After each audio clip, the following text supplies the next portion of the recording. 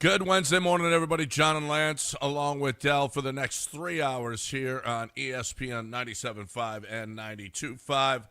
Glad you could join us on a morning in which we are mourning the loss of our closer, because the loss of our closer means we have the Astros have a 1-game lead over the Mariners and 2.5 now over the Rangers. And it's all because they don't have a closer. Bryan Abreu is not a closer. Bryan Abreu Joe Espada has to act, and he has to act now. He can't just keep trotting him out there thinking that this is going to be better. What do you suggest? I suggest maybe Brian King. I don't give a rat's ass. I don't care. Okert, I don't care. Bullpen by committee, I don't care. But Bryan Abreu cannot come in there and do what he's done 3 of the last 4 outings. Terrible in 3 of the last 4 outings. 3 of the last 4 outings. Terrible. They would right now have a 4-game lead if it wasn't for Bryan Abreu. He cannot you can't continue to watch this. You can't do this to the rest of the team because they can't have confidence in the guy right now. I mean, he's been, the first one that he blew was the first runs that he gave up in the entire month. That was the end of the month, end of last month, his last outing, and that was the first 3 runs that he gave up the entire month. And since then, terrible. 7 runs in 4 outings. 8 runs in 4 outings. 8 runs in 4 outings. I mean, you can't just keep doing it. You have got to, you can't. Okay, put him back in the 8th. Put him when you got tough right-handers at the plate in the 7th. Whatever the case may be, but you can't keep trotting him out there just thinking, well, we got this now. Especially with a 2-run lead. He had a 4-run lead, couldn't hold. I mean, this is too critical right now. And they had so many hits and so few runs. They should have put this thing away so much earlier. I mean, they had how many opportunities with 2 outs and runners in scoring position, bases loaded, 2nd and 3rd. I mean, and Toronto took advantage of every opportunity they had. George hit that bomb, and then in the 9th, it was just open the floodgates. Yep. I mean, the Astros dominated that game. And good news, no more Luis Garcia. Yeah, we don't have to worry about him screwing things up with getting people out. Yeah. At least we think that's the case. You don't know for sure. Maybe his stomach was just hurt. No, I don't know if he had a stomach ache. Maybe he had a stomach ache. Boo, you think he took some boo-boo juice? No, I think he needed to, maybe. Maybe he just had a stomach ache and just said, you know what, my stomach's feeling off right now. I mean, my stomach's feeling off. Let me just listen. I'm sure it has nothing to do with his arm or another arm injury. I'm positive.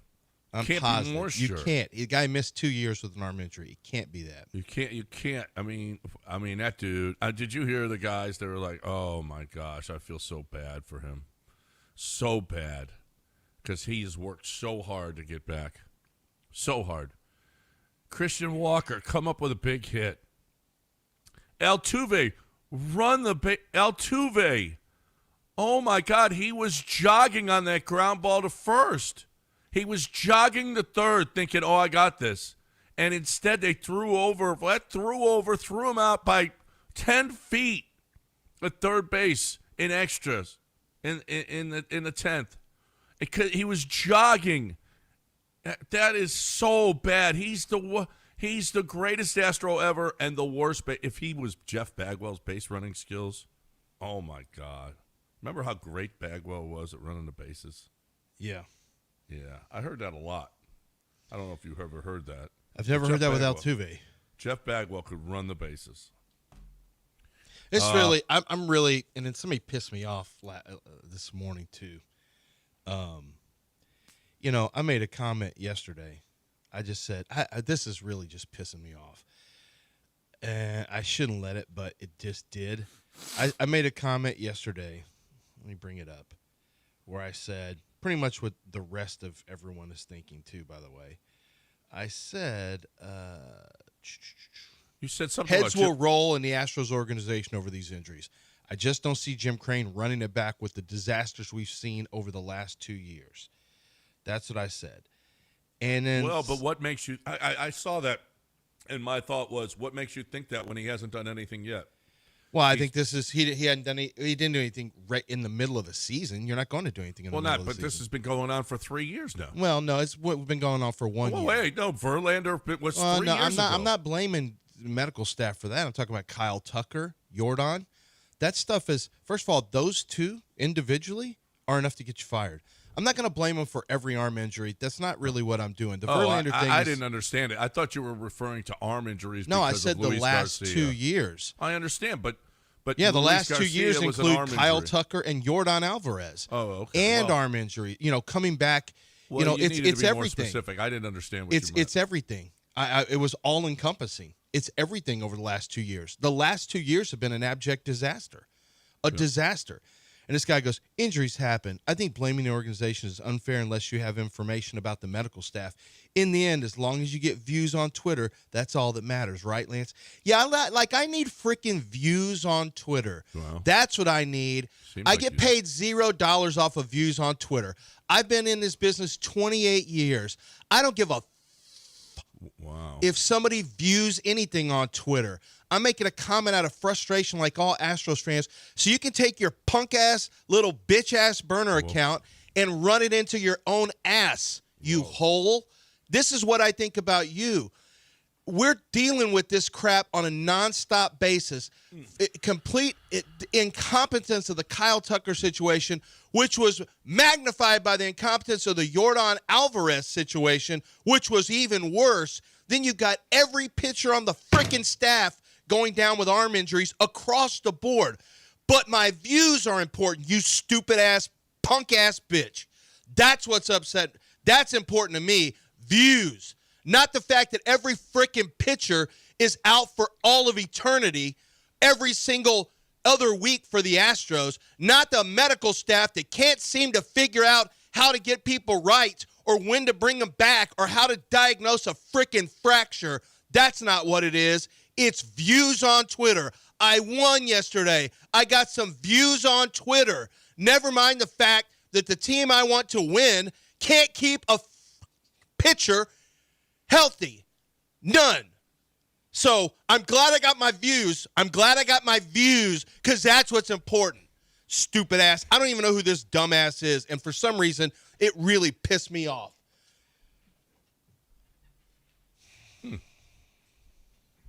Okay. That was apparently. I don't think you like. I mean, Luis Garcia now. We waited for this guy for 2 years.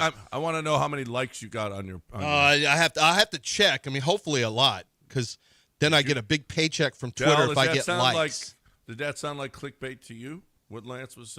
No, this isn't clickbait. This is somebody. This feels like a burner, but when I look at the account, I don't think it's a burner. About your you're asking me tweet. if Unless you have information about the medical staff, I hope you crash yourself into a big ass telephone pole today. know. You stupid bitch. Well,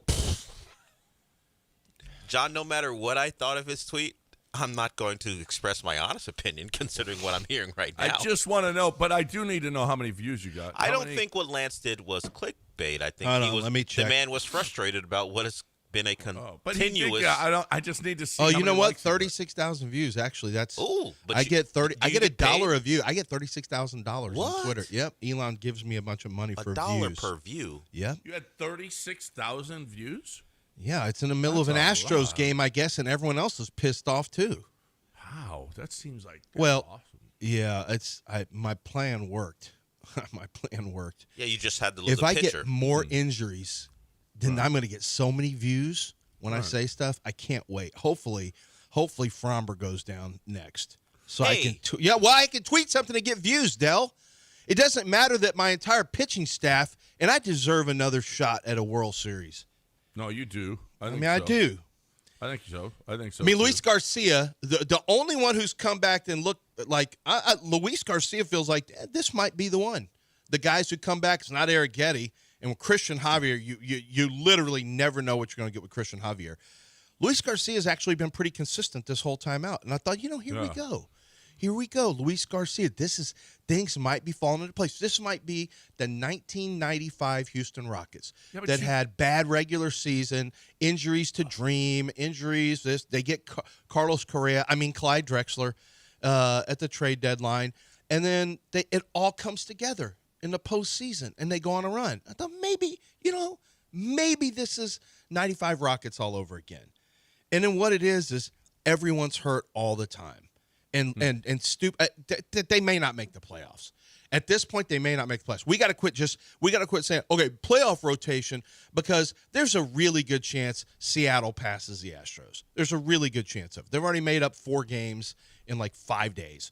And you got the Rangers. You got to play the Rangers 3 in a row. I mean, you got to play the Rangers 3 in a row, and they got some pitching too. They got a couple guys that can pitch. Right. All right. A couple really good pitchers. Oh, you beat the snot out of DeGrom last time. Okay, we'll see how it goes this time. Yeah, well, we'll see how it goes this time. Well, We're not exactly snot beaters in this offense. I don't know if you know that. There's not a lot of snot beating out of this offense. There's also not a lot of closing in this team right now. And to have another injury, and that's not to mention the 2 that we got in the bullpen just over the last 6 days, 2 more guys out. This is a joke. I've never seen it like this in my entire life. And then I have these idiots. Well, actually, lads, if you look at the injury numbers across the league, I don't care. Stick it up your dirty hole, you dummy. I don't care about anybody in the league. I care about my team. Stop giving me actuallys on a bunch of injuries for the pitchers like it's no big deal. Well, if you look at the numbers...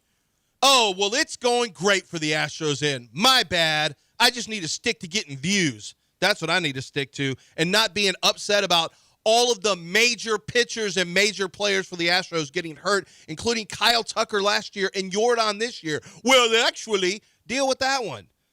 This is turning into a joke. I put up with it long enough. I'm going to just be pissed off now. I'm going to be pissed off. Either figure out a way to keep your or Major League Baseball needs to literally shut everything down. Just shut down the whole league.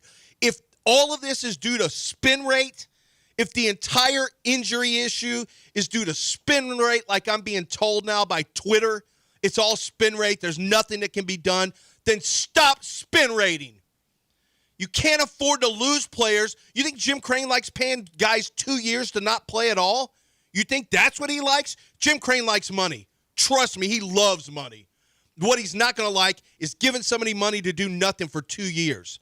So how about this?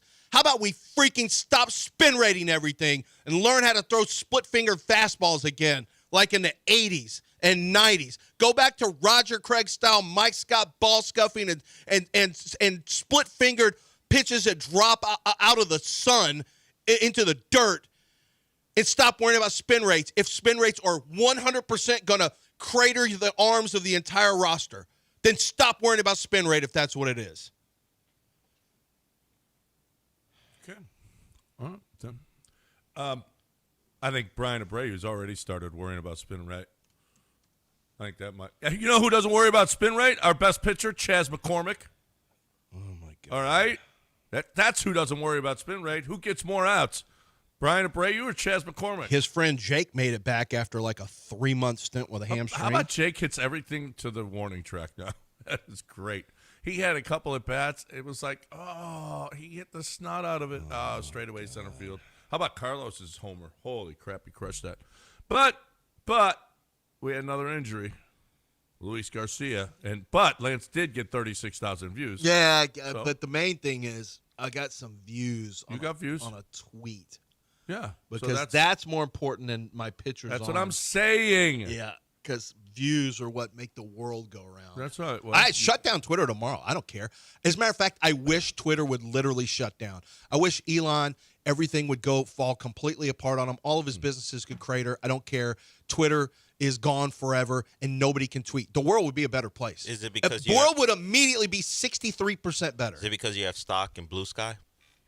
No. What's Blue Sky? It's an alternative to Twitter. It's an alternative to Twitter. Is it really? Yes. Never heard of it. Well, that's what Lance is trying to get done. Let's shut down Twitter, get Blue Sky Blue social Sky. going.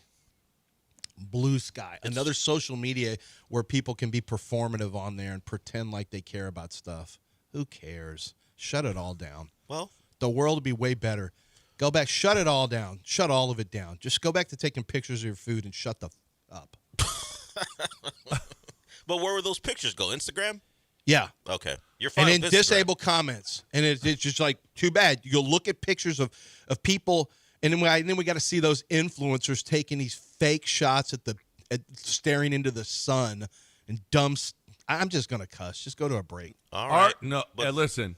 You need to go to your Twitter account right now and see what Art. I'm not going to look at what to Art calm. said. No, to calm you down. If it's not Dua Lipa It or is, Selma It Hayek, is Dua As a matter Lipa, of fact, Okay. it is Dua and Lipa. it's maybe the hottest Dua Lipa you've ever seen. well, So hold on, let me check this out. But first, Where let's is he? talk- It's not showing it on mine. are you muting Art? I don't think so. But first, you need to talk about what the Astros or that Twitter fan did to you with John Daspit. Maybe, Oh, yeah, my maybe you God. should sue him. I with was John per- Daspit. I maybe was- personal injury. I was personally injured just You now. were. I did have pain and suffering.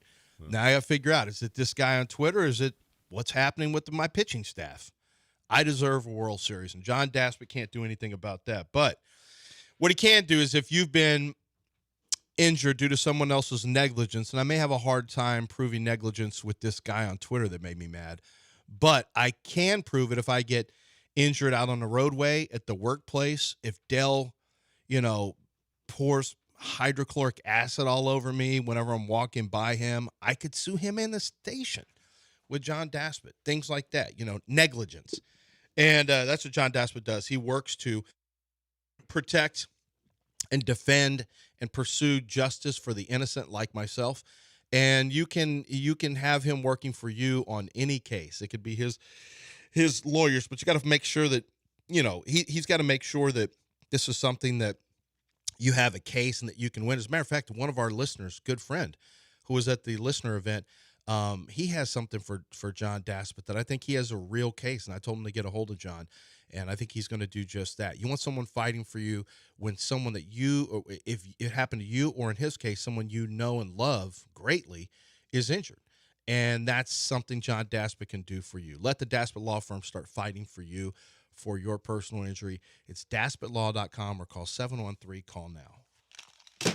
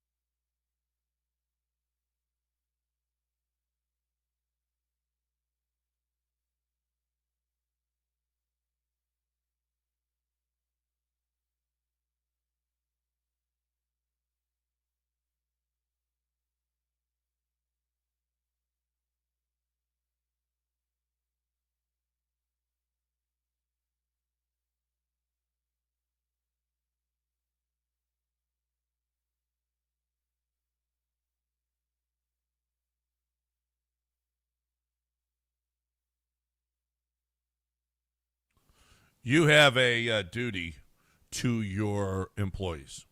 You are, and you know what? It's a big responsibility when you own a business, when you run a business, when you're the man in charge, when you're making the decisions, I mean, everybody's dependent on you. It's not just the 15, 30, 80 employees that you have. It's all their families as well. So you have to be as good as you can possibly be, and HR&P is going to help you get there. HR&P is going to make you streamline your HR and your payroll to make it as cost efficient as possible. That your taxes as well. How many? First of all, do you know about the Affordable Care Act? Do you have any idea what it's about? Because they do. They've got experts. And secondly, it's just put so much time and effort into that, which you don't really have to because HR&P does all of that. So you do have a responsibility to be as good as you can possibly be for all of those families out there. You're feeding families. And if you're feeding families, HR&P is going to help you do that as economically as possible and as good as you possibly can do it. You're looking for the best way to get that HR, payroll, taxes, and all the other benefits packages to your people. HRP.net, 281-880-6525 or HRP.net.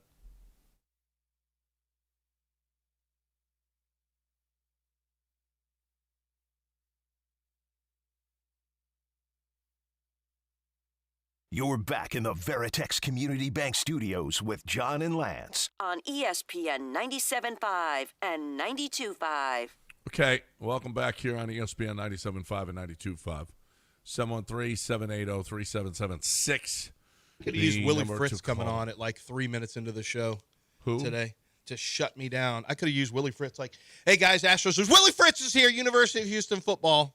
Yeah. And then I wouldn't have had a chance to get so mad. No, right. Because now I just got mad at my wife. I'm not mad at my wife, but what's wrong with you? I said, just nothing, something on the show. Nothing. Well, if she listened, she'd know what a dirty hole that guy was. She doesn't listen. No. So, okay. Bobby's on the line. He has some comments. What do you say, Bobby?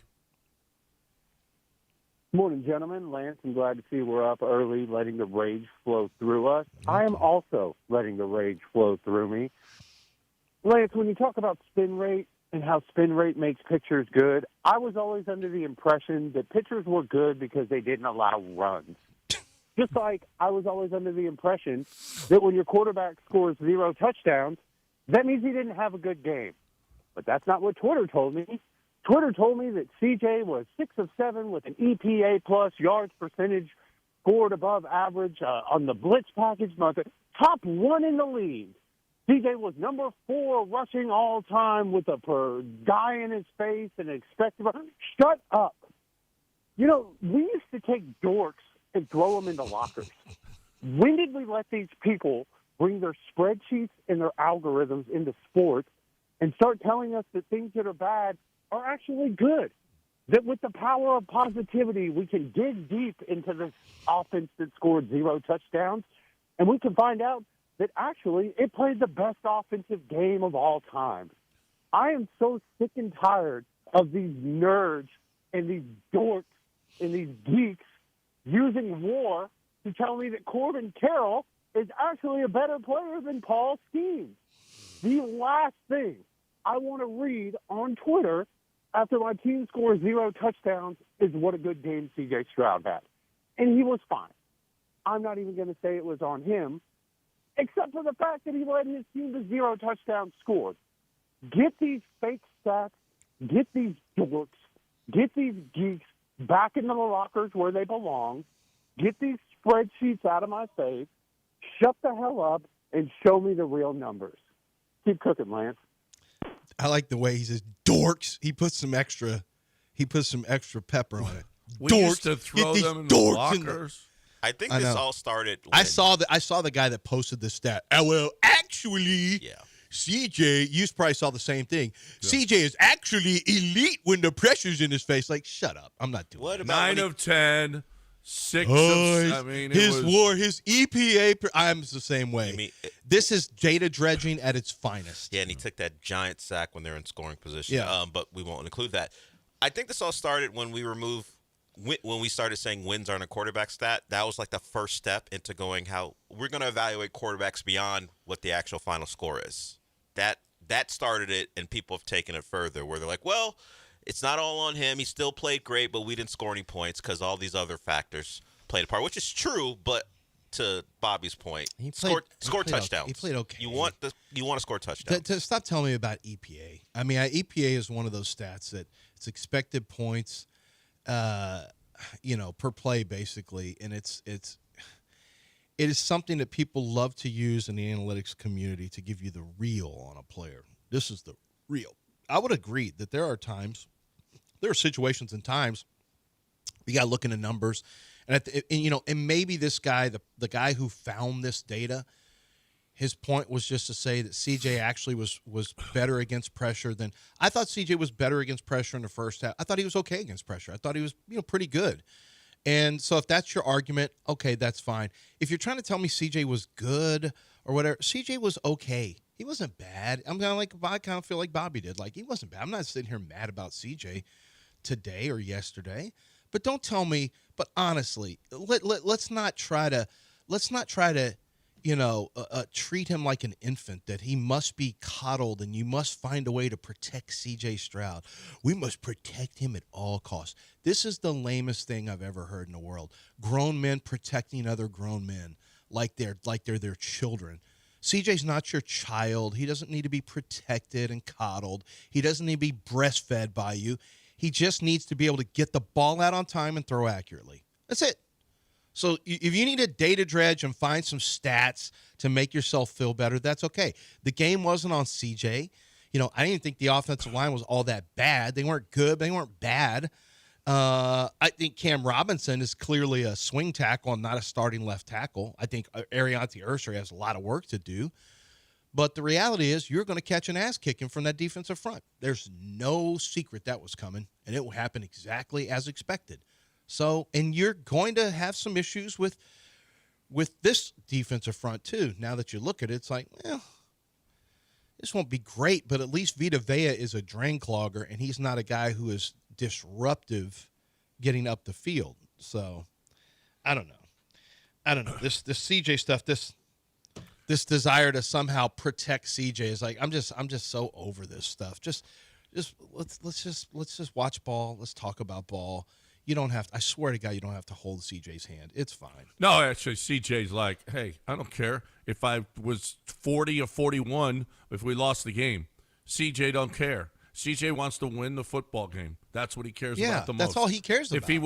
If he's 2 of 40 and they win the game, hey, we won the football game. That's all that matters. So, and they didn't win the football game. And guess what? It wasn't good enough. And now lollygagging is the new word around the facility. Okay. No lollygagging. No lollygagging. They lollygag during practice. So we'll see starting today. Did CJ hit us with lollygag? He hit it. Right? Yeah, that's the quote that was floating around after the game. So we'll see today if the Texans took what their quarterback said to heart and they won't lollygag this week in practice. Yeah. Well, no, that's right. At practice. And we'll have the explanation for you in the next segment what D'Amico thinks he means by the new word, and even D'Amico said, yeah, I guess that's the word right now, is lollygagging. And that sounds like such a, you know what? I think that might be in the Bible, because that's a Lance Berkman word. That's a CJ Stroud word. Bible. It might be in the Bible. It is. Now, this is one of those white people bangers that we've seen the video. Have you ever seen that, John? CJ's the one that said it. No, but it's still, we created it. I asked a question that was not yesterday. created by a black man. I tried to figure out. Lollygagging is a white people He's going to thing. be 24 in October. Where did he hear that word? You don't get the sense that he has old man soul? And decide he was going to use that word, lollygag. I mean, where did he hear it? My mom used that word. You know, the first time, it may not be the first. I probably heard it in baseball when somebody wasn't, like in Little League, when you're not running on the field. Yeah. Between innings, running off the field. And I know the last time I heard it was Bull Durham.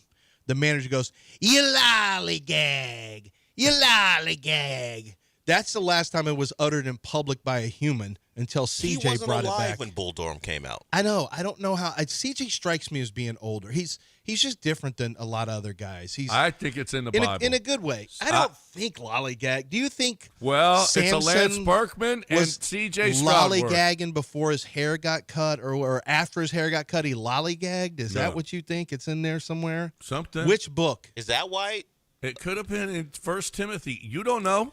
Have you I read all really- of First Wait, Timothy? I No. forgot. Who I'm was not sure I've who read was any of the Timothy. father who was prompted to sacrifice his son, and then at the very end he didn't have to? Noah. No. No, it Was it wasn't Noah. Isaac and Jacob? How did that work? Whoever. Clint. Clint in the Bible? There's no Bible Clint. Who was that? Where it was a test of And his then faith. Jacob said to his Barkevius. father, Clint, Not there's a no Barkevius. Barkevius. There's no Barkeviuses. Lil Well, Jordan. there are Jedediahs. and- Lil Jordan? Was that the, was There's that no the name? Lil Jordans. I don't know where it said stop lollygagging in the Bible. I don't know. Well, the maybe prodigal he was son- lollygagging and God just Well, said, John, you don't have to do it anymore. But the prodigal son was kind of lollygagging. I mean, that made him the prodigal son. Before he returned, he was out lollygagging. And his brother was like, why are you giving all this stuff to the lollygagger? Yeah. I got to see who. What are you doing? What are you looking at right now? It was Isaac. Isaac what? Wait. Lollygag? It's Abraham. Abraham. Oh, y'all were back. Oh, I could have hit you with. I had that answer. I didn't know you were talking about the son, the Cain and Abel. No. Which one are you doing? Which Yeah, Bible story? Abraham you was doing? supposed to offer his son, and he didn't. Yeah, Yeah.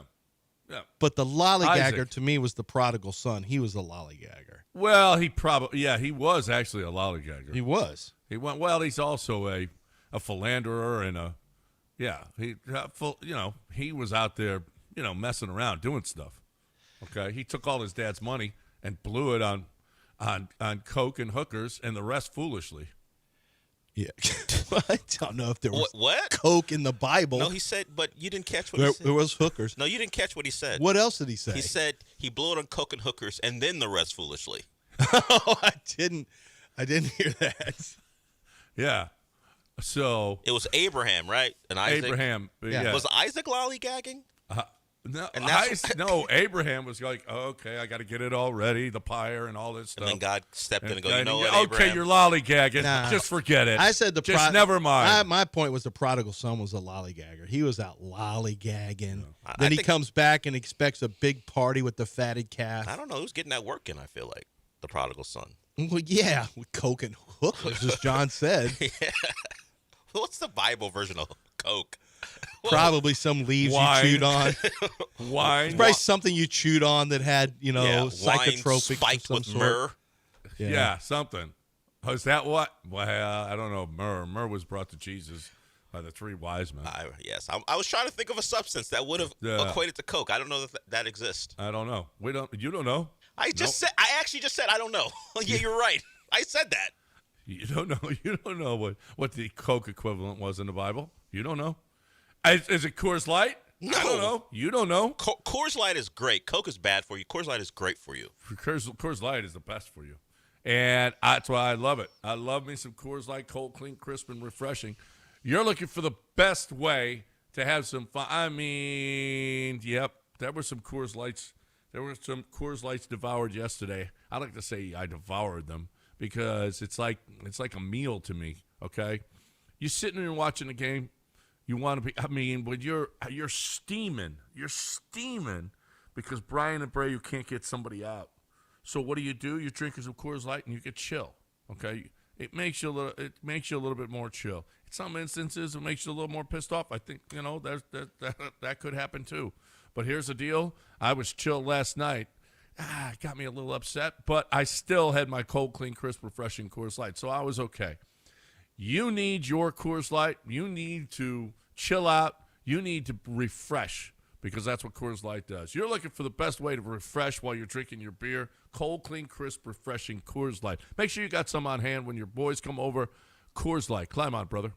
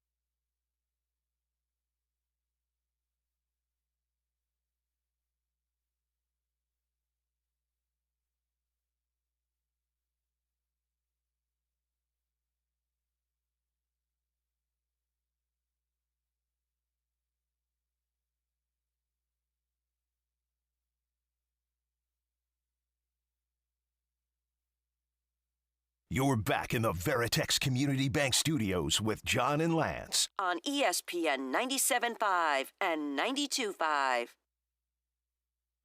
All right, welcome back here on ESPN 97.5 and 92.5. Lollygagging is the word of the week.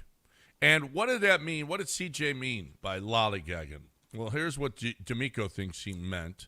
Now, the question to him was, if there's lollygagging going on, what player is going to change that? What player is going to make sure that there's no lollygagging going on? And here is what D'Amico had to say.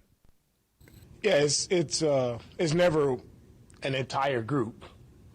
That's the one thing about it. So there are individuals that have their moments throughout the week, and the lollygagging, it's a term everybody want to use now.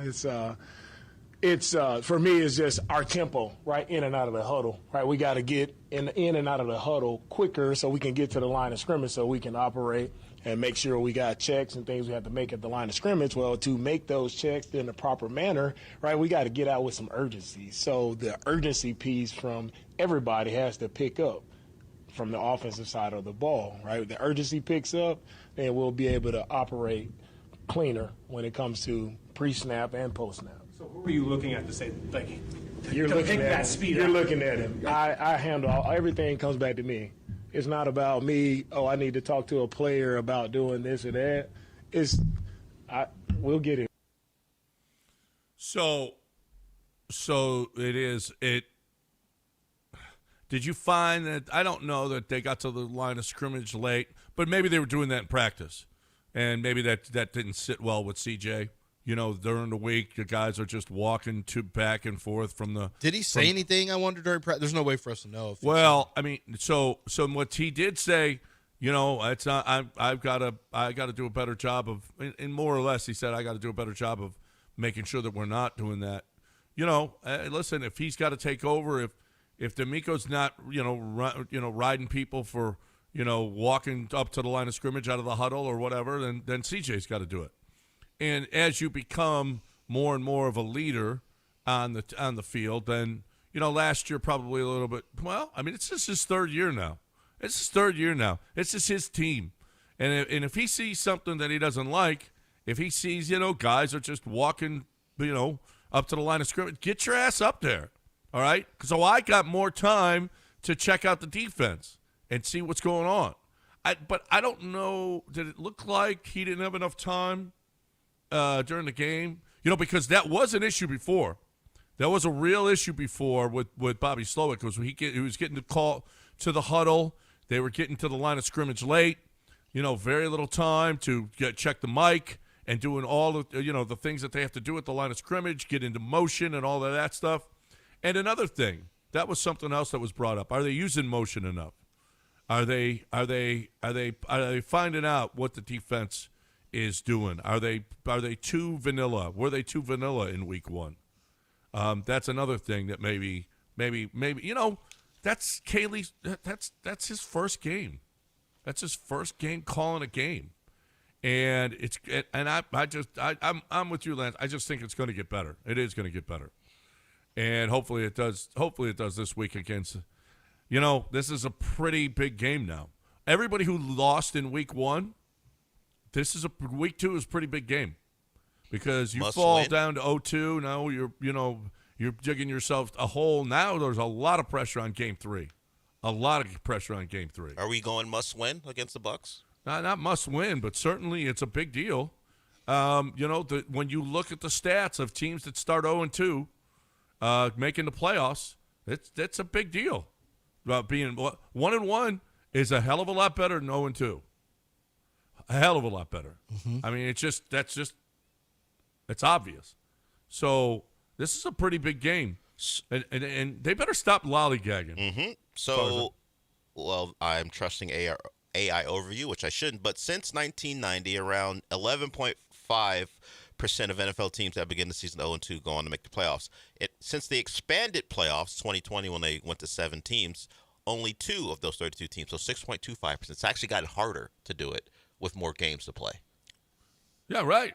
It's harder to make the playoffs. No, I mean, it was harder than the 16-game schedule. It's now now even harder with the 17-game schedule to start 0-2 and make the playoffs. Oh, That's what I just said. Start 0-2. That's what I'm saying. Yeah. Well, you would think that you have You an would have extra more game. time, more games to make it up, but instead you don't. No, like I said, it's harder to make the playoffs when you're 0-2. Harder to make the playoffs. So it's a big deal. This is a big deal Monday night. And I don't, 16 or 17 games, whatever the case may be, it's hard to make the playoffs. And 0-3 sucks. 0-3 sucks. So, but you put up a lot of pressure on yourself if you start out 0-2. There's a couple of teams. Let me ask you guys. I mean, I saw this, and you guys tell me what team this is. And when you think about this, what kind of trouble they're in. Wide receiver 1 suspended. Wide receiver 2 injured. Worst OC in the NFL, which is subjective. Non-existent pass rush. Bottom 5 defense. Worst running back room in the league. Center who can't snap a ball. Washed podcaster as tight end 1. Haters itching to push an agenda. I don't know what that means. And how will you respond? Quarterback? Who's the quarterback of that team? It's Patrick Mahomes, right? Yep. So it sounds like with Wash tight end at QB1. Didn't the Wash tight end score a touchdown? Wash podcaster. Yeah, I mean Wash pod. Wait, yeah, Wash podcaster. Yeah. Yeah, I mean, I don't know. I know they were in the Super Bowl last year. They've got Philadelphia this week. There's a good chance they start 0-2. There's a good chance that there is, they've got Patrick Mahomes, who is still good. Patrick Mahomes was not great last year. The offense was not good last year. The defense, I don't know about this bottom 5 defense thing after week 1, after 1 week, because they were a really good defense last year and the year before. So I'm not sure. I'm not so sure about that. But, man, the AFC, well, we know don't we all believe it goes through Buffalo and Baltimore, right? Yeah. Yeah. Yeah. I mean, for us, if you have to go to Baltimore, it's a wrap. But I'm not even thinking. Honestly, I'm not even thinking playoffs right now. I'm just thinking, man, I want to see how this team runs the football eventually. I want to see if CJ can throw consistently. I know he's amazing versus pressure because somebody has some WAR and EPA numbers for me to tell me how good he is. But I just want to see what a touchdown looks like first. Just baby steps. Let's see what an offensive touchdown looks like first. Let's see that first. You'd like to score a touchdown. Yeah, I like teams that score touchdowns. Well, it's hard to win when you don't. Yeah. I like teams that score touchdowns. We had 3 scores last game. The Rams had 2. Now, 2 of those scores were 50-yarders. And did you know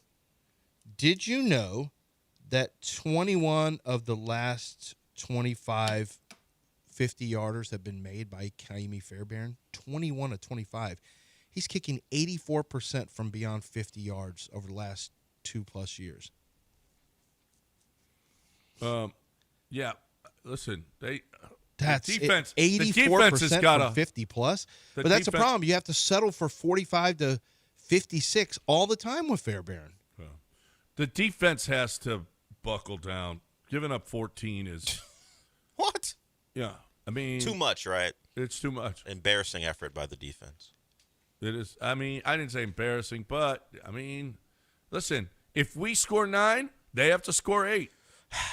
That's a really high standard you're putting on a defense. I don't give a rat's ass. That's How about if they score 14, you score 17? No. Can we give? How about that standard? That's not how that works. It's not? If the offense is only able to score 9 points, then give up 8. I think 9 points is the issue, not the 14. Well, says you. Says don't know. All those nerds that Bobby wants to put in a locker. CJ played great, so I don't want to hear it. I don't know that that's the case. Yeah. I feel like scoring touchdowns means more than kicking 50-yard field goals. In fact, it does mean more because it helps you win games. You see, the Rams scored touchdowns on their 2 drives, the only real 2 drives they had, and they won the game. The Texans had 3 scoring drives and lost. Go out there and score a touchdown on Monday. Yeah. Who had more scoring drives? Boom. Win. Win. That's not how you win games in the NFL. Boom.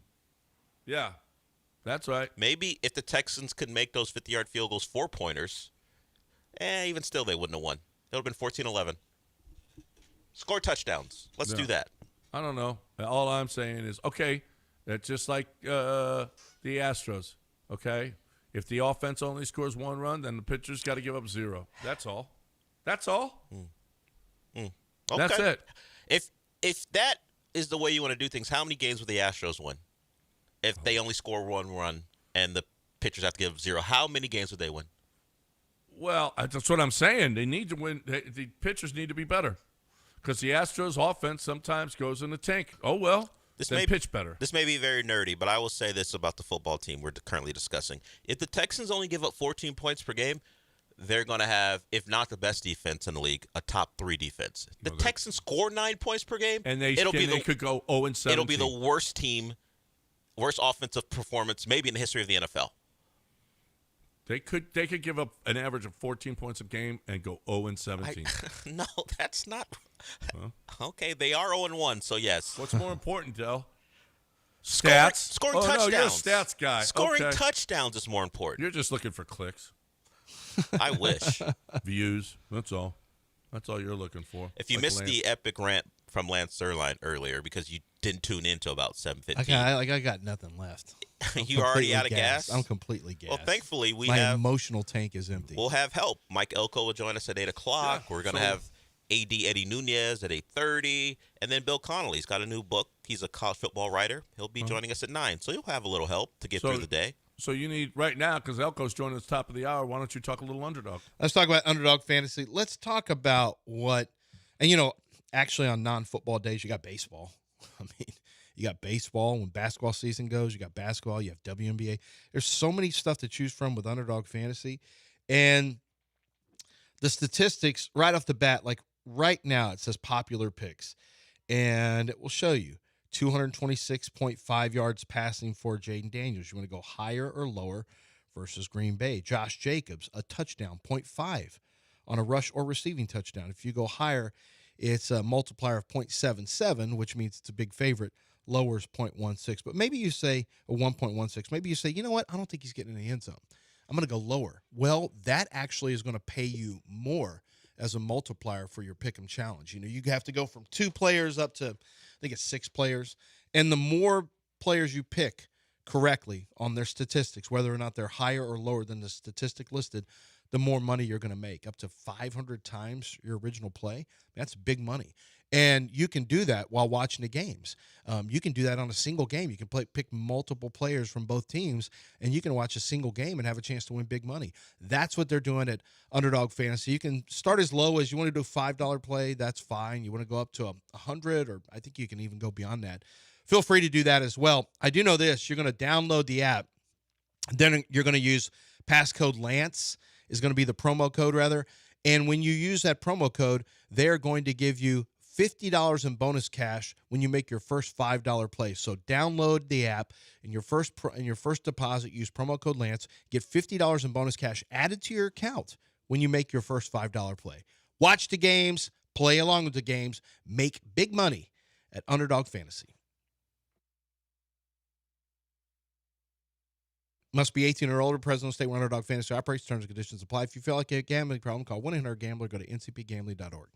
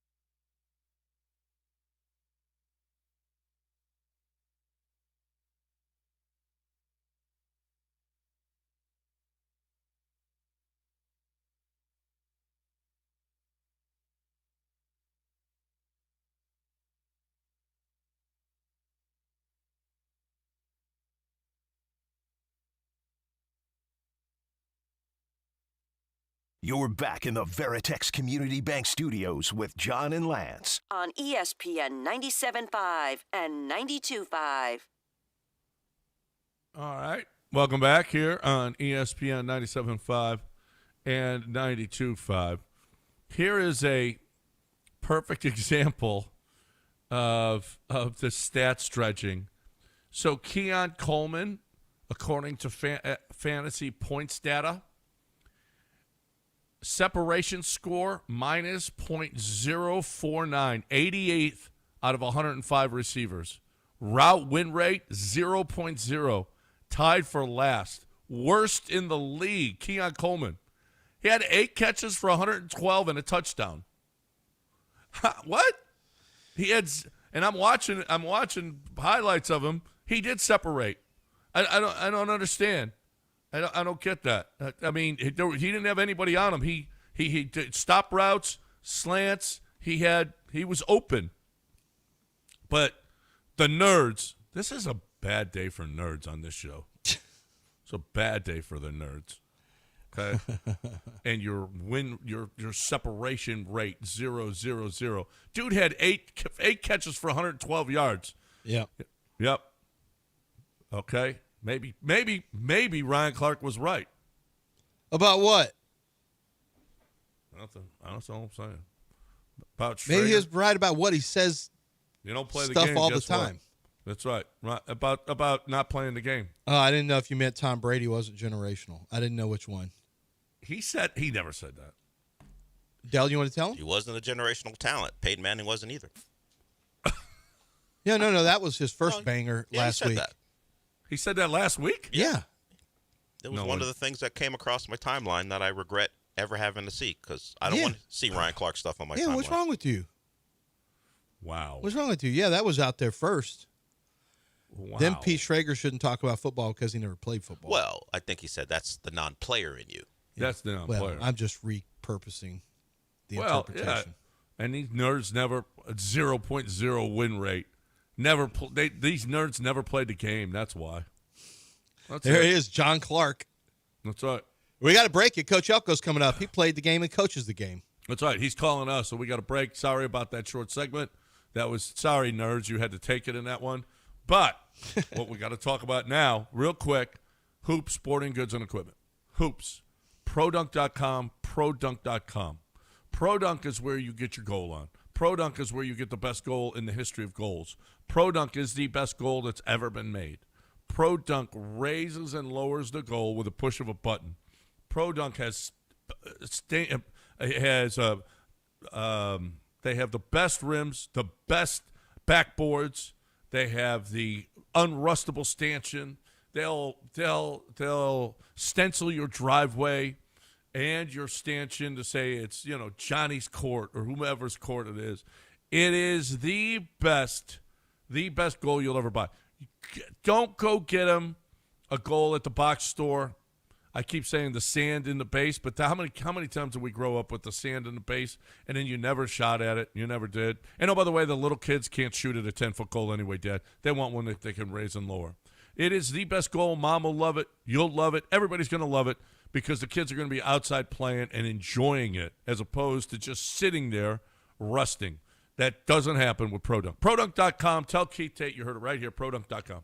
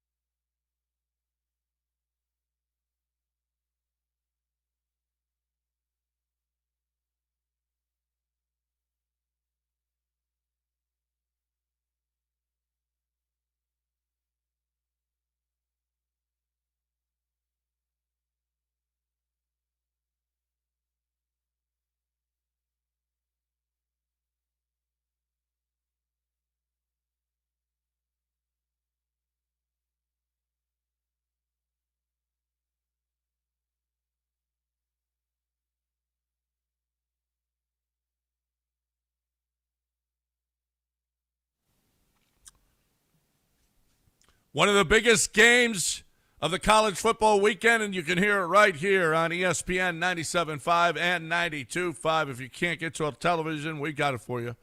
And Coach Elko is joining us right now to talk about it. Coach, welcome to the show. We appreciate you joining us once again. Notre Dame, it doesn't get much bigger than that. Do you like it, Coach? You've had a couple of games now under your belt. You got Notre Dame, but a lot of coaches won't like. You got an SEC schedule, which is one of the toughest in the country. Do you still like these big games before conference starts? Yeah, I like them. I think they're great opportunities for our program. They're great tests for our team, for our kids, and I think you learn a lot about yourself in these games. And before we head into SEC play, which we've got a bye week after this game, and before that starts, I think we're going to get a real good gauge on where we are and where we're going as a program. What did you learn about Notre Dame in that Miami game?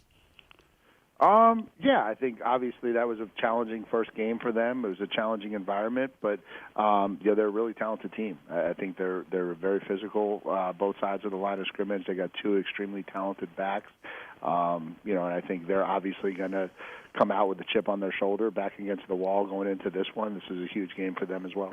Coach, what do you in your first two games? I mean, you got Notre Dame coming up, and then in 2 weeks you got Auburn coming up.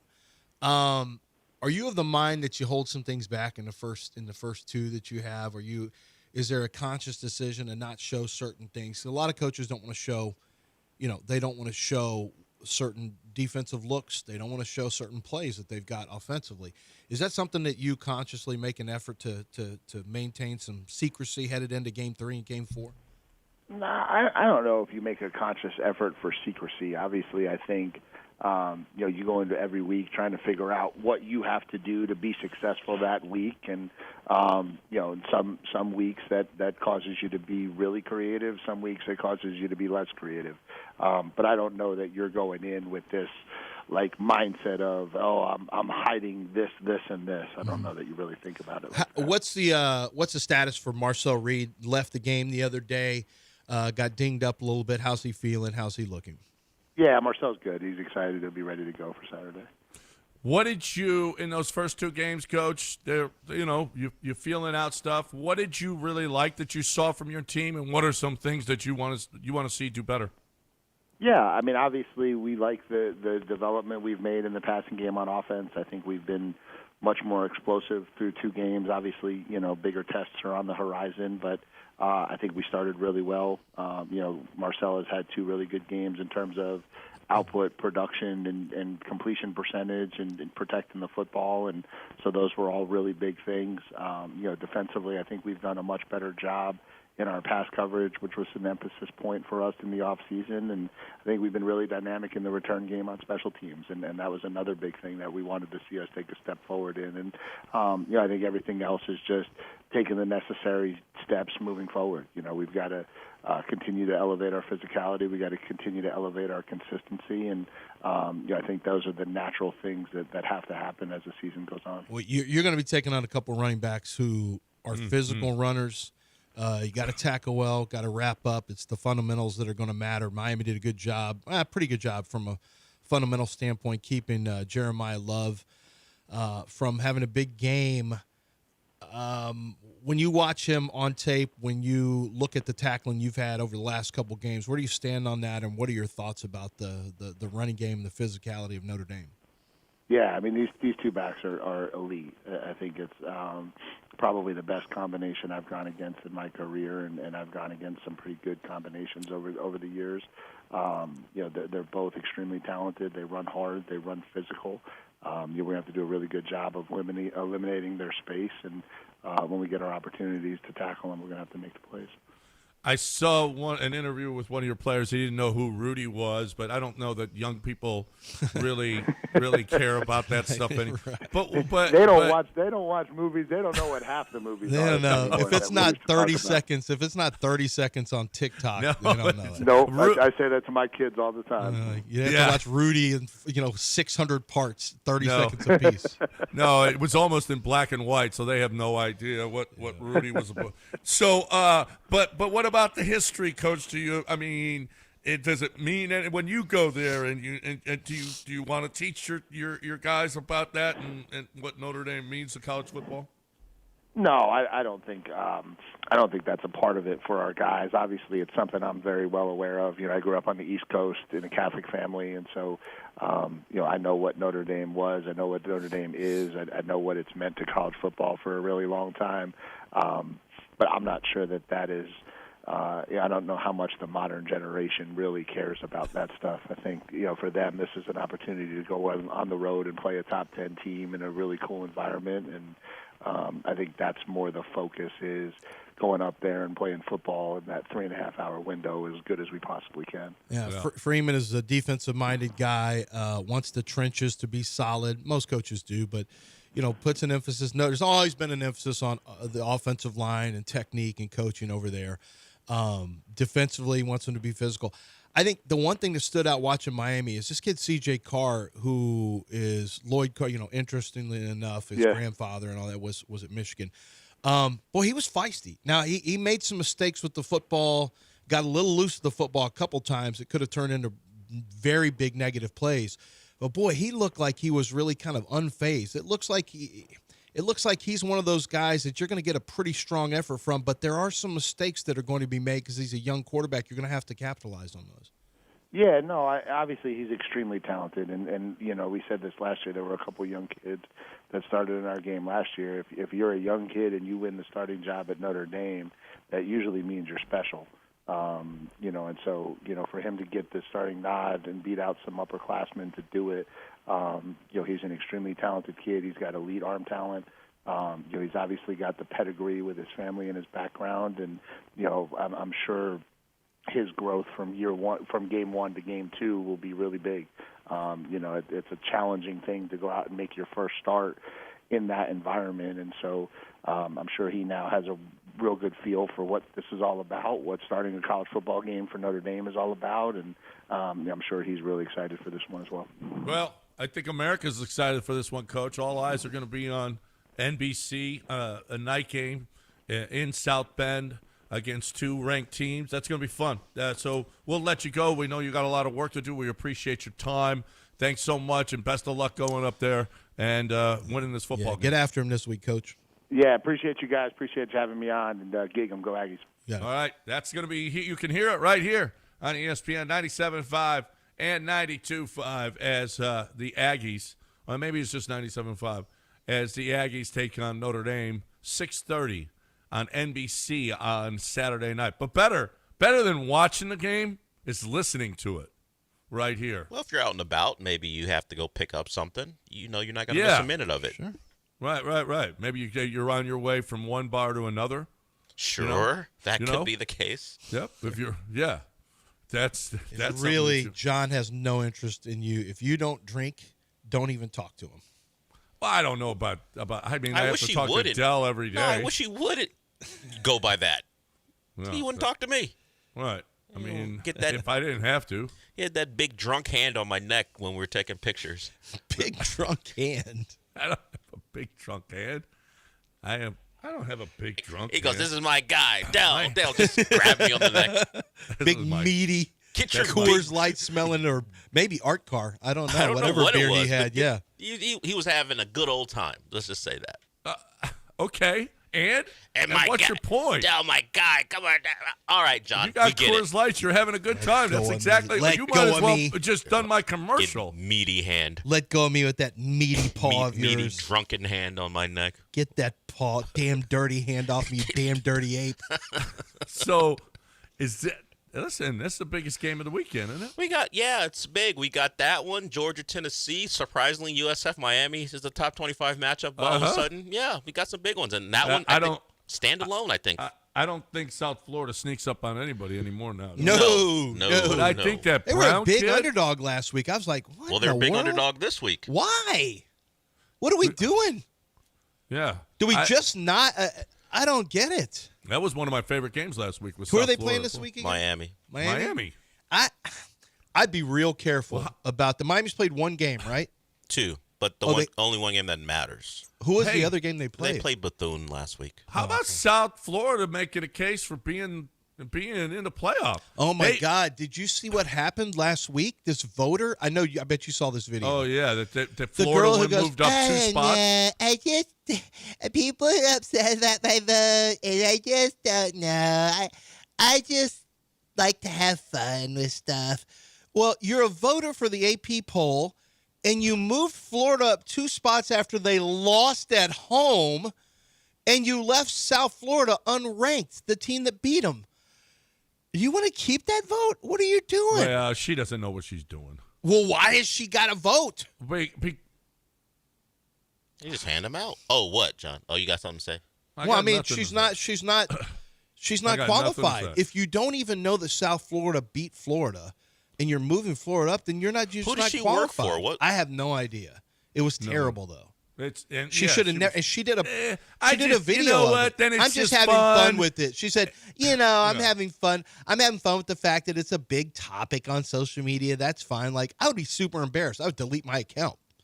I would literally delete all my accounts if I did that. You should delete your account anyway from what you posted yesterday. Yeah, I know. Yeah. I know. I think the medical staff's doing great. Or the training staff. I think no one deserves fantastic. Okay, you're just looking for views. Any accountability. Just looking for views. Just looking for views. There I am. Dan Lanning would say this about you. You're looking for clicks. He's looking for wins. That's right. Ooh, You're the Coach Prime of Houston media. The Coach Prime of Houston media. Isn't that what Dylan Gabriel said? No, it's not what he said. No, it is what he said. It is not. It is not what he said. Okay. Not about. Well, he said you guys are. You guys are entertainers. But he said That's that right. about the media. Yeah. Looking you are for clowns. clicks. He Looking said you for are clicks. clowns. He didn't say you guys. He said, "We ain't about the entertainers. We're about football players." And that's about a direct competition. shot. I'm a competitor. Direct shot. Okay. See, this is what he's talking about. You right here, drawing up controversy that he's saying doesn't exist. Yeah. He's talking about you. Yeah. Who? Dan Lanning? No, Or Dylan Prime? Gabriel. Dylan Gabriel. Yeah, he was literally talking about John. Yeah, probably. Do you believe now? You believe now? Well, Believe Now is going to be in town on Friday. In fact, You believe now? we got tickets to give away. Our last Let's do it couple on the pair other of side. tickets. Let's give them away on the other side, right here on ESPN 97.5 and 92.5. 713-7803. Okay, let's do it. We're going to give them away on the other side at 8:20 exactly. 8:20 exactly. We're going to give away 2 tickets to the U of H football game, which is kind of a big deal. Friday night, Colorado is in town. It's and by the way, it's Hispanic Heritage halftime show. Yeah, Spirit of Houston. supposedly. No, it'll really. happen. Oh, okay. Song real. from Selena and UH Mariachi Pumas will take the field. Special performance. It's going to be a big game. It's the first conference game. Come early, be loud, wear red. Tailgating starts at 3:30. Cougs on parade, 5:20. Giving away a pair of tickets to caller number 3 at 8:20. Caller number 3 is going to win those tickets at 713-780-3776. That's what's up. That's it. That's what's up. And you know what else is up? Your roof. Your roof is up. And Brinkman Quality is here for you. Brinkman, Justin Brinkman is the proprietor, right? But he handed down from his dad. His dad worked for, his grandpa worked for NASA, too. I mean, that doesn't make you smart. Dell's dad worked for NASA. So I don't know why I'm getting a shot here. Okay. But Let's do the live. I will say this. I will say that, you know what? The Brinkmans have been doing this over 50 years now, and they're really great at it. And the thing about it is that you want somebody that you can trust. You want a company that is deep-rooted in the community, that is going to be here, that's going to stand behind their work. They're going to there's a reason that you stay in business, because you do have integrity, because you do what you say you're going to do, that you've seen everything, you know everything about the roofing business, and you can be trusted. And that's kind of a big deal. If somebody knocks on your door and says, let me get on your roof and fix it, man, don't be that guy, because that guy's gone. That guy's gone. He's going to do something, he's gone. Not the Brinkmans. They're going to be here forever. BrinkmanQuality.com, BrinkMann, quality.com, BrinkmanQuality.com. Tell them you heard it right here.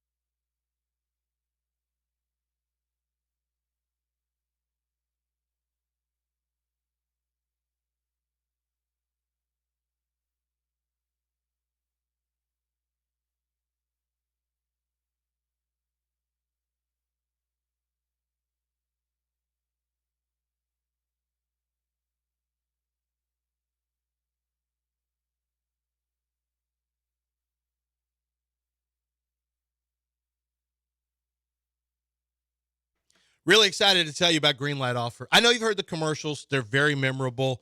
I talked to Sean. My tenant won't pay me the rent houses. That guy. And it was really fun talking to him last week and getting a sense of everything that they do. They're going to buy any house, any condition, any situation. Let's say that you, and this happens a lot where a family will, or a person will inherit a house where a parent dies, inherit a house. And sometimes those houses are in disrepair because the person hasn't lived in the house. They go into a home or whatever the case may be. And now it's a big hassle. You get that. You don't know what to do with the estate. And you've got to, you got to get the house ready to sell. And it's just a big hassle. What they do is they come in, they'll make you a fair offer. They'll buy it and they'll take care of everything. They do the repairs on the home that needs to be taken care of. They can get tenants out of there if that needs to be the case. They can do anything and everything for you to help you sell the home. They basically take it out of your hands with one fair offer, and then you've got cash and you're not worried about it anymore. That's what they can do. They can close in as little as 3 days, and I cannot stress for you how important it is that they take all the stress and hassle away from you when it comes to selling a home. Whether you have one now, you inherit one, you've got a difficult situation with renters, they will handle everything. My man Sean is on the front page. You hear his voice on the commercials. Go to greenlightoffer.com and you can start the process of asking questions about how they can help you, because I promise you they can help you. 100% local office. They're right here in the Galleria area. He needs to take me to lunch sometime. Call and ask for Sean directly, and he will get you taken care of. It's 832-819-5000. That's 832-819-5000. Or go online and check them out for yourself at greenlightoffer.com.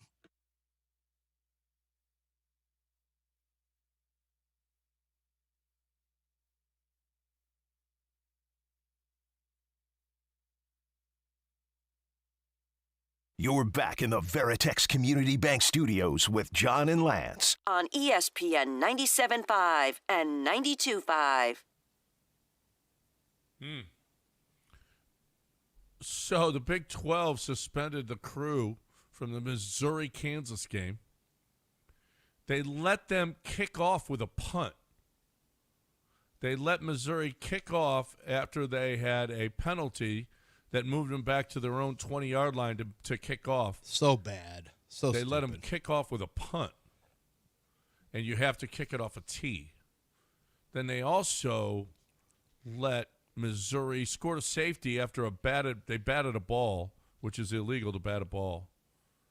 They batted the ball, and then they scored a safety on it, and they were like, well, you can't do that either. You guys, you guys, you got to be better. So Missouri batted the ball forward and then recovered it in the end zone for a safety? Yeah. Oh, yeah. Illegal batting, that's a penalty. Yep. Legal touching, whatever they call it. Yeah. And that game ended up pretty close, right? Yeah, it was 42-31 or. Yeah, I mean, I think Mizzou put it away late with the score. Do better. Big But 12. it's not like that the punt make that big a difference, but you got to know the rules. You should enforce the rules properly. So when you get a safety, how about this, after the safety, Kansas kicked off a tee instead of punting it, which is what most teams do after a safety is they punt the ball. But they kicked it off of a tee. Maybe the officials were confused because it went back to the 20-yard line. And they said, well, we're just going to punt it like it's a safety.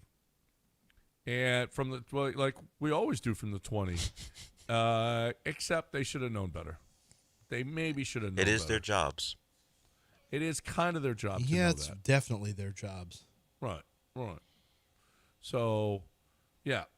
Well, hopefully those officials, when they come back, if they do come back, don't affect a Cougar game because those are Big 12 officials. Let's not have that happen when the Cougars are out there playing. Yeah, anybody now, that crew's lost all credibility. Can you ask Eddie Nunez in a couple minutes about that? I can. I will. Speaking of suspensions, you got one with the Eagles defensive tackle being suspended a game for spitting on Dak Prescott. Yep. Well, he was suspended one game. They said it was – no, I thought they said the game counts. He was suspended the game that he sat, which was game one. Yeah, the game that he was thrown out of counts as his suspension. His suspension. So maybe that's fair. Yeah, he didn't. He didn't play a play. So if he had played, if it happened after the first play and someone gets injured, then they wouldn't have suspended him. I don't know. Or they would have suspended him. Had he done it at the end of the first half, I think he'd have faced another full game suspension. Okay. Is my guess. Like you're not gonna. This way they can say he gets a full game suspension. I mean, it's a paycheck that's. Well, actually, I don't know that that's a paycheck that's gone. Yes, it was. He was suspended without pay. So they're not going to pay him for that. Okay. He doesn't get paid for that game. Okay. Well, I mean, that's what a real suspension is. So you can't pay him. Yeah. Man, you're losing a 17th of your pay. You don't get paid the rest of the year once the season's over. Right. That's tough, man. That was stupid to do. Yep. So there's that. The Florida player that spit on the South Florida guy, he apologized. Said, "I'm sorry. I probably shouldn't have done that." You think you shouldn't have spit on a guy? After contemplation, I probably shouldn't have done that. Yeah. You know After what? thinking about it. After now further that I've had review, some time to ruminate on it, maybe I shouldn't spit on people.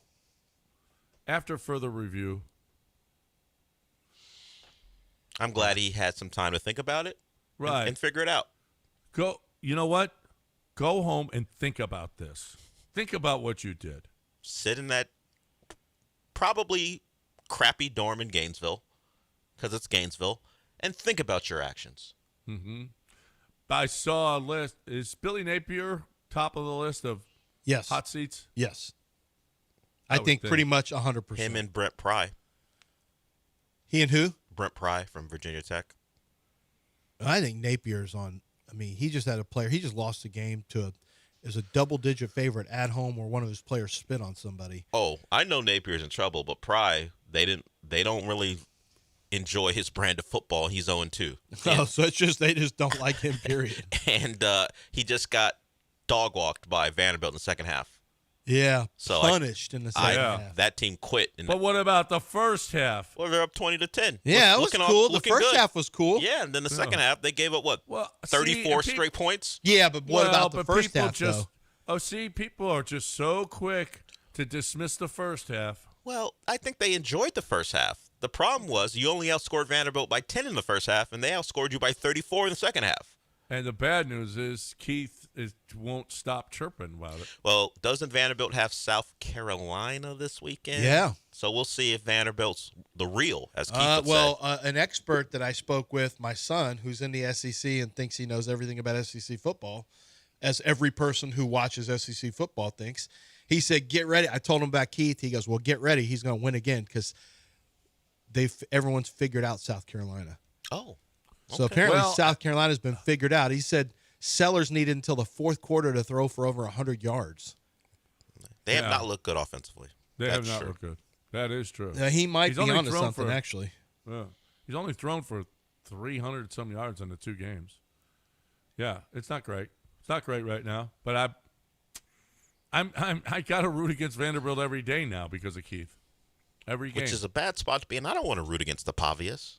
I know. They're fun. The Fighting Pavias are a lot of fun. Legitimately fighting. Right. Right. All right.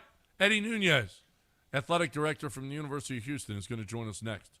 Right here. Who did we got a winner for the UH football tickets? We did. We settled that, yeah. Good. Well, I want to talk about the game right now. I want to talk about you getting on out there Friday night. Okay, maybe you got a kid playing high school football. I get it. Okay, that's a reason. But otherwise, there's no reason not to go see Coach Prime, not to see this U of H football team. I know Dana caught a lot of grief because, they beat teams, but they didn't look great doing it. Hey, this team looks great doing it. This team really is taking care of business and winning football games big. What are they giving up? 9 points this year? Good luck, Colorado, and your offense with your new quarterback. Well, you got to be there to see it. And it's going to be fun. It's going to be a beautiful night. It's going to be for you to get on out there and enjoy U of H football. Coach Fritz is doing a really, really nice job. He really is. So get on out there. Enjoy TDECU Stadium. It's Hispanic Heritage Night. You got a halftime show with the Spirit of Houston from songs from Selena and UH Mariachi Pumas. UHCougars.com/tickets or call 713-GO-COUGS. Get on out there, support this team, and go see Coach. The other one, we got to make sure Coach Prime doesn't come in here and get a win. We don't need to hear that. Go to UHCougars.com/tickets or call 713-GO-COUGS.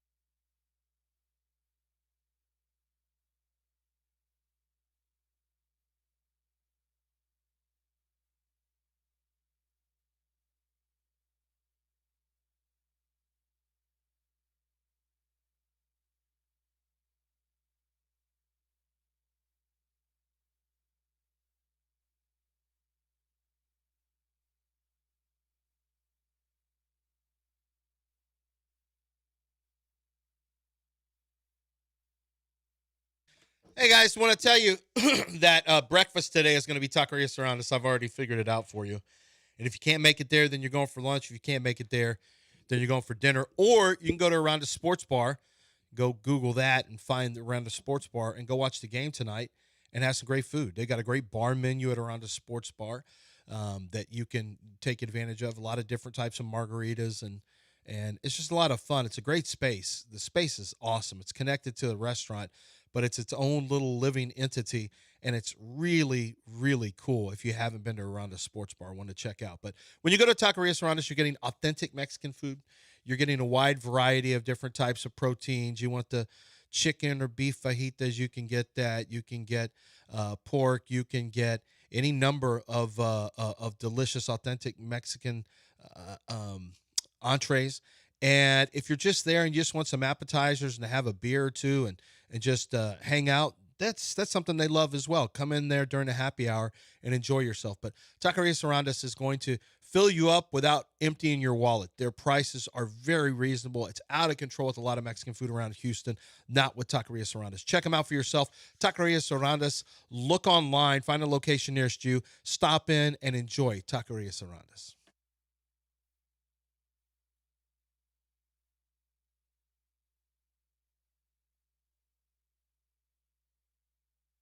You're back in the Veritex Community Bank Studios with John and Lance. On ESPN 97.5 and 92.5.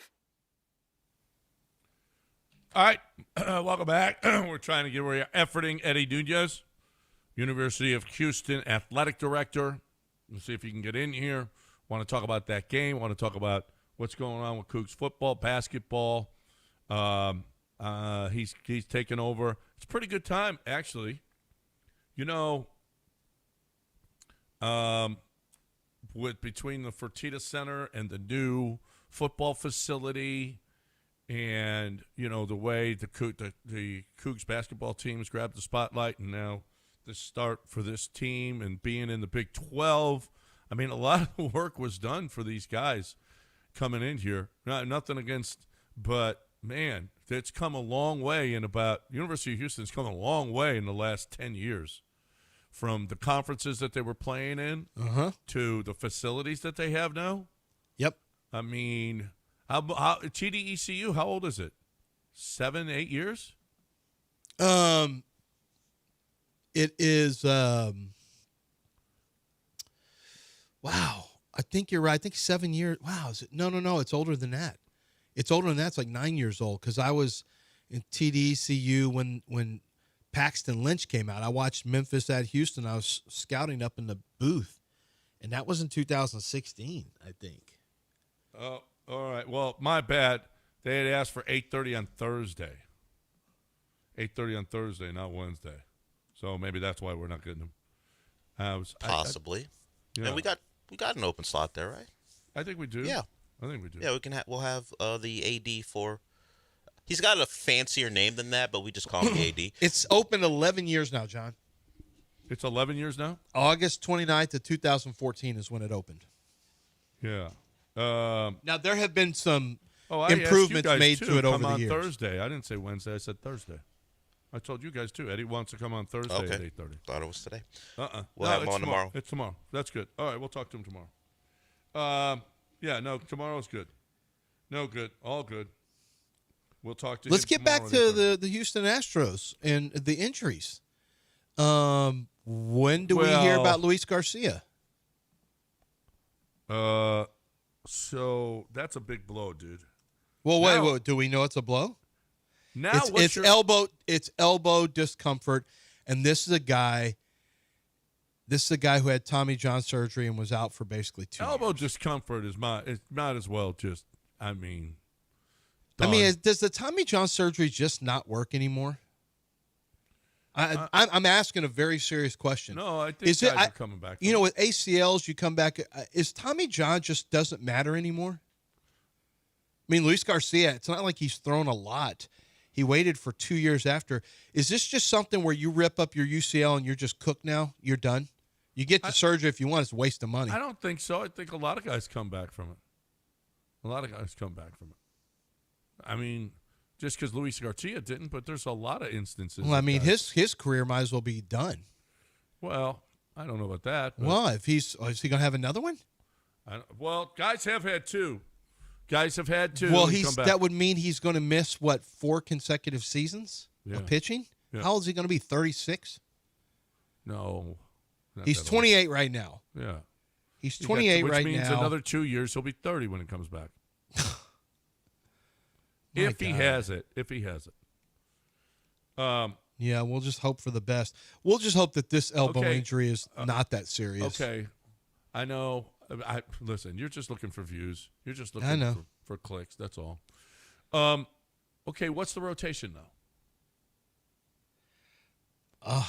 Well, something just opened up for. Yeah. Wait, what's up with Arrighetti again? He's down. He's down. No, don't. I don't know what it'll be. No, We but can he all has. guess. No, but he's got inflammation as well. He had inflammation as well. Yes. Yeah. Forget about Yeah. So he's done. Okay, Inflammation. so two of the guys we were depending on are gone. Wait till Arrighetti gets back. Well. Wait till Luis Garcia gets back. Then you're all going to pay a serious price. Well, they were. So they're both gone. Garcia looks. So good, we're actually. left with Christian Javier, who no telling. Well, in order, it's Hunter Brown, Framber Valdez. If he wants to keep pitching. He was tweeting in a very, let's say, cryptic manner. He was very Deshaun Watson 2021 like.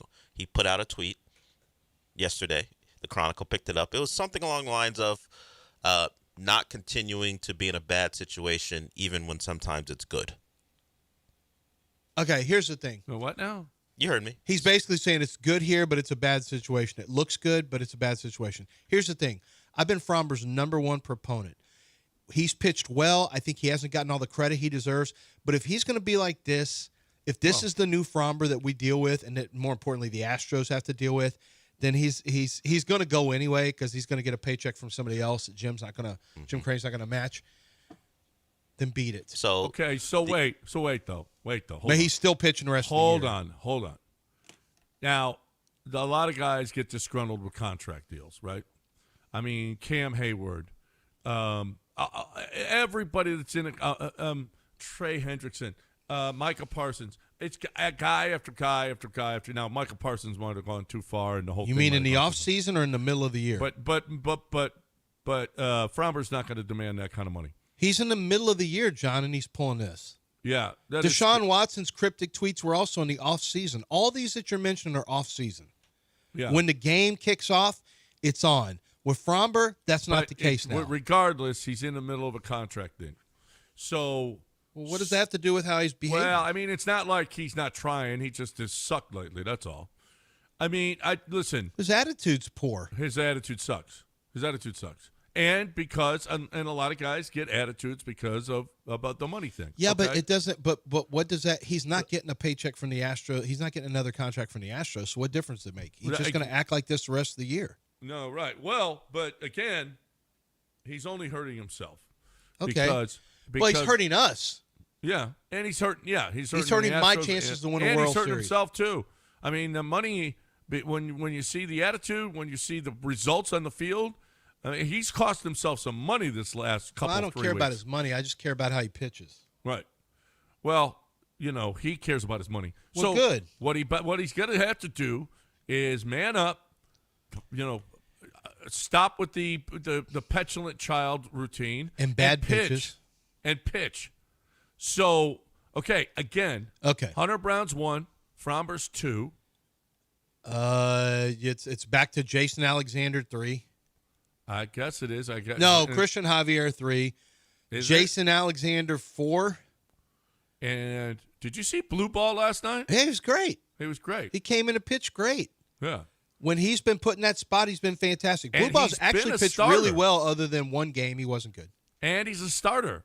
Yeah, but he hasn't been in that role for the Astros. No. But he's been in the minors his almost He's whole like career. a 3-inning opener for the Astros, maybe. No. He was a starter in the minors for the last 4 years. Yeah. So, I mean, he's a starter. Just because he hasn't been one here doesn't mean he's not a starter. Well, you're asking him to. I guess what you're saying is maybe a pitcher Well, for the who hasn't majority started of his season, he's been but a a starter. guy hasn't started the entire year is now in your rotation. No. headed into the He playoffs? started, Lance, you're wrong. He started every game the entire year until he got here. For the Astros? No, for the season. He's only been up I for don't how care long? about that. I see a lot of good players in the minor leagues that suck when they get up here. Well, who cares if Lance, he's starting he's in been a Sugarland? starter for the entire year. I You're get it, saying but he not hasn't for the started a Astros. game. Not on the big league levels. What So I'm talking what? about, John. At some point, you got to start at the big league That's level. You have great. to What I'm start saying sometime. is he has no experience starting on the Astros level. On the big until league level. you start at the big league level, you don't have any experience. I get all that. Do you see what we're talking about? We're arguing about a guy who has not started a single game, and he's in your rotation headed into the Except playoffs. he is what you're started talking every about. game this season. John, he hasn't played. Okay, let me say this again. He hasn't started a single game for a major league team this year, headed into a playoff run, hopefully a playoff run. You don't see the issue in that? Well, what option do you have? You don't have any options. Everyone's hurt. That's what I'm saying. He's your best option. We had 9 starters about 2 weeks ago. Who's a better option, McCullers or him right now? Him. Yeah. I don't know. What Lance McCullers isn't an option out of the bullpen right now. Wait until Lance gets back and Christian gets back and Arrighetti gets back and Garcia gets back. I was so lippy. I'm embarrassed for myself being excited about these pitchers. Well, Colton Gordon's back too, so maybe he's going to start. Great. Yeah. So there's that. Man, I swear to you, I just don't know how this is happening. All of these injuries. It's like, I guess part of it's spin rate. I just don't think the whole thing can be spin rate. I notice that people have now decided it's officially spin rate. It just, there's no way it can just be one thing. If that's the case, then Major League Baseball is literally going to have to make a tough decision to say, we got to get away from this. I know it's the siren song. You follow spin rate into success, and then Luis Garcia's career, hangs in the balance potentially. Is it all because of spin rate? I mean, Lance McCullers, it's been a disaster for him because of injury. Christian Javier, I don't know if he'll ever get back to who he was. Very briefly. Well, is spin rate literally just going to end careers? Because if so, teams are going to have to make a decision to say, look, it's tempting to just lean into spin rate 100%, but if this is causing this much damage to arms across an entire organization like we see with the Astros, and other organizations are having these issues too, if they determine that's what this is, John, the torque on the arm, then you're going to have to get away from it or literally double up your entire pitching staff. You're going to have so many pitchers available to just deal with when you lose a pitcher for a year and a half to 2 years. Listen, I don't know if heads will roll because I haven't seen Jim Crane do anything about it yet. Right. So I'm not sure that your clickbait really is working. Stop. He's trying. John's trying to piss me off.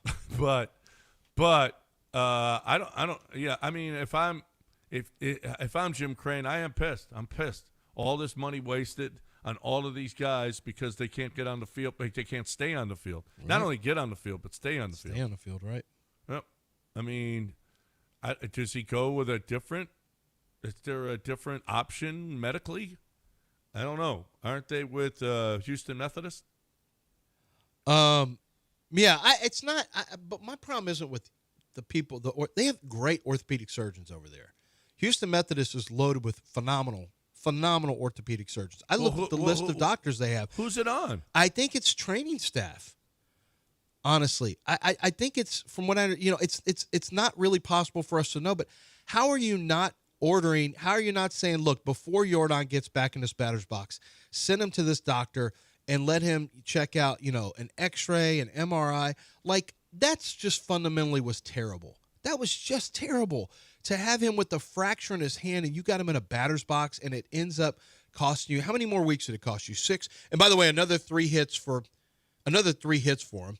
He said, can you imagine if his hand, which was at 60% healed, had healed the way it was supposed to? He would have been back a month earlier, minimum. Oh, my God. And he's killing the ball right now. I mean, he is so good. He's hitting up to, I think he's 286 now. He's the best hitter in baseball since he's been back. Best hitter. It's not even arguable. Yeah. He is so good. And all he has to do is flick his wrist and hit a ball to left field. And he's got to hit every single time. Right. Every time. He's so good. Gosh. I mean, you want to talk about a difference maker. I can't help but think of Will Kumpel every time he gets a hit. What? Yeah. That he'd rather have Jake Myers. Oh, you mean the guy who came back and is just going full Jake? No, Jake did hit some to the warning track. Yeah. Yep. He did make a nice sliding catch. All right. Jake's still here. I'm sorry, Will, but that was a after take that Will you can never get back. Why are you going after Will Kumpel? I'm not going after. I'm just saying that's something you can never get back. You can add a little context to what he said before we go to break. He said he would rather have the Jake Myers that left than the Jordan that left. Well, but only because he didn't know if Jordan was going to be Jordan. Yes. But I'm going to take that. I'm going to He take said that Jordan chance. is useless if he can't hit. At least Jake could be a defensive stalwart even if the bat goes quiet. Correct. The However, pathetic Jordan Alvarez. give me the chance The to have failing Jordan Alvarez. No. Yeah. All right, we got a break. Let's Lance, why don't you talk right now? Why don't you talk a little Zadok? Zadok Jewelers. Go to Zadok.com. Look at all the gifts. I talked about the luxury watches yesterday, and man, it's incredible. It's at the Yachtmaster is now available. If you are a big fan of the Rolex and you want to get involved with another Rolex, or maybe you want to get your first Rolex, or maybe you want to trade in a Breitling you have for a Rolex, or whatever the case may be. They buy, they sell, and trade luxury watches. You can request an appointment online, and that's great for people who want to spend a lot of time on engagement rings. You want to go through the cut and clarity and color of the diamond. You want to go through the different settings. You want to set up that perfect engagement with them. They've got an entire upstairs, an entire staff dedicated to the bridal experience. But I can tell you this, what stands out to me is not just the bridal, not just the watches, the fine jewelry they have for necklaces, rings, earrings, bracelets. They have the top designers in the world. They're a boutique location for many of the top designers, so they get very unique pieces available that you won't find anywhere else. And they can take old family heirlooms, melt down the metal, keep the precious stone, and redesign it into something brand new when you want to pass down that piece of jewelry from generation to generation. They pretty much do anything you can imagine, including fixing every watch that you can imagine from across the spectrum of watchmakers. They're certified to do just that. It's 28,000 square feet of amazing selection of jewelry at Zadok Jewelers, 1801 Post Oak Boulevard. It's zadok.com.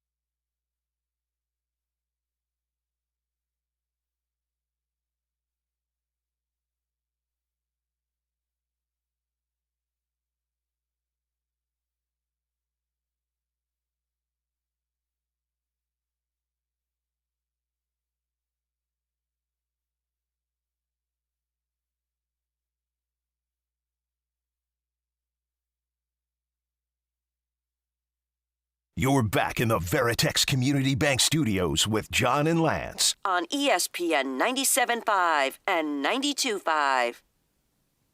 All right, welcome back. We got some callers. They want to get in on this blue ball stuff, okay? See which way you want to go. I mean, I think blue ball over McCullers is – and, Colton Gordon has been a starter, so maybe he goes that way. He's basically going to be stuck with what we were cheering for most of the year. Blue ball has the highest upside. I think so. You know, when Hunter Brown came in September – we put him in some big situations, and he made the postseason roster. That's the kind of thing that's kind of potential blue ball has right now. Yeah. Yeah. Let's get Eddie in here. He wants to talk about blue ball. What do you say, Eddie? Good morning, fellas. Boy, it brings me a lot of joy about this debate that y'all two were having about AJ Blue Ball. But I don't appreciate y'all not putting some respect on my name, because I did call last week, and I did mention about A.J. Blue Ball being a gem, a hidden gem. And I've seen this for over about 3 weeks. He had one bad outing, but after that, man, he's been solid gold. And so, yeah, I saw this coming. He has that it factor. He's him, man, for real. Y'all got to wake up to it, Lance. Real talk, brother, you a hater, bro. You're a hater. Stick to football. But and as far as the Texans, wait. What am I a hater about? Yeah. What am I a hater about? You're naive about blue balls. Like how good he is. Dude, like, I'm the first one to talk about blue ball. Enough. I was talking about blue. Remember when I said blue balls? Ooh. I was talking about blue ball. How good he was. The first time he came in, when he had to come in a relief stint, and he looked amazing. Then his next one, he failed. I was talking about blue ball. No, put your hater stuff on someone else. It ain't me. Listen, it ain't me. Blue ball. What? I anti-blue ball? Yeah, you've been. How am I being a hater? Since he got up. He has, right, Johnny? He's been hating. Johnny G. He knows what he's I'm not listening to any of y'all. He's got my back. Okay. Whoa! What'd he do? I mean, my mic was up as he was walking by the door, and he said stupid effers. So I don't know if that got on there. I had to hit the dump button. He's had a rough one today. He does not want to hear it. Something happened at home. Stick to football. Stick to football. That's you're a hater. Disrespectful. He's a blue ball hater. Wow. Okay. Wow. It's been a rough one for the man. He started this morning. If for those of you that weren't here, Lance started the morning on a rant that was almost Pujols-esque. Almost blood in the driveway. A hater, real hater stuff. Yeah. Hater. You're Josh Hader. That's your new name. Lance Hader. Yep. Josh's brother. Whew. Oh, God, that's funny. Been a wild one. Lance. Yeah, I haven't said a good thing about blue ball. No, you haven't said anything good. Dude, quit copying me, Eddie. Hater. Stop copying all my takes. Hater. I say something good about blue ball, and here you are drag ass and riding on my coattails about blue ball talk. There you go, coattailing me. Get off my coattails on that blue ball love. I said it first. You're just a bona fide super mega hater. What'd he say anyway? What'd he say? Something about football? He did tell you to stick to football. Oh, my God. Eddie's the dumbest caller we've ever had today. Oh, today. Okay. I cannot. I just cannot deal with all this stuff. This is the worst day I've ever had. What do you think about? I'm legitimately pissed off today. Yeah, clearly. Legitimately, no, this is not a joke. And then we got Eddie, and then that's what I needed. Eddie throwing more gas on the fire. Yeah. And if any of you if any of you try this crap, or you think you're just gonna be funny and like you're brisket, I just won't do the show anymore. I just won't do the show. If you try to do this, if you try to just make me madder, I just won't do the show. Don't agitate Lance today. Do not today. Let's just talk ball, whatever it is. He ain't. I don't know why I'm this mad. Like it's. I don't even know why. This whole season has been like this, but I actually thought we were going to have something nice at the end. No. Well. And we don't. McCullers is terrible. I don't even think Christian Javier is any good. I'll say it. I don't know how. It's a miracle he had a no-hitter through 6 innings. I think his breaking pitch has been lollipopping in there. It's backdoor. It's just hanging nonstop. I don't trust Christian Javier one single bit. Luis Garcia is obviously done. Lance McCullers has been terrible since he's gotten back. Who else? Who else? Oh, Eric Getty, done, elbow. So none of that stuff we thought we were getting back. None of it. And they're not even winning since they traded for Carlos. Do you think a discussion about college football with an accomplished writer would calm you down? Yes. No. Well, Bill Connolly. Honestly, Well, it's no. going to piss him off. NIL is going to piss him off. Bill Connolly will join us. Well, that's not really Bill Connolly's realm.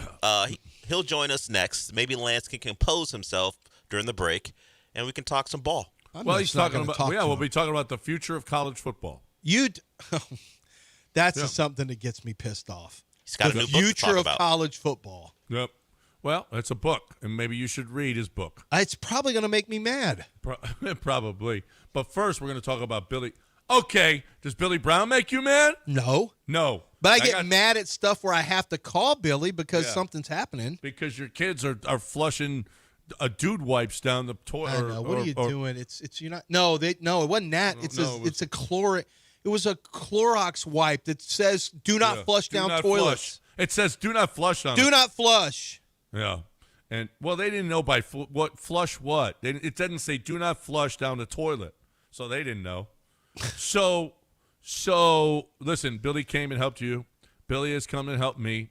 Billy helps all our listeners when you call them. 281-488-6238. You're in your car, you're stopped. Put this number in your phone. Not while you're driving. When you're stopped, 281-488-6238, because everybody in this city needs to have that number, because when something happens, you have to have Billy come to the rescue. They're open 365 days a year for, emergencies. They're going to get there right away. If you've got a problem that can wait a little bit, then you might have to wait a little bit because they're swamped, because there's so many people that have so many toilet problems, okay? So many toilet problems. It's ridiculous. So if you've got a problem whatsoever with your plumbing, there's one guy to call, and that's Billy over at Aqueduct Plumbing Company, 281-488-6238 or aqueductplumbingcompany.com.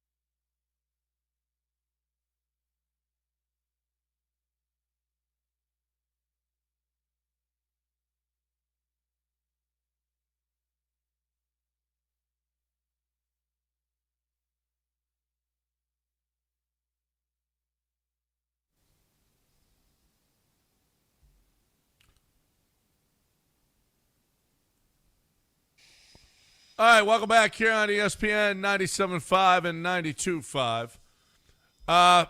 Bill Connolly joining us right now here on ESPN 97.5. He is college football. He's with ESPN, talks college football. He's got a new book out, Forward Progress, the future of college, the definitive guide to the future of college football. And he's joining us right now to talk about this week's games and a whole lot more. Bill, welcome to the show. How are you? I'm good. How are you? Great. The title of the book sounds like an NIL. What's going to happen with NIL and the portal? What is tell us about what the future of college football means in your title?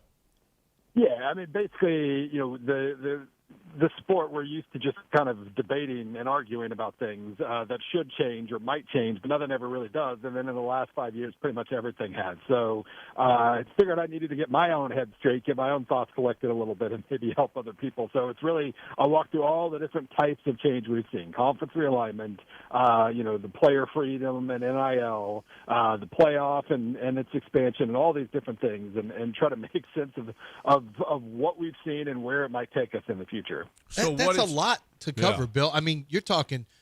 I mean, there's revenue share, there's expansion, there is NIL, there is so much to cover. I talked to one of the guys who runs the clearinghouse. He left the Washington Nationals to go work for the clearinghouse that handles determining whether or not NIL deals are legitimate or just basically money laundering. And they've got thousands in the backlog that they have to get through, and they're not really fully staffed for this. What stands out to me is I can't believe the pace at which this has all changed. It's been it started in 2020, but this has been about 3.5 to 4 years where this is all I don't think there's any sport that can handle this much change this rapidly. It's almost impossible. Yeah, we've kind of lucked out in that, when you turn on games on Saturday, it hasn't changed all that much. Obviously, some of the opponents have changed, especially if you're, say, USC or something. But it still looks like college football, and that's a pretty lucky thing because you're right. I mean, it really has the way you build a roster, the way players are taken care of, the opponents you're playing, all these different things. The money distribution, that's been a massive, massive thing with the Big Ten and the SEC throwing their weight around the way that they have, and really kind of setting up. This has never been an equal sport. There's always been some imbalance, but we're looking at massive imbalance maybe moving forward. So it was just a lot to take in, and I thought, I always like having a vision of where things should go, and there was just so much going on that I didn't really feel I had that vision anymore. So this book was intended to kind of help me out, and hopefully others too. Bill Connolly with us here. He wrote the book on the future of college football. I saw The Athletic put this out today, and I wonder what you think of this. College football was made for students, and it has become less connected to students as actual college. And these are the people, the students are the ones who are going to become middle-aged fans, and that's why all of these colleges are so successful, because you're with that college no matter what. Is college football less connected to the student these days because of all the TV? The TV element is definitely part of it. He mentioned in that piece just about the entertainment. You're basically props for a TV show. I don't think that's really new, though. I think, to me, the biggest changes have come to not necessarily how a student experiences college football, but college. It does feel like he mentioned in there about, costs going up, and, you're not necessarily going there just to become a fully formed human. You better get something out of it for this money, So that was all a pretty good point. But I think as far as college football goes, I still live in my college town, Columbia, Missouri. I don't know how I've gotten away with that, but I'm still here, and I still hop into the stadium on Saturdays, and student section's full and engaged and having fun, and that's always good to see because, again, with the amount of change that we've seen in recent years, you're leaving yourself vulnerable to turning people off, but so far they haven't been. You never want to cross that bridge. You never want to find out where that line is, but so far so good, I think. Is there a danger of finding that line? Oh, yeah. And overstepping that line and turning off college fans frankly, their connection to their teams is much deeper than than many pro teams. Oh yeah, that's absolutely, and one of the chapters in the book is basically how sports fall from grace, looking at other sports because you never know you've crossed that line until you've crossed it. So I looked at NASCAR, looked a little bit at college basketball, and a lot at boxing, and just try to come up with a checklist of sorts of here are the things you should probably try to avoid because you might find out later it's what kind of turned the tide against you. And yeah, I mean making a whole bunch of change at once is on that list. Making your games harder to find on television is on that list. Just a lot of things that college football's kind of gambling with right now. And ratings are good and attendance is good, and that's all great. But like I said, you don't know you've crossed that line until you have. Bill Connolly here. I'm looking at I love your projections here. You've got, and what is, so, for example, University of Houston it's got a 3.3 margin, a 58% win probability.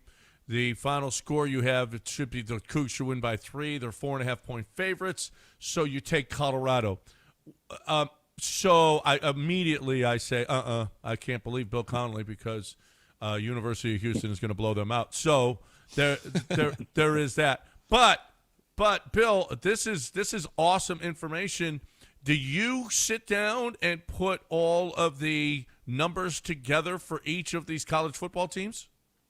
Yeah, so this is the SP Plus projections. I've been doing it, obviously lots of tweaks to the formula, but I've been doing it for since I think 2008 was when I first started fiddling with it, and yeah, just try to put out the projections each week to show people that if I reference SP Plus in my writing, it's probably legitimate to do so.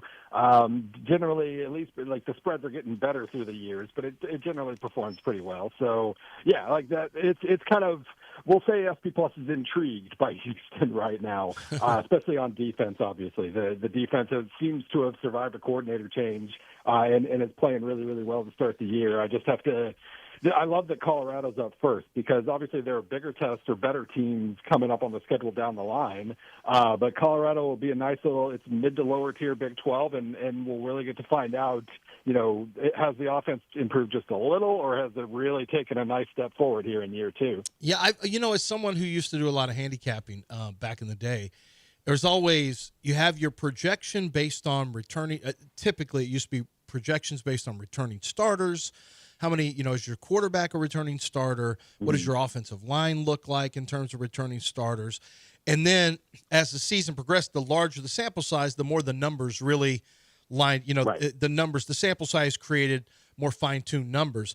Now, returning starter at quarterback is almost irrelevant because of the transfer portal and the way freshmen are playing now. How much more difficult is it for you to, how much longer does it take for the FPS to lock in or how much work has to be done with some of these guys coming out of the portal really didn't play as much at their other schools, so you don't really have a good sense of what they're going to do. Yeah, no, I mean, that's absolutely, basically, what I produce each year is what I call my returning production percentages, where you just based on what tends to be the most predictive, obviously quarterback is very predictive, or more predictive, I should say. Yeah, just look at, how much of last year's production you return, and then, you get credit for, transfers you bring in as well. It's kind of, I'm sure there's a fancier way to do it, but it still seems to work pretty well in that, it helps me produce pretty good preseason projections. And obviously 2 weeks into the season, we're still talking about 85% preseason numbers so far. It's going to take a long time for those priors to get kind of filtered out of the system. But yeah, it seems to do pretty well. Obviously, the weighting of transfers versus incoming freshmen and how much recent history matters when you can flip 75 guys on your roster in one off season. Those things have obviously changed a ton, but you're still able to put out pretty decent projections here. Well, how difficult is a team like South Florida, for example? You didn't have them beating Florida last week because that's not. But you got Miami. You got Miami beating them by 14 this week. Despite the fact that they have, really been good, you just think it catches up to USF this week? Yeah, I mean, basically what the numbers are saying is 2 games isn't enough to definitively say, okay, UCF's awesome. And so basically you get a little bit of the new stuff, but, the recent history, the fact that they were kind of disappointed last year. I thought they might be ready for a breakthrough last year, and it didn't really happen. It just basically eases in with the sample so far. But, that said, it does miss on some teams every year, and it just takes a little while to get those teams right, and we'll see if USF ends up being one of those teams. What's your favorite game this weekend?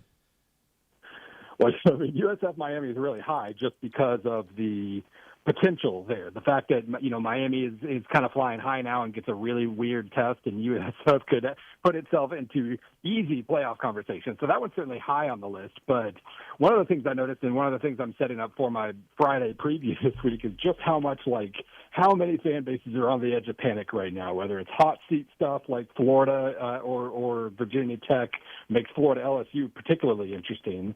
But then you've got like a must-win with Notre Dame. If Notre Dame starts 0-2, they don't have many quality win opportunities left, and it'll be a real battle for them to get all the way through this without a glitch. So we have some must-wins. It's early in the season, but we got some pretty high leverage games here, and it should be a pretty fun Saturday.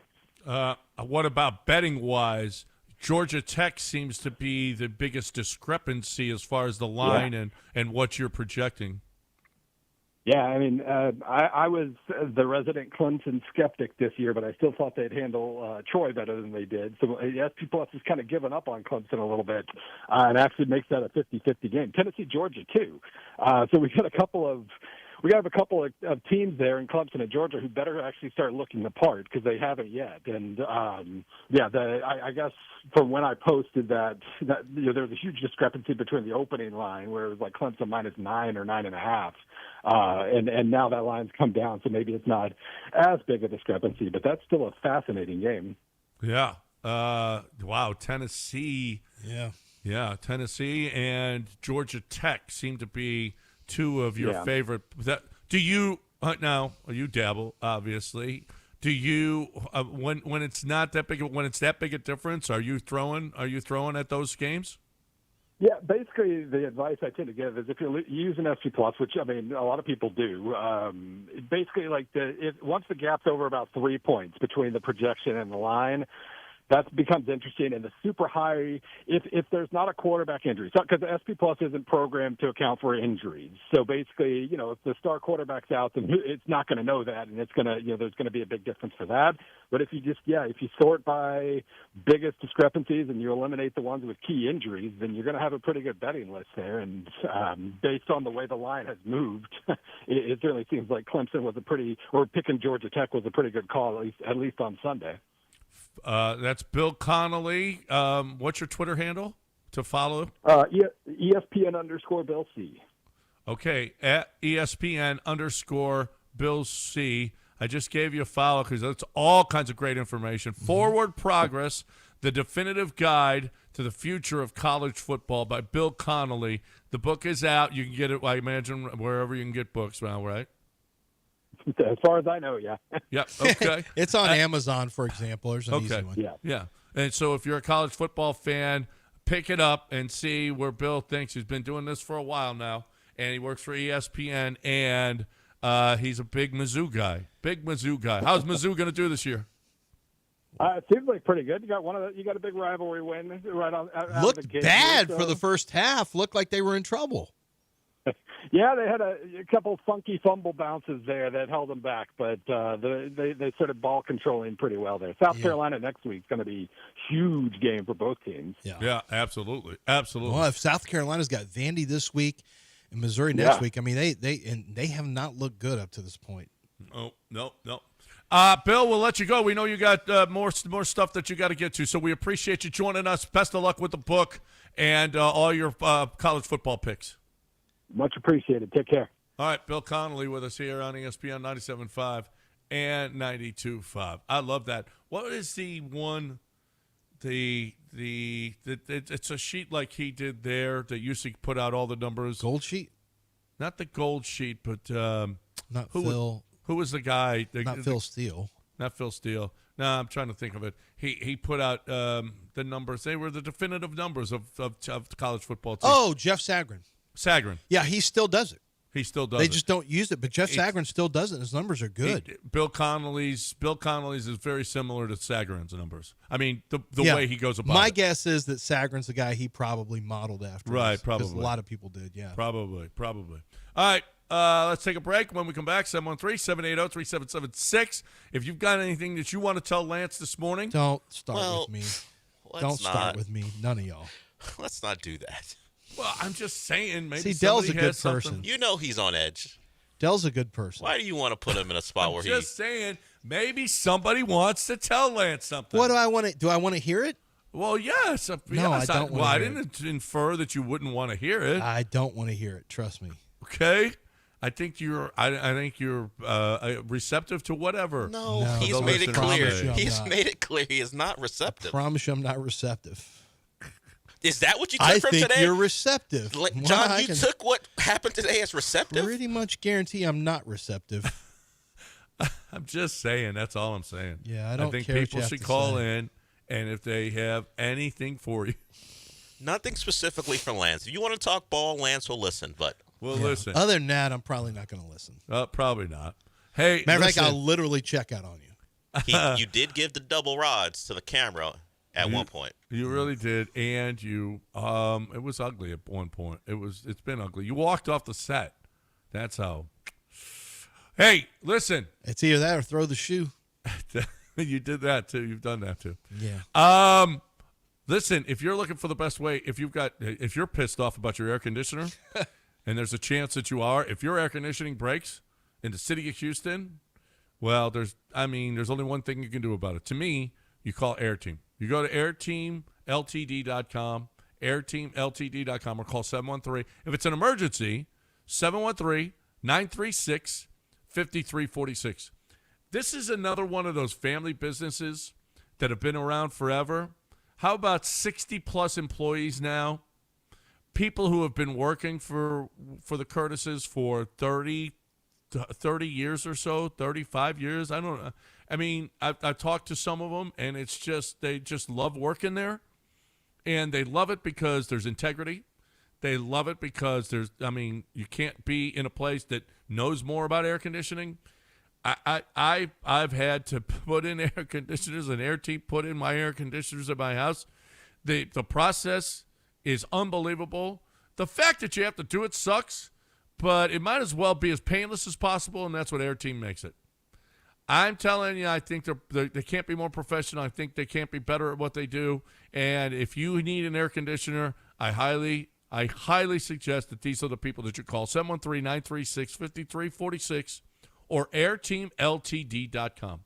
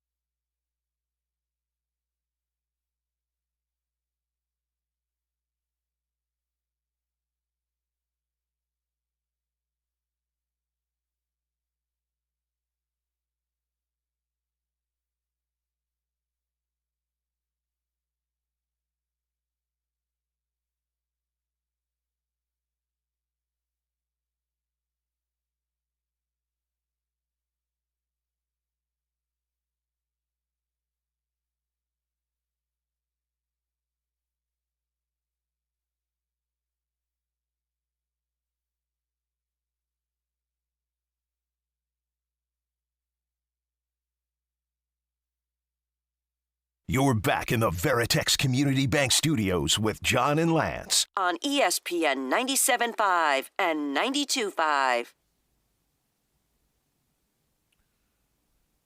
All right, welcome back. ESPN 97.5 and 92.5. We got some people that have been waiting. Tony's been waiting a long time.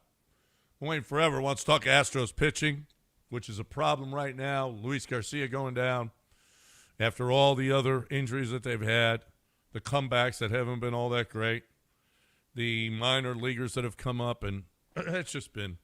I tell you what, if Joe Espada isn't manager of the year, they should stop giving the award out for as many injuries as he's had. He ain't getting any awards for the end of this season. He's getting the award for manager of the year. Nah, Listen. I'll give him a 7th place. 7th place. He gets 7th. Wow. Others receiving votes. I mean, they may not even make the playoffs, John. Nobody. So what? Nobody would have been able to withstand cool. these injuries. Doesn't even make the playoffs, wins an award. What a cool award. Great award. Great award. Okay. That's an old narrative. Joe Espada wins the award is an old narrative. No, I'm not saying his job's been easy, but you ain't winning awards if you don't make the playoffs. I was looking at him after Luis Garcia went out last night, and he was standing on the mound, and I'm like, that dude's got to feel like, what the bleep else? What else can happen? I mean, yeah, Altuve the last 24 games hitting 168, 240 on base, and 305 slugging. And he can't even run the bases. 24 games. I mean, it's bad. 24 games. That's a lot. He's moved him down to cleanup now. Altuve's cleanup.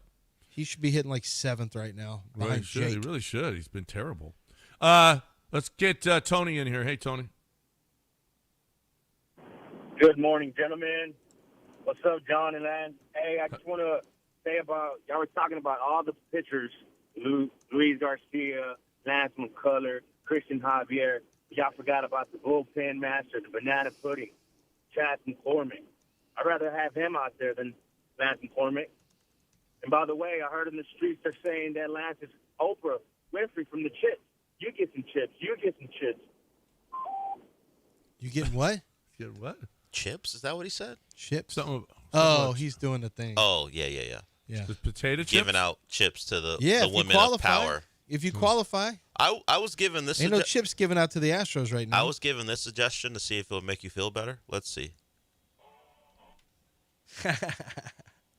Well, John won't know this, but this is something that. As long as it's not the baby version.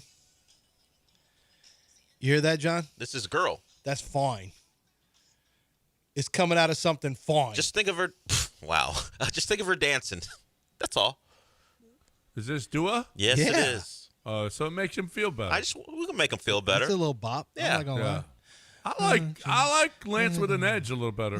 I know you do because you can prod and poke and see what you get out of it. But seriously, don't play the one with the baby jumping in and ruining the whole song. I'm not going to. I don't want you thinking of the baby. And she's got a little blonde streak in her hair in this one. See? Look at him. All right. Yeah, it was not the worst suggestion I've ever heard That's of. Art actually brought this to the table. He sent a good video, too. He's not always trying to ruin your day. I couldn't know. For some reason, it didn't show. I had to go to his Twitter? I had to go to his Twitter to see that video. I'm like, that's a good. I hadn't seen that video. That's a good video. See, look at that. We got Chipper Lance back. Yeah. Well, how about that? I don't know about that. How much more do you need? You need more. Just leave it on in the background. Okay. You want to talk to Jeff over at Dua Lipa? Sure. No problem. All right, let's bring on Jeff. All right, Jeff. What's going on? Hey, good morning. Hey, good morning, guys. Hey, I just wanted to dump some water on Lance's fire here. I'm with you, brother. It's just about everything you said today, especially with Blue Ball. He's pitched great for 2 innings. I don't think he's ready for a starting role. He hasn't faced the Major League Baseball like you said. However, at this point, like John said, we might not have much of a choice but to start him. So my opinion would be maybe when we're playing the Angels or the A's unexpectedly, because nobody's looking for him to pitch. So that might be an advantage. Throw him out there one game when we're at that decisive game when we can afford it, where our bullpens may be rested. Put him out there and see what he does as a starter. I can't hurt. I'm not real trustworthy on Javier. I think Framber's going to lose it between now and the end of the season. So we might have to rely on Blue Ball. That's my opinion. Yeah, it's Listen, he pitched over 3 innings yesterday after not even being ready. It took him a while to warm up. Now, he got his routine, and he just said, I don't give a rat's ass. I'm going to go through my routine when I start, and this is how I do it. And he pitched. He didn't throw a ball off the mound for about 15 minutes. He was throwing long toss with Yiner. He said, this is how I get ready for starts. So, this thing about him not starting all year, he didn't do it at the Major League level, but he's been doing it all year long. So, at some point, guys got to come up and pitch. My point is, I'd rather have him on the mound than Colton Gordon or Lance McCullers. I'd rather have that guy trying to stretch it out for 5 innings. I don't know that Lance McCullers can make 5 innings right now. I mean, honestly, how many runs is he going to give up in 5 innings? No, 5 to 6. Yeah, you can't stretch him out 5. He can't. He's having a hard time giving you 3. A clean sheet of 3. It's just not really happening. When I say clean sheet, I just mean no walks, no runs. I'm not talking about hits. I mean, Lance McCullers is not someone you can count on right now. You went from looking like you had an abundance of starting pitching, like how are they going to figure this out, to where, oh my God, Jason Alexander is a major.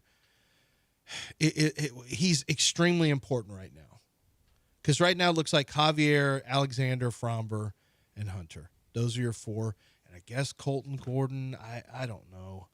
I mean, I don't know who else can pitch. What, you've got Walter's gone, right? He was an forearm or elbow guy, right? He's somebody who's gone. Yeah, I think Walter just got surgery yesterday or the day before. So he's done. Garcia's probably done. McCullers is ineffective. You're just amazingly, with an influx of 4 pitchers back into the stable, you're back where you were just 2 months ago. Yeah. It seems almost impossible. Yeah. Eric Getty's done. Yep. All done. So they got a 1-game lead right now against Seattle. You're taking on the best team in the American League for 2 more games. Seattle's won 3 in a row. 3 in a row or 4 in a row? I think 3 in a row. You don't want Seattle getting on a little mini win streak. There's a chance you leave this 4 in a row. There's a chance you leave this series out of first place. I mean, based on the team you're playing Toronto Blue Jays, and then you've got games coming up against Seattle and the Rangers. Well, the last 12 games are going to decide the season. And you don't have a closer. Yeah, you don't have a closer. For those who missed it, the Astros had a win yesterday.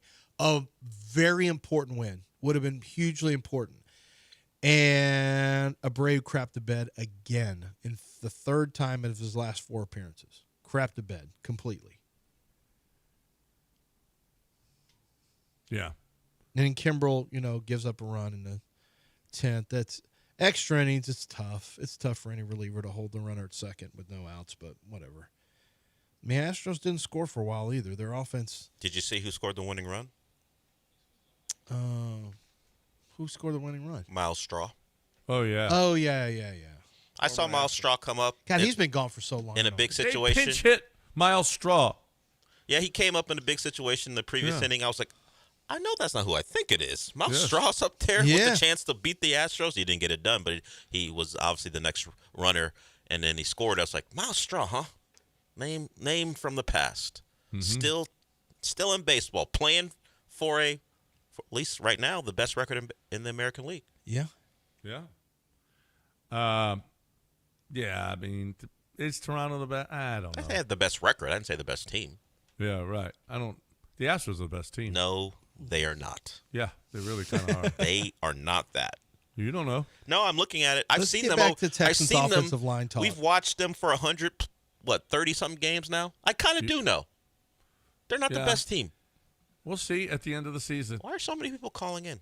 I don't know. Why are we getting so many calls? Are we giving something away? No. It's like the entire board is full. For what reason? You're just going to mess with me. That maybe. You don't know. Are you sure you're not giving something away? No. Did John tweet something? something? Just text. John, did you tweet something out there?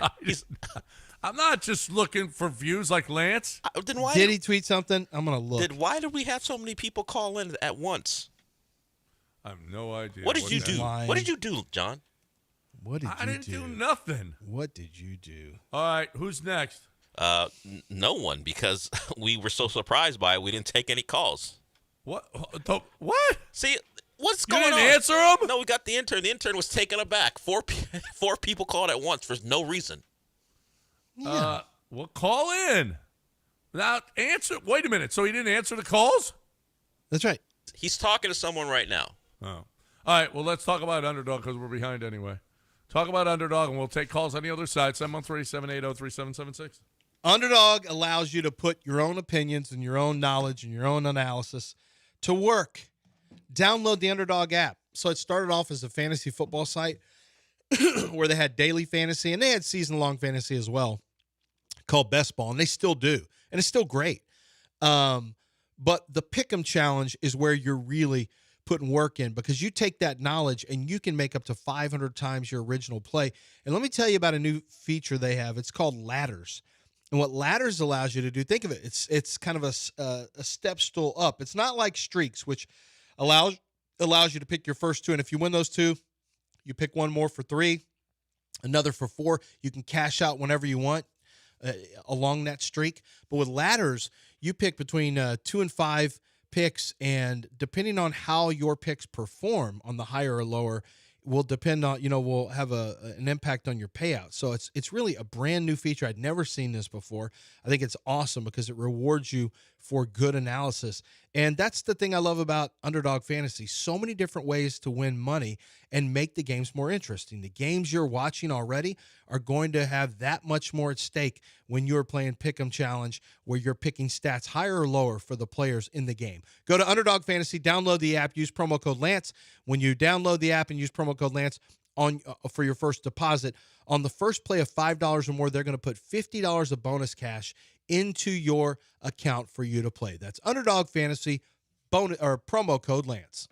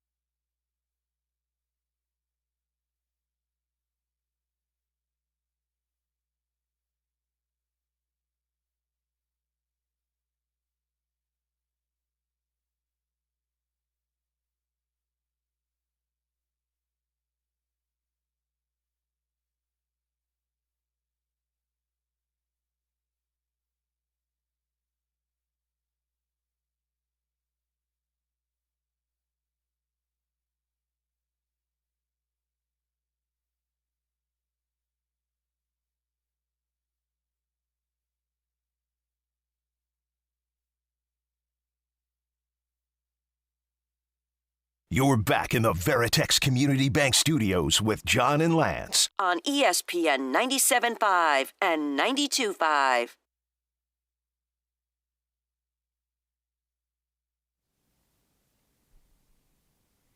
All right. Welcome back here on ESPN 97.5 and 92.5. If you haven't been to Damaris lately, especially the one on, both of them, all-you-can-eat ribs on Saturdays. Let's go. Get on over there and watch your college football. All-you-can-eat ribs on Saturdays at Damaris, Shepherd, or on the West Loop at 18th Street.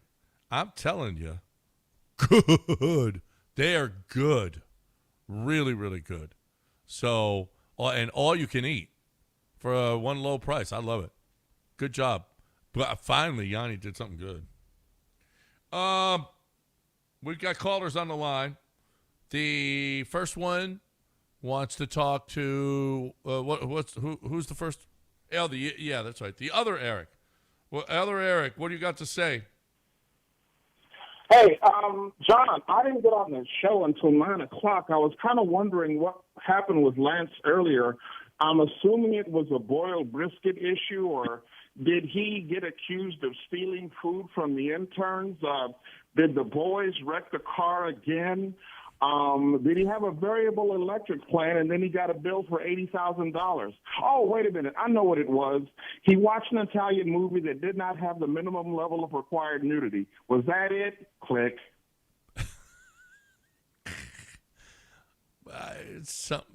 Those are things over the years. Well, Pujols getting pitched to, that pissed you off. Long time ago. Yeah. There's certain things that have pissed Lance off over the years. Yeah. Yeah. He doesn't have this one was about. He was making a comment about all the injuries to the Astros, and somebody said he was just looking for views. So that was this one. That's what this one was about. Well, so for people who aren't watching on YouTube or Twitch or Twitter, which you should, Lance did not have his headset on, which doesn't guarantee things because he can have it all the way turned up. Yeah. This was a case of him not allowing someone to get him riled up. Honestly, I did not even see. I did not even hear that. Who called? Other Eric. Other Eric. Did they call? Did they have a No, question? he just said, I hope Lance feels good. I hope he's better. He's worried about you because you've been a little on edge this morning. Oh, okay. Yeah, that's all. He didn't hear what happened to you to get you riled up. He was just wondering. He went down a list of things and hoped it wasn't one of those things because he wants you to feel great. Yeah, just wants you to feel great. Yeah. That's all. He's worried about your health. That's all. Okay, cool. You're fine, though. You're fine. That's cool. I said you were fine. You're fine. Who's up next? Oh, Underrated Mess wants to talk about the Astros situation. What do you see? What do you say, Underrated Mess? I'll put my headphones on for him. Mm-hmm. Hey, good morning, fellas. I just wanted to say that not all heroes wear a cage. And Lance, you articulated my exact feelings this morning, and I couldn't appreciate it anymore. It's just what are we doing? We're over here contemplating whether blue balls are going to be good for us in the playoffs. Like, that's never a good thing. And the fact that it was embarrassing last year when they made the playoffs, like, we've lived through this season. It's been competitive. What's done is done. A.J. Hinch, who is dead to me, is leading his version of the Astros into the playoffs. Like, I'm over it. I appreciate you. Y'all have a good one. Listen, the discussion wasn't, how good, it's great. The discussion is, what are you going to do? You've lost another pitcher. So now what are you going to do? I think best option is blue balls, but we'll see. Yeah, you just don't like to have that. No one likes it. No one said we like it. No one said that. What are you going to do, though? Is the Garcia injury the one that broke? It did break. Broke people? It might have broken. It broke me. Broken the season. It broke me. Well, yeah. The guy's comment the guy's comment from last night that I saw this morning about you just looking for views. When I just said heads are going to roll, I said heads are going to roll for this. Jim Crane's just not going to let this happen 2 years in a row. This being not just the arm issues, but also the misdiagnosis on Kyle Tucker and Yordan Alvarez. I just can't imagine that Jim is going to be okay with this. I don't know who's at fault, but there's somebody. I guarantee you, Jim Crane has not been shy at all about getting rid of people in that organization at all. Reed Ryan, got to go. Scouts who had been there for years, got to go. Click, got to go. It's not a problem for him to get rid of people. Yeah. One name we didn't mention as a potential option. And he got rid of people after World Series wins, by the way. Yes. J.P. France is back. Yeah, great. That's an option to start, right? Will they give him a start now that Garcia? I don't know. Is he ready? Here's the problem. And that, again, you got a guy in blue balls who's been starting all year long. I know at the minor league level. But how many pitches can France throw after being gone for a year? Well, I mean, he is he ramped up to start? No, well, he, unlike blue ball, was being used in relief. Yeah. At AAA. Right. So that'll be probably where he lands in the bullpen. He's not ready. He's not ready to start, that's for sure. Who is? The only guy that's been, McCullers. Jason. Well, Colton Gordon. Time to go to a 4-man rotation. Yeah. Time to go to a 2-man rotation. You barely have to if you're time to go to a 1-man. Fromber. We're going back to Kevin Brown style. Every game. You're pitching every game, Hunter. Cy Young had 611 Nobody wins. was stronger than Kevin Brown. He had the most strength of any pitcher I've ever seen in the steroid. Oh, now you want to go back to a 1-man rotation? Weren't you criticizing women's softball because they only use a 1 pitcher? They did it right, except when she got raked in the championship game. She did get beat up. Knocked all over the park. All right, what we missed? I know what we didn't missed. miss anything. What do we miss? Yeah, we did. What? USMNT. Oh, they needed that one. Boy, the world was the. Can you imagine if they didn't qualify? Oh no, they're automatic. They're qualifiers. automatic. Yeah, that's right. But they lost to South Korea 2-0 over the weekend.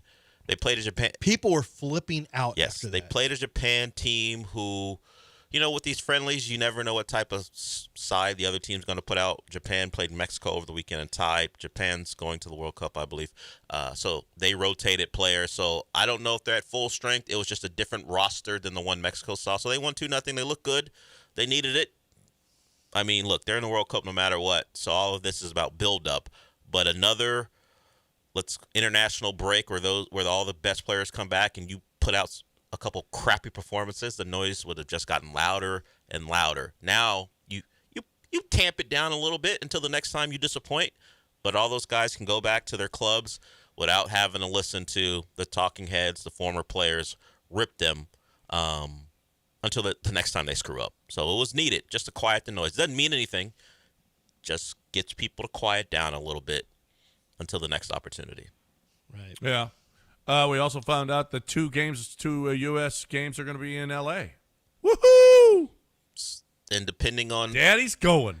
Oh, you'll be able to go. Depending on who they play, they could be outnumbered as far as fan base is concerned, depending on the group. Because if it's a Latin American country or a South American country, pack it up. They're going to get outnumbered. Italy isn't even coming, is it? Did they not qualify? I'm pretty sure they're in trouble. And Nigeria's in real trouble. I don't think they're going to get in either. You're in trouble. But, yeah. California, Los Angeles, elite market, all that stuff. But the draw will matter because it won't be Mexico. Mexico will be playing their games in Mexico. But if we're talking, if some reason they're in a group with Brazil, Argentina, beyond the fact that those are great teams, let's say you another. Think they'll outdraw the U.S.? A messy crowd, yeah. Oh yeah. Oh yeah. They'll get outnumbered.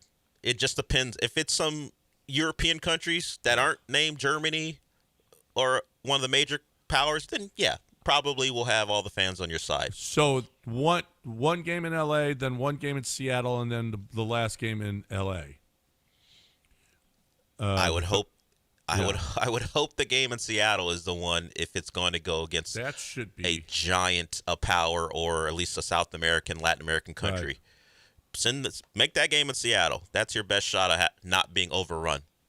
How expensive is that ticket going to be? Think about the random friendlies that keep people from going to games and how expensive they are. It's going to be crazy. World Cup game? Oh my gosh. I don't know how you're going to afford it. How are you going to afford it? I'm going to find a way, brother. I bet. I got a wife that works for Disney. I bet. Who's carrying the World Cup? Is it Fox? Fox. It's Fox, yeah. Yeah. And guess who's got a relationship with ABC? Fox. Boom. Why are you trying to brag to people? Boom. He's the not a man of the people, He's just not a man rubbing of it in people. people's Hey, nose. look where I'm going to be. Hey, look at me stick poo in your nose. Well, I'm at the World Cup games. Yeah, I hope you all suck it and hope you go bankrupt. I'll be at the game, you dumbasses. When you buy your tickets, I hope it wipes you out. But for me, I'll be fine. Free, too. Fingers up. What a guy. And for some reason, people still love you. Who are these people? It's the People at the most party, I don't know. unusual thing. Yeah, he will. John would spit in your mouth while you sleep, and you're like, he's the best. Hey, but hey, man of the people. Could you do that again? I would never spit You in literally someone's told mouth. one guy. That's what you do hey, to maybe Sean I'll see you at McVay. you literally told that guy, maybe I'll see you at the Rams game. You go, I'll be in a suite. I doubt it. And walked away from him. You did that to someone? Yes. What happened? I watched it happen. At the What party, happened? you said That big Mexican guy goes, hey, I'm going to the Rams game too, JG. Maybe I'll see you there. He goes, I doubt it. I'll be in a suite. And then he walked off. What's the matter with I you? was like, this is just the most villainous person that's and ever I'm walked sure that the guy earth. just started laughing. John. We got to remember to get a picture with him. Good with John. It's just good, clean fun. That's all. Whatever. Okay, that's all. Oh man. The Right. problem for John is suckers. Normally, when he's like this, everyone around him is just in the same state he is, so he no one brings up what he's did. But at the party, there are enough sober people there to remember all the nonsense he got up into. But I still haven't heard anyone say anything. Well, at least, no, I'm talking about us. We saw it and remembered. Yeah. The North remembers. The North does remember. I doubt it. I'll be in a suite. I know. You got suite tickets? I guess I won't see you.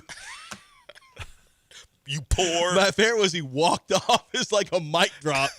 And I was like, God, what a villain. What an arch villain this guy is. I texted Paul yesterday, and I gave him my condolences, but I said, at least you got a hot girlfriend. You did not say Did that. you do that again? You did not do that again. I said, what? He's got a hot girlfriend. I What- tried to call, but it went straight through, so I Yeah. figure I don't want to text. I want to call. I texted him. And you know what? He's got a hot girlfriend, so he still wins. He still wins. Yeah. Yeah. I don't know, in some ways, sure. But, Yeah. you know, I'm sure he Money's enjoyed- good. Yeah, that's nice. Yeah, that's nice. Jobs are cool. Having jobs are cool. Yeah, it's cool. That is cool. All right, let's break. News of the Weird coming your way next right here on ESPN 97.5 and 92.5. I'm talking about Texas Card House. I'm going to play it again today, and I got to tell you, these card houses here are not nearly as good as Texas Card House. They're just not. When you're talking about a $25 at 2 o'clock today, all right, 2 o'clock today at Spring Cypress, you got a $25 entry, and you know it usually the pot usually gets up into the thousands. Okay, I think it's a $1,500 guarantee. That's Monday through Thursdays. On Saturdays, they have a huge tournament every week. The 17th at Green Ridge and Westheimer, you got a $100,000 Hold'em tournament. On that same day, that's how many people are $100,000 Hold'em tournament. That same day, Spring Cypress at 45, you're going to have a 40,000 PLO. That's Pot Limit Omaha.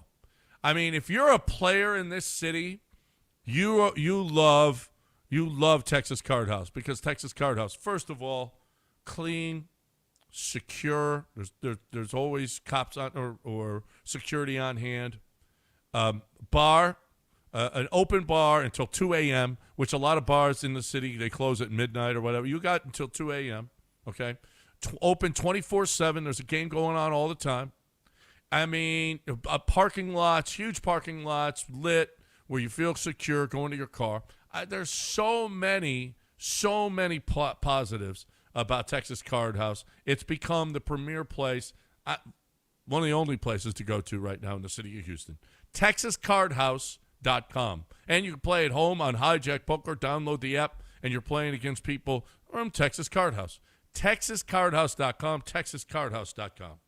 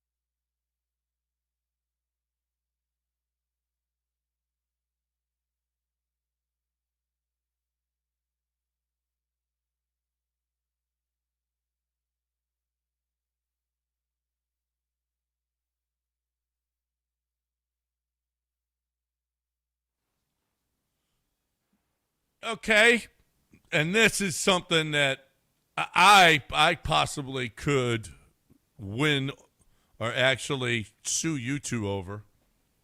A dental nurse won 25,000 pounds after her coworker rolled her eyes at her. Apparently, the two coworkers did not like each other, and one of them repeatedly rolled her eyes at her colleague.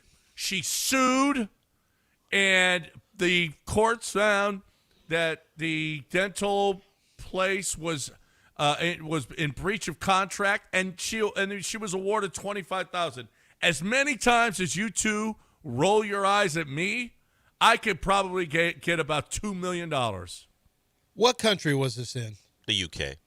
UK. Yeah, you're not getting anything. They arrest you for Twitter. Yeah. Okay, so just so you know, stop rolling your eyes at me, okay? I don't roll my eyes. I close my eyes, put my fingers to my temple, and shake my head. That's mostly what I do. Like, I can't believe this is going on. But I rarely roll my eyes at you. Yeah, you do. You go. Oh, no, it's like I again. put my head in my hands and just shake my head back and forth. That's mostly what I do. I could get millions off of you two. Millions. Good luck with that. Remember Philly Karen? Yeah. She's offered $5,000 to the kid. For what? For taking the baseball. No, he's already got a. So he gets $5K. Here's plus what I would Super Bowl say. tickets No, I'm plus good. an RV? I'm good. I got an RV and World Series tickets. I'm good. And an autographed bat by my team. I'm not letting you off the hook for $5K. I don't want your blood money. No. I'm sorry. I got it wrong. The headline was very misleading. Blowout Cards, a major trading card retailer, has offered her $5,000 for the baseball. Oh, that's way different. Yeah. Should she take it? Yeah, you might as well. Why Your not? reputation's been How much ruined. is that baseball worth? Take I'm it. sure I might she's as well been get doxxed and $5,000. people have already swatted her because that's what people do now. Well, I know. Did she lose her job? She might need the I'm $5. sure somebody has tried to see if she has racist tweets in her background. Oh, I'm sure. They've gone and to her job and tried to get them canceled, did bad Google reviews. Have you? Instead of just saying, what a bitch. Lance, that's how we used to do it back in the day. That's true. What Lance, a bitch. Do you remember? You might And not that have was it. read the book, or do you remember the movie The Circle? It had Emma Watson in it. It was pretty much a movie where was she Hermione? No, you pretty much gain points by how your coworkers thought of you. So it's just like the Black Mirror. Yeah, episode? kind of like that. And if your coworkers filmed you doing something or thought you were doing something, they would grade you. Was it good? It was the bad. movie. The movie's not great. The book is better. It's a great. It was good on Black Mirror. The idea of it, the concept is good. Yeah, and all it is the society judging you by all of your actions. Don't and they get to do grade that in you. China or Japan? Or Maybe. But this is what this is. Hey, I saw you in a bad moment. I'm going to do whatever I can to punish you, and that's who you are for the rest of your life. Yeah, that's where we are. It's crazy. Yeah. How has John survived this long? Teflon Teflon Johnny. It's amazing. I'm the Teflon John. Do you guys want to go to the Wolf's Lair? I'm not sure. What's it about? Is that the one up in Dallas? No, actually, it's in Astoria, and it has created quite the stir because you may remember that the Wolf's Lair is where Hitler used to. It was the name of Hitler's. It was His where bunker? Hitler hung out. It was his headquarters. Okay, then no, I don't want to go there. But now it's a bar, and apparently people are up in arms because it's called the Wolf's Lair.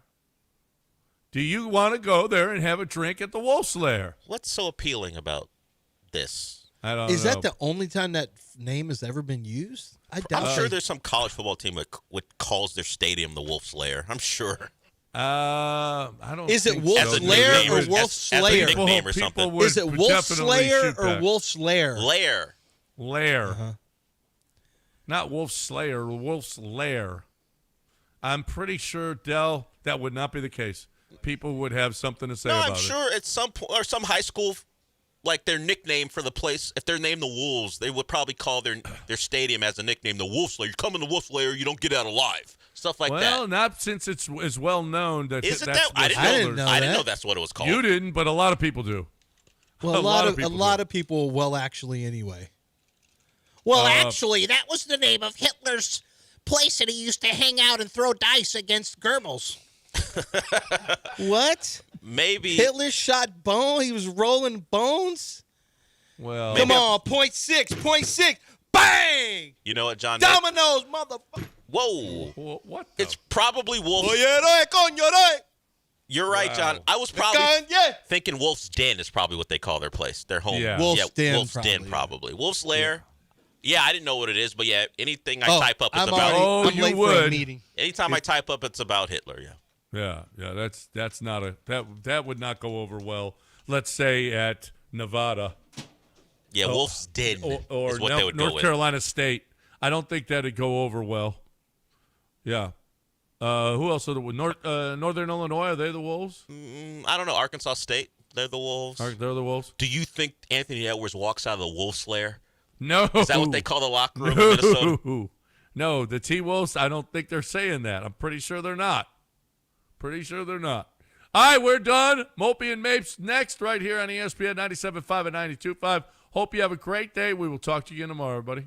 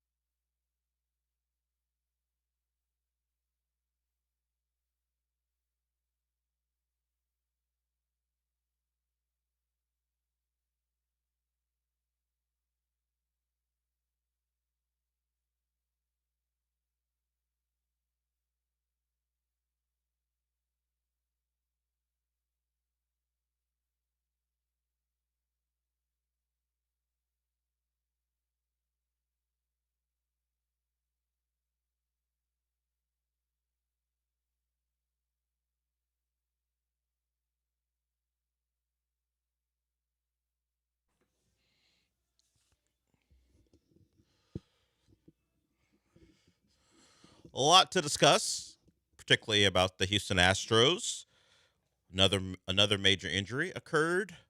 A extra inning loss to the Blue Jays happened, and now you're only a game up on the Mariners because the Mariners have put together a 4-game winning streak. But I will start with this. I hope Jake Myers learned his lesson. I don't know if you guys saw it. I don't know if they showed it on the Space City Home Network broadcast, but I was watching the Toronto feed, Dan Schulman on the call. And, hey, Jake Myers, if it's 3-1 and the center fielder makes a play to take away extra bases, don't tip your cap to him in a competitive ball game. I don't know if that's center fielder solidarity or something like, hey, man, you made a great play. I know what it's like to go out there and make a great play. Look what it got you. I don't know if you would have been driven in because the Astros have issues driving in runs, but it's not 7-1. And if he makes a play, whatever, he made a play, great play, tip your cap. You know, Vlad Guerrero tipped his cap. Cool. That's his teammate. Jake Myers, hope you've learned your lesson because maybe you being in scoring position would have led to not having to go to extra innings thanks to Bryan Abreu blowing a save. Bryan Abreu's numbers are ugly over the last couple of, maybe even more than couple of outings. He has not been good. He apparently is not a closer. Him in the ninth inning in those situations has not turned out well. He continues to be a problem, and so is Altuve's base running. I don't think I've ever said it that a baseball player took a game over late.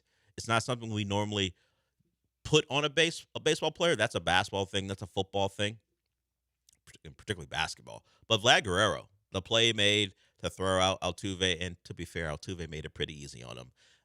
The term secondary lead is across my timeline now because Altuve didn't have one, and Guerrero noticed he had a shot, fired over to the third, and got Altuve out by a good margin. Altuve didn't take the secondary lead, didn't run hard right off the bat. He's looking back at the play.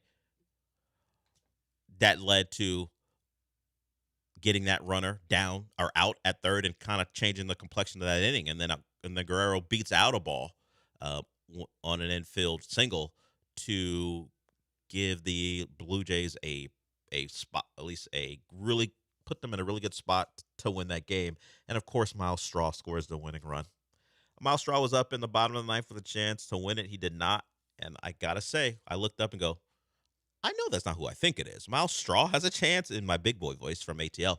I know that's not Miles Straw with the chance to win the game. He just didn't win it there. Came around to win it for the Blue Jays in the 10th. So one game up. The big news beyond my focus on Jake Myers tipping his cap in a competitive ball game, which I'm not going to get over considering how the game ended, is Luis Garcia. He, after throwing a changeup, immediately said, I'm out. I'm done. Because you watch him and then you watch him use the glove as a motion to go, now I'm out. Pretty much it's over. Get me out of here. And didn't even really have a discussion. Just walked off the mound. We can all guess what this will be. We assume we'll hear word of inflammation, and then we will go from there. And Luis Garcia is a guy who's fought back. We've chronicled it on this show. When he came back, it had been over 2 years since he pitched on the major league level, and he didn't last a month. And it has been the case for Astro pitching over the last couple of years. You are one pitch away, it feels like, from a real debilitating injury. And this is why I say Framber, for as much as he's been a problem, we'll get into his latest stuff, he and Hunter Brown should be studied. Those arms should be studied. How have those two been able to survive a major injury over the last couple of years when no one else really has? They're the two guys at the top of the rotation who have not suffered a debilitating injury. Framber's almost out of here, right? He's got about a month left of starts. Almost out clean. Yeah, almost out. Can Framber get out of here without suffering? He's the longest tenured guy in the rotation at this point. Can he get out of here without a major injury and make whatever money he's going to make someplace else? Now, Bob Nightingale said that one team is taking him off their list because of the Salazar situation. I don't know if that's real or not, but that's what Nightingale said. What if it was the Astros? They're like, well, you know what? Now we won't. He didn't explicitly say it wasn't the Astros, so it's very possible the Astros took him off the list. if there's anyone who would be the most upset about it, it would be the Astros. Yes. Hey, that's our catcher you hit. Completely remove him from the list, or from their list of potential totally offseason acquisitions. Pay him. Yeah, I mean, if a reasonable price, if we could have got him at that price, and now he's completely off the list. So, come on, man. Another guy, and a guy who just got back. I don't know what the problem is. I mean, Lance had his rant this morning. Is it spin rate? Is it simply the Butcher of Bel-Air and all his teachings? I don't know. But this continues to decimate an Astros rotation, and now we're all about where do we go from here? Who is your third guy? Can Javier even make it to the end of the year to be an option in the playoffs if the Astros make it? I just told you they're only a game up on the Mariners. The Rangers are only 2.5 back, and they have the rest of the series in Toronto to deal with, the best team in the American League, at least record-wise. If they do make the playoffs, who's it going to be? The choices are now limited to where we thought we had a bevy of options who need to prove themselves with Arrighetti and Javier and Garcia, and, of course, Jason Alexander, who was probably a real dark horse, but how he had pitched up until the last start, you thought, okay, we should at least include him. Now, who is it? We've got Javier, Alexander, and Blue Ball, who pitched well last night to keep the Astros and, maintain what Garcia was doing up until he got hurt. And the Astros had a 3-1 lead going into the ninth inning. So is he the next in line? JP France is a guy who's now back with the big club. He pitched exclusively out of the bullpen with the Space Cowboys, so he would certainly need a ramp-up period if they were going to consider him an option.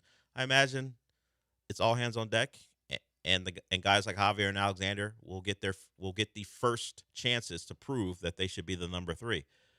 But whether it comes to the training staff or the pitching methods, at some point you would think there needs to be a change on how things are done. I'm sure you can pull up numbers across baseball where guys are getting hurt, but I don't care about the rest of baseball. Much like how we talk about or watch games. If the Astros ain't on, I'm probably not locked in on what's going on in Kansas City. I'll do the out-of-town scoreboard thing. Hey, look, the Mariners won or lost. But I'm not going to focus on the arm issues for the Kansas City Royals. Sorry. So if the numbers are out there that suggest that the Royals have as many issues as the Astros, I'm going to say you're lying because I'm not looking that up. I can't believe anyone's having more trouble than the Astros. Yeah, no, I mean, it could be like multiple things where there is something specific with how the Astros do it. And also this is like an especially unlucky year of just like an entire rotation basically has come back and gotten hurt again. Like it is ridiculous. Yeah. As far as the postseason rotation goes, how worried about the postseason rotation should we be? It's the question that I mean, at one point we thought maybe they only need 2 starters again, like they did last year, because they are summarily swept out of the playoffs. Yeah, I mean, like one Brown, 2 Valdez, 3 Javier if we have to, 4. Not worried about game 4. Not worried about any game 4 of any series. I'm worried about actually qualifying. Yeah, I'm worried about game 4 against the Rangers. Yeah. I'm worried about who's available next to pitch weekend. Who's available to pitch in an exciting game against one of your AOS rivals? Who's going to pitch 4 days from now? Yeah. That's what I'm worried about. Yeah.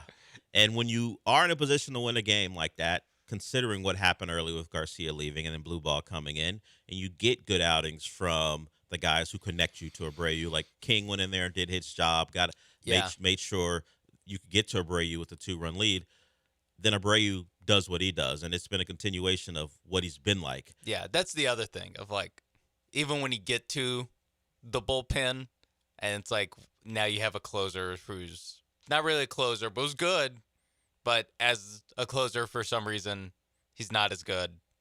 Not as good. He's bad as a closer. Yeah, you're just not going to win a lot of games doing what the Astros are doing. No. With all the problems, some of them are just like circumstances. Some of it is guys not playing well, but just what is the path for victory on any given day for the Astros? Is it just hope to score 8 runs? it's rare that we do this with baseball. What's this team's identity? Because you talk about it with football, this team wins a certain way. Basketball, they win a certain way. Well, the 2017 Astros won a certain way. Good teams do have an identity. Well, it's not normally a thing we apply to baseball. It's not how it's talked about. It's good pitching, timely hitting, which is what every baseball team should aspire to be, and have a strong bullpen. Good pitching, good hitting, timely hitting, good bullpen to close things out because your timely hitting puts you in a spot to lead. Yeah, I would even say the 2022 Astros, their identity was, hey, just we need a lead by the sixth inning. Get us to the bullpen. And then the bullpen will not give up a run the entire postseason. Yeah, the game is over. Like the 2017 Astros, we're just going to outscore you. We have enough starting pitching. We don't really have a bullpen, but we're just going to outscore you. This team, they're not good at anything. Or if they are good, they're good for 3 weeks. They're not good consistently at anything. Yeah, but they'll, you'd think this lineup would be the driving force. You kind of need it to be your driving force given all the injuries to the pitching side. And it's 2 weeks ago they couldn't score a run for 5 games. That's also a thing that happened. Even this game, they scored 3. It's not they're not lighting up the scoreboard more than once a week, and that's it. Yeah, then they kind of take a siesta after that. They were 2 for 11 with runners in scoring position. Did not matter as far as what we thought the result would be if we had, ignored Abreu in his previous outings going into the 9th inning. This put together by Adam Wexler. Abreu had entered the 9th inning 14 times this season. This was the 5th time he allowed multiple runs in those games. He entered a game in the 7th or 8th inning 50 times this season. He's allowed multiple runs in those games just 1 time. He has been a big-time setup man. Yeah. He's been an awful closer. Yeah. And I mean, do you just put him back at... Who do we put there then? Are we giving it to Kimbrel? Just matchups. Just hey, depending if it's on a righty, it's this guy. Or, if we need a righty, it's this guy. If we need a lefty, it's this guy. All we know is that it won't be Bryan Abreu because he would have pitched in the 8th inning. Yeah, you don't have the option, and maybe that's a good thing. Yeah, just closer by committee. Yeah. Whatever it takes right now. Because... in 10 days when Bryan Abreu gets hurt, then we're going to be doing this anyway. Hey, why? Maybe he's like Fromber and Hunter Brown just didn't get hurt. Just one of the last of the Mohicans. Yeah, just one of the guys who is able to survive whatever X gene. Whatever. Maybe Hunter, Bryan Abreu, and Fromber are mutants, and they've been able to survive the teachings of the Astros pitching staff, or excuse me, their pitching coaches. All right, we'll go to break with that. It was a disappointing night, a game that looked in hand, even with the disaster of Luis Garcia leaving early. I won't say it's a bigger disaster, but Bryan Abreu is definitely a problem in the 9th inning, and it showed again. Okay, we will hear from Espada and Correa and their reaction to Garcia's exit, because it was one that for those guys who have watched Correa from afar in some cases, but certainly Espada close up, have watched that man try to get back. It was a great story when he was back, and now we are on the opposite end of the spectrum where there's real concern about really his baseball future. Once again, it looks like Luis Garcia is going to be down for a bit. The question just is how long. All right, we'll hear from Espada and Correa when we come back. We'll certainly get into other things around sports. I'm also gonna read off the Fromber tweet that makes it seem like it's 2020, 2021 when Deshaun Watson was disgruntled and cryptically tweeting. This one's in Spanish and it's been translated, so we're gonna at least read Fromber's latest, as Fromber appears to be looking for a way out. And I don't know if the Astros are so concerned about him getting out, considering how he's acted and really how he's pitched as well. So we'll get to that when we come back.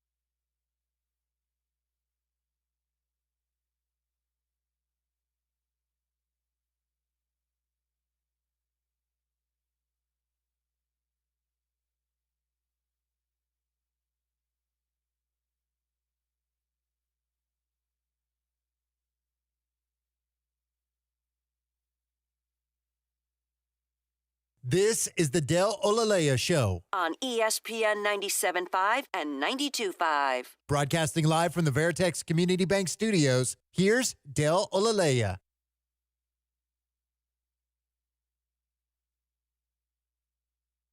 Let's hear from Espada and Correa. So they'll be back-to-back in the sound, talking about the absence, potentially, of Luis Garcia for a good bit. He was recently back. He was one of the guys who we thought could be a part of a rotation down the stretch to help win the division.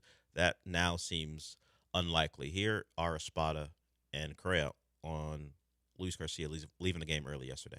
Yeah, it was a punch in the gut, right? He's worked so hard to get back, and just to see him call us and point to his elbow, it's tough. Bulba came in and picked us up, did a terrific job. But again, the Luis blow, it's for the team and for him personally. Devastating. It's not something you want to see. He just got back with us. He looked really good on his last outing, and he was looking good on that outing as well. It's definitely something that you don't want to see, and I gotta still check up on him, see how his spirits are. But I feel devastated by seeing that. I wish it was a shock, because that would mean we weren't seeing this. It feels like every week or so. Now that one with Garcia was very dramatic. We have gotten the inflammation update after games where guys go out there and then maybe the next day it pops up that they are dealing with something. But this one was on the mound. Immediately he knew he was done, which adds to the level of, man, can we get away from it?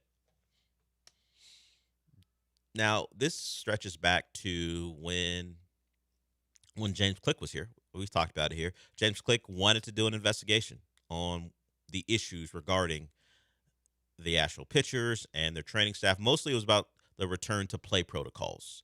And we know those potentially affected J.P. France, who's now back and likely to work out of the bullpen. James Click was fired, not because of that, but he was fired before those investigations could occur. And it appears things have been status quo since, and guys have been injured because they've come back too early or something's been misdiagnosed. So while the Astros on the field have their own problems, whether it be Altuve's base running, their inability to hit with runners in scoring position, or Abreu's problems, they're not being helped, it appears, by their practices. So I think we're all fed up. Question will be if the people who actually make decisions are fed up, or they will point to there's only coincidences happening, and they're all not in their favor. Hey, that's baseball. Tip of the cap, right? Yeah, momentum's only as good as your next UCL. How many UCLs do they have left? Well, I mean, you have all the ones on the non-throwing hands. They're perfectly fine. Yeah, but who cares? Unless one of them is ambidextrous and we don't know about it, who cares? Luis Garcia's left UCL. Great. Perfect. Great. Pristine, fresh out of the box. Great. And if he can throw with his left hand, great. We haven't tried that. Or left arm, excuse me. Since he can't do that, I'm glad one part of his arm or one arm is fine, but it's the arm that's least valuable to this discussion. That'd be funny if Astros doctors were like, no one ever talks about the other arm is perfectly fine. Thanks, Doc. Appreciate it. No one. Maybe that's the thing they should institute. Better next. than 50% health on all arms on the Astros. Cut that team. spin rates nonsense out. How about you start teaching guys how to pitch with both arms? Oh. We got switch hitters. Do the Astros need to innovate and bring switch pitching to the equation? Just so they find a way to. I remember seeing a video of a guy who did that. Let's go. I've seen one. Oh, spin rate. All right, let's do something new here. Let's get to switch pitching, because that appears to be the only way to survive an Astro season as a pitcher. Yeah, some real innovation. Yeah, unless your name is Fromber or Hunter Brown. But you were doing TikTok on Abreu. You think his eventual inflammation is coming. I would ask not for that, but a fake one, like when guys get put on IR in football just because they don't want to cut them, but they don't want them on the 53, so a mystery injury pops up. Oh, yeah. Let's mystery injury Abreu. Yeah, just like, 10-day IL. Just need, General soreness. I mean, they might have done that with Lance McCullers' blister, when they had to just, hey, let's just sit down for a little while. Maybe come back in the bullpen. And that means we don't have to use you as much. Yeah. We're not. Although they need a starter. They do need a starter. Yes. Lance, like Thanos, you could not live with your own failure. And where does that lead you? Somehow. Back to me. God. Somehow Lance McCullers is still a viable option. Well, I won't even say viable. An option. Still an option. For the rotation. Viable in that. His arm works. He could do it. Yeah, he could actually go out there. I would go with Blue Ball.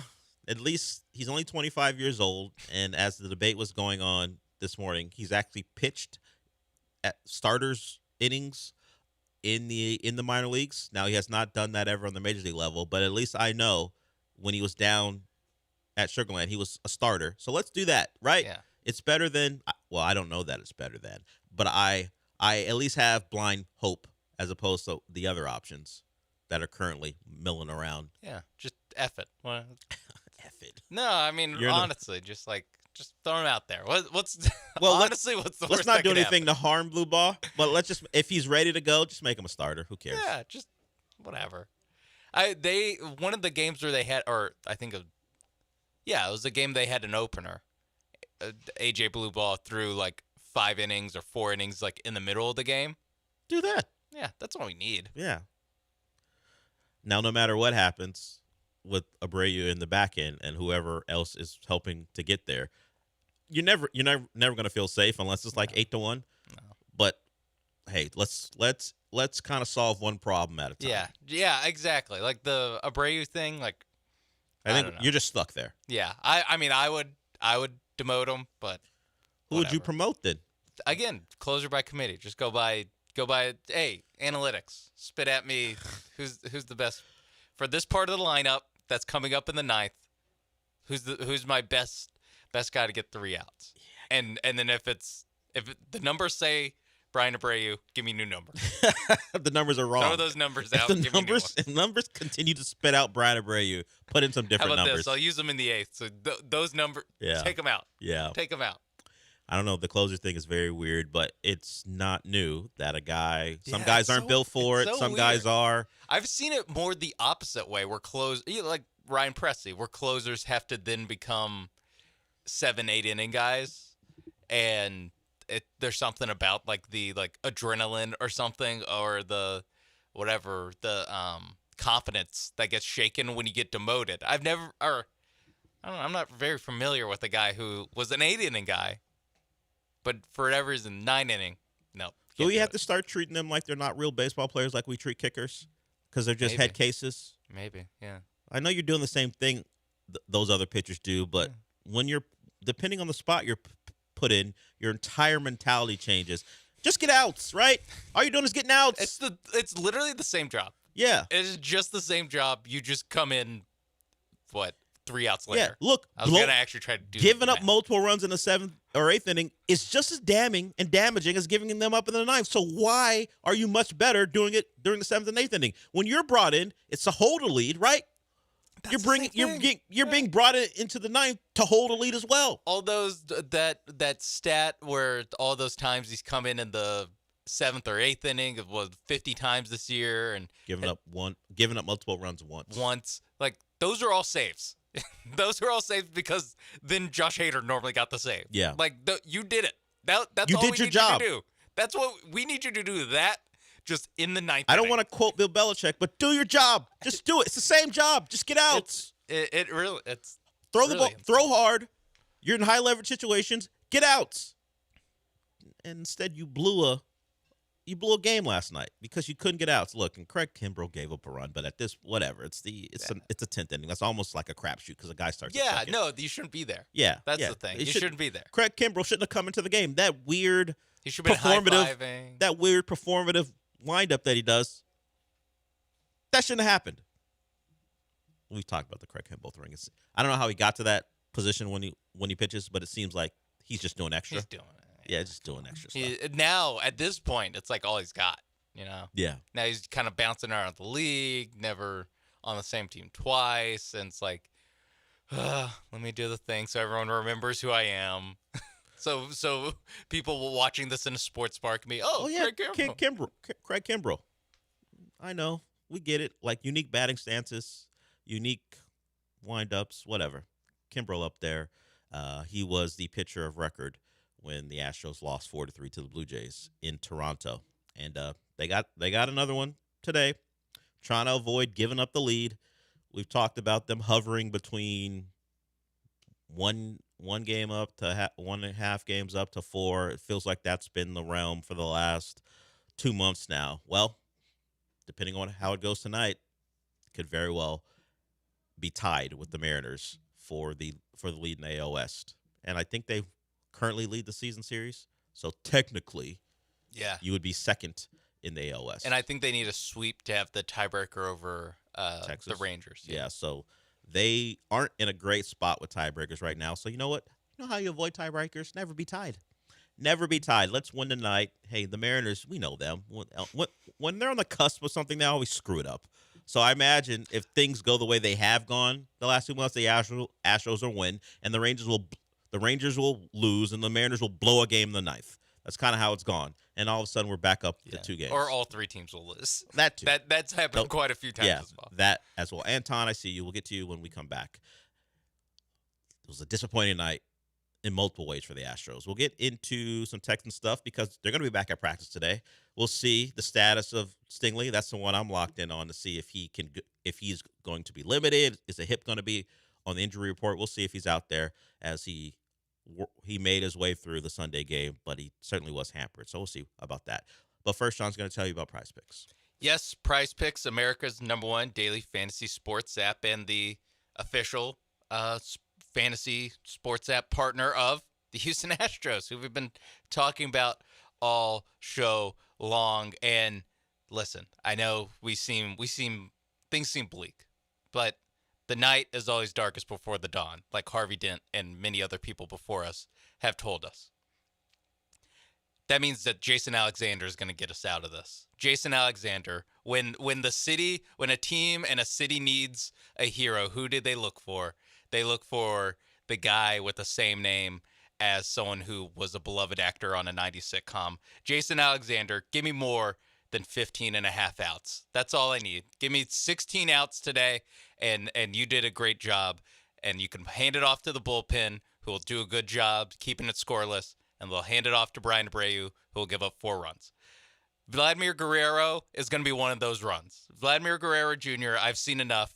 I'm going more on the 2.5 hits, runs, and RBIs for tonight's game. He made winning plays all last night. I think it continues, and I'm gonna that at 2.5 is actually a demon square. So you get a little payout boost on that one. And if you want to wait a little bit, get a little more dip on that chip, you also got Travis Kelce, the max discount for Travis Kelce this week. He only needs 1 receiving yard to win you money against the Eagles on Sunday. So all you got to do is download the Prize Picks app today. Use promo code MAPES when you sign up to get $50 instantly when you play your first $5 lineup. That's $50 in lineups when you play your first $5 lineup only on Prize Picks. It's good to be right.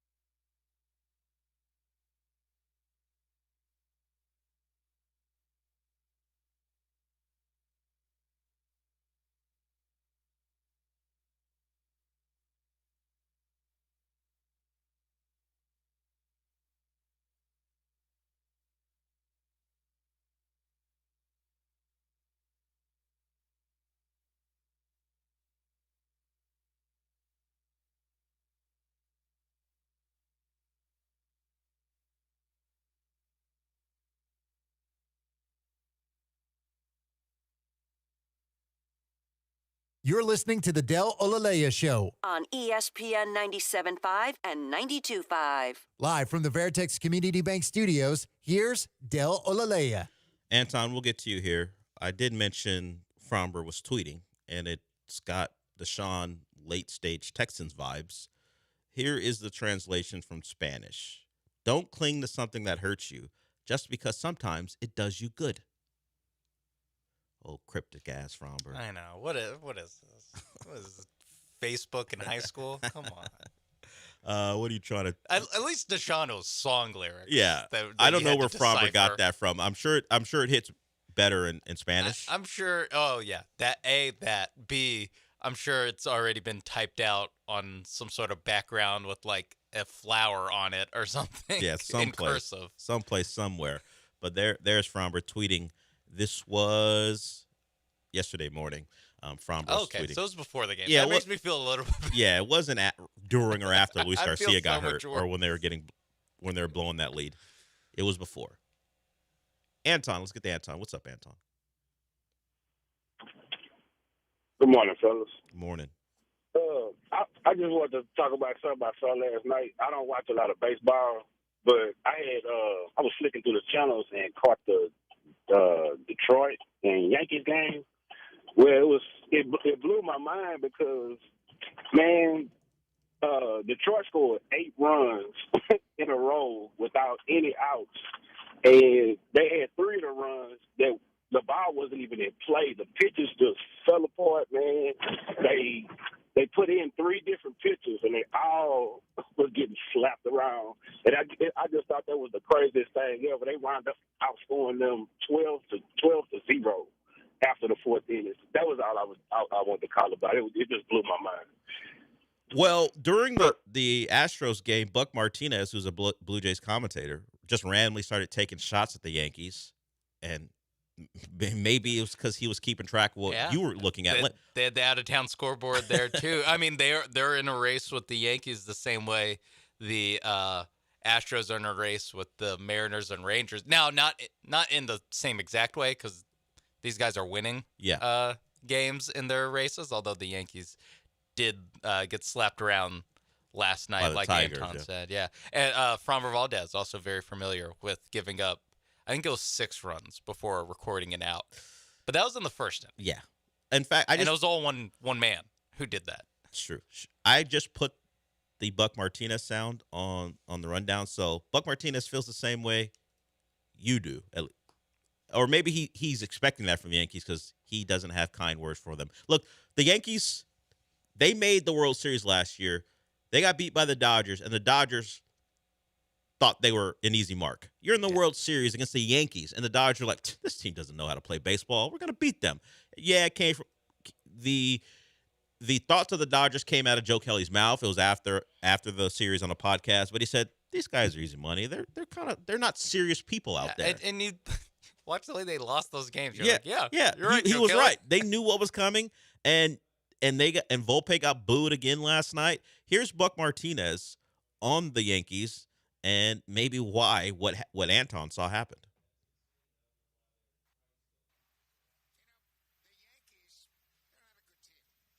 Oh, I'm gonna have to. Okay, maybe it's not loud enough. We'll boost the audio, but Anton, you're not alone. The Yankees, not serious. No one takes them seriously. They got a guy who isn't really a first baseman playing first, which has led to a comedy of errors and literal errors as well. They are going to be a team who makes the playoffs, but they're not fundamentally sound. Hell, we know the Astros, at least on the base pass when it comes to Altuve, aren't a team you can trust. At least he can't be trusted, but they're nowhere near as bad as the Yankees. And yet, the Yankees are going to be a playoff team, but yeah, they won 2 out of 3 against the Astros, but we can't take them seriously.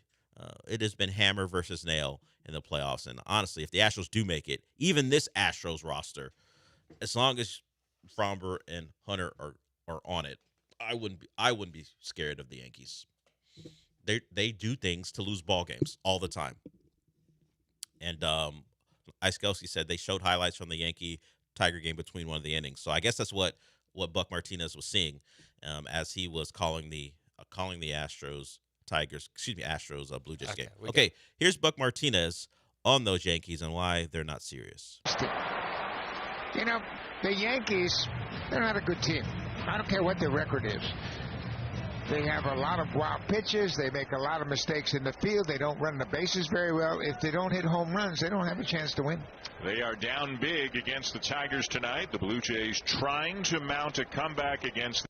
That was during the middle of, I think, at the end of Altuve's at bat where he flied out, and he was visibly upset by not getting better contact. But, yeah, the Yankees are not good in Buck Martinez's eyes. Meanwhile, they're 3 games back of the Blue Jays. At the time of that game, they're only 2 games back. But it's Red Sox and Yankees 3 games back of the Blue Jays in the AL East. Of course, the Astros only a game up on the Mariners. The Mariners have strung together 4 in a row.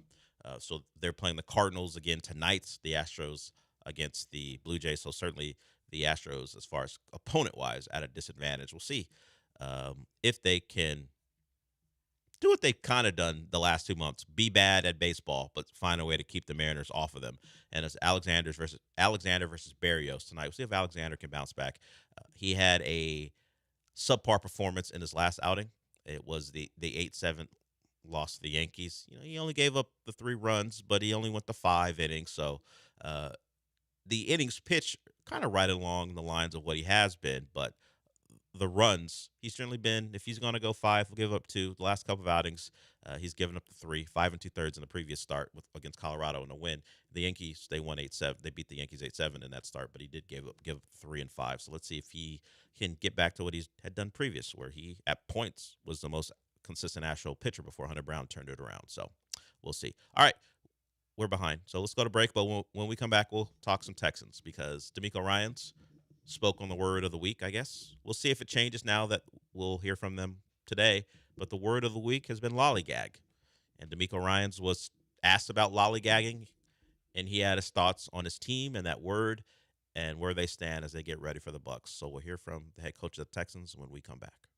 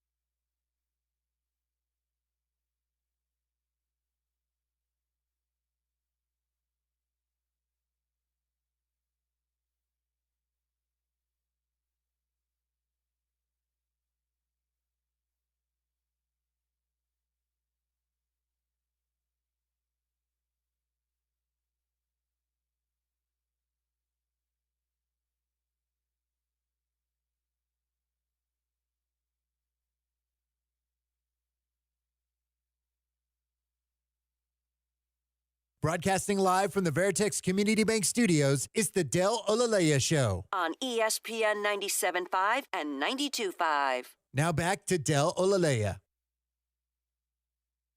So we'll hear from D'Amico Ryans here. But it's just amazing, man. John Rooney, a name not a lot of you know, and why would you? He only made one appearance for the Astros, at least with the big club. Tommy John for him. Tommy John for Brandon Walter. That was confirmed yesterday. He, and by he I mean John Rooney, not built for it. One game pitch for the Astros, and he's like, pack it up. We'll see you in a couple years, man. Ow, this hurts. Yeah, one game. Wait, you want me to throw it like that? He was on the minor league. Was he a guy they picked up off the street, or was he with the Space Cowboys? So I imagine the teachings had already begun, and yet the minute he puts on the big club's uniform, he needs Tommy John after one outing.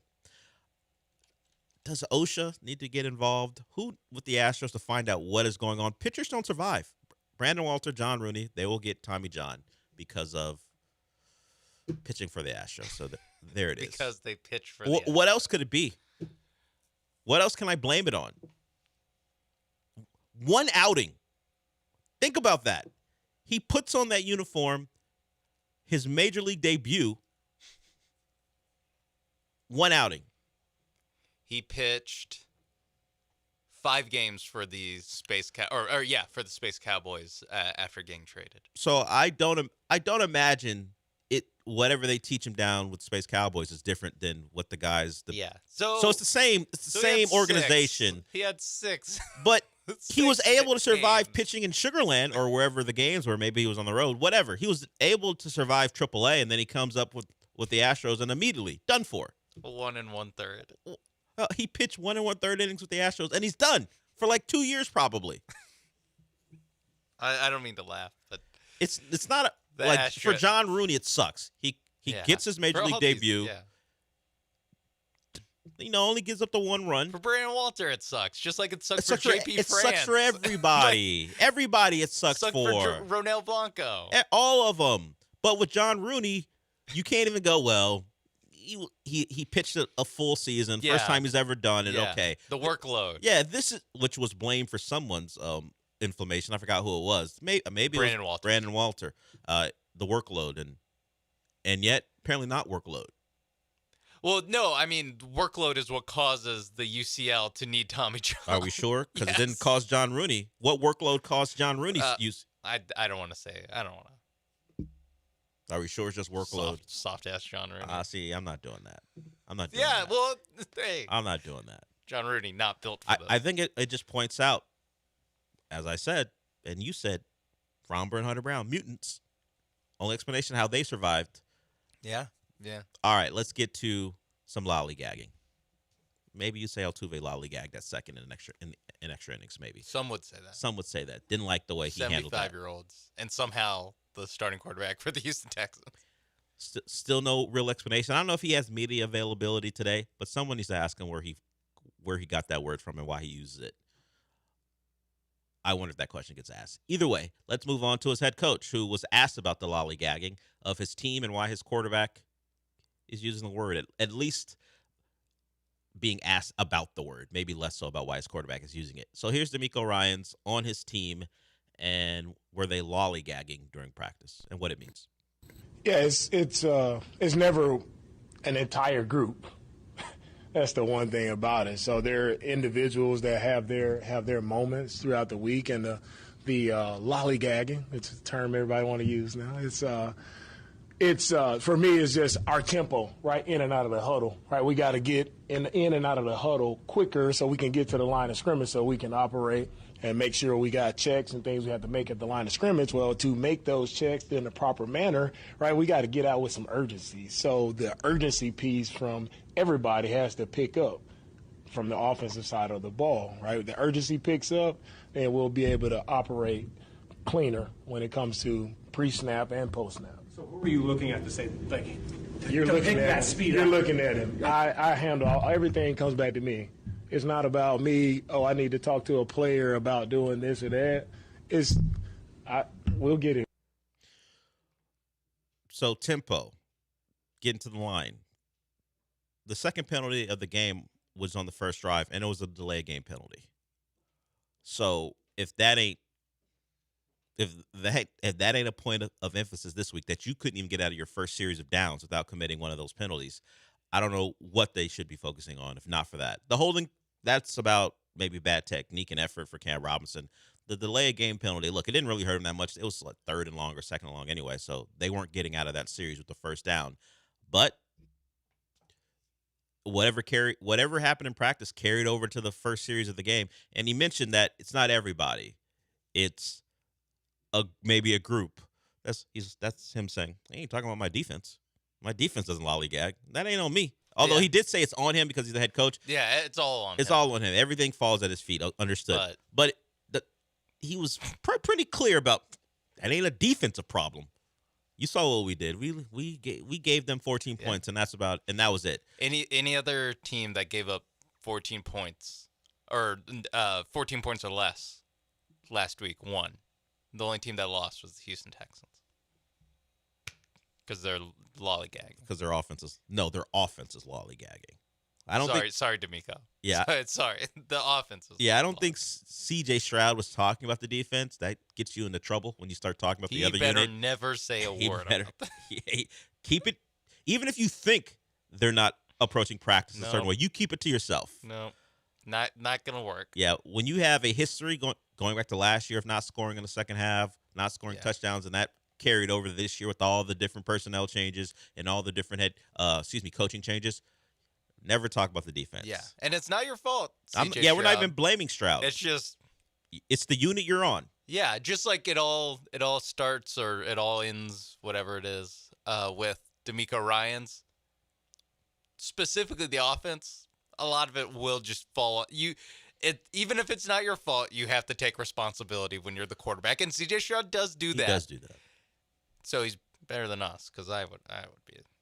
Well, that's why we're not leaders of these guys. That's why we're not leaders of anything. Forget about leaders of a football team or an offense.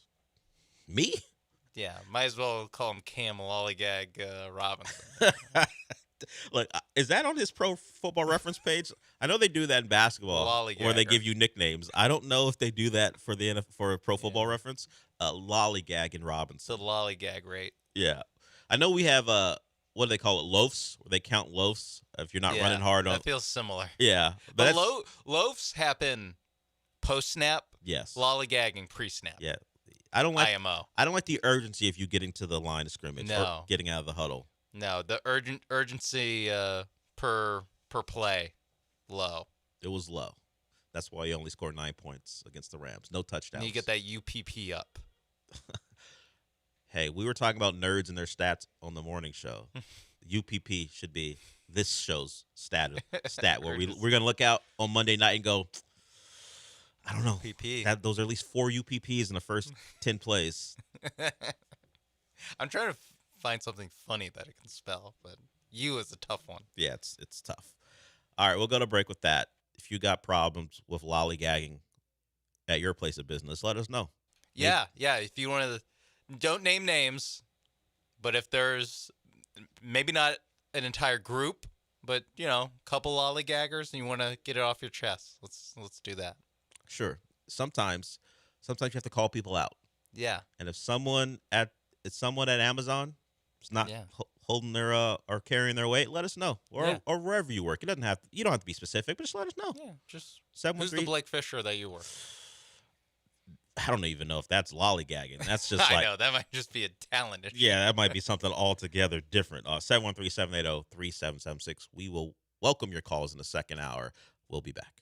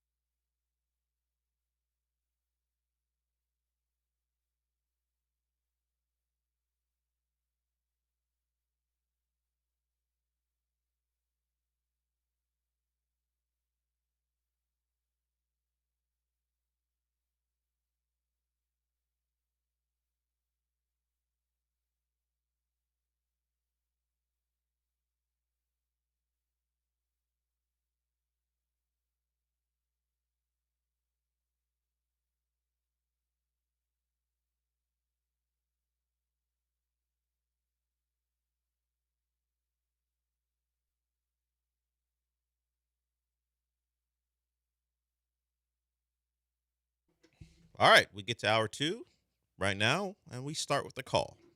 Tom wants to join us. What's up, Tom? You talking to me? Is your name Tom? Because that's what it says up on the board. No, I'm Concrete Keith. Okay, what's up, Concrete Keith? I just found out that Paul and them are getting their pink slip. And Joel, wow. I want to shout out to them. And just how, it's just crappy how society is, that it always comes about money. You know what I mean? I get to know you. I remember when Fred and AJ left.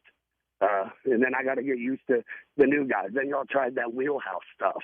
And but I just wanted to think everybody should take a moment and just, think about the magnitude. I know we're all sports and everything, but that's, those two guys were great.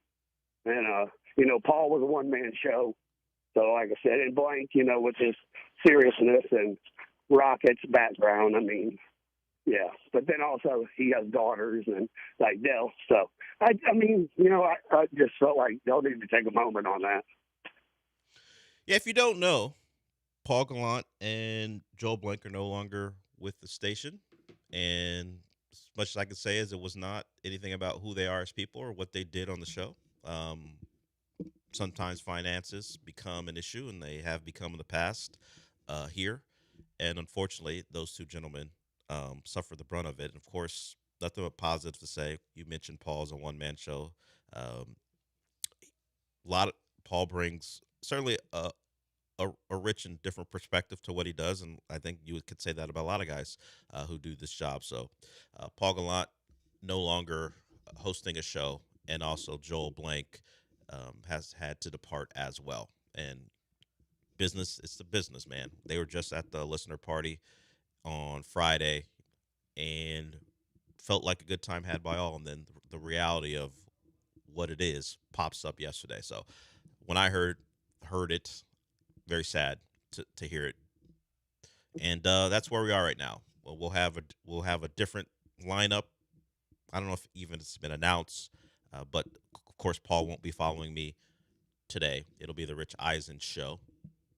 So we'll go to ESPN Network programming, and then we'll pop in back at 3 with Jeremy and Joe George, who has last call. He will move to that show with Jeremy going forward. As you can tell, if it happens on a Tuesday afternoon and things change on a Wednesday, it's pretty impromptu, not planned, and this is where we are. So that is the news. If you missed it yesterday, I think Paul went on Twitter and told everyone. I'm not sure if Joel announced anything, but yeah, that's where we stand there. And as a person who has been someone who lost the job because of the finances, it's tough. It's tough to hear, and it's tough to go through. And of course, we wish those two guys well, and I expect both will bounce back because they're talented dudes. So yeah, that's where it is. Yeah, it does suck, and like you said, like just on a Tuesday afternoon, just like a shotgun to the chest. Yeah, you're like, what? Huh? What are we talking about here? And that's where it is. So that's the extent of what someone where I sit would know. It is they're no longer here. It had nothing to do with their performance, and just know that we all wish they were still here because they're us. They're family. They're part of the station, and now unfortunately that's had to change, and through nothing that they did. That's where we stand with that. Thanks, I guess, Concrete Keith, you said your name was. I don't know that the intern got that so wrong that he heard Tom and it turned into Concrete Keith. Who knows where that stands? The intern, as I was walking in, mentioned something we have not discussed because they're out of season. He mentioned Alperen Sengun, who is lighting it up in Eurobasket right now. Yeah. I see the highlights, and then I'm like, oh, when do these games happen? Yeah, I don't know what station they're on, what time they come on. They're on like 4 a.m. Yeah, so okay. we're not gonna. You guys can have I'm that. definitely not getting up for that. Sorry, Eurobasket does not take that part. Hopefully, of my day. They go far enough. They play late. I don't know if they schedule their games for American viewing. It feels unlikely. Now that I think about it, well, just like it becomes prime time there, and so it's a little bit later. Yeah, because 4 o'clock here is what 11 a.m. there or something like that. Yeah, something like that. So I don't know if Alperin is in a EuroBasket final, if it would come on in the mid-afternoon here. No, and probably not mid-afternoon, but can we get like a 10 o'clock? Can we get 10 o'clock on a Sunday, right before football? I don't know. Maybe they treat it like Pac-12, formerly Pac-12 football. Runs at like 9:30 for in their time zone, and we get it at about 2 or whatever here. I don't know. But, Alperin, the youngest player ever to have a triple-double in EuroBasket. Luka was the youngest because he just did it in this tournament, but he was 26. Oh, wow. I didn't know that. I didn't know that Luka did it. He had a triple-double earlier. And Alperin did it. Alperin's like 23. 4 years younger? Yeah, it's 23. He went 19, 12, and 10 for his triple-double. Luka just did it in the tournament, but he was 26 years old. So Alperin Şengün, youngest player in that tournament ever. Eaton. You know what? For Turkey. Turkey or Turkey. It's been a while since I heard Rob Stone say it on a soccer broadcast. I'm looking at his jersey right now. Turkiye. Turkey. Out of respect for Alperin Şengün, I'll try to get it right next time. Please do. But if he was from somewhere else, I would not be sure. Well, out of respect for Alperin and out of respect for the Turkish fans, because they don't like being disrespected, even if it's in a joking way. Trust me, I learned my lesson. I learned my lesson. Since when? Look, it's never great. It's never great when your social team clips something out. It's now years ago, maybe a couple years ago now. They clip it out of context, and if you don't get the context of the morning show where everything's just a stupid joke, it just feels like you're just ripping on Turkey and Alperin Şengün, and you don't know the context because you're speaking for a segment. I'm speaking for a segment. You know, the Jalen fans versus the Alpe fans. I was speaking on behalf of the Jalen fans in the joke we were doing, but you don't know that if it's just clipped and ooh-wee. When that thing went, it was rough for a couple days, and then they forgot. But let me clean it up one more time. I know Alperin Şengün's a great player. We good? Yeah, all right, we're good. And I'll try to get the name right next time. Please. Turkey, Please do. And I think they're 7-0 in EuroBasket. We'll see. I don't know who's next. They just won their busting everyone's ass. they won their quarterfinal over Poland. What does the Israeli coach say about Alperin Şengün? I heard what he said about Giannis. I don't know. That wasn't great. I think we talked about that off the air with the Israeli coach. Well, said. I mean, it's a public statement. I'm not saying saying we shouldn't talk about it. I don't know if we had talked about it on the air yet. But he mentioned using a assault rifle. That's the only way you can stop Giannis. They asked him how to stop Giannis. He said maybe with a machine gun. It's not a great time to be talking about shooting people with assault rifles, considering what's going on currently. Not that he has anything to do with it, but hey, sometimes where did I find this bracket? Read the room. Yeah. Well, they just won the quarterfinal against Poland, so they're into the semis. I don't know who they're playing next because, as you said, the bracket. I don't know where the bracket is for EuroBasket. But Alperin's getting it done. What I don't want to hear is if he gets off to a slow start with the Rockets, he's tired. He's tired from playing all that basketball during the summer. That cannot be a thing. Look, you're going to have Kevin Durant as a buffer, so even if he does get off to a slow start, you'll be fine. Oh, it's Friday. Have no idea what time. Turkey versus Greece. Şengün versus Giannis. There Two we future go. teammates facing off. Actually, probably not teammates. Probably get traded for if that was going to be the thing. So, But Finland beat Georgia. The country, of course, not the state. Yeah, fire Kirby. Well, Kirby loses to Tennessee. Maybe some drunk Georgia fan will say that. Fire Mike Bobo. Oh, yeah, definitely. Mike Bobo will be the first to go. They only scored 79 points. Yeah, Mike Bobo would be the guy they would blame first. Germany versus Slovakia. If you missed it, Serbia was knocked out in an upset. So Jokic isn't around. Yeah. And, of course, as you mentioned, Germany versus Turkey. That's Friday. So if you want to get up early and watch, I have no idea what time. It says TBD. Giannis versus Alpe. It's there for you. Oh, they're playing in Latvia. Whew, this is gonna be early. And you got. That's got to be a couple hours past. So past the other England, quarter, right? the two. So I guess so. I don't know. Greece versus Turkey is in the semis. Germany versus Slovakia to determine. Slovenia. Slovenia. You're right. Slovenia. Don't want the Slovakians on your ass. I We got the Turkish off your ass. Apologize to Luka. Yeah, apologize. they're serious about that. Apologize to Goran, who's not playing, but I apologize to Dragic as well for getting that wrong. But yeah, so Alperin's got a chance to lead his team to a EuroBasket title. Credit to him for what he's done. He's been lighting it up. His team's perfect in EuroBasket, but now he faces a guy who can only be stopped apparently by an assault rifle. The Israeli coach. Relax maybe on that a bit, maybe just a bit. Maybe, yeah. Take it down a notch. A little bit. And it's not all because of happenings. It's also worldwide. Like if it couldn't be said here either. Yeah, like if Ime Udoka said that about Steph Curry, we'd also have problems. Excuse me? What? Also Ime, because I'd be like, there's a chance he's thought about it. I don't think that's the case. There's a chance he's thought about calling Steph a bitch because he'll call any NBA star that apparently. Clothesline over something. If you missed that interaction a couple years ago with him and LeBron. All right, we'll go to break. Let's hope Alpi can get to a final and win EuroBasket, but Giannis and the Greece team is standing in his way. All right, we will go to break. With that, I got to question the people in my circle when we come back, because I thought I had some real ones with me, and then I go to HEB and find out I didn't have any real ones. You're wondering, how does that tie in? You'll find out when we come back.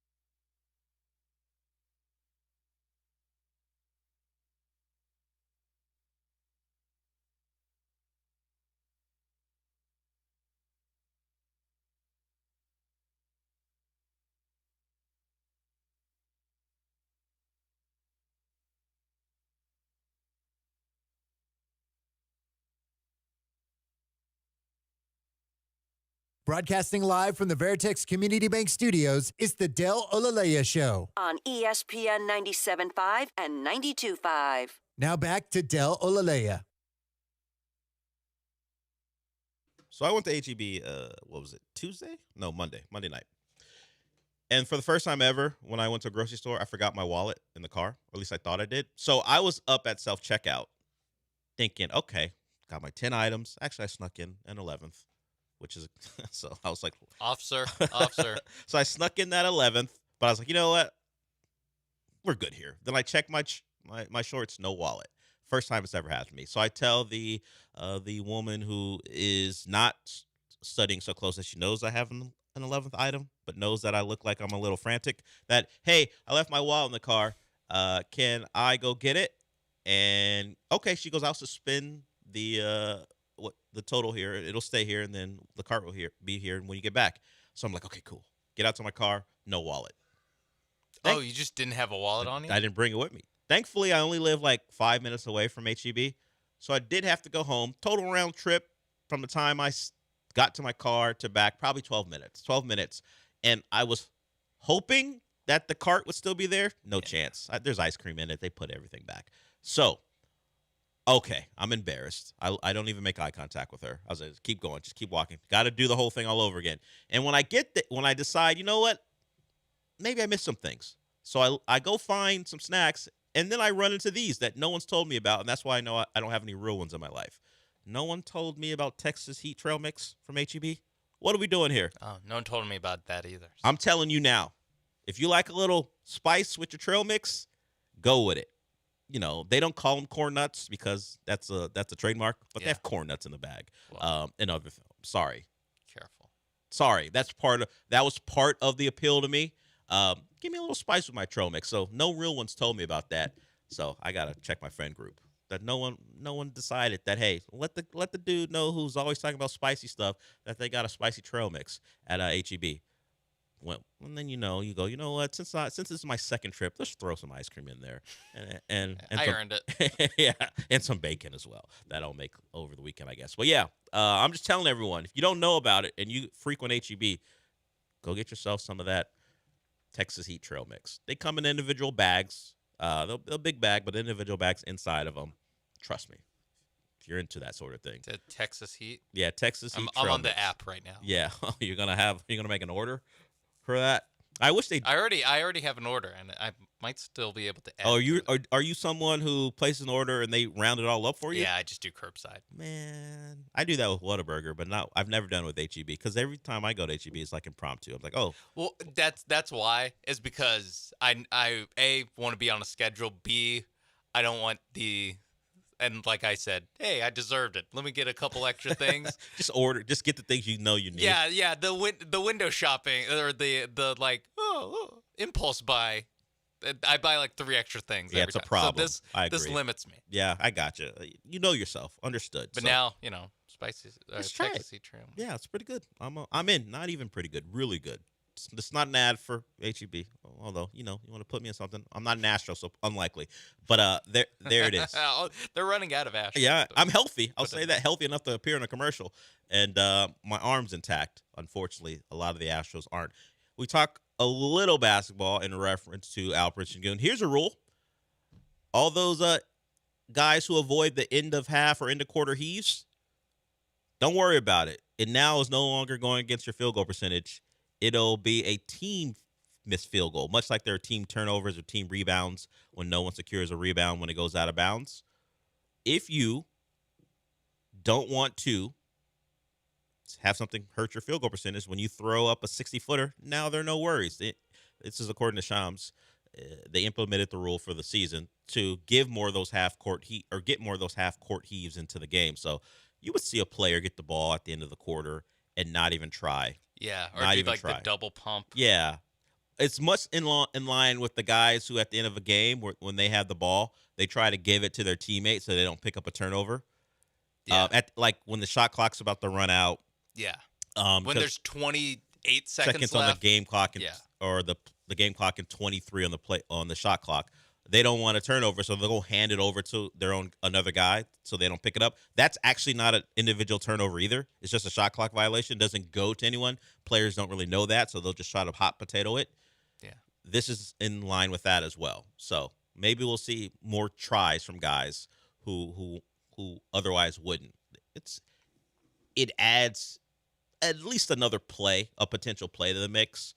It's not going to result in a lot of makes, considering how difficult it is, unless your name is Peyton Pritchard, who's somehow very good at that. Yeah. But just guys no longer need to avoid it because they're so concerned about their field goal percentage, which is a little soft to begin with. Yeah. Anyway. Yeah, I was going to say, do we think this is actually going to,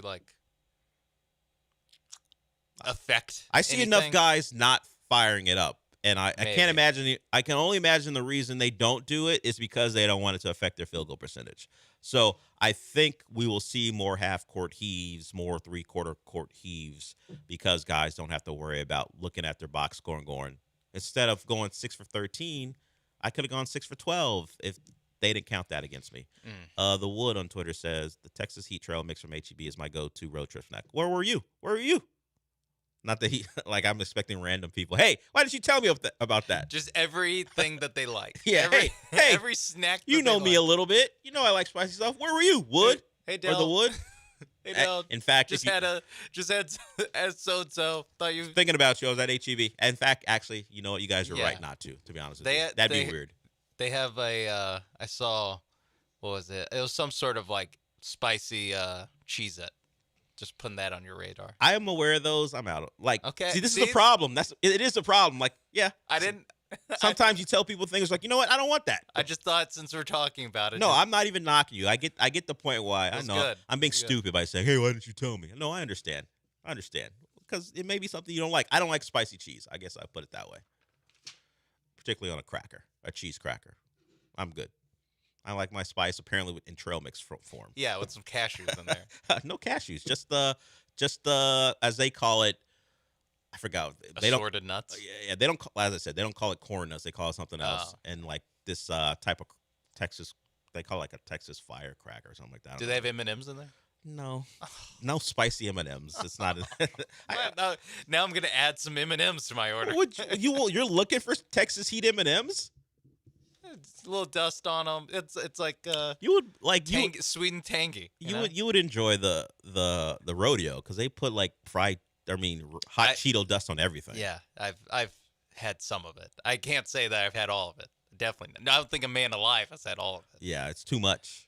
It's too much. You wouldn't be alive if you had all of it. Is this the same, Anton? I don't know. We'll get to either the same or the different. We'll find out when we come back. If you want to follow Anton, you can 713-780-3776. Just found a new snack. All it took was me forgetting my wallet and the embarrassing. Well, you found it's better off that I was in the self checkout line to have 25 items. Normally, I don't shop that way. I don't buy things at that rate. Just because I live alone, I don't need to. If I had 30 things, it's in my car. Okay, we'll wait.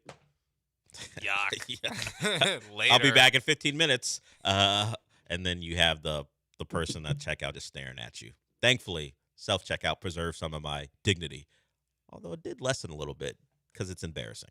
All right, we'll get to Anton and anyone else when we come back.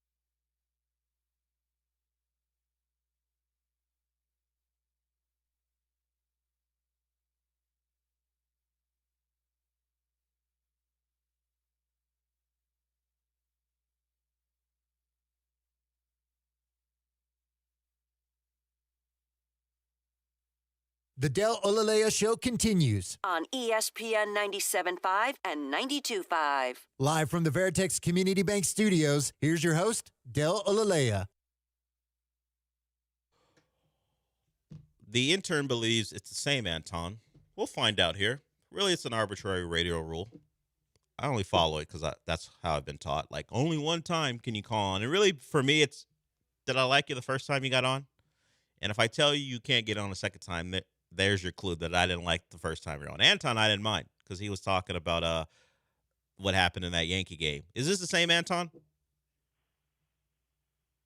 No, this is a different. My name is Antoine. Antoine, this is way different. The intern couldn't tell the difference. This is way different. What's up, man? No, not much, man. I'm doing all right. Mapers, how are you, bro? Hope you're doing all right. Doing Hey, good. so I just want to point out, look, I work at UPS, right? And I don't know if you guys have ever tried using UPS where you're missing packages, shit just gets lost. Well, my bad. But look, they piss me off. My employees piss me off because they're just a bunch of lollygagging bitches over there, and they're always losing everything. They're not getting stuff done, and that's it. I just want to rant about those lollygaggers, guys. Y'all have a good one. Thank you, Antoine. We appreciate you taking our prompt about if you got lollygaggers around and want to complain, the word you use, and you acknowledged it. We gotta watch it. But thank you for acknowledging the prompt. If you missed it because of what's going on and CJ Stroud using the word lollygag, I asked people, hey, is there someone around you that's lollygagging that you want to tell us about? I don't know if it's great for you to name the business that you work at, but hey, that's your call. You do what you want to do. Say la vie. Yeah, I mean, but next time, Antoine. Maybe let's clean it up. Maybe clean up a little bit. Leave all that filth and flarn on the morning. No, I mean, show. you want to call someone a B word, that's fine. I mean, I already used that word. Yeah. But some words we gotta get rid of, and you used the S one, so we had to clean that up. But appreciate you calling in. Keep that to 7 to 10. All right. This is a clean, family friendly show. Here, we just want to entertain, not piss anyone off. Although we may need to acknowledge the use of the word Mapers. Since we good, do you want to be Mapers? Because we can make it happen. No, not really. You don't want to be Mapers. All right. Just like I don't like Deli Belly. It's just a thing that no one calls me. Yeah. Mapesy, that became a thing here, I think, right? Or did people other places call you Mapesy? I don't know. I don't think. Maybe they did.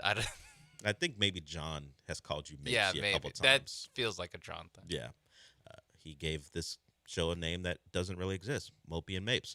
So he may have called you Mapesy. But once again, Anton, thanks for calling in, despite some of the content. We'll take it or leave it. Viewer discretion is advised. I didn't know we'd have to do that, but maybe, you know what? Maybe we get Michael Carroll to do that for us. Just add a disclaimer. Yeah, all he has to do is add it to what already exists. It's true. Viewer discretion. I got to go in there and record some things with Michael today. Yeah, run it by him.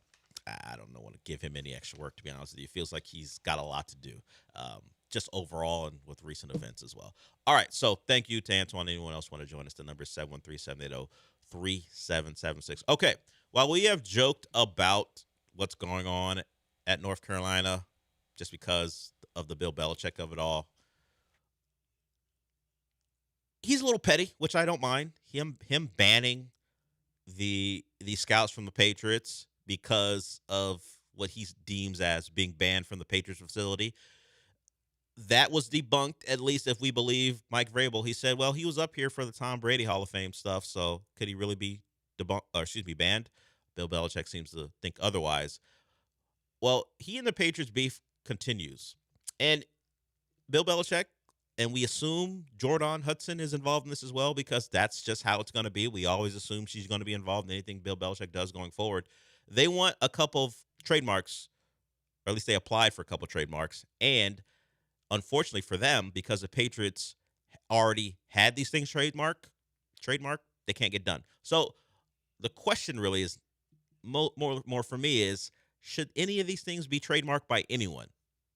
So here's what Bill Belichick and Jordan Hudson, we assume, wanted to get trademarked, and they were denied. Do your job, parentheses, Bill's version. Ignore the noise, Bill's version.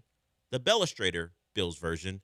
And no days off, Bill's version. Okay, 100% Jordan Hudson's Of course, idea. it's just the Taylor Swift of it all. Yeah, Yes. It's got to be her. So I assume the Bills version is coming from the fact that I guess they think the Patriots are like Scooter Braun because they have all these without the parentheses. I'm sure they have "do your job" as a trademark and ignore the noise. And they were just, hey, if we just do the Taylor Swift thing and add the parentheses with Bills version, is that good? The TCR Rights Management is a company that Bill Belichick owns, and he wanted to go through them. But the U.S. Patent and Trademark Office says no, too similar to what the Patriots have, so you can't do it. U.S. Patent Office hating. I feel like this falls in the realm of there's a chance that it's like a Colts fan or someone who's just like, bleep this guy. Just, all that grabbing that time what Ty Law was doing against my receivers. Screw you. You don't get any of this. Outta here. Yeah. Oh. He cost me at least 2 or 3 Super Bowls. Yeah. Oh, you thought it was great to bully our receivers back then? Now look at me. I can bully you. So. F out of here. Look. He in his existence has been a part of my football life for far too many years, and he has caused me a lot of pain watching his teams play, even when they weren't beating up on my team, beating up on many teams. I haven't rooted for the Patriots since they won their first Super Bowl. Since that point, I've been out, mostly because they started the trend of removing individual introductions at Super Bowls. The Rams had their own introductions, the individual ones that we've always seen. And then the Patriots, we're going to run out as a team because this is who we are. And ever since that point, no one does the individual introductions anymore. I blame them for that, and I haven't rooted for them since. It was when I was a kid, I loved that stuff for Super Bowl. I love that presentation stuff for Super Bowls because it was different. You didn't get that normally in a regular season game. Even some playoff games, you might get a couple guys. But the Super Bowl was the time you got to see all that. And they were like, you know what? We are more than the sum of our parts. So let's go out there and do it as a team. And they went out and won, and that changed the format. So I'm out on them. I'm kind of glad he doesn't get this off. Enough. There's a question about how much of yourself do you need out there? And a little hint, you better win some more games and win them more impressively, or no one's going to want to wear one of those shirts in Carolina blue. If you are struggling with Charlotte and getting your ass kicked by TCU, who the hell wants to wear a do your job Bills version other than some sycophant Patriot fan who can't let it go? Shout out to the Patriot fans, all excited about Drake May. And then I got Mac Jones again, Mac Jones 2.0 in week 1 of the season. We'll see. They're very hyped about Drake May, just like they're hyped about Mac Jones until they got a dose of reality. He got to play the Raiders, and he didn't look any better than he did last year. He's got a Dolphins defense that was terrible. We'll see if he actually plays well to the level they think he can in week 2. Oh, yeah, because now this is a Dolphins defense that Daniel Jones lit up. So if you what are you about? We got to ignore potential improvement from week 1 to week 2 for a defense who was terrible and maybe wants to be very highly motivated. Nope. You got to be great. Or if Daniel Jones can light him up and you can't, This what does is that say a about direct Drake May? indictment. This will affect if he is better than Daniel Jones or not. Like Stephen Ruiz of The Ringer does his quarterback rankings, I imagine he had Drake May above Daniel Jones because he's got a bit of a fetish for tall white quarterbacks who can run a little bit. He does. He loves himself from Justin Daniel Herbert. Jones like, why Not that one. He's seen enough of him. But he loves Justin Herbert, partly for that reason. Drake May happens to wear the number 10, is a little mobile. So he likes Drake May as well. This is a real turning point for the Drake May hype. If you can't light up a defense who got lit up by Daniel Jones, what were you doing all off season? Yeah, again, ignore any the revamped secondary is better now after game. Nope. Yeah, it's all about Daniel offensive Jones. line and the pass rush. Nope. Better weapons for the This Colts. is on you, Drake May. No, who cares? They have Jonathan Taylor and Ty and Warren and Bennett and Alec Pierce. You're not playing against them. You're playing against that defense. And maybe do something. Yeah, that's how it'll go for Drake May if he doesn't play well. You have Stephon Diggs, former Pro Bowler, who lit up the Dolphins a Pro quite a bit Bowl wide receiver as a Bills. He knows the Dolphins. He's lit them up in the past. Yeah. Why not you, Drake May? Yeah, it was like 3 or 4 years ago. But yeah, you have Stephon Diggs. He's coming off an ACL injury, sure. These are the no levels. excuses. These are the type of takes you get.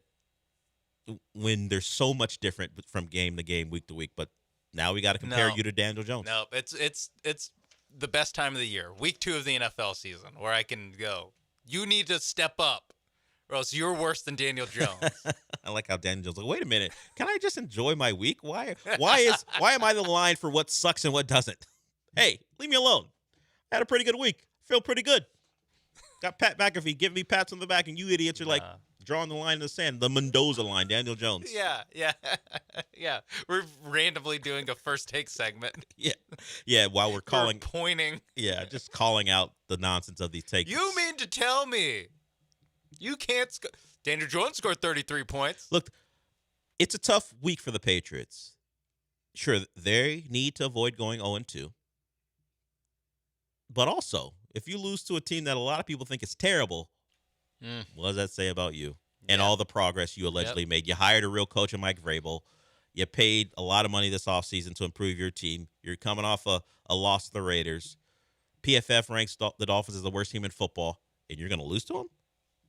As you said, Daniel Jones, Drake May, time for you to step up. It's time. Get that second win of your NFL career. Is that the stat? He only has one win? I think this would be his third because he started against the Bills when Joe Milton came in. Oh, yeah, no, I give that to Milton. You would, but I think officially in my record book. I think officially it goes to Drake May as a win, I believe. Did he go at least 5 innings? That's not how they judge that in football because innings don't exist. He had 3 wins. So I think that was his third win because he started the game. So give him a little credit. He won 3 games. Taking a win away from a black man. I didn't know. I didn't know that's who you or what you were championing.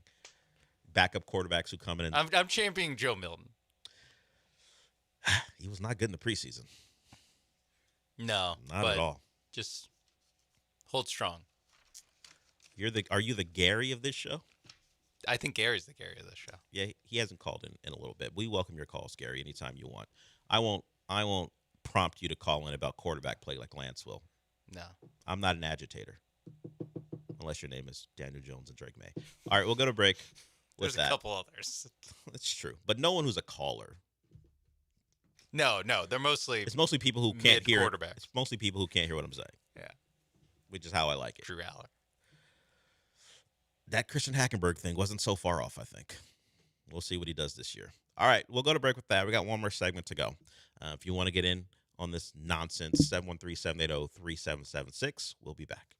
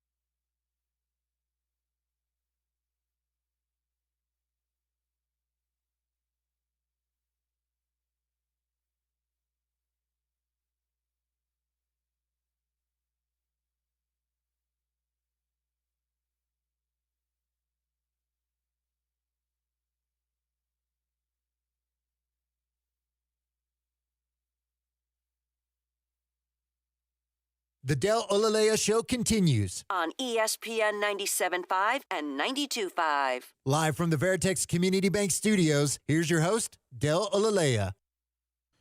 So the Texans rank third in one stat. Well, their fans do. This was a survey done by Action Network. They surveyed over 3,050 fans in August of this year, so during the preseason, to find out the drinking habits around the league. Texans fans come in at third when it comes to drinking. And that means level of drinking. Not, well, you guys don't drink a lot, or you make the most out of it. Or it's not what you do with the drinking. It's how much drinking you're doing per play or yeah. Not none of that nerd stuff. No EPA per beer drunk. The study looked at pre-gaming, in-stadium consumption, and heavy drinking. And heavy drinking is defined as 5 or more drinks. You are third on the list behind the Cardinals and the Bills. The Bills make sense. You just assume the people in Buffalo, the Bills Mafia, we assume they're heavy drinkers. The Texans, third. I don't know if that's surprising or not. I'm not sure. But you rank third. The team, or at least the fan base who does the least amount of drinking, this one is shocking. The Green Bay Packer fans. Least amount of drinking. Well, they asked in the summer. What about in the wintertime? When it's miserable in that area. Yeah, that doesn't make any sense. Are they not accounting for like tailgating? So it's pre-gaming. Oh. And let's see what they have to say. As I said, the list is pre-gaming, in-stadium consumption, and heavy drinking. They combine all that stuff to Just figure out general heavy drinking. Yeah, which is 5+ drinks or more. So the Chargers pre-gaming, 69% of the people, Charger fans, they polled pre-game. The Texans fans, 67% of them say they pre-game. Mm-hmm. As far as heavy drinking, which is 5.5 drinks or more, Texans fans come in at 13%. So the people they asked, only 13% are heavy drinkers. I just didn't think Green Bay Packer fans, maybe they're lying.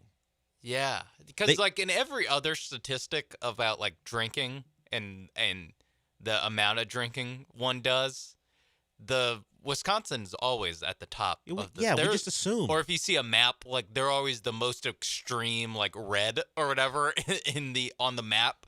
So, yeah, and they say they don't like, as far as pre-gaming, they don't do it.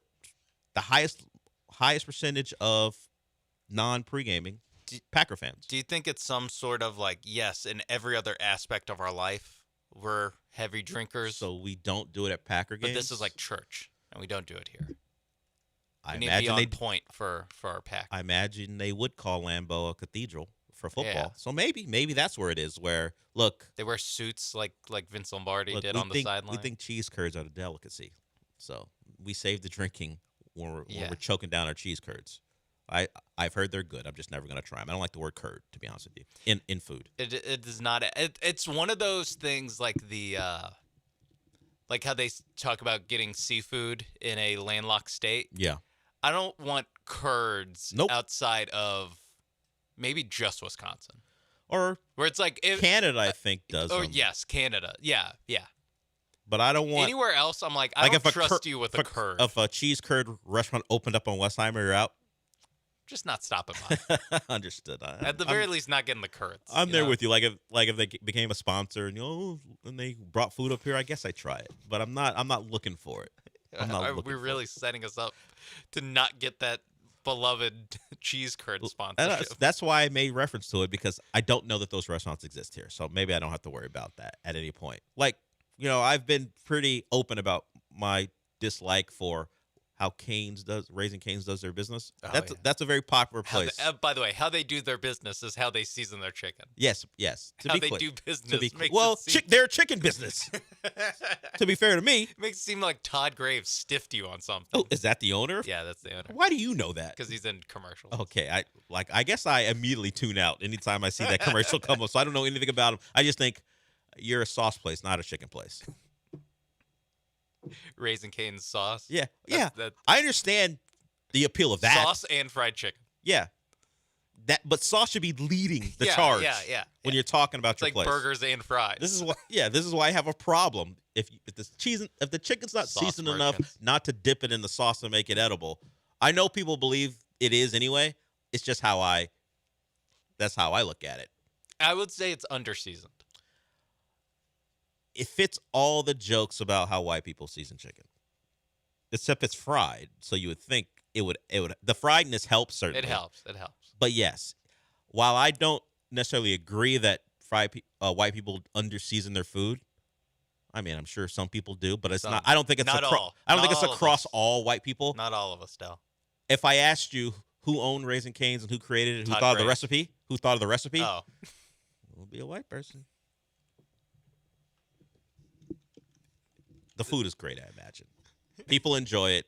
They love. people do enjoy They it. love the Texas toast. They love the sauce. It's just not for me. I like the sauce. To me, it's I get what you're saying about the strength The of the chicken is a delivery system for the sauce. Yes. And should that be the thing? I guess whatever gets people in the restaurant. Yeah. Whatever gets people there. Look, you got a great business because it's very successful. Yeah. And by the way, Todd Graves looks white. But he's not? No, I don't know for sure, but he looks white. Okay, you don't want to make any judgments. Yeah, I just want to be safe. I'm looking at him right now. I don't know what other conclusion you could come to, but fine. If you want to be open to things, fine. Net worth $17 billion. Yeah, I know. It's very successful. It's just not for me. That's all. It's not me saying Raising Cane's ain't it, because apparently it is. Just not my bag. Wow. That's all. Look, Todd Graves is doing just fine without me. Don't worry about it. Yeah. He's just fine. And judging by the one time he was brought to a meeting and how everyone engulfed it but me, clearly it's a fan favorite. Wait, was he on Shark Tank? Oh no, he was a shark on Shark. That makes more sense. It would make sense for the guy with the $17 billion net Well, worth. I thought I was going to learn about how Raising Cane's got its start. And it was from Mark Mr. Cuban. Wonderful. Mark Yeah. Cuban gave him a rubber stamp. Yeah, maybe Mr. Wonderful. Maybe Mr. Wonderful. Definitely not Damon John. He would take it one button. Get those out of here. Maybe. It certainly would be. Certainly me. I would do the same thing. All right, we're done for the day. If you enjoy Raising Cane's, look, it's just one man's preference. That's all. It's not a knock on I you. stand with you, Raising. Yeah, we got a Raising Cane's lover here. It's Sean. Yeah, It's not I me. enjoy it. Or as I found out, Mapers. Yeah. Thank you, Mapers, for today. I won't call you that again. Don't worry about it. We are done for the day. And I guess for the first time ever, I can say Rich Eisen is next, followed by Jeremy and Joe. All right, since we're done for the day, what does that mean? Oh, he dope. Todd Graves, shout out. I was trying to think of a spicy chicken place, but I can't. I don't know any of the owners' names, so I'm not going to do that. All right, we'll talk to you tomorrow.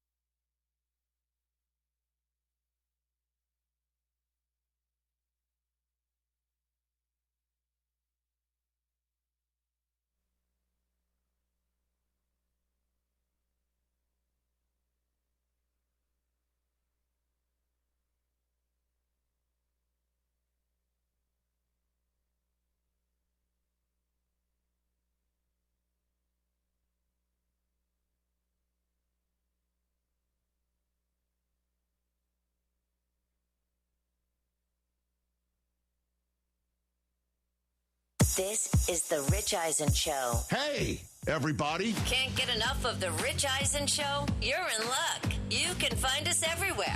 Watch us weekdays on Disney Plus from noon to 3 Eastern. Miss the show? We've got a podcast so you can listen anytime. But here's the best part.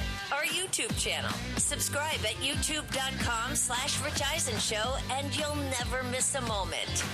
Now, on with the show.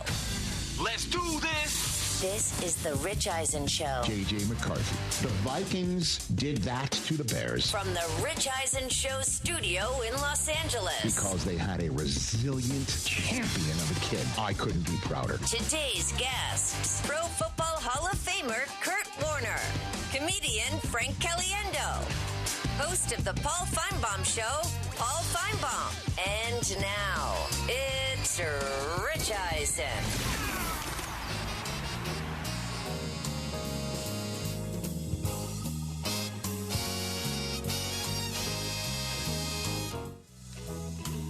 Welcome to this Wednesday edition of the Rich Eisen Show, live on Disney Plus, live on the ESPN app everywhere, live on ESPN Radio, presented by our friends at Progressive Insurance. 844-204-RICH is the number to dial. Hall of Famer Kurt Warner is going to join us in 20 minutes' time to turn the page on week one, turn the page to week two.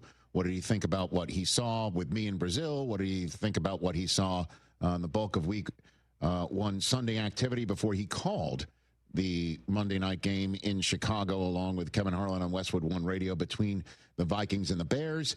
844-204-RICH is the number to dial. We'll take your phone calls as well as Frank Caliendo stops by in studio. He always makes me laugh quite a bit. And hopefully that'll be the same with you when he joins us in studio in hour number 2.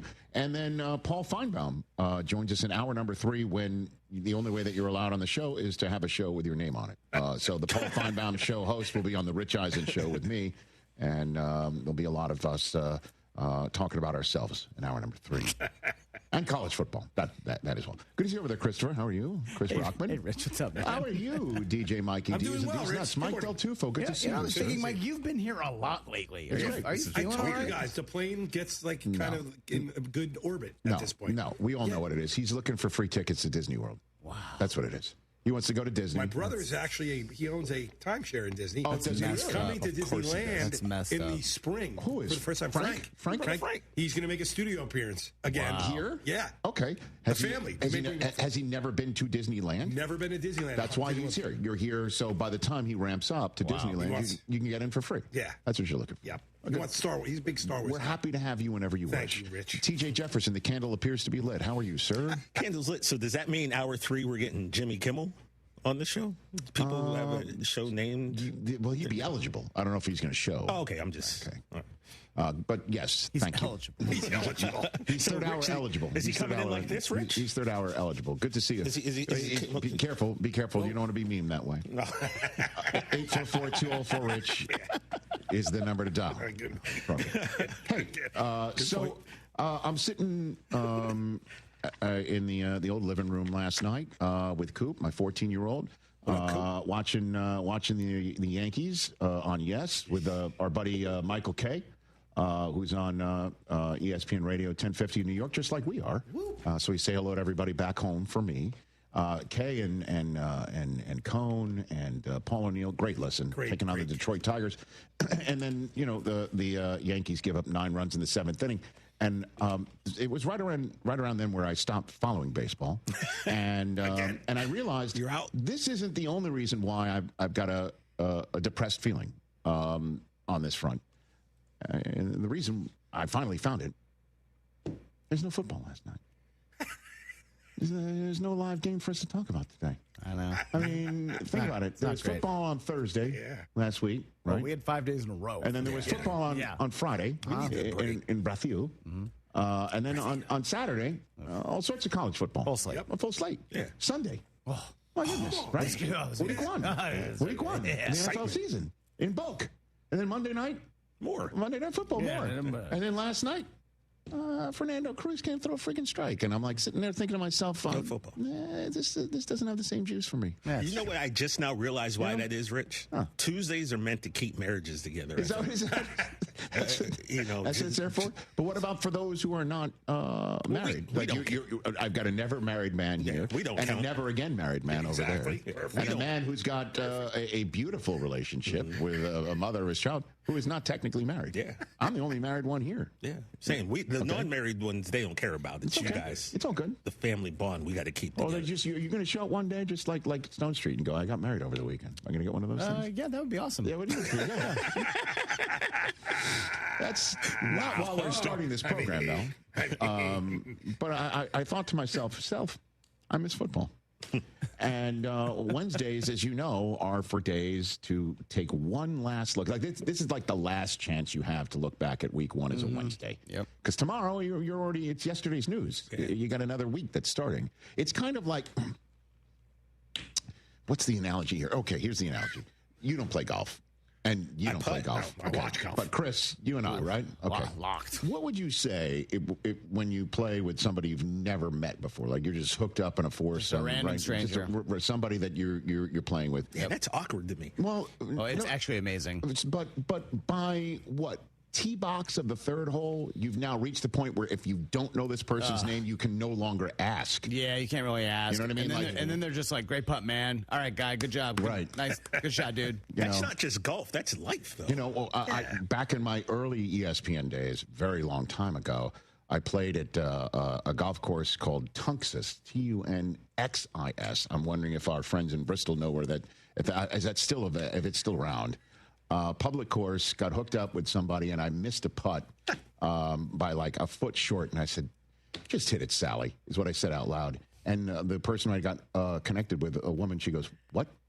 And I thought to myself, oh, I shouldn't say that stuff out loud. It sounds, misogynistic. And no, her name was Sally. Oh, that's amazing. So I'm just saying that this is the last day where you can actually revisit. You know what I mean? Like this is like the tee box third hole, right? Because if you play two holes and you don't know the person's name, yeah, because two holes is like 20, 25 minutes, at least more. Yeah, sometimes more than that. Yeah. So you're on the tee box of the third hole. It's the last chance you could say to somebody, I'm sorry, what was your name again? After that, it's now. Yeah, even tee box third hole, you're pushing it. They're so you're saying like green, leaving green second hole? Is that it? Walking to the third tee box? Yeah, walking to the third tee box, you're probably like, hold on, what was your name again? Right. So, but in the football coverage world, it's clearly delineated. Right today is the last day we could start talking about because we're page turning. Who's hurt, who's not, all that sort of stuff. Yep. So I've got a top 5 list to commemorate. And I maybe we'll make this a regular. We haven't done this before. I'm like wondering why we haven't done this before. Top 5 teams better than we thought. Presented by Hyundai. Oh. So this is the, I guess, the reverse Dennis Green. They're better than we thought they were. Hit the podium. And we're bring in Matt Liner. Or we're putting them on the hook of having to be better than we thought they were. Right? That's it. Matt Leinart is not next. Kurt Warner's next. Yeah. By the way, same team. Interestingly enough, same team. Kurt Warner wound up being next after Matt Leinart. People would humbly think we planned this. It's just organically happened. I did not. We just stepped in it. I love it when we do that. Top 5. At 5. 1, 2, 3, 4, 5. Rich's Top 5. These teams were better than we thought they were. Here we go. Number 5 on the list. I'm just going to go half of the team because I think the defensive side of the football, we didn't have much of a concern since their new head coach. That's his, technically, side of the football. Okay. The Jets' offense is number 5 on this list. I think they are better. The Jets' offense. Better than we thought they were. Yeah, sure. Why not? Breece Hall runs for 100 yards, right? That was pretty impressive. The Jets have not had a 1,000-yard rusher since Chris Ivory in the middle of last decade. Chris Ivory, what a name. That's the last. It's the longest such 1,000-yard rusher drought in the NFL, and Breece Hall's already 100 yards in against the Steelers defense. That drought's ending this year. I might take Justin Fields looked terrific. Yeah. He didn't look lost. Now, Kurt Warner may come on and if we do get to the subject matter, say, well, Rich, I look at tape. You're just a moron with a remote control in your hand. He knows a little bit more than we do. Which is, I don't think he's going to say that. No. He's too nice. But the way you guys pick on him sometimes on game day. That's a step towards Ryan Clark. Right there. Yes. Okay. I knew where you were going. What's up, everybody? But in all seriousness, Jets offense, man. Yeah. Better than we thought they were. All you need to know is Mike Tomlin at his podium presser this week in advance of the Steelers' home opener against the Seahawks said, we've got to button up our run defense. I don't recall the last opposing coach to have said that after facing the Jets in a while. That's number 5. Number 4, top 5 teams better than we thought they would be. I'm putting the Las Vegas Raiders here. And I know a lot of folks were like, let's see what Pete Carroll can do. But I don't think anybody nationally was saying, oh, gosh, yeah, Geno was the right move. 364 yards passing. Woo! They got a touchdown out of Ashton Genty, but the Patriots were basically like, that kid is not going to have a day against us in his first start in the NFL. And Geno's slung it around, and the defense did its job, and Pete was chewing gum and stomping around and doing his Pete Carroll thing. And the Raiders are 1-0, and the autumn wind is indeed a pirate, because technically, when are we in autumn? In a couple weeks, maybe? Yeah. Well, I mean, technically, the final. Summer's over. Is that right? I mean, Labor Day. Listen, we live here, though. Seasons run different. Yeah, we know. Summer goes until September 22nd. There you go. So, in the final throes of the autumn solstice, the final days of summer wind is a pirate. They got it done. The Raiders are 4th on the list. Number 3, I'm going to go half here. Another half. Another halfsies here. This team was supposed to start slow again. They were supposed to not do anything. And if Joe Burrow and the offense were only going to come up with 17 points, they're going to lose 15 ways to Sunday. And the Bengals defense, baby. Oh, the Bengals defense. The Bengals defense, better than we thought they were. Interesting. Better than we thought they could be. Or they played the Browns. And Browns, you're the king of, like, the Bengals should have lost to the Browns. If only a guy could have kicked. Only a guy could have kicked one of the two. Just one of them. I mean, they're trying to buy a vowel and a made field goal there. And with he kept his job, or the other guy did. Moody. Listen, Bengals defense, man. Al Golden, baby, dialing it up. Here we go. Okay. Here we go. So you're going offense half, defense half. Are you King Solomon right now? Just cutting stuff. I don't know. I'm just telling you the way I feel, and these are all better than we thought they would be. Number 2 on the list are the Indianapolis Colts. The only thing that upsets me about this, how did I not think of Indiana Jones? Of course, Chris Berman did. What a brilliant nickname. Indiana Jones. Daniel Indiana Jones. And if they keep winning, it's going to be and the Temple of Doom. Right? Here we go, man. I hope so. Here we go. Crusade. Now, I guess we're putting a pin in this to see just how poorly the Dolphins play moving forward. Indy plays Denver this week. Let's see. But you can only play the teams in front of you. Exactly. And the team that was in front of them were ripe to be beaten 33-8. Look. And they did it. Yeah. And Jones did it. And the running game and the Alec Pierce toe tapping and Pittman scoring, and here we go. Making Tua, turn it over in bunches, being asked those questions of him and pissing him off, even though he was just half salty Tua. A nightmare of a day, as Mike McDaniel was calling it, essentially looking for any silver lining that they had to sit through that, and it was embarrassing, and it's going to be better for them maybe moving forward. Colts are 2 on this list. Number 1 team, better than we thought they were. You betcha, TJ. You betcha. 100%. Chris and I had them finishing last in the NFC East. That's on you two, though. I understand that. Come on, man. You can't sit here and say the Dallas Cowboys aren't the number 1 team in last week, better than we thought they were. They came out and hit the Eagles in the mouth. It helped that, L-O-O-G-I-E, Loogie, like that. As we found out yesterday, a highly expensive Loogie from Jalen Carter. 57,000 game check worthy. Could have been worse. Spittle. No, it could have been. We'll talk about that later on. But the Dallas Cowboys, it was a run game. Javonte Williams was crushing it. Scored 2 touchdowns early enough for a guy in my Poker League Fantasy League to pick him up and start him over Garrett Wilson. I was rooting so hard for Garrett Wilson to be better than Javonte Williams just so we could throw it in this guy's face. Was it Murph? No. Oh. Murph wanted him kicked out of the league, essentially. But the bottom line is Javonte Williams was running it really well. Kenny Clark acquitted himself very well. Cowboys are the number one team, better than we thought they were in week number 1. You have one more. I did not know this. Give Brockman the one that he wants, right? You think we need one more? Thank you very much. All right, we'll get one more. All right, I'm going to go one more times 2 to make up for the halves that I left on the table. You are King Solomon. The bottom half of the AFC South. Bottom half. Okay. Yeah. Titans and Jaguars. They both, the Titans came close, horseshoes and hand grenades for them. And then the Jaguars guys, I'll tell you this, man. They won. They looked better than we thought they were. Except for me, I picked them to win the division. Good enough. Well, not everybody is as wise as you, I guess. Here, coach. And Cincinnati's defense, that's who's next. That's who's next. We'll see what happens here, man. Travis Etienne, 100 yards rushing. Yeah, well, Brian, your guy, our BT Jr. runs one rushing in. Touchdown. What? Right? Travis Hunter playing both ways. Here we go. Those are the top 5 teams, better than we thought they were. Like it. Presented by Hyundai here, right on the Rich Eisen Show. Man, I miss football. When's the next game? It's just one day, Rich. I'll take it tomorrow. It's just 24 hours. You know? Hey, man.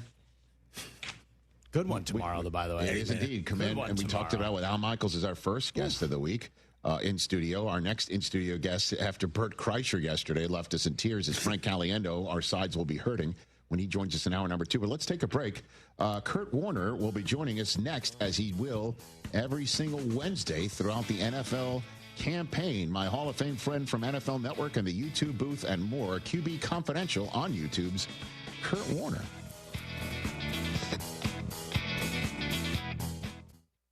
What is it that makes the all-new Hyundai Palisade hybrid an incredible SUV? Is it the spacious interior that's comfy for the whole crew? Or the capability to go off-road? Maybe it's up to 600-plus miles of range. Is it the driver behind the wheel? What if it's all of that and more? What is it then? The all-new Hyundai Palisade Hybrid. So much more than just another SUV. Visit HyundaiUSA.com or call 562-314-4603 for more details. That's 562-314-4603.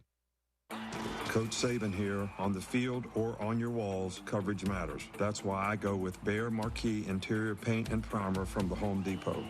Exceptional hide, advanced stain blocking, and over 1,000 colors to choose from. Behr Marquee delivers one-coat coverage that stands up to real life. One-coat coverage, no overtime. Behr Marquee, only at the Home Depot. How doers get more done. Valid only when tinted to colors from the Behr Marquee Interior One-Coat Hide Collection. Has your roof started to experience leaks or been damaged from recent storms? When it comes to roofing in Houston and surrounding areas, Brinkman is the only name to trust with your roofing needs. Brinkman's team of professionals will work with you, and only if necessary, your insurance company, to get your roof repaired or replaced with as little inconvenience to you as possible. There's no substitute for Brinkman quality. Visit them at brinkmanquality.com. That's BRINKMANN quality.com. Blue Star Tequila, the world's first and only night-harvested tequila. This is tequila at its natural, unfiltered best, made with 100% blue agave and totally additive-free. Smooth, vibrant, and full of character. It's tequila the way it was meant to be. So whether you're chasing championships or celebrating the moment, raise your glass to bold beginnings and taste the Blue Star difference. Find it near you at bluestartequila.com. When you're hiring, have you ever felt like you're missing out on meeting truly great candidates for your roles? It seems impossible to find them, but they have to be out there somewhere, right? Well, they're not hard to find when you know where to go, and that place is ZipRecruiter. And right now, you can try ZipRecruiter for free at ZipRecruiter.com/free. ZipRecruiter helps 10 million people with their job search every day. And because these people are actively looking for jobs just like yours, it's easy to find the right person right away. In fact, 4 out of 5 employers who post on ZipRecruiter get a quality candidate within the first day. But if you're not using ZipRecruiter, you're missing out. So see what it's like when the impossible is easy. When you go to ZipRecruiter.com/free right now to try ZipRecruiter for free. Once again, that's ZipRecruiter.com/free. ZipRecruiter.com/free. Never miss out on great candidates with ZipRecruiter. You've heard me talking about Two Creeks Crossing Resort. What a beautiful, relaxing place. We took the family when school got out, and we had a fantastic time. We stayed in the treehouse. You know, the kids love that. I drove up after I got off work and was there in 90 minutes, which is pretty close to my normal commute. The family took it all in, from exploring their 92-acre property to fishing in the creeks and their catch-and-release pond, which the kids loved. Everybody had a great time, and we can't wait to go back. Book now at twocreekscrossingresort.com. Hey parents, Jeremy Branham here. Want to transform your driveway into a pro-level court? Pro Dunk basketball goals are the real deal. Their revolutionary lightning adjust system lets you change heights in seconds. From regulation 10 feet down to 5 feet so the whole family can play. Built with commercial-grade materials that stand up to Houston weather, get your kids off those screens and onto the court. Pro Dunk, the choice of serious ballers. Visit ProDunk.com today. That's ProDunk.com. Houston, have you tried Portillo's yet? Portillo's brings authentic Chicago-style flavor with their slow-roasted Italian beef, Chicago-style hot dogs, char-broiled burgers, and crinkle-cut fries with cheese sauce. Save room for their famous chocolate cake and cake shake. Eat in, drive-thru, or order online. Now with 5 Houston locations. Find yours at Portillos.com. That's Portillos.com.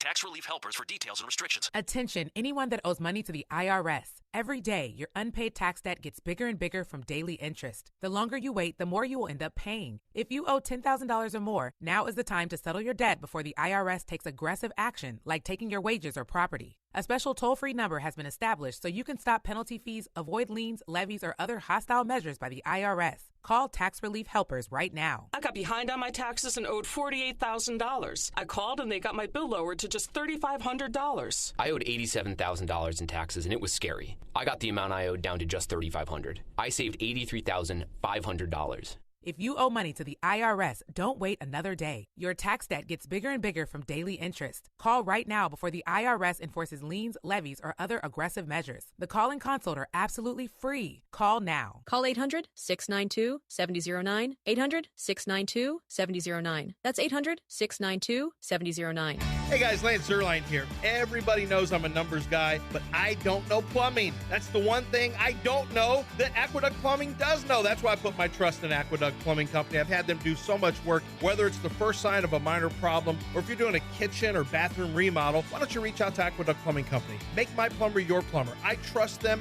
and you can find them at aqueductplumbingcompany.com. No matter how big the job or how small the job, you're going to get great work every single time from aqueductplumbingcompany.com.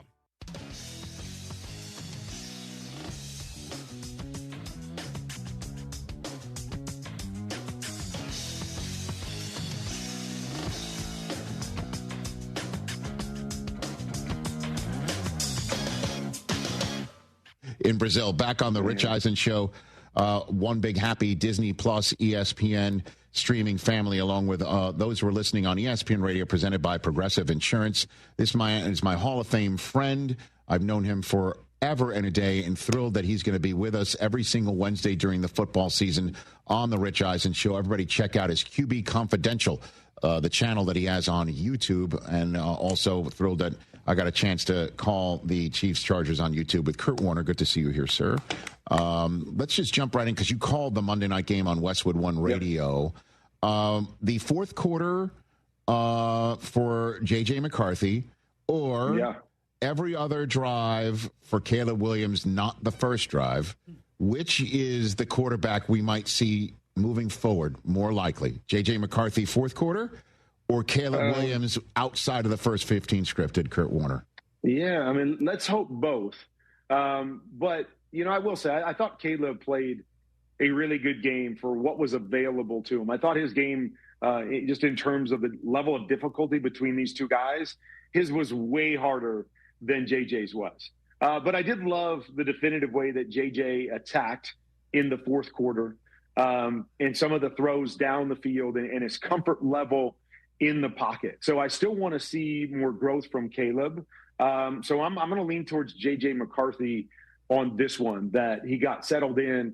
And I just liked his demeanor throughout the game, even though, it wasn't easy and there wasn't a lot available to him early in the game and wasn't making many throws. He kind of hung in there and made some really definitive big-time throws down the stretch. Okay, and so what do you think are his strong suits? Having watched the tape now, I'm sure you have watched the all-22 of McCarthy. Yeah. What do you think? I think the first thing is, the mental part of it. I think when you hear people talk about JJ, that's one thing they talked about anyways, is kind of mental toughness. Having that pick six and the struggles early and nothing really going your way, no real throws out there for you, to kind of fight through all that, be down by, 2 scores in the fourth quarter and not really blink and attack, I think, is probably the biggest thing. There was some speculation too. Heard some people talk that maybe Justin Jefferson was short on that out route that JJ threw to him that turned into a pick six. So maybe it was a mistake by the wide receiver. I don't have anything to verify that, but I use that to say, because the footwork of JJ didn't mesh with the route of the other JJ. Now, there's a lot of quarterbacks in the league that will take that longer footwork on shorter throws, so I don't know that for sure. And we might never know because I'm sure JJ McCarthy's not going to come out and say it was his fault or, Kevin O'Connell. If it was, it would probably have to come down to Justin Jefferson saying, I was short on that and I hurt the kid with that. But I don't know if we'll ever know, but, just looking at the footwork to the route. So I'm just throwing that out there because, if that was the case, and so now you're on a big stage and now you throw a pick six and now everybody's saying, boo, JJ. And if it wasn't even your fault, to kind of have that mental fortitude to bounce back. And I thought his first touchdown pass was a phenomenal throw, a lot of bodies in the middle and to drive that in there. And maybe even the turning point for me of the whole game was the last throw of the first half that he made, that deep crossing throw. I have no idea why Chicago was playing man-to-man in that situation, but they left man-to-man and they didn't hesitate. They called the pass play and he drove that deep over that ended up getting 3 points before the half. And I thought that's when things really turned around for him. But we saw some, really good kind of laser throws. That was something he was good at Michigan, as you know. I thought, he needs to work on his touch a little bit, but he can definitely drive the football. And we saw some really good drive throws in this game. So I believe those kind of throws will also be his strength physically moving forward. Kurt Warner here on the Rich Eisen Show. As for Caleb Williams, what I'm about to say is, from my opinion, the fans' point of view, and might be offensive to somebody with your mentality and resume and knowing you, okay? But seeing McCarthy grow, drop his huggies, if you will, in the fourth quarter, and then watching Caleb go through many of the similar issues as he had last year, gets Bears fans freaked out, man, that he's the one coming after the game saying, it's growth, we're growing. Yeah. And then we watch somebody grow up in one quarter, not saying that J.J. McCarthy's now a Pro Bowler, but the result is enough to crystallize this opinion. And people are freaking out that Ben Johnson isn't going to figure it out with Caleb Williams and vice versa. Your thoughts on that, Kurt Warner? Well, let me just first say, as I kind of mentioned there, is that the level of difficulty for J.J. McCarthy in this game was way, way lower than the level of difficulty for Caleb Williams. First start in Chicago on Monday Night Football? I'm simply talking about the way the game played out, the plays that were called, the throws that they had to make. It was just easier for JJ, with all the things. Like you said, he didn't even have to do anything till the fourth quarter and still had a chance. Like, how many times can you play a game where you really don't do anything as the quarterback until the fourth quarter and you still got a chance to win that game? I thought for Caleb, it was hard work all night long. I have, Twitter people telling me, oh my gosh, he had guys wide open all game long. And you already mentioned my YouTube page, but, I already broke down the first half and posted it on my QB Confidential YouTube page. Second half is coming later today. And you can get my breakdown of what Caleb was looking at and what he did in that game. So I thought he played a really, really good game. Now, I say all that to say I still have questions about Caleb. There were things in the game or things that I saw that, continue to lend themselves to my opinion that he's got a long way to go in terms of settling down, slowing the game down, playing at the pace that he needs to play, seeing things and slowing the mental processes down.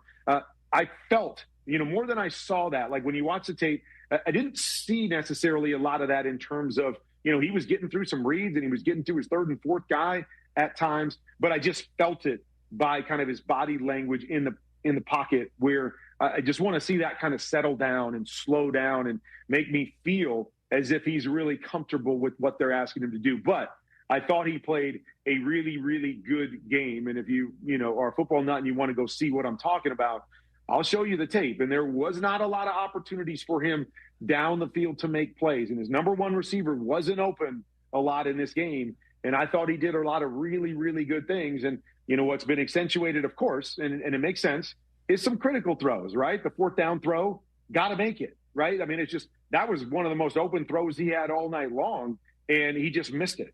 Another one to Cole Kmet, down kind of close to the red zone, another open throw that he missed. So there were some key throws that he missed in the game, and I think that's why everybody's looking and panicking. But if you look at the body of work, I thought he played a really, really solid game. Okay. QB Confidential is the name of Kurt Warner's YouTube channel. Everybody check it out. He's here on the Rich Eisen Show every single Wednesday. We might dub this Warner Wednesdays. Who knows? We're all flying by the seat of our pants. So you just saying, hey, check out my YouTube channel. Caleb didn't play as bad of a game as he's being criticized for. Who then, based on your viewing on everything, had the best quarterback performance of Week 1 that folks might need to hear from you about, Kurt? I mean, if we're just looking at the best quarterback performance, probably snap in to snap out, I might say Daniel Jones. I thought Daniel Jones played an excellent football game. They weren't stopped all day long. They scored on every single drive. He made, some big throws. He managed things really well, just in terms of lack of mistakes, and making the things that were there to be made, playing the position. He might have been the best of the weekend. And we had some great performances Sunday night. I thought both those quarterbacks did a lot of really, really good things in the game. Another quarterback that I really like that a lot of people aren't talking about is Michael Penix. I thought Michael Penix played a really, really good game as well. So there were some good performances in the league. But, yeah, Daniel Jones, if I just had to rank them from top to bottom on their play, it might be number one for me. Daniel Jones, best quarterback performance of the week. Kurt, blink twice if you're in trouble. No, because obviously, I know. That is, I know. We saw his last game as a Giant. We called it in Munich last year, and obviously he wasn't the ultimate reason why they lost the game, but we also understood when the Giants were like, "This is it." So it's great to hear that. In that game, though, Tua, what did you see from Tua that might concern you in the Dolphins moving forward, Kurt? Yeah, I've made this take numerous times about Miami. Like, there's some things that Tua does at an elite level. He's got elite accuracy. He's got great anticipation. His ability to kind of find holes and throw guys open, I think, is really, really unique. But I've made this take about the Miami pass offense for years, is I think it's really hard on a quarterback because, and, I could kind of lump it in, with San Francisco, that their mindset coming from kind of the Kyle Shanahan background is we're going to design everything up front to get our first receiver open. And they do that a lot. They scheme their first guy open, and that's what we see quite often in Miami. And Tua is so good at getting the ball to his first guy, and that stuff's great. But once somebody takes away your number one read, I don't really like the way the pass game is built. The pass concepts are built to get to number 2 and number 3. And what I mean by that is that those number 2 and number 3 receivers are not always directly connected to number 1. So you hear me talk about it all the time, pure progression versus defender read defense. Or pass concept. So as a quarterback, what I want to do is, let's say I have an 18-yard in route. That's one of my guys. And then underneath it in the same zone, I'll have a 5 or 6 yard hook route. And so if number 1's not open because the defender drops deep, then I know number 2 is going to be open because we're attacking that one defender and he can't cover both of the guys. And so I like to build pass concepts that put a defender in conflict. So as a quarterback, I know it's 1, and then 2 is going to be open. And then if the next guy squeezes 2, then I've got number 3 that's replacing that guy that squeezes. So now I can go directly to number 3, and it all lines up. In the Miami offense, it's not always like that. We're doing everything with everybody else to get number 1 open. We're going to do a great job of getting number 1 open, and they do. But once number 1 is covered, 2 and 3 and beyond aren't always directly connected to number 1. So it makes it hard for a quarterback when number 1's not open to work through his progressions and know where he's going to go and find an open guy. And so that's why, to me, I don't know. Tua may struggle getting to 2, 3, and 4 because he often struggles in that offense doing it. But as a quarterback that watches it, I look and go, man, that's really tough too. Like it's hard to get there. It's hard to know where you're going next or what the next option is, based off of how they took number 1 away in that offense. So he didn't look very good. Their offense didn't look very good. But we've seen this at a number of times, since Mike McDaniel's been there. We've seen some unbelievable performances where number 1 gets open a lot and Tua, makes number 1 open a lot with his accuracy in throwing. And then we've seen games where number 1's not open a lot. And it looks maybe not this bad, but it's looked bad at times. And so to me, something has to change in that regard. And I know it's hard because, it's a system that has done a great job of creating that number 1 shot over and over and over again. But it's really, really hard on a quarterback when that's not there and that's not there throughout the course of a day. And you're trying to play makeup sometimes for the scheme, in my opinion. Kurt Warner here on the Rich Eisen Show. Let's turn the page a little bit here. The Lions taking on the Bears you just saw, and Ben Johnson coming in, and, the narrative about the Lions season, they're going to miss their coordinators. That wasn't erased off of the narrative chalkboard in Green Bay on Sunday, Kurt. And so what did you see from Goff and this Lions offense that might make you think, they kind of do miss Ben Johnson? Or is that a Packers defense that we're going to learn is going to make offenses look bad all season long, Kurt? Well, let's say Ben Johnson and Aaron Glenn, because to me, this was just as bad defensively as it was offensively. Like, I'm watching this tape, and I didn't even think Green Bay did anything fancy. They had simple, sometimes 2-man routes, and they had guys wide open all over the place. Like, I couldn't figure out what the heck was going on because, it was just the simplest, most basic concepts, and it was just over and over again. There's a wide open guy, and there's a wide open guy, and there's a wide open guy. So defensively, they weren't good. They weren't able to get any pressure, which is always a concern for them, even with Hutchback, and they were giving up big plays, and it was easy big plays. And so I was worried about the defense. Now let's flip to the offense like you're talking about. And, I thought there was a couple things. First, they didn't run the ball. It's always been built off running the football, and they couldn't get anything going running the football. I thought they got manhandled up front most of the day, whether it was run or pass. And I did think there were some opportunities for Jared Goff down the field, but I felt he was uneasy in the pocket. And, I understand there were a lot of bodies around him most of the day. So I understand, having played the position, how easy it is to get uneasy, when you're playing in a game like that. But there were some opportunities down the field that he didn't take. Thought he was a little bit tentative or getting to his quick check downs a little bit quickly. So I think it was a good performance at any facet of that team. They didn't look anything close to what they were last year. So I'm fully concerned about, the way they looked in week 1. Now, I think Green Bay is a good football team. I think they're better than Chicago. And so some of it could surely be, who Green Bay is that made Detroit look as bad as they did. But there was a lot of issues on Sunday all over the place. I could point at every position on that football team, and they looked like a completely different team. And then you have the Steelers and the Jets last week, and the Jets are taking on the Bills this week. The Steelers are taking on Seattle. Your choice of which quarterback, you can only choose one. It's Sports Talk Radio. It's like a topic bar on Sunday, game day morning, Kurt. Rodgers moving forward, Justin Fields moving forward, who looks just like we saw in week 1, certainly against these tough opponents they're facing this weekend. Yeah, I'll just say, Rich, I wasn't in love with either one of their performances as much as the national media is when you go back and watch it. Now, both did some good things. I mean, Aaron throws 4 touchdown passes. Obviously, Justin did some really good things as well. But I still I think there's some flaws there. That Aaron, most of his big plays came off of naked bootlegs, which we talked about on game day morning. That's going to be a part of what they do. Aaron's very, very good at that. But it wasn't, when he had to drop back and play the position like we saw when he was an MVP, I thought he was very uneasy in the pocket, looking to get to his checkdowns very quickly, some of the things that we had seen a little bit in the past. And then when he got out in space where he felt really comfortable, he was awesome.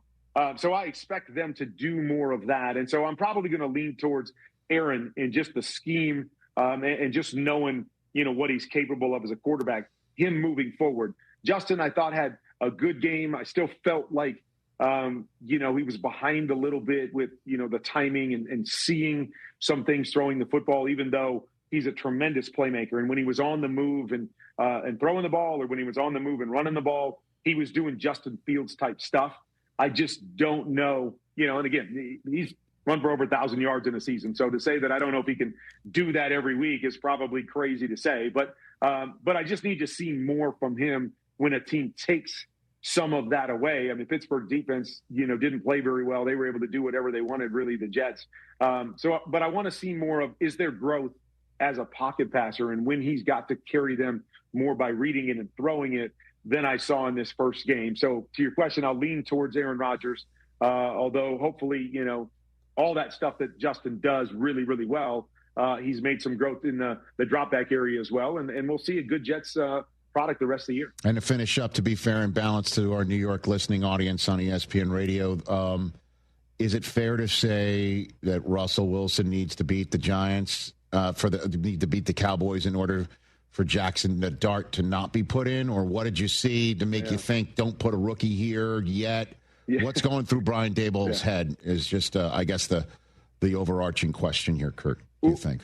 I would say that's what I saw. Is I didn't see a very good performance by their offense. And this wasn't just about Russell Wilson. Again, it wasn't like the Caleb situation where there are guys running free all over the place and Russell just can't get it to him, or Russell just can't see them. That wasn't the case. I was really disappointed kind of with what I saw from their offense. I don't know. I love Coach Daboll. I think he's very creative. And I just didn't see that in this game. And, maybe that was circumstantial because of, situations they found themselves in or whatever. But I just didn't like their offensive performance. And you can have your feelings about who Russell is at this point in his career. I have, my opinions on that. But this wasn't, to me, a game where if you put another quarterback in there, this looks completely different based on how it played out. Now, I'll say the caveat to that is if you believe Russell Wilson is a certain kind of player now and is not as creative and is not as athletic as he used to be, and this is the product that you think you're going to have every time out, where it's going to be a struggle for guys to separate, and you're not going to have a bunch of guys wide open, and you believe Jackson Dart in his youth can bring a little more to the table than Russell Wilson can, that's a different story. If you believe he can do some things when the scheme doesn't open it up for him, that Jackson Dart can do some things for your football team, and Russell can't at this stage in his career, now I think you may consider that part of it. And again, I'm not sure Jackson Dart is necessarily that guy that's going to live in the athletic world, but we know he's got the ability to create and make some plays on the move. I just kind of see Russell and him in similar fashion in terms of, how they're doing that, at this stage. But that to me is the real question, is that I don't think you throw him in there if you expect this to be what your offense is for the next few weeks against these good football teams. But if you're saying this is all we're going to have, and, Russell's just not in a position at this career to create and give us some extra, maybe that's when you make that decision and say, hey, we're going to go to Jackson because we think we get a little bit more in that regard. You're the man, Kurt. I'll see you on Sunday on NFL Game Day morning. All right, get some rest, man. Hydrate. Get some rest. We'll chat soon. All right, pal. That's Kurt Warner, and that just scratches the surface of what he gives you on his YouTube channel, QB Confidential. Go check it out on YouTube. Warner Wednesdays. Yep. That's right. 844-204-RICH number to dial here on the program. Don't you dare move. Frank Caliendo making his way here. Same with my power rankings.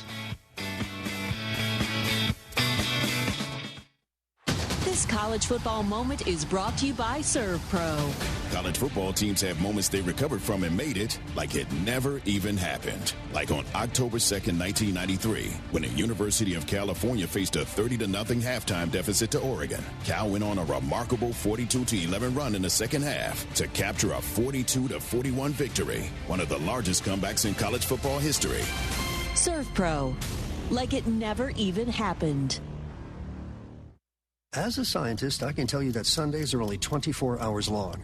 But with NFL Sunday Ticket and YouTube TV, you get every game every Sunday all in one place. That's upwards of 30 hours of NFL in one day. How can there be 30 hours in 24 hours, you ask? I have a theory. Magic. New users get NFL Sunday Ticket for 8 payments of $34.50 per month. Sign up at NFLSundayTicket.com. Local and national games on YouTube TV. NFL Sunday Ticket for out-of-market games excludes digital-only games and commercial use. Terms and embargoes apply. Availability varies. When the storms show up, so do all those pesky storm-chasing roofers trying to get you to file an insurance claim. The group of professionals at Brinkman Quality Roofing are not the guys that will be knocking on your door. Call them today at 281-480-7663. That's 281-480-ROOF. They will evaluate your roof and determine what is the best course of action for you and your home. There's no substitute for Brinkman Quality. That's BrinkmanQuality.com, BrinkmanQuality.com. Buying a new vehicle shouldn't be hard. Monument Chevrolet makes it easy. Random here. Monument Chevrolet has a huge selection of Chevy vehicles priced with transparency. No hidden fees, no upcharges, no dealer add-ons. For over 50 years, Monument Chevrolet has earned relationships with thousands of customers doing business this way. For new and used cars, fleet sales, and service, visit Monument Chevrolet in Pasadena, right off 225 and Beltway 8, and MonumentChevrolet.com. Chevrolet, together, let's drive. Hey Houston, it's Giovanni Marquez, your undefeated boxer. When I'm not training for my big fight on September 20th, I'm at Taqueria Sarandas, fueling up with authentic Mexican flavors. Think sizzling fajitas, tacos packed with bold taste, and chilaquiles that hit like a knockout. Fast service, big portions, and margaritas that bring the heat. Visit Taqueria Sarandas across Texas or order at taqueriasarandas.com. Representing Houston in and out of the ring. Come hungry, leave happy. Hey sports fans, Nick of Nick's Place here. Are you looking for a place to watch your sports, eat like a boss, and chill with your friends? Well, since 1993, Nick's Place has been that place. Yeah, I know we're kind of a dive bar, but you won't find any other place like it. We have every sports package and a menu that's to die for. Cheap beer, craft cocktails, and 27 different bottles of wine. This is not your typical dive bar. Come check us out. Since 1993, same location, Rocky Ridge and Westheimer, it's Nick's Place. Attention taxpayers. If you owe $5,000 or more and have missed another tax deadline, you're officially on the IRS's radar. The IRS has resumed aggressive collections. That means wage garnishments, bank levies, even seizures of your home, car, or retirement accounts. If you owe $5,000 or more and missed the deadline, you're stacking new debt on top of what you already owe. Call Priority Tax Relief now. Their experts fight back fast and are saving their clients millions in tax debt every month. I owed over $50,000.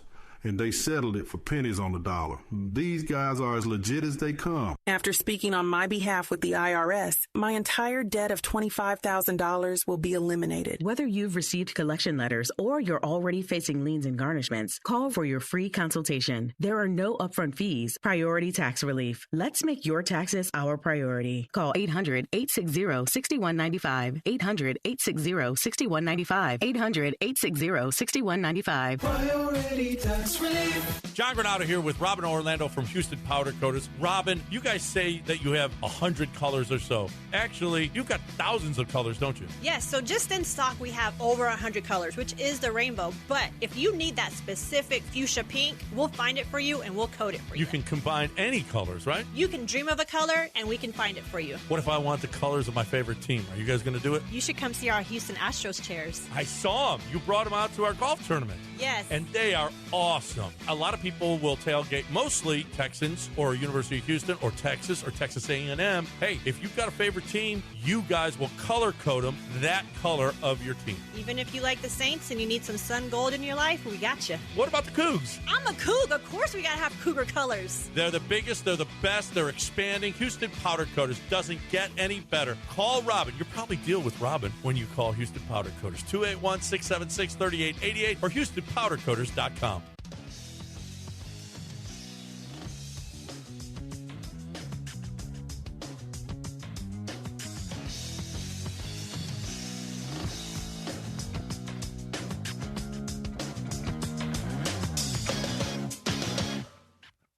Back on the Rich Eisen Show, Disney Plus, the ESPN app everywhere, and ESPN Radio, presented by Progressive Insurance. They offer auto, home, and commercial auto insurance, plus a variety of business insurance options. Visit Progressive.com today. Listen, everything about us is precious and important. Did you know Jalen Carter's spittle is worth $57,000? Yeah, I did see that. So a whole mouthful of it could be worth millions. If you bottle that. Well, the NFL's basically say keep it where it is. Jalen suspended without pay for one game for his active unsportsmanlike conduct in last Thursday's game against the Cowboys because Carter was disqualified before participating in a single play. The suspension is considered to have been served in week 1, time served.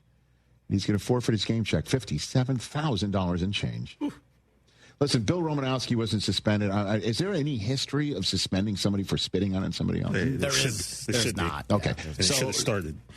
Well, he did. He got suspended for game 1. It should have been like a month. Hey, man, you got to play an entire game without Jalen Carter. If there's anybody that should sit here and be upset about it, it's Kansas City Chiefs fans that thought, oh, my gosh, maybe we get the same thing. I'm wondering if Dak spitting first, even though it was down and not at him. I mean, he spat down and then gave this big old grin on his face.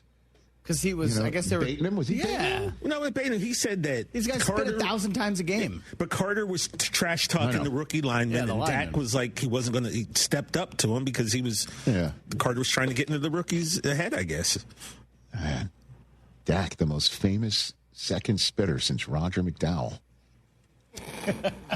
Although he was the first spitter. He was the first spitter. In chronological order, he was the first spitter. Right. Jalen Carter was the second spitter. But in terms of us learning about who spat, he was the second spitter. Now, see, this morning we had to talk about people that young people wouldn't remember. And you brought up a name, and now we're bringing up a second spitter in Roger McDowell. I'm sure those kids don't know anything about Well, I mean, Seinfeld lives forever. Yeah, but that was an early season episode. Was it? I don't think so. I feel like that was. Guess what, though? 3? Guess what? We are who we are around here. That's what I'm saying. We are who we are around here, and Jalen Carter.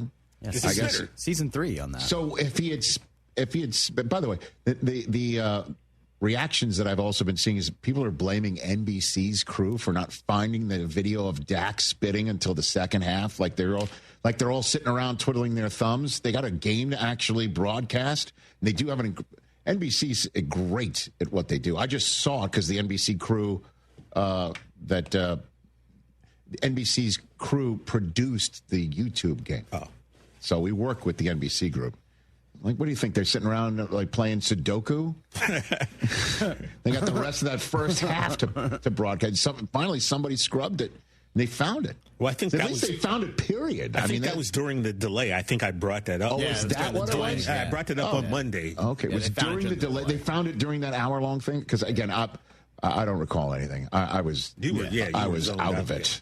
Yeah, they found it during the delay. Okay. Listen, I'm sure Chiefs fans, you were hoping not to see Jalen Carter, but there's no precedence. So if he spat at him in the third quarter. Oh, out. And he's out. He'd be out for the next game? Because they're making it seem like it's time served. That's why we didn't suspend you. Well, Chris brought that up a note to everyone else. What? Well, Chris was the first one to go when we were talking about suspension. I don't know if we were on air or not. Chris was like, well, he already missed that game, so maybe that is the suspension. And another game. I'm just glad the fix isn't in for the Chiefs again this year, so that's fine. See? I'm with you, Chris. You know what I mean? Dude, don't get me started on that. The Super Bowl. Get out of here with this business. You sound, and I'm raising one of them in my own house. I don't understand where Cooper. That's where I get gets it from you. No, I get it from him. Yeah. I think your son's a bad influence. I mean, the reason why the Chiefs win is because of the referees and Taylor Swift and Roger Goodell. He said those words out loud, and I'm like, look at the ceiling. You see the ceiling in the house? That's your house, Look at the ceiling in the house. Look at that. Your house. Roger Goodell helped put that above your head. That's your house. You know that bedroom you sleep in? Yeah. Next to the Taylor Swift fan of the house. The Taylor Swift stuff is because his older brother is into that. Yeah. And then he strolls in, and he's just like, the Chiefs are on, then he'll sit down. That, I think, infuriates Cooper. Frank Caliendo is coming up in hour number 2 right here on the program. From kickoff to cash out, ESPN Bet has the tools you need to score more on game days. Bet smarter with stats at your fingertips. Get personalized parlays built just for you. And with your fantasy team synced right in the app, you can back your squad. Right now, new customers get $100 in bonus bets when you bet $10. Sign up with promo code USL to get started. Must be 21 plus. Gambling problem? Call 1-800-GAMBLER. Terms and conditions apply. See app for details. Offer not available in New York. The John Deere Gator XUV lets you cut, pack, drive, scout, weld, stack, feed, pull, load, tow, spray, and haul, all in a single day. Because with the highest cargo box volume in its class, customizable features, and a towing capacity of up to 4,000 pounds, it gets the job done. You just have to get in the seat. Learn more at your John Deere dealer or visit johndeere.com/Gator XUV. When it comes to accidental injury cases in Harris County, there's one law firm that files nearly 3 times as many cases than any other firm, and that's Daspit Law Firm. Why? Because they're the best at what they do, getting their clients the compensation they deserve for injuries they've wrongfully suffered in an accident. Lance Zerline here, and if you suffered an injury in an accident and you would like a free case review, call John Daspit now, 713-CALL-NOW. That's 713-CALL-NOW or visit DaspitLaw.com. Let's hydrate. Grab a Rambler Sparkling Water, the official sparkling water of ESPN 97.5 and 92.5. A Texas mineral blend available in original lemon lime, grapefruit, satsuma, blackberry, and now wild cherry. Get Ramblin', Houston.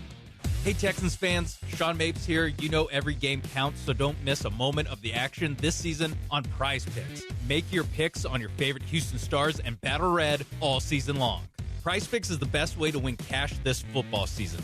You've been waiting all offseason preparing for this moment. Which players are going to go off? Which ones aren't? Make your picks, and in less than 60 seconds, you can turn your takes into cash all season long. Prize Picks is simple to play. All you have to do is pick more or less on 2 to 6 player stat projections. If you get your picks right, you can cash in. And don't worry about injuries because Prize Picks also offers injury reboots. If one of your players leaves the game in the first half and doesn't return, Prize Picks won't count it as a loss. Download the Prize Picks app today. Use promo code MAPES to get $50 in lineups after you play your first $5 lineup. That's promo code MAPES to get $50 in lineups after you play your first $5 lineup. Prize Picks. It's good to be right. Must be present in certain states. Visit prizepicks.com for restrictions and details. Houston, this is the game you've been waiting for.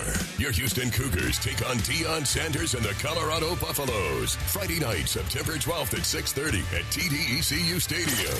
We need all Houston fans in the stands to make it a true home field advantage. Get your tickets today. Visit uhcougars.com/tickets or call 713-GO-COUGS. Come early, be loud, and wear red. Let's show Colorado that H-Town is Cougar country.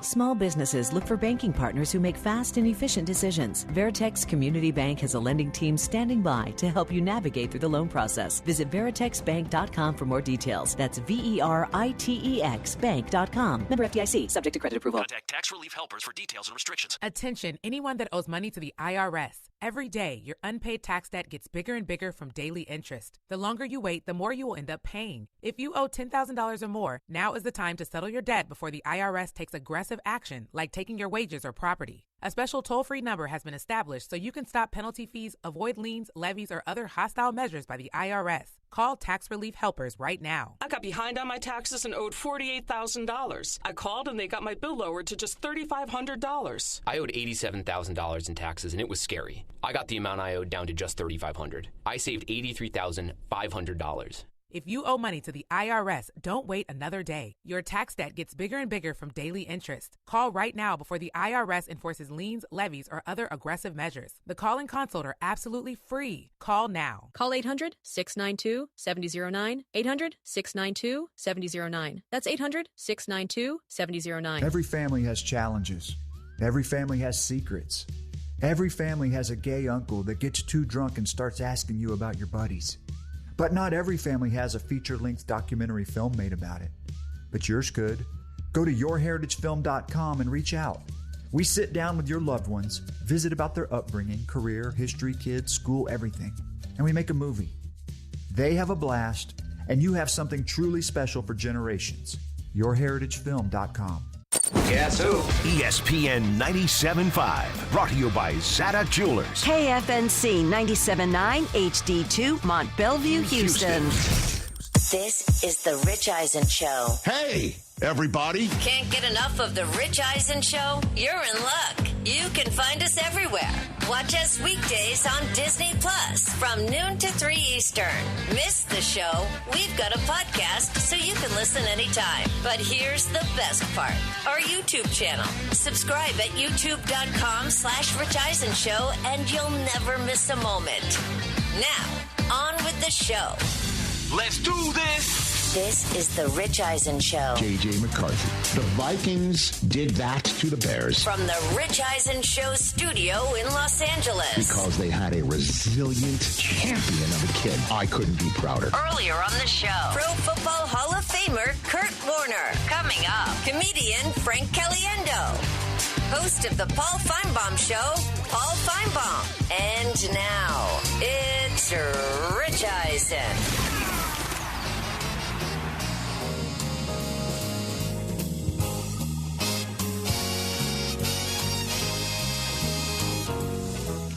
Hour number 2, the Rich Eisen Show is on the air. One of the funniest people we've had on this program. Love when he comes on here. Makes me laugh. You guys frequently used to schedule him for my birthday because it was something I enjoyed so much. He's back on the program, and so many of our friends who watch us on ESPN right now, Disney Plus, and listen to us on ESPN Radio, presented by Progressive Insurance, certainly know the work of Frank Caliendo, and he's about to come on out here. Paul Feinbaum of the Paul Feinbaum Show in hour number 3. Got my power rankings. About to hit that. My power rankings. I know you guys look forward to it. Yeah, I got to find the list. Because you always make. Forget the summer. No, Summer's man. over. It's now week 1. We hold you accountable here, Rich. But the summer means nothing. I know, but we're just I don't know why you comparing. keep bringing that nonsense up. You just made the list. That's coming up shortly. Let's take some phone calls to kick off hour number 2. We're on Sirius XM Channel 80. We're on Coast to Coast on ESPN Radio, the Disney Plus app, and also the ESPN app everywhere. Let's go to Humberto in Riverside, California. What's up, sir? Hey, what's up, man? Is the H silent in your first name, or did I pronounce it correctly? It's mainly Latin. It's like Humberto. Humberto. Like Humberto. Okay, Humberto in Riverside, California. Good to hear from you. What's on your mind here, Humberto? Hey, good to hear from you too as well, Rich, and then hello to all the rest of the guys. We appreciate people calling in and recognizing the rest of you. We're all here. Even though I did not to kick off this hour. Of course, it's not just Rich; it's the other guys too as well that keep Rich entertained, too as well. So I don't know who these people you guys are. show love everywhere. Thank you for that, Humberto. You get it, man. All right. Yeah. Also, too, as well, I mean, I have maybe I want to say 2 questions, but right now my main question would be also, I'm a Jets fan over here in Riverside, California. Okay. And I just wanted to mention, too, as well, do we trust Fields being the franchise guy, or do we just ride it out these next 2 years and then maybe draft the guy in the first round or so? What do you mean ride it? We're talking about riding it out right now, man. I mean, listen, he looked good to me, and then Kurt Warner comes on and says, I looked at all the tape, and he's like, yeah, I didn't do all that much. I'm still wondering what it's going to happen when he's forced to stay in the pocket and have to read a defense, and you hear that, and you go, oh, my God. So I don't know. You just got to take it 1 week at a time just to see what's going on with him. And week 1 in, it looked pretty damn good to me, and maybe his presence is helping open up that run offense for Breece Hall, and let's see what happens against the Bills. Don't forget. Most definitely. But my concern is, what if it's just a revenge game that happened this past Sunday? I'm just more concerned about if he can keep it consistently, because obviously he played amazing. Let me just put it this way, Umberto. When it comes down to it, you think about the revenge game, sure. But when it comes down to it, and you're standing there, and there's your former teammate, number 90 in T.J. Watt, you're not sitting there going, oh, man, well, they released me from there and let me sign with the Jets. You're thinking, uh-oh, who's blocking 90? Like, you don't really think about stuff like that. And thanks for the call. Don't forget, too, with the Bills coming in, look it up. Even in the night where it was as disastrous as it could possibly get, with Aaron Rodgers carrying the flag, and then 5 snaps later, he's on the ground and his season is done, and the whole Hard Knocks year, they won that game. Yep. Because they sometimes can dial stuff up to stop Josh Allen. They've done it. They beat the Bills. When they beat the Bills, they do it in MetLife. So let's see what happens. But, is he ride it out for 2 years? I mean, maybe in a few weeks we'll be talking about, man, you got to ride it out. But it's the beautiful thing is, like, it's not a 2-year thing. It's if they don't want him after this year, it's a drop in the bucket, man, compared to some other dead cap stuff or some other cap ramification moves that you make. Let's go to Austin in Nevada. You're here on the Rich Eisen Show. What's going on, Austin? Hey, Rich, how you doing? I learned a long time ago it's not Nevada. Don't say that. And don't say Oregon either. Yeah, bad news. It's Nevada. It's Nevada. What's going on, Austin? I woke up feeling confident today, Rich. I got 3 bold predictions. Oh, okay. Ooh. Should we write them down? Ooh. Yes. Okay. Definitely. 3 bold predictions from Austin in Nevada. All right. First prediction: the Boulder City Eagles are going to drop 50 on Needles this Friday. Okay, good to know that. Yes. All right. Good to know. Second prediction: Packers, Washington, 45-17. Green Bay gets it done in dominant fashion. I know Al Michaels, the first guest of the week, doesn't want that blowout. That's for sure. What else you got? And then third prediction, a little more tame. Matthew Golden gets his first touchdown at Lambeau Field. Yeah, Matthew Golden had only 2 catches, right? Yeah. That's it. All for that. Yeah. Not a huge game, but productive still. Okay, let's see. Thank you for the call. Austin, Nevada. Those are very bold. Was that a local high school prediction? Got to imagine. I imagine that. Okay. Because when he said the Boulder Eagles, I thought he was somewhat sliding the Philadelphia Eagles a certain way. I was ready for the rest other. But I imagine that was a... yeah, giving them a shout-out here on the show. I like that. 844-204-RICH is the number to dial. Every Wednesday, I come up with my power rankings. And the thing I like about these power rankings... well, let's put it this way.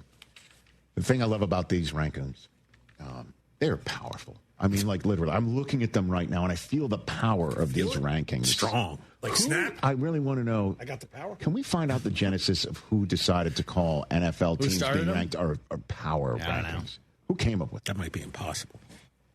I don't know if you can. Fight the power.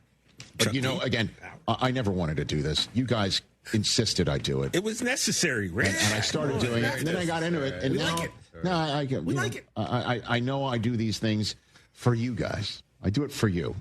Just us? Yeah, because you like But you're ragging on it. Into it. What? You're kind of into it. I mean, be honest. You think this is a bit right now? Yeah, you kind of like. Here's what I think, Brockman. I think Rich saw you and I doing the power rankings, and we had so much fun. Got jealous. And he felt left out. Jealous. He wanted to jump in. We only did 5. TJ and I did the Power 5 back in the day. I will just say this. I can confirm this. I wasn't jealous of you. A little bit. Not at all. This is not disrespectful. It's not.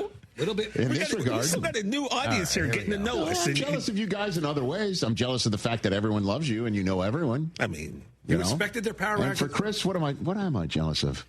My hair. That's true. Obviously. I think your journalism awards. That's true. Man, I do. Hey, Rich, you were the national Maine sports writer of the year. 2009 Maine Press Association columnist of the year. Rich don't got that. Is that you go to golf tournaments and you're known as an actor? And I'm like, do you not know my credits on You CSI got way Miami? more than me, but I'm an actor. My good dear friend, may he rest in peace, Matthew Perry, put me in every single one of his shows. Every one of them, other than Friends. Not Friends, obviously. I didn't know him then. Yeah. At any rate. I wish my friends would do that. Let's get to it. My power rankings for week 2. Hit it. All right. Power rankings. There are many like it, but this one is mine. Power rankings. I still love the private pile drop in the middle of my power rankings, along with He-Man, right? Isn't it The power of Grayskull. My Week 2 National Football League Power Rankings. 2 new teams to the list. Only 2 teams, like the Rent and Godfather 2, stay like before. Get that drop ready, Mike, for when that chat, when it happens. Don't need to hear it yet. Just have it ready. You should have it ready for my Power Rankings. Yes. And then everything else is all over the map. New to the list. They weren't on my first list. Number 10 in the Power Rankings list are the Pittsburgh Steelers. They're sitting right there. Wow. I'm putting the Steelers on the list. They're 1-0. Aaron Rodgers throws 4 touchdowns. It can cover up for a defense that's having trouble to gelling early on. He throws 4 touchdowns. All's good in the hood, man. And they got the Seahawks coming in. The Seahawks didn't look all that great on offense. Can they come in and do what the Jets did? Can't believe I'm saying that about Sam Darnold coming off of his 14-win season last year. The Steelers are 1-0, and they got the kicking game. They got a serial killer there, and I just think they're going to be better on defense. That's why I'm putting them on my list at 10th. Number 9, down 7 spots. Woo! Are the Kansas City Chiefs. I'm not taking them off my top 10. They're still a top 10 team in this league. They almost won that game. Chris Jones takes a better rush path to Justin Herbert, and then I'm sitting there in the booth in Brazil with Kurt Warner on YouTube calling the final drive of the game for Patrick Mahomes without any timeouts remaining to see if he can put one on the Chargers again. We were robbed. That didn't happen because Justin Herbert did what he had to do, and the same thing with the Chargers. And you'll hear about more from them in a moment. There's still a top 10 team in this league. I don't want to hear any more Chiefs hate. They're number 9 on my list. I downgraded them 7 spots. You got to give me that at least. Number 8 on the list, the Los Angeles Rams. Is like a buffalo. There were 8 on my. Like a buffalo. They stayed.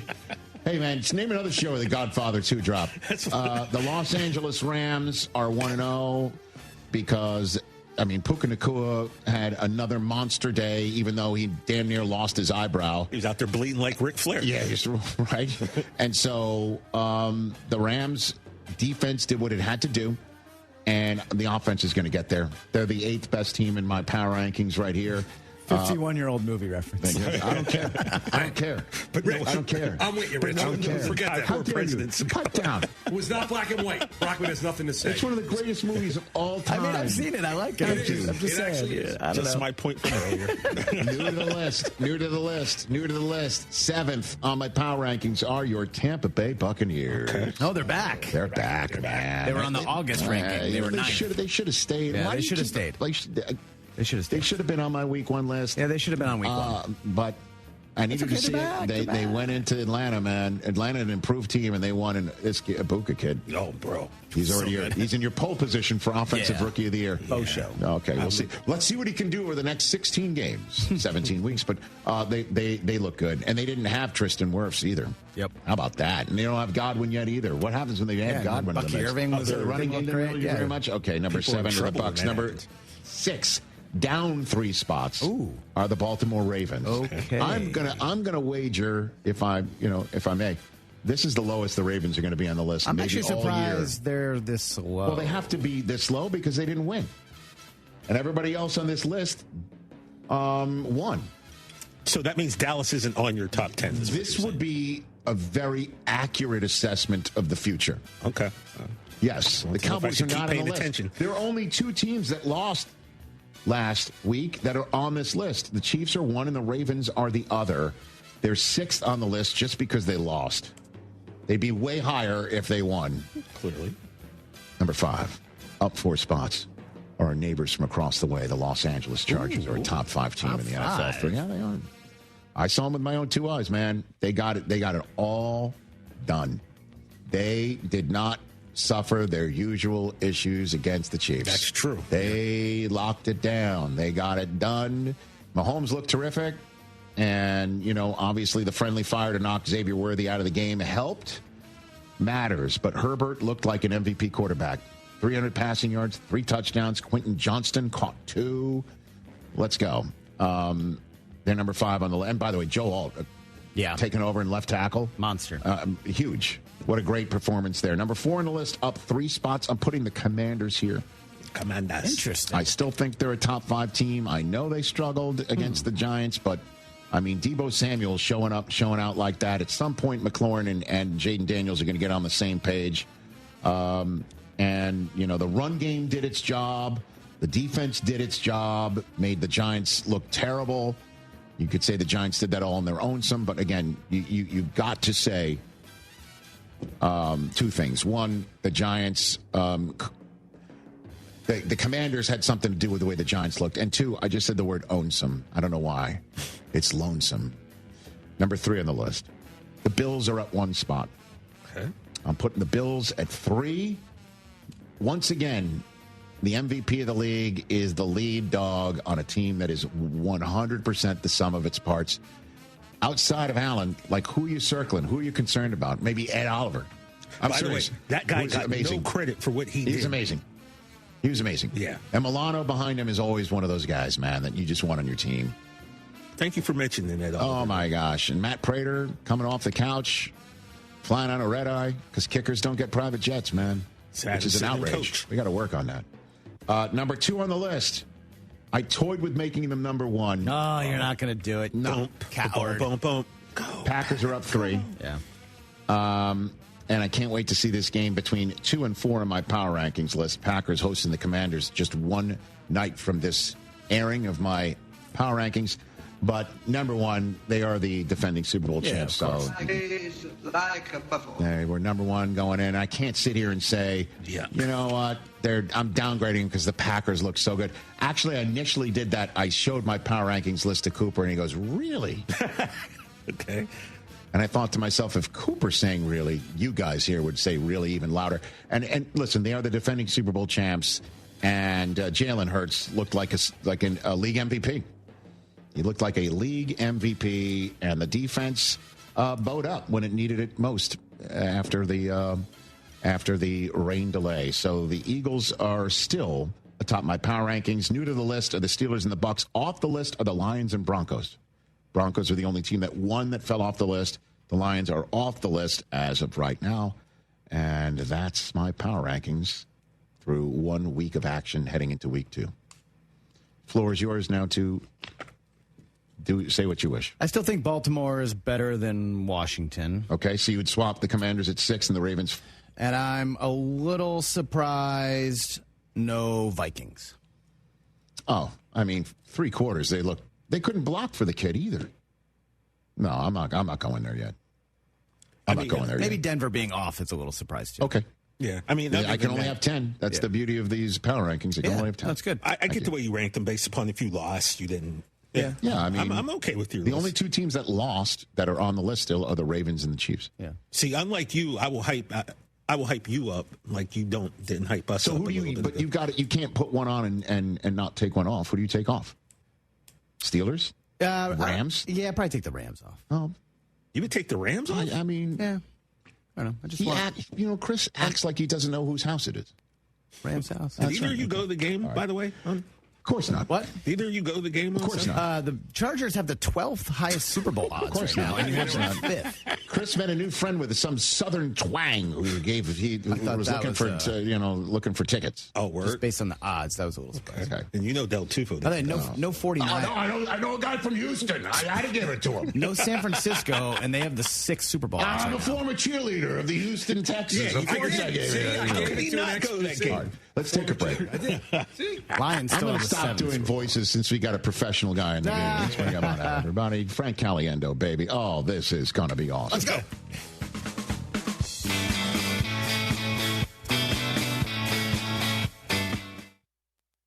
Oh, could this vintage store be any cuter? Right? And the best part? They accept Discover. Accept Discover? In a little place like this? I don't think so, Jennifer. Oh, yeah, huh? Discover's accepted where I like to shop. Come on, baby, get with the times. Right. So we shouldn't get the parachute pants? These are making a comeback. I think. Discover is accepted at 99% of places that take credit cards nationwide. Based on the February 2025 Nielsen report.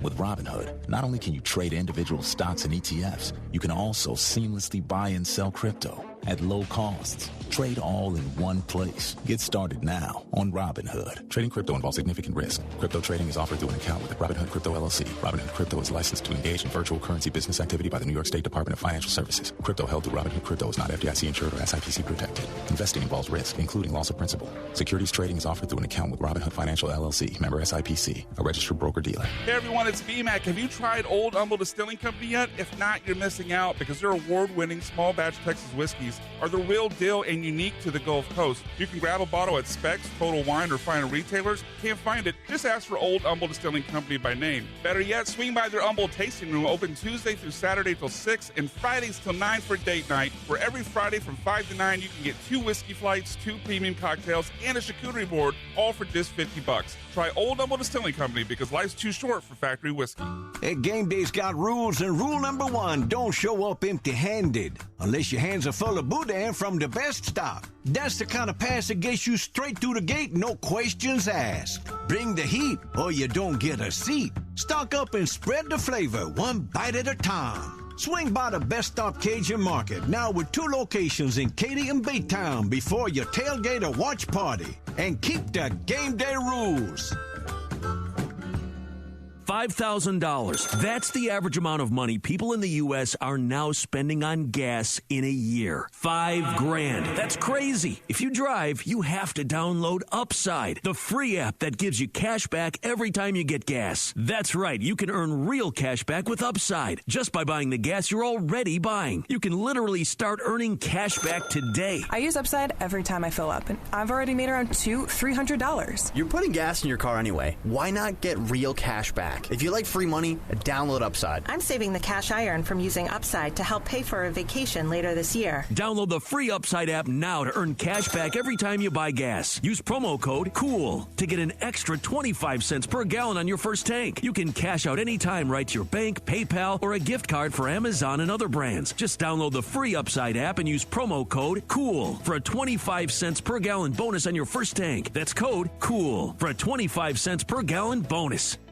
Buying a new vehicle shouldn't be hard. Monument Chevrolet makes it easy. Del Olalea here. Monument Chevrolet has a huge selection of Chevy vehicles priced with transparency. No hidden fees, no upcharges, no dealer add-ons. For over 50 years, Monument Chevrolet has earned relationships with thousands of customers doing business this way. For new and used cars, fleet sales, and service, visit Monument Chevrolet in Pasadena at 225 and Beltway 8 and monumentchevrolet.com. Chevrolet. Together, let's drive. Howdy, Ags. Bucky Richardson here from my friends at HR&P, a proud partner of Texas A&M Athletics. Whooping the Irish in the Cotton Bowl required protection up front and a wrecking crew defense.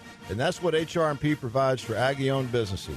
HR&P protects and defends Aggie businesses from the burdens of HR compliance, benefits administration, and payroll. If you're an Aggie-owned business, let HR&P customize a plan for you. Visit hrp.net/AGS. That's hrp.net/AGS today. Attention taxpayers. If you owe $5,000 or more and have missed another tax deadline, you're officially on the IRS's radar. The IRS has resumed aggressive collections. That means wage garnishments, bank levies, even seizures of your home, car, or retirement accounts. If you owe $5,000 or more and missed the deadline, you're stacking new debt on top of what you already owe. Call Priority Tax Relief now. Their experts fight back fast and are saving their clients millions in tax debt every month. I owed over $50,000. And they settled it for pennies on the dollar. These guys are as legit as they come. After speaking on my behalf with the IRS, my entire debt of $25,000 will be eliminated. Whether you've received collection letters or you're already facing liens and garnishments, call for your free consultation. There are no upfront fees. Priority Tax Relief. Let's make your taxes our priority. Call 800-860-6195. 800-860-6195. 800-860-6195. Priority Tax Relief.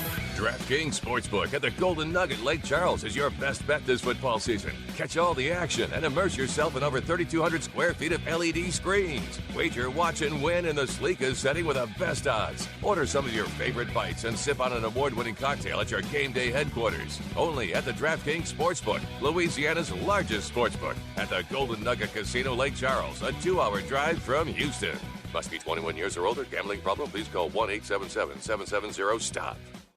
Every Friday at 4, tune in to Jeremy and Joe as they're joined by the TV voice of your Houston Astros, Todd Callis. Deep to left field. You've got to be kidding me. Todd breaks down the latest with the Stros and gives his unique insight on the team. 6-run, bottom half of the night. Jeremy and Joe with Todd Callis, Fridays at 4 on ESPN 97.5 and 92.5. Presented by Houston Powder Coaters and Pipe Fitters Local 211.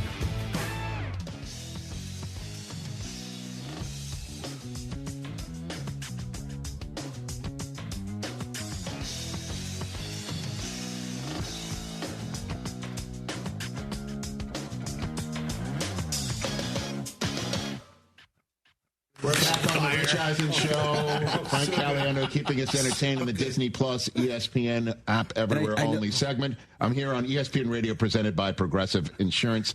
Frank Caliendo's going on tour September 17th and 18th in Tampa. Can't wait to hear about that. I'll tell you what, man. November 5th in Minneapolis, Minnesota. But everybody, certainly if you are in the greater Chicago area, Aurora, Illinois, just outside of Chicago at the Paramount Theater, October 25th, frankcaliendo.com for tickets and information. Ladies and gentlemen, good to see you. Yeah, I watched. Go ahead. I was watching one of the older clips of that you play in the interstitials or whatever during break time kind of thing. That plays for everybody. That plays for TV. That plays for TV. Because Mooch, who ever since I've done stuff on your show, I don't really do a great Steve Mariucci, but I do. My name is Steve Mariucci, and I'm a coachavational speaker. He went to the drink like, Rich, I got to tell you, this is what it's going to be about. And then he did like some of this stuff. He was going all around. Mooch is like, you're right. He is. Rich, hold on a second. I know you're talking right now, but this is what we're going to do. Listen, I'm actually doing a play inside my head, and it's going across. Did you ever see The Hangover? That's what's going on in my head right now. The numbers are going.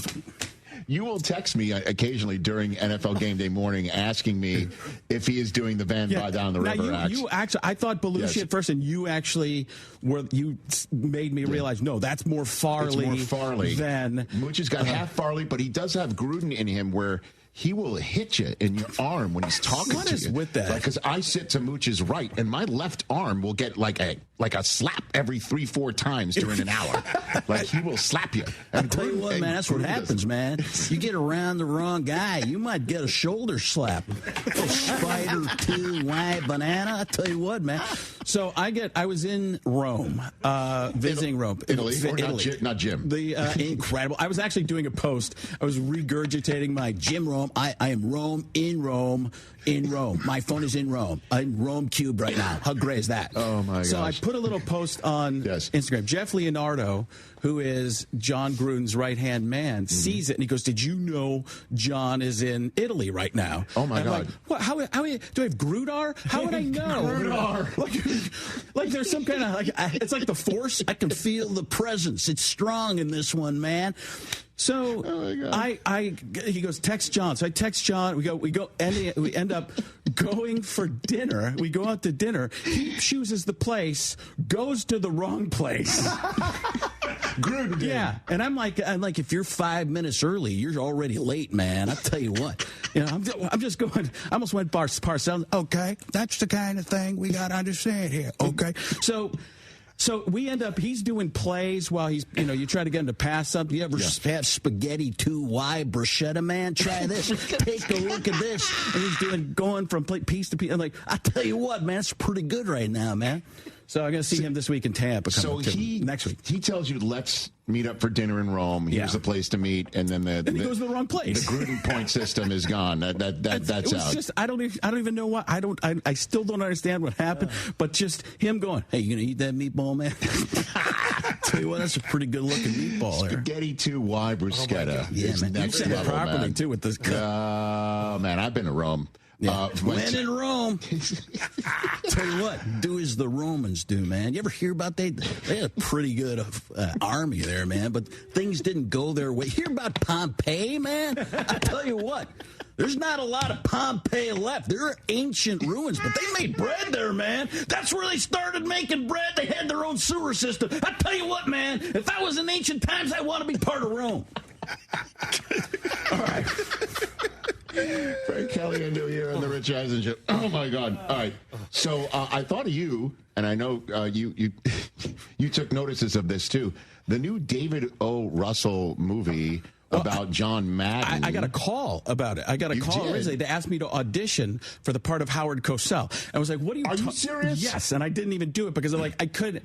First of all, I would be a terrible, I don't do a Howard Cosell. Sure. Like anybody that comes to one of my shows for the last 30 years, there's always an older person who's like, do Howard Cosell. I mean, that right after my Spiro Agnew.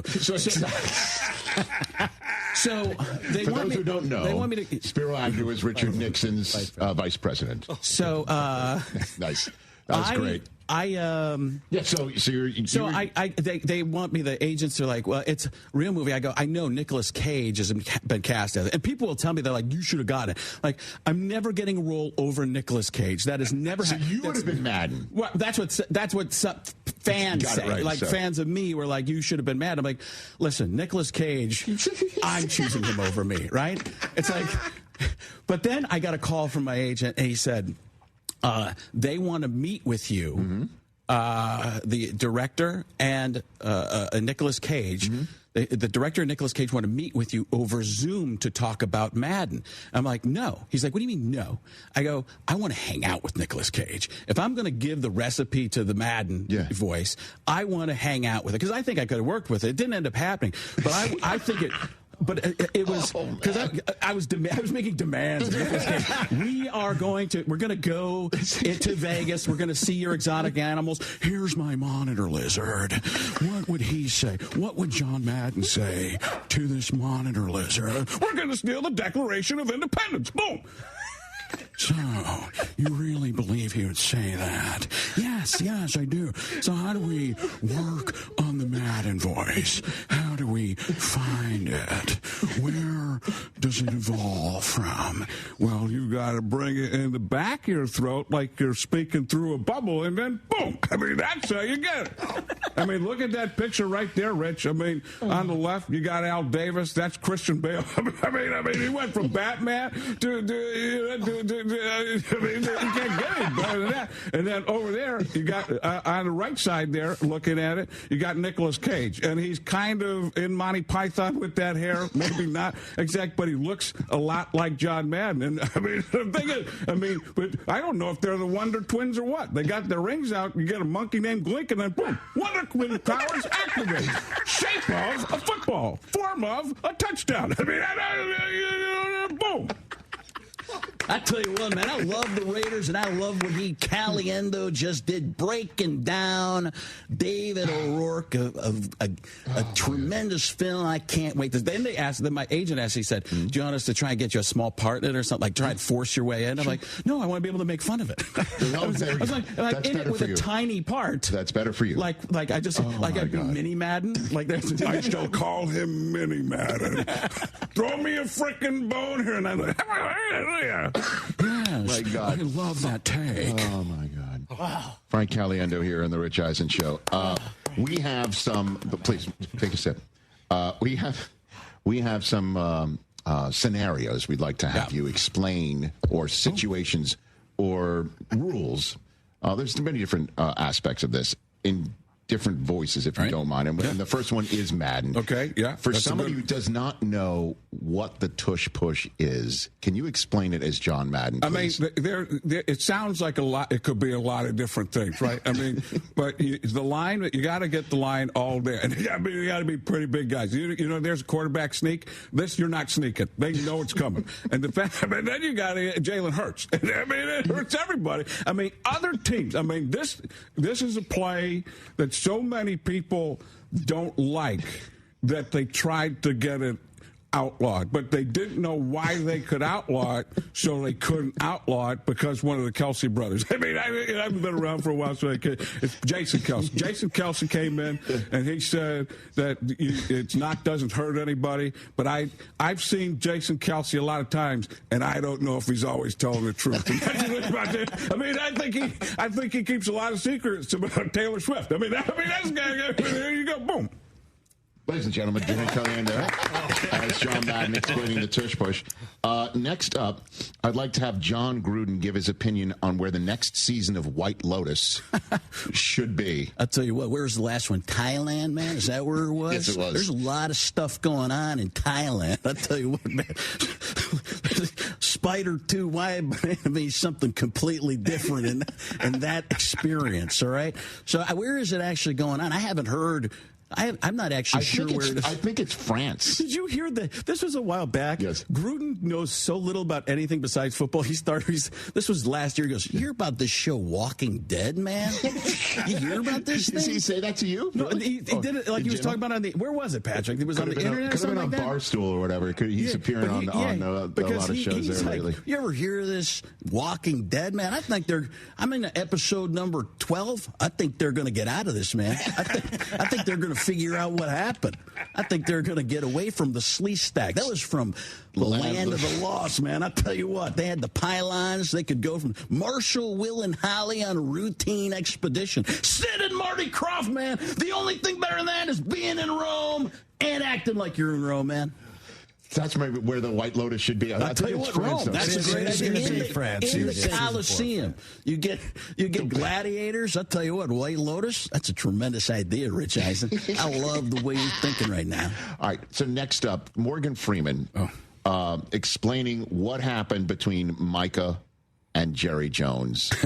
The saga that happened. Morgan Freeman explaining. Well, sometimes an owner of a football team believes he can negotiate with anybody he wants.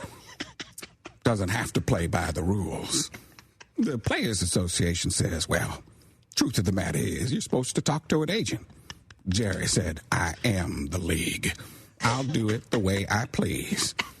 And that's when they realized Micah Parsons would be a Green Bay Packer. I have been thinking about it for a while. Remember when it was? Is that a new voice? It's gotten better. That's the thing. That is outstanding. Brian, I've been thinking about it a lot in the shower. I have been. I've been thinking, and I thought about Micah in the bathtub. Dez is a shower thought. Micah is a... Dez is a shower thought. Write that down, Micah, please. That's a great one. Micah is a tub thought. Oh, my God. Jerry, you did hear that time about Jerry talking about eating squirrel, right? You heard about that one? I remember it vaguely. I don't remember it specifically. Where did that come up? It just came up on his radio show or something like that? No idea. Raccoons, squirrels. I performed for the NFL owners one time. There it is. I'm sorry. That was the drop. That was the drop that we had. Play right again. There. One of my favorites is squirrel. One of my favorites is squirrel. I love it more than the flying squirrel. Remember Rocky and Bullwinkle? I would eat both the moose and squirrel. I was Boris Badenoff. Silly moose and squirrel. I'm going to eat you right before I trade Micah Parsons.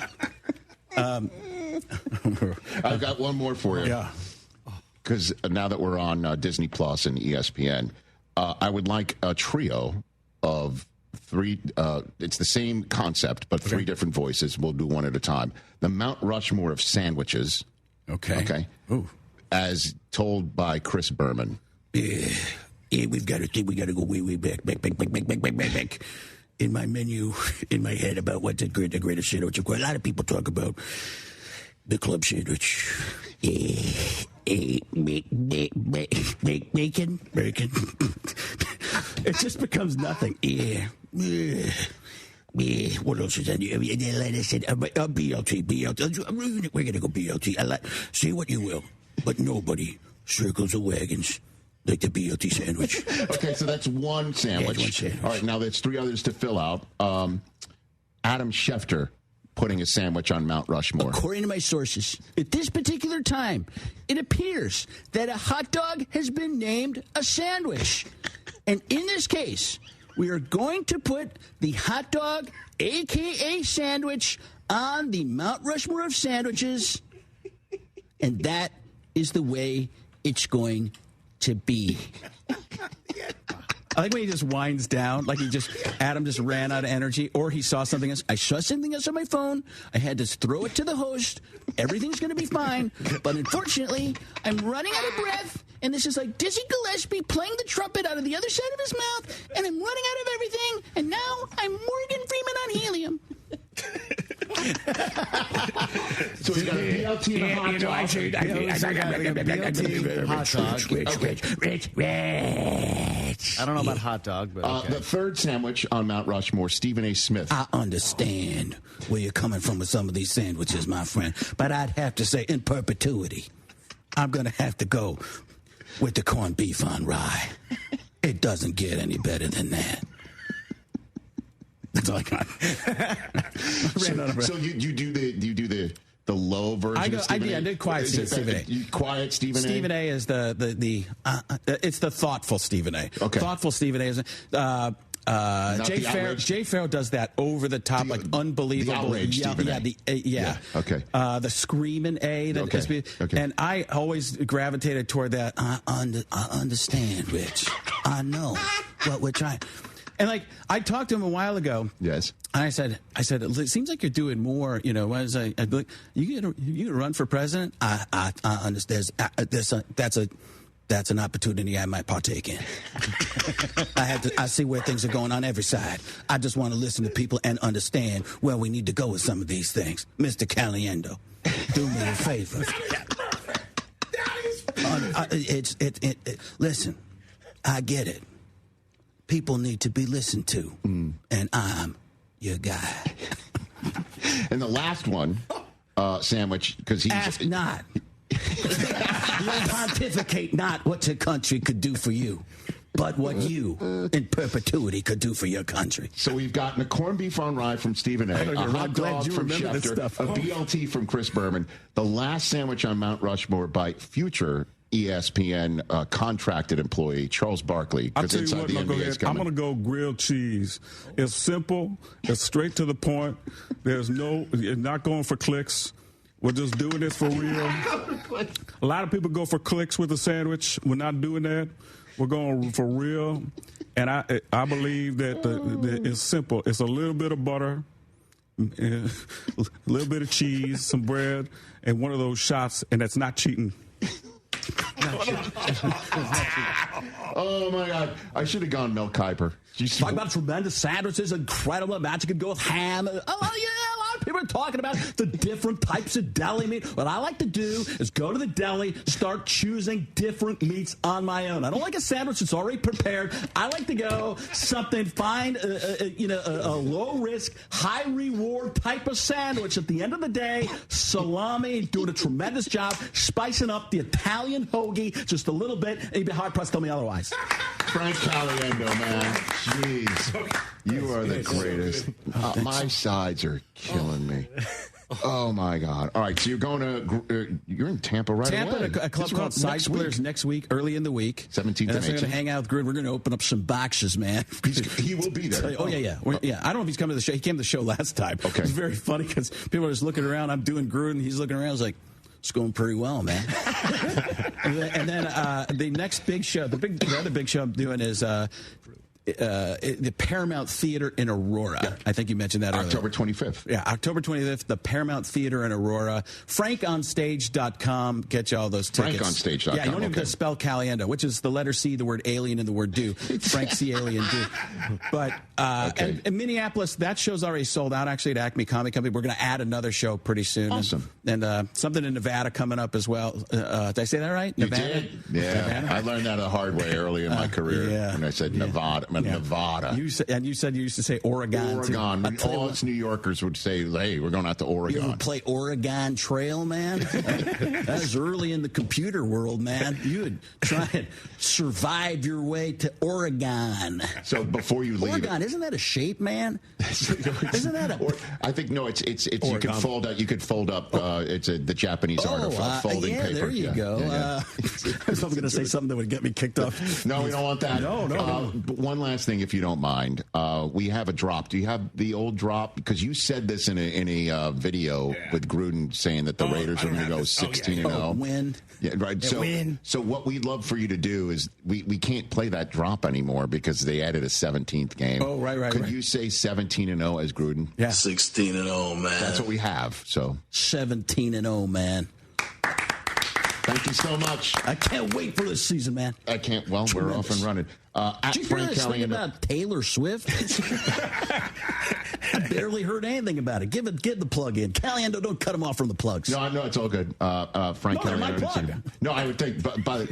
What would be the best to have explained the Travis Kelce, Taylor Swift? I'll tell you what. A lot marriage. of people didn't believe this was real love. They thought this was a staged situation. But I'll tell you what. Love finds a way, man. Just like Jeff Goldblum.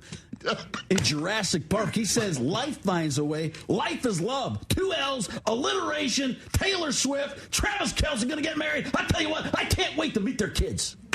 Fantastic. Ladies and gentlemen, Frank Caliendo, you're the best, man. Thanks for coming on. You're right. Thank you. It's the truth. October 25th, Paramount Theater in Aurora. Check that one out. Just outside of Chicago, but if you're in Central Florida, anywhere near Tampa, 17th and 18th to see this man on stage. 844-204-RICH, number to dial. Back with more in a second.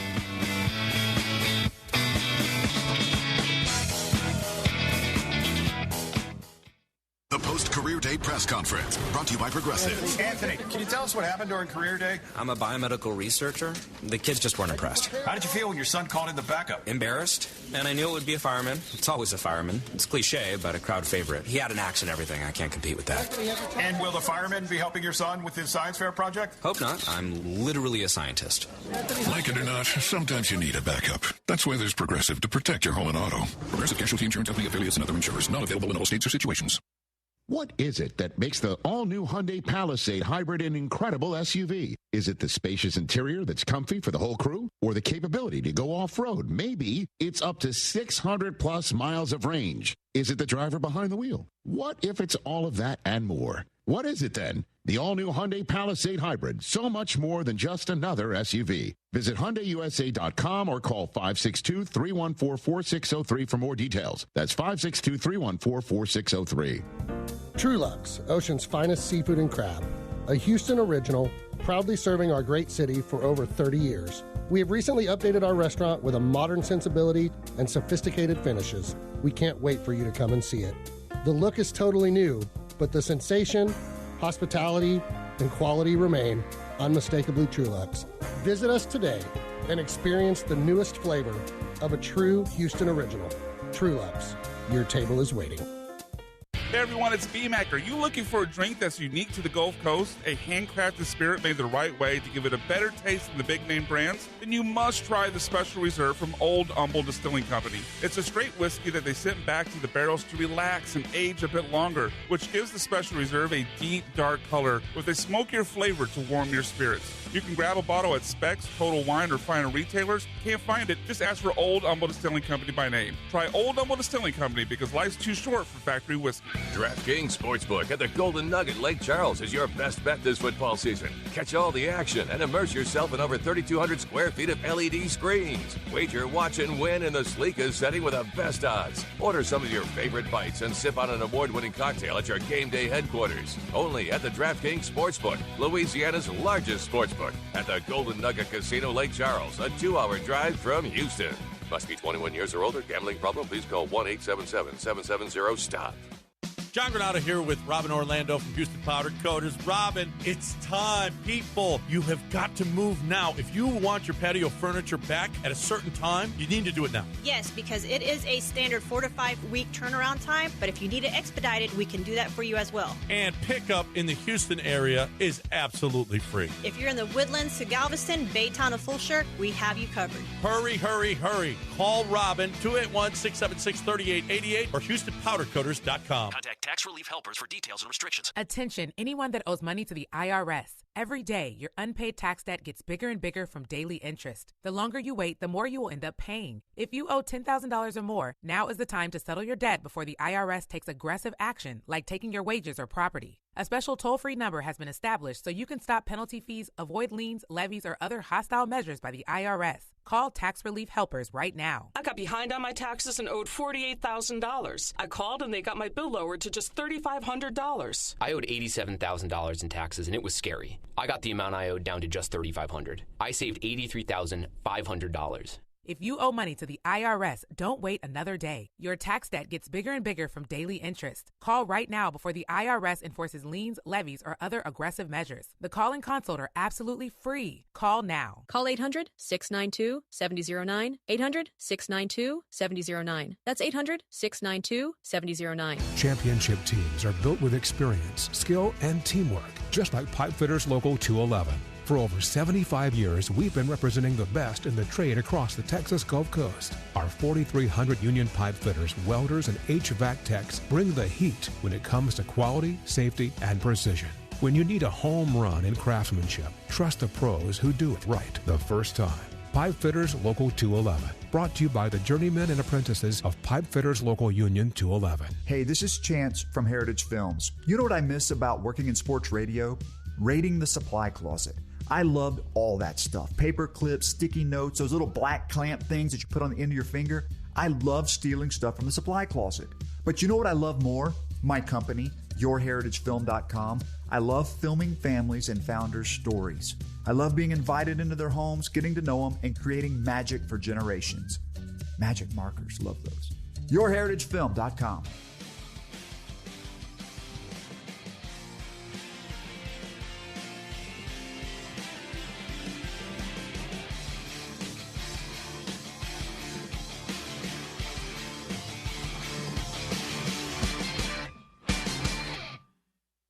Back on the Rich Eisen Show, Disney Plus, ESPN app everywhere, ESPN Radio, presented by Progressive Insurance. Protect the stuff you love with renter's insurance. Visit progressive.com. How funny is that guy, man? Jeez. Oh, my God. Fast mind. I could listen to Frank do his thing all day. We've had him, Bert Kreischer, and Bill Burr in the last three of the last shows, and just, I love to laugh. Hopefully you do, too. Obviously, we all do. Speaking of a team not laughing very much, James in West Virginia has called into the program. What's up, James? Oh, not much, man. I did have a question, but I also wanted to say thank you to you and your whole crew for putting your show out there, man. Thank you. Because about a year ago, I got injured at work. I tore my ACL, MCL, and PCL. So sorry to hear that. Sorry, dude. Yeah. I was out for about 7 months. And I got depressed and stuff because we lost our house and everything. I lost my job because of the incident. And I listen to you guys every day. You made me laugh. You brought my spirits up. So I just want to say thank you, guys. Well, thank you for saying that. And we hope things are better now that you've called into the show since what had happened before. And that's part of the reason what we do here every day. We understand that there's a lot of real-world stuff going on that's freaking people out, and some real-world stuff, obviously, in your world. So if we can be here for you, we are pleased to do that. What was your question that you had in your mind? So, do you think the Dolphins should be in panic mode? I mean, Sunday was like a kick in the balls. You know what I mean? I mean, it should be a wake-up call at least. They're not that bad. They have talent, but they don't have a secondary or an offensive line. They can't stop anybody. Sunday, if you had to, I had my power rankings, right, 1 through 32, 1 through 10. If you went all the way down to 32, I would consider putting the Dolphins at 32nd based on their performance. Now, that's just 1 week. Mike McDaniel, who's a friend of ours on this program, basically when he was asked, was there anything positive, and the positive thing he said that we got embarrassed, that maybe that will shake a locker room or shake the insides of his team. Now, that's not the way you want to do that, but so, thanks for the call, James, and hang in there. Please call back more often. Let's be there for you if you want to hear a voice good, James. Person to person. This was McDaniel today when talking about Tua, who had multiple interceptions, as we know. I think I saw, quarterback play that was less than to be desired, which Tua absolutely knows. But that was he's the captain, the franchise quarterback, and everybody kind of fell victim to something similar. I also know that he's very, very much like most quarterbacks, to be honest, where you're putting a lot of work into something, and your first time doing it for a collective 4 quarters, in months, you're not at your best. My biggest thing is I don't want to make the same mistakes twice. I don't want to have things happen for no reason or in vain. You make them purposeful by improving upon the things that you failed at, and then making sure that your teammates do the same. So he's comfortable with that. In terms of it, we need to be better collectively. He and everybody else needs to be better for us to get done what we want to get done. And I understand Dolphin fans, Mike's style of speaking, where he took 60 seconds to say, guy stunk. He can't do that anymore. We got to be better. Yeah. But that's just the way he talks. That's his style of speaking. He's a very, cerebral guy and spiritual as well. And I know when you don't win, that comes across as unserious, and it comes across as just do it, man. I don't want to hear it anymore. Mm-hmm. But that's what happens when you lose 33-8, which is a problem because he does have the abilities to coach and lead and figure stuff out. So are they in panic mode? Ish. Out here, days are getting a little cooler, and mornings are starting with a few more layers. It's the season for more time at the grill, more feed for your animals. Heaters burn late into the night, and the woods start calling your name. We appreciate hard-working hands, shared moments, and love for our land. That's why season after season, we're here for your life out here. Tractor Supply. Whoa! Jason Kelsey just found out that NFL Sunday Ticket now lets you subscribe month to month. Yeah! He just realized you can join and cancel anytime. Ha-ha! Now that's what I'm talking about. Now he just found $1 in the sofa. Yeah! And he just saw a great parking spot open up. Look, just because Jason's easily excited doesn't make NFL Sunday Ticket month to month any less great. Right, Jason? Yeah. Get NFL Sunday Ticket month to month and cancel anytime. Sign up at NFLSundayTicket.com. Renews every month during the 2025 regular season. Cancel anytime. Terms and embargoes apply. No refunds. Commercial use excluded. Hey, sports fans. Nick of Nick's Place here. Are you looking for a place to watch your sports, eat like a boss, and chill with your friends? Well, since 1993, Nick's Place has been that place. Yeah, I know we're kind of a dive bar, but you won't find any other place like it. We have every sports package and a menu that's to die for. Cheap beer, craft cocktails, and 27 different bottles of wine. This is not your typical dive bar. Come check us out. Since 1993, same location, Rocky Ridge and Westheimer, it's Nick's Place. For premier recreation, dining, and entertainment, head to East River 9, located 1 mile from downtown Houston. East River 9 is the only 9-hole par 3 golf course, driving range, and pickleball facility in town that features night golf under its LED stadium lights. The venue boasts a tremendous view of the Houston skyline, which is perfect for sunset gazing while enjoying your favorite cocktail or River House restaurant menu item. Go to eastriver9.com to book a tee time, pickleball court, or sign up for our annual membership. You'll be glad you did. Hey Texans fans, Sean Mapes here. You know every game counts, so don't miss a moment of the action this season on Prize Picks. Make your picks on your favorite Houston Stars and Battle Red all season long. Prize Picks is the best way to win cash this football season. You've been waiting all offseason preparing for this moment. Which players are going to go off? Which ones aren't? Make your picks, and in less than 60 seconds, you can turn your takes into cash all season long. Prize Picks is simple to play. All you have to do is pick more or less on 2 to 6 player stat projections. If you get your picks right, you can cash in. And don't worry about injuries because Prize Picks also offers injury reboots. If one of your players leaves the game in the first half and doesn't return, Prize Picks won't count it as a loss. Download the Prize Picks app today. Use promo code MAPES to get $50 in lineups after you play your first $5 lineup. That's promo code MAPES to get $50 in lineups after you play your first $5 lineup. Prize Picks. It's good to be right. Must be present in certain states. Visit prizepicks.com for restrictions and details. Houston, this is the game you've been waiting for. Your Houston Cougars take on Deion Sanders and the Colorado Buffaloes. Friday night, September 12th at 6:30 at TDECU Stadium.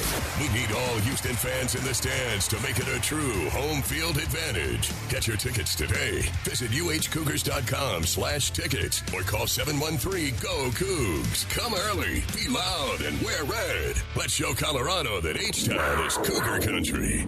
McGrath Pest Control kills pests so you don't have to. Right now, their vigilance is directed at termites and mosquitoes. It's termite swarming season. These little fellows can cause big problems. Let McGrath bring their wrath to would-be termites around your home, especially if you're buying or selling a home. And when it comes to mosquitoes, their mosquito murdering system keeps your outdoor living space skeeter-free. It's completely safe for you, but not for mosquitoes. Rest in peace. Keep your home pest-free. Get started. McGrathPestControl.com. Tell them you heard it right here. Attention taxpayers. If you owe $5,000 or more and have missed another tax deadline, you're officially on the IRS's radar. The IRS has resumed aggressive collections. That means wage garnishments, bank levies, even seizures of your home, car, or retirement accounts. If you owe $5,000 or more and missed the deadline, you're stacking new debt on top of what you already owe. Call Priority Tax Relief now. Their experts fight back fast and are saving their clients millions in tax debt every month. I owed over $50,000. And they settled it for pennies on the dollar. These guys are as legit as they come. After speaking on my behalf with the IRS, my entire debt of $25,000 will be eliminated. Whether you've received collection letters or you're already facing liens and garnishments, call for your free consultation. There are no upfront fees. Priority Tax Relief. Let's make your taxes our priority. Call 800-860-6195. 800-860-6195. 800-860-6195. Priority Tax ESPN 97.5, KFNC 97.9, HD2, Mont Bellevue, Houston, a Gal Media station. This is the Rich Eisen Show. Hey, everybody. Can't get enough of the Rich Eisen Show? You're in luck. You can find us everywhere. Watch us weekdays on Disney Plus from noon to 3 Eastern. Miss the show? We've got a podcast so you can listen anytime. But here's the best part. Our YouTube channel. Subscribe at youtube.com/Rich Eisen Show and you'll never miss a moment. Now, on with the show. Let's do this. This is the Rich Eisen Show. JJ McCarthy. The Vikings did that to the Bears. From the Rich Eisen Show studio in Los Angeles. Because they had a resilient champion of a kid. I couldn't be prouder. Earlier on the show, Pro Football Hall of Famer Kurt Warner. Comedian Frank Caliendo. Coming up, host of the Paul Feinbaum Show, Paul Feinbaum. And now, it's Rich Eisen.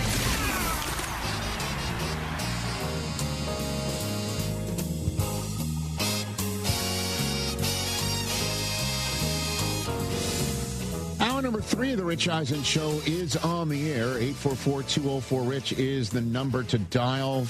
Frank Caliendo just tore this place apart last hour. If you missed it, don't worry. You can go to our Disney Plus page as soon as this show is over. Click on the tile that is representative of today's show, and boom, you can watch it whenever you want. That was a very Caliendo. So you got to do it like boom. 17-0, man. That's our new drop from there. Very good. Appreciate that. Kurt Warner came in and said, "I know more about football than you do." Yeah, he really. No, he didn't. No, I shouldn't say that. But he does. He does. I mean, for him to sit here and go, "Hey, I watched the Justin Fields, Aaron Rodgers tape, and neither really blew me away." And then he's like, "Caleb had tougher things to do than JJ McCarthy based on the tape." All right, whoa. I mean, he sees stuff we don't, to be honest with you. Yeah, Kurt's YouTube channel is just unbelievable. QB Confidential. Yeah. Anyway, he came on in hour 1. He's going to be on every single Wednesday. And if you missed it, there's our podcast version of the show, all 3 hours, wherever you can get your podcast, through our friends with ESPN, distributing our podcast now along with this show every single day. Stream it live on Disney Plus, ESPN app, everywhere. And, of course, listen to us on either SiriusXM or terrestrially, the ESPN radio family of networks, presented by Progressive Insurance. ESPN Radio always is. 844-204-RICH, number to dial. Let's take Daryl in Virginia's phone call. What's up, Daryl? Hey, Rich. Good to talk to you. I've been trying to get through for 3 days. So it's awesome to be able to. I apologize if it's taken this long. No, don't apologize. Okay. You're popular. And first off, I want to say I'm a big fan. And, I grew up, I was a teenager in the late 90s and early 2000s, so you, Stuart Scott, and, of course, I love Chris Berman and Tom Jackson. Oh, yeah. You all really helped me form my sports opinions and kind of shape the sports fan I am today. But, good. Who's that in the background, Daryl? Is that a child? That's my 3-year-old. Hey. we're making pizza right now. It's buddy. It's not the edible kind. It's toys. But. Fantastic, Daryl. Look at you juggling, pizza making, being a dad, calling into the show. Let's one of the biggest juggles and struggles of what I deal with is being a Raiders fan. So okay, look at you transitioning. Okay, what do you got? Yeah. So anyway, my question. Oh my God, no. Guys! Do you think? Okay, yes. No, you dropped out, which we thought was terrible. That you waited 3 days to ask me this question. And go for it. Go for it. Oh, it's okay. Do you see Jacoby Myers as the number one receiver in Vegas? And I think he personally is, but they went and got Amari Cooper back, and of course that didn't work out. Right. And my younger brother keeps telling me he's not, and I'm like, man, I've been, I really think he is. I've seen all the ups and downs throughout the years. And, I see something in him that a lot of other people lack. Even Devontae Adams, after the first year, he has passion. And after he gave that, after he talked to the press after the first game, you could really tell, he cares about his teammates. And why would you not want to give this guy an extension? But, there's a lot of people out there who doesn't think he's the number one and that the Raiders should go try to get Tyreek Hill or by the way, how about this? I think Jacoby Myers is excellent, and they should get Tyreek Hill. How about that? Yeah. I mean, yeah. How about that? I mean, both can be true. And thanks for the call, Daryl. I'm never going to sit here and say Jacoby Myers isn't a one. He can't be a one. How do I know? Deep down, listen, Jacoby Myers had what? Mac Jones is his guy, and then Mac regressed. Yep. Okay, and then he goes to Vegas, and last year was just a revolving door. And now here he is with Geno. Let's see what he can do with Geno. So far, game one, check that box, man. But if Tyreek Hill's available and you want to send a jolt through your locker room and go, okay, we got Genty, we've got Myers, we've got Mayer, we've got Bowers, we've got Geno, we've got Tyreek. Max. On the other side, Pete. Now you're sending a jolt through that locker room saying we believe it's time. Am I reading this right? I mean, yeah. Again, that's pretty fun. You're also hearing that the Chiefs would be interested in Tyreek Hill again because I said that last year. Now, in terms of the Chiefs, okay. In terms of the Chiefs, Xavier Worthy, Andy Reid says today they're not going to short-term IR him like the Niners just did for George Kittle yesterday. They also said they're not going to have surgery. So the alternative is to list him as questionable and see if he can make Sunday against the Eagles and put a harness on him. Ooh, I don't know, man. Travis surgery ends the season. That's the problem. Right. Travis Kelce had this to say about what happened in Brazil. But I call the game. I just looked down. I'm like, Xavier Worthy fell down. Make a mental note. Always say the words, not fell down. Always say the words, he's on the ground. And then let's look at the replay as to why he did, because he didn't fall down. He was crossing paths with Travis Kelce, who took on his podcast with New Heights Pod with his bro. He took, I guess, responsibility for what happened. And it affected the way he was trying to get through that game in the first half on Friday night. I'm supposed to be running my route at depth for Worthy, so it's frustrating for me. I was trying to kind of set up my guy to be able to get in a position to, and it all just happened pretty quick. And I just got to be better, man. I'm 13 years in the league. There's no excuse for me running into my own guys like that and being able to play fast and help him out. Worthy had his guy beat, and we're out the gate, and that game starts completely different. Right. Instead, I'm not sure where he is exactly in terms of health-wise, but I'm hoping that we get him back as fast as possible because he means so much to this team. And I was his biggest. Yeah, you've been hyping him up. Not just fan, man. I can see that guy and how hard he works, and I can see his game getting better. And I know he's going to take the league by storm when he gets back. The biggest thing is that he's one of our best players. Right. He's going to take that step into being one of the best wide receivers in the National Football League. Mm-hmm. And I run into him, and all of a sudden, one of the biggest pieces of the game plan is out of the game. For sure.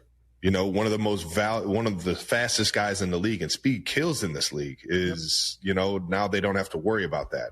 Right. Thankfully enough, we had Traquan Thornton and Hollywood Brown to, be able to step up in those situations. Not that they weren't already in the game plan, but obviously you need to fill those spots. Guys got to step up. Juju Smith-Schuster had a freaking great game. Oh my God, big time, man. X knows it. I felt like I could barely even play the rest of that first half, man. But we geared it up once I found out that he was, in better spirits than I imagined. That's some honest talk there, man. That also might explain the way Kelce looked in that first half. If he's feeling that emotion about doing that to his teammate. I wasn't thinking about that, and I feel like I should have been. Well, you're calling a game. You're in the middle of everything. But, but making this about them, about me, that's some honest talk right there. And it just shows you again about the human element of the game that you can't get out of your head. Yeah, threw him off for the whole game. But it's also the point. They had a chance to win that game anyway, which is why I'm not throwing the towel in on the Chiefs to win this division, even though they're in sole possession of last place in the division for the first time in 3 years. They won 12 games, won the division, and hosted the AFC Championship game, lost to Burrow. So last year they didn't make the Super Bowl. It was the last year that they were not. They were in last place, sole possession. So, listen, I'm not throwing the towel in on them at all. I am concerned about Xavier Worthy's health. And what his point is, again, they were not able to win the game after losing a crucial member of one side of the ball and a crucial part of a game plan 3 snaps in. And the Eagles lost their crucial guy on one side of the ball 0 snaps into the game and came out with the win. Maybe the difference is one's home, one's on in a neutral site technically in Brazil. There were more Chiefs fans there than Charger fans, I can tell you that. And it's unfortunate. But Worthy is not just going to come back in week 2 and then all of a sudden start running like a deer. This is going to be, is this lingering for the year? And should they, at some point in time, look at each other and go, do we get Tyreek back? If it's that serious, or you just get through the next 5 weeks, go 500 if you can, or 4-2, obviously better than that if you can, and get Rashee Rice back in week 7 and go to work. And then all of a sudden things get better and Worthy starts feeling better. Do you short-term IR him once maybe Rice gets back? If he's giving you 5 weeks of, less than Worthy type snaps? These are all options for the Chiefs right now. But I'm not going to throw them out of the mix. Hey, you said Odell was down there in Brazil. Well, I'm surprised they haven't had him in for a workout. I don't know. I don't know what their plans are.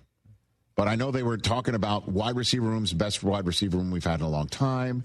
Worthy's going to take the top of the defense off. This whole grinding down the field, we're going to have to do that this year. In 3 plays in, Kelce and Worthy collide, and it totally changes. And they almost won the game. Again, if Chris Jones took a better path to Herbert on 3rd and 14, I do believe they get the ball back, and then we'll see what happens. We're having a different conversation. 844-204-RICH is the number to dial on the program. Jason in Phoenix, Arizona is waiting to chit-chat before. Hello. Hi. Thanks for taking my call. Yep. What's going on? I had a question for you guys, a thought I had.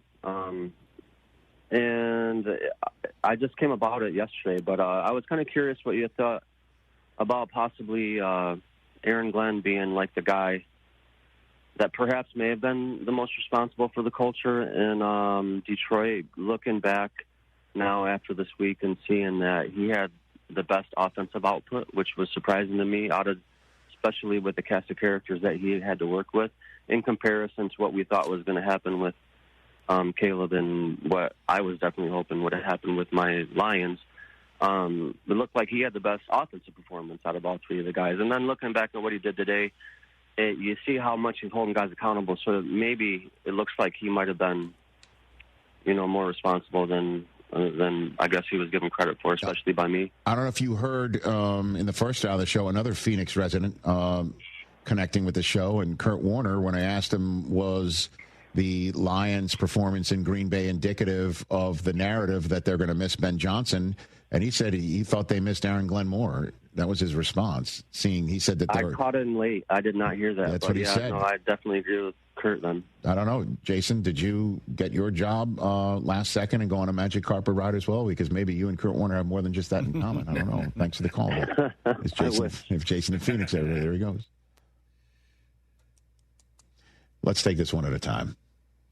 The Aaron Glenn holding people accountable. Did you see he caught Xavier Gibson? Yeah. Who fumbled on a massive fumble on a return that flipped that game. The Jets had it, and they cut him. He is definitely letting people know about accountability when you do that. Well, and he said it wasn't just one incident. I'm sure it is. We say it all the time. There's an iceberg. We only see the tip, and the tip was a pretty big fumble. Yeah. That was the end of that. See you later. So he's bringing that to the equation in New York, and we will see how that stamp works. Almost pulled that one off. Again, the defensive guy coming in, the offense looked really good. And now here he is holding that accountability. And I'll tell you, this whole thing with the Lions missing their coordinators, I bet you Dan Campbell is sick and tired of that already.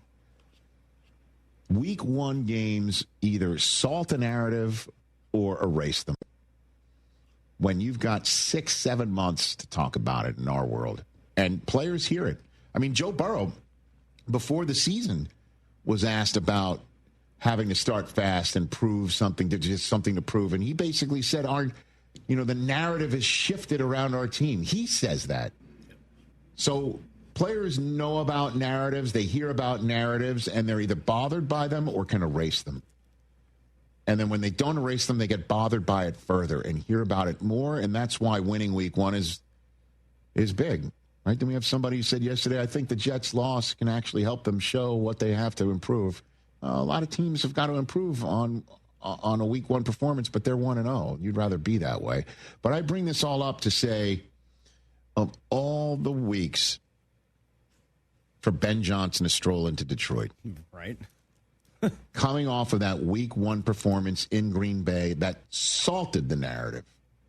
Didn't erase it. They could have come in, if they had come up with another win in Lambeau, would have given him 4 in a row of those. I think first time ever, or first time since, the New Deal or whatever.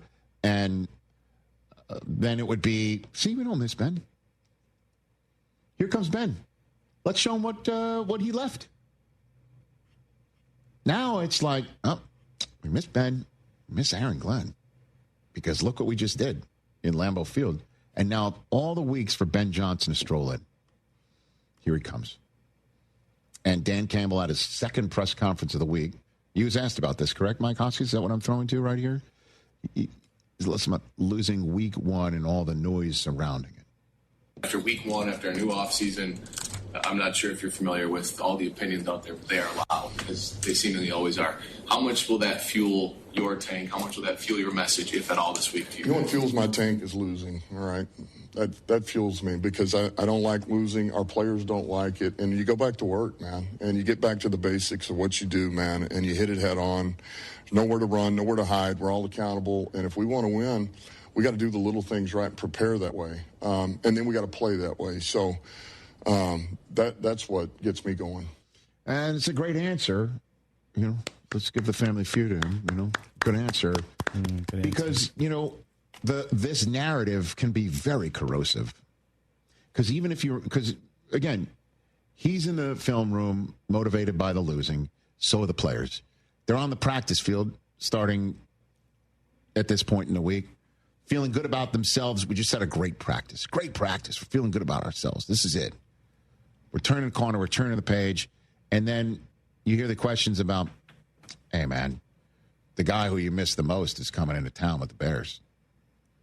Or, hey, man, the guy you miss the most just cut some player. I mean, the accountability of Aaron Glenn. I mean, you miss that. And then maybe it creeps in and you're like, that good practice doesn't matter. So we don't have the guys. That's what they think. I'll show them they're wrong. Well, they got to do that in week 2. And I'm telling you, they got to be sick and tired of this narrative already. Just one weekend. You know? Oof. And I understand shows like this one, you know, my position as well, that we think narratives matter. Maybe they don't. Maybe they do. Maybe not to those guys, but I don't know. But what we do. But doubts can creep, and that's why the coach is just like, you know what matters, Lou? You know what motivates me? You know what really gets me going? Not the narrative, just losing in general. It doesn't matter who we lose to, just losing in general. It's not what we do around here. It's not what we've done around here. And we're going to talk about this next week, but if you're 0-1, being 0-2, it's, you know, less than 10% chance to make the playoffs. So certainly if we're in a division where you're going to start picking it, everyone's going to pick each other off. Right.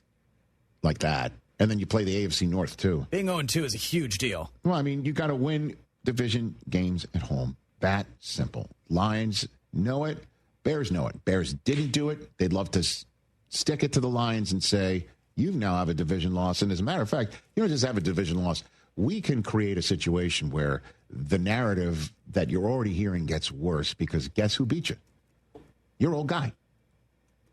Kid's all right in Chicago. He was the one who turned the page from week 1. You didn't. You're now 0-1 at home in division just like us. But we're 1-1 in division. You're 0-2 in division. And you lost one on the road where you don't like to lose, and you lost at home. And guess what? Now you're going to Baltimore on a Monday night at 0-2. Okay. It's a big game. It's a big one for narratives and for standings and for reality. I mean, it's a big game because after a home date with Cleveland comes a 2-game roadie at Cincinnati and then at Kansas City. And then you're home for Tampa on a Monday night. And Tampa could have passed you in that HOV diamond lane of the NFC already at that point in time. 844-204-RICH, number to dial. We'll talk college football with Paul Feinbaum when we come back right here on the Rich Eisen Show. Don't you dare move. A fellow ESPN radio and ESPN man coming up.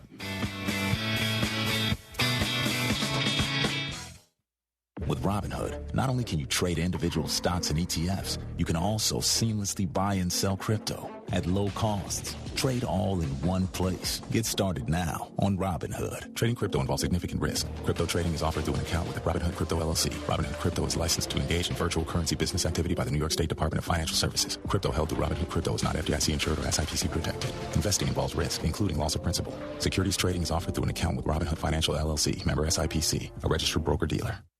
This is Joe Budden. You and I make decisions every day, but on Prize Picks, being right can get you paid. So I'm here to make sure you don't miss any of the daily fantasy action this football season with Prize Picks, where it's good to be right. Download the Prize Picks app today and use code PLAYNOW to get $50 in site credits after you play your first $5. That's code PLAYNOW to get $50 in site credits after you play your first $5. Prize Picks. It's good to be right. Must be present in certain states. Visit prizepicks.com for restrictions and details. Hey everyone, it's VMAC. Have you tried Old Humble Distilling Company yet? If not, you're missing out because their award-winning small batch Texas whiskeys are the real deal and unique to the Gulf Coast. You can grab a bottle at Specs, Total Wine, or finer retailers. Can't find it? Just ask for Old Humble Distilling Company by name. Better yet, swing by their Humble Tasting Room, open Tuesday through Saturday till 6 and Fridays till 9 for date night, where every Friday from 5 to 9 you can get 2 whiskey flights, 2 premium cocktails, and a charcuterie board, all for just $50. Try Old Humble Distilling Company because life's too short for factory whiskey. Progressive knows we all crave validation. Girl, you are not 37. I would have guessed 27. You guys are too sweet. Sure, dewy skin. Terrific.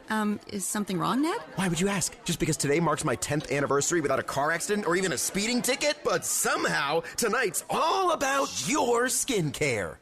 Wow. With Snapshot from Progressive, you can get a personalized rate based on how you drive. And that's all the validation you need. Progressive Casualty Insurance Company and affiliates. Snapshot not available in California or from all agents. Surcharge possible for unsafe driving. Lowe's knows that free makes everything better. That's why our rewards members get free standard shipping on the things they need and want, starting at Silver Key status every day. Savings for rewards members add up fast, so why wait? Join for free today. Lowe's. We help. You save. Not available in Alaska and Hawaii. Exclusions and more terms apply. Loyalty program subject to terms and conditions. Details at Lowe's.com/shipping terms. Subject to change. John Granado here with Robin Orlando from Houston Powder Coaters. Robin, you guys are expanding as well. Yes, we are branching into San Antonio and Austin. So if you have a second house over there, we can come and pick up your items, bring them back to Houston Powder Coaters, and then deliver them back to your second home. How about that? And your delivery? It's free in the Houston area. It's going to be $125 for Austin and San Antonio. That's not bad at all. Call Robin. You'll probably deal with Robin when you call Houston Powder Coaters. 281-676-3888 or HoustonPowderCoaters.com. Lance Zerline here. I'm with Giovanni Marquez, undefeated fighter right here in Houston. You got a big fight coming up on September 20th. After you win, what is going to be your first order at Taqueria Sarandas? My first order is going to be 5 taquitos with a large horchata. Everyone loves horchata. What do you love about Taqueria Sarandas? A lot of locations in Houston. What do you love? I love the great flavors and the excellent service. If you're looking for authentic Mexican food, there's 24 locations around Houston. To find one nearest you, go to taqueriasarandas.com. Contact Tax Relief Helpers for details and restrictions. Attention, anyone that owes money to the IRS. Every day, your unpaid tax debt gets bigger and bigger from daily interest. The longer you wait, the more you will end up paying. If you owe $10,000 or more, now is the time to settle your debt before the IRS takes aggressive action, like taking your wages or property. A special toll-free number has been established so you can stop penalty fees, avoid liens, levies, or other hostile measures by the IRS. Call Tax Relief Helpers right now. I got behind on my taxes and owed $48,000. I called and they got my bill lowered to just $3,500. I owed $87,000 in taxes and it was scary. I got the amount I owed down to just $3,500. I saved $83,500. If you owe money to the IRS, don't wait another day. Your tax debt gets bigger and bigger from daily interest. Call right now before the IRS enforces liens, levies, or other aggressive measures. The call and consult are absolutely free. Call now. Call 800-692-7009. 800-692-7009. That's 800-692-7009. Suit up and save during Suit-Timber at Suit Mart. September 11th through the 14th only. Buy one suit, get your second for just $35, and your third suit for only $25. Complete the look with an array of shoes, 2 for $30. Don't miss homecoming styles with Giorgio Dante suit separates and Marquis slim fit dress shirts, perfect for the season. Suit-Timber, September 11th through the 14th at Suit Mart. Don't wait; these savings end Sunday. Suit Mart, where Houston suits up. Buying a new vehicle shouldn't be hard. Monument Chevrolet makes it easy. Random here. Monument Chevrolet has a huge selection of Chevy vehicles priced with transparency. No hidden fees, no upcharges, no dealer add-ons. For over 50 years, Monument Chevrolet has earned relationships with thousands of customers doing business this way. For new and used cars, fleet sales, and service, visit Monument Chevrolet in Pasadena, right off 225 and Beltway 8 in monumentchevrolet.com. Chevrolet, together, let's drive. You have a toilet? Do you have a sink? Do you have pipes in your house? Of course you do. Then put this number in your phone, 281-488-6238. That's Aqueduct Plumbing. John Granado here. At some point, you're going to need Aqueduct Plumbing. They're professional, affordable, and offer free estimates. I can't tell you how many times my buddies have asked me for that number. Don't be that guy. Be proactive. Be responsible. Be a hero to your family. Put Aqueduct Plumbing's number in your phone now, 281-488-6238. That's 281-488-6238.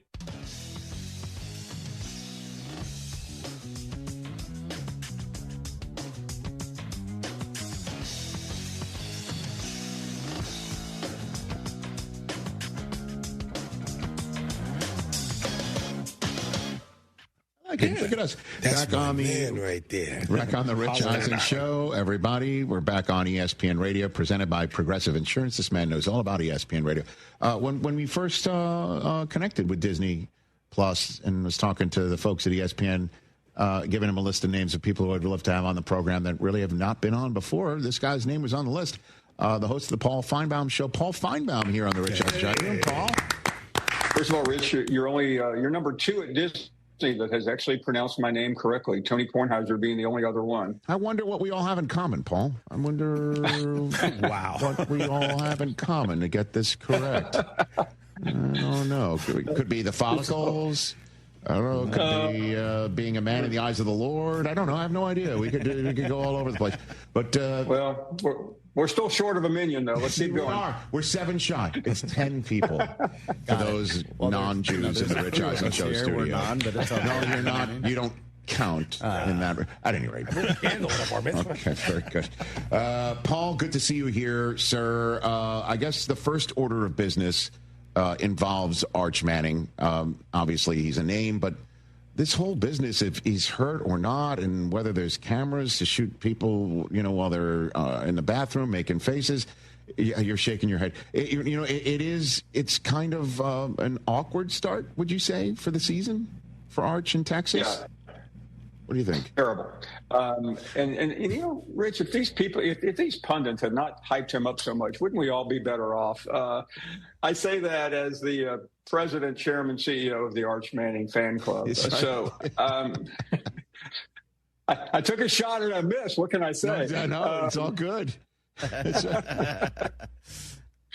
But what Steve Sarkisian did this week was just so wildly weird and inappropriate. And listen, maybe we're too close to the sun here, but when you turn a simple question into a 2 or 3 or 4 day story, you've made a terrible mistake. And Sarkisian is a really smooth operator. This isn't some yokel clown who can't walk and chew gum at the same time. And the question came up about Arch appears to be in pain when he was throwing the ball Saturday, and Sark just went crazy and turned it on the reporter. I don't know. I mean, how would anyone know what his condition is? Although one thing is for sure, he's not nearly as good as I said he was, and a few other people thought he was. Yeah, and I guess he is wincing, and he said after the game when he was asked about it, Arch, that he was just wincing because he missed the throw, and he thought it was something that he could get. And I don't know if the injury stuff is what people are looking for, to see that there's got to be something wrong with the kid because he hasn't come out of the box like Peyton times Eli. So maybe that's what it is. I don't know what is afoot here, Paul, Well, number one, he and his coach got completely outmanned in game one against Ohio State. We know that story by now. Yes. An elite NFL coordinator just completely shut them down. The second game, he looked better. He still didn't look great. Fortunately for Texas, there's another practice game or two before it gets real. But ultimately it will. And I mean, I still believe in him. And I was talking to Seth Wickersham the other day, and I know you know Seth, and he chronicled Arch's recruiting in his new book. And I said, is he really this good? He said, yes. He said, everybody says that. The knock on Arch is the same as the other Mannings. They all played at a private school in New Orleans, Newman, 1A versus the big boys. But that's not it. I mean, there's too many people have said they have seen him make throws that nobody else can make. I'm waiting, though. That's right. I hear you. And then I guess, after that loss to the Ohio State, because I try to be respectful here, Paul, that the schedule, when I looked at it for Texas, as you mentioned it, the types of games that they have right here over the next couple of weeks. I looked at Florida. Now, that's the one that's going to be the next big test for Arch. And then Florida goes ahead and loses to South Florida, and now we're talking about Billy Napier's gig, right? Like, I'm having a trouble trying to assess who's good or really good or national championship worthy outside of Ohio State right now. Paul? Yeah, that would be a good place to start. But in terms of Florida, they'll be revealed this weekend. They're at Baton Rouge. Not a good place to find yourself after losing to your not even cross-state rival. Florida this year has Florida State and Miami on the schedule. Miami is next week, and they lose to the weakest of the three. I did the calculation on Florida's 12-game schedule. USF is either the 10th or 11th best team on their schedule. So if you're doing the math on where Billy Napier will be next year, he probably won't be at Florida. You think that's the case? What about Caliendo at Alabama, Paul? He's got a little more security for this reason. Napier's buyout is only $20 million. DeBoer's is $68 million. And only one time has college football ever gone this high. They went 76 3 years ago with Jimbo Fisher, but Rich. Yeah. That was Texas A&M. That's a good day in the oil fields for the Alabama doesn't have any oil fields proper. They may have some way out in the Gulf. So they really can't afford to get rid of them. But sometimes coaches can make it easier to get rid of you if they keep losing. And DeBoer is really living week to week right now. So Landman can scratch the check, is what you're saying. Bubba Grump Shrimp is not going to scratch that check for killing DeBoer. That's what you're saying.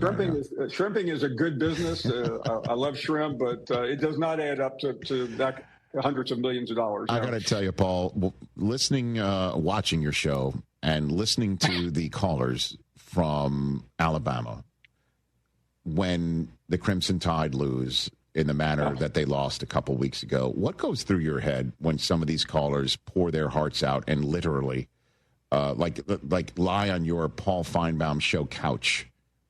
Paul, what goes through your head for that? Well, I have empathy because I've been there so many times with them. And it used to be, Rich, and you've done this for a long time, not as long as me, because nobody has done it as long as me. Nice. But the point being, it used to be the callers to radio shows were outliers. They were not the mainstream, and people in the industry say, they're just a bunch of kooks. You know, the guy out in Long Island, the guy in Westwood. But what I hear now after an Alabama loss is reality. I mean, these people are representative. And we have a couple who become very well known, and they think a lot about their calls, and they're epic. I try to side with them because to me, they are the people that matter the most, not those who sit in ivory towers. Paul Feinbaum here on the Rich Eisen Show. What was your assessment of the Michigan-Oklahoma game from a couple nights ago, Paul? Yeah, starters, it was a huge win for Brent Venables, who was living on that hot seat. And he had to have that win. And listen, I don't need to tell you, beating Michigan matters, especially in the Southeastern Conference, which where it's been now 3 years without a national title. That's forever in the world that I live in. I was pretty underwhelmed by Michigan, though. I think Sherrone Moore continues to stub his toe. I couldn't quite get a handle on Bryce Underwood. I think he's going to be great. I'm not willing to go as far with him as I did with Arch Manning because I don't have any mulligans left in my bag. But I'm really interested, and I'll lean on you, being a Michigan man, to tell me what you saw, because I came away underwhelmed. Well, what I saw over the first two starts for him, what I've seen is an arm that I've never seen attached to a Michigan quarterback. I've never seen anything like Bryce Underwood's cannon in my entire 30 years of rooting for Michigan football and watching it. I've never seen anything like it. But I also saw too many shades of last year's offensive struggles against Oklahoma. And I'm going back and forth between, does Michigan just not have this skilled position horses? Didn't help that they didn't have their top tight end out there. And as you know, that's the best friend of a young quarterback. I was wondering if the offensive line isn't up to snuff, or is it all that going against, as you mentioned, a Venables coach defense with some really good players. And then, of course, Oklahoma is fielding a far more veteran quarterback who's associated with a system already with all the guys that came with the quarterback to Oklahoma. I just wondered if that's just the way it is, and we'll see how it is moving forward. Or is this just not for real? I can't believe that. I think Underwood is really good, and they should. Well, I feel like a caller into your show right now. I should start flipping out. No, in all seriousness, though, they need to move Underwood out of the pocket. Kid throws off the run in a way that I've never seen a Michigan quarterback do it. So maybe it was the play calling too. I don't know. Or you tip the cap to Oklahoma. How does that sound, Paul, as a response? Yeah, one thing about Oklahoma, I mean, Venables was the architect of those Clemson national championship defenses. He and Mateer, the quarterback, not only did he come over as the best quarterback in the portal, he brought his QB coach and his offensive coordinator. That really matters a lot. But I think Oklahoma's possibly, on the fringe of a playoff. Their schedule is probably too tough to get in, though. Well, I'm sure LSU would love to perform better against Oklahoma than Bryce Underwood did, since we know the connection between Underwood and LSU that no longer exists. And so LSU's got a big game this weekend as well. Give me the teams that you've seen so far that you can assess are national championship worthy right now, Paul. Yeah, I mean, it obviously starts with Ohio State. I think LSU is on that ledge. Now, you have to help me on Penn State, because when you play, yes. When you beat up on the top three teams in the Catholic youth organizations, wow. Philadelphia, I mean, how do you get away with playing a schedule like that? It's downright embarrassing, while Michigan is out there playing Texas last year and at Oklahoma, and Ohio State's playing Texas this year, and LSU's going to Clemson, and you're playing Villanova. You're playing Nevada and Florida. Are you saying Drexel's on the schedule? So are you going to the Big Five? You're going to go to the full Big Five on me? Okay. Saturday's game's at the Palestra. Shout out to Philly. Shout out to Philly. Yeah, I guess, right? And that's rubber meets the road there, right? When Penn State plays Ohio State, that's it, because Penn State doesn't play Michigan, if you just want to talk Big Ten alone.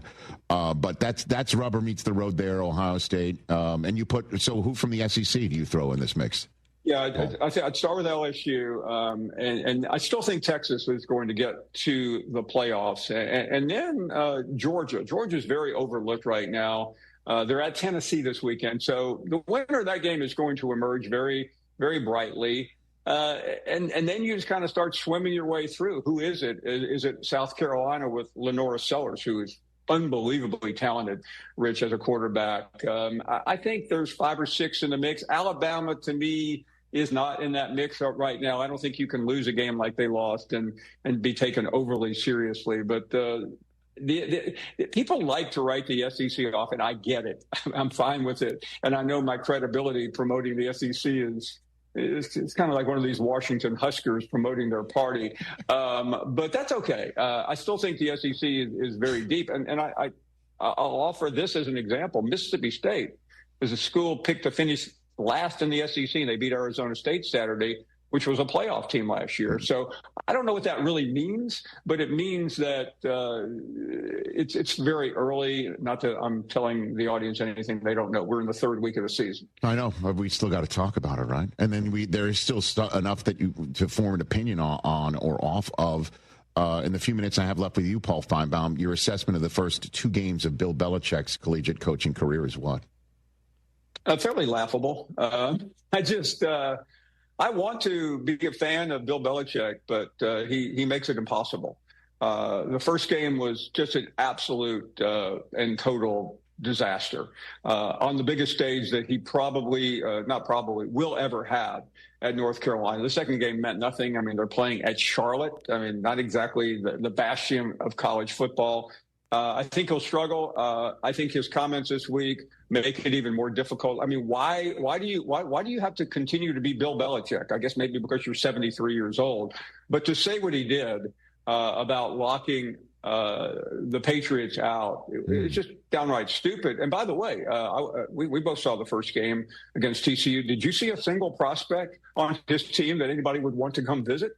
I didn't. But in deference to your players, you can't say that. You want to open the doors. But Bill Belichick's always been a petty, small-minded man. But when you win 6 Super Bowls and you're an assistant on 2 other ones, you can get away with that. Paul Feinbaum here on the Rich Eisen Show. And I guess what's your opinion of the NCAA's idea of having a transfer portal window open in January? Ryan Day, I don't blame him for pushing back on this. He's just like, hey, for those who play in January, really? Is that really? Like, not everyone gets to play in January, but that is Ryan Day and Ohio State's goal. And more often than not, they're going to play in January, right? Or play for a national championship deep into January. And the NCAA is like, well, for most everyone, they'll have the time to figure this out in January for a transfer portal window. What's your opinion of it, Paul? Last year, Rich, the schedule was so screwed up. You had the backup quarterback at Penn State announce he was leaving while Penn State was getting ready for a playoff game. That's where we are. And it completely affects every aspect from the portal two coaching changes. Somebody asked me the other day, hey, what about this guy for that job? And I'm like going, not hireable if he's in the playoffs, and the playoffs don't end till January 21st. Yeah, I mean, these days everything seems to last longer now, and I guess that's for another question down the road is when the college football world turns into a super league or not, and figure out who's in that boat and who isn't, but that's obviously for down the road. Paul, I appreciate you taking the time here and maiden voyage here on our first couple weeks here on Disney Plus and ESPN and ESPN Radio. I appreciate it, sir. Rich, the pleasure was mine. Thank you so much. Let's do this again, Paul. ESPN Radios and ESPN's Paul Feinbaum of the Paul Feinbaum Show right here on the Rich Eisen Show. Fantastic. And to bring it all full circle, let's take a break. And in the commercial, let's all huddle up on what me, Paul, and Tony Kornheiser also still have in common. I guess that'll be the 5 good minutes we spend together. Coming up next.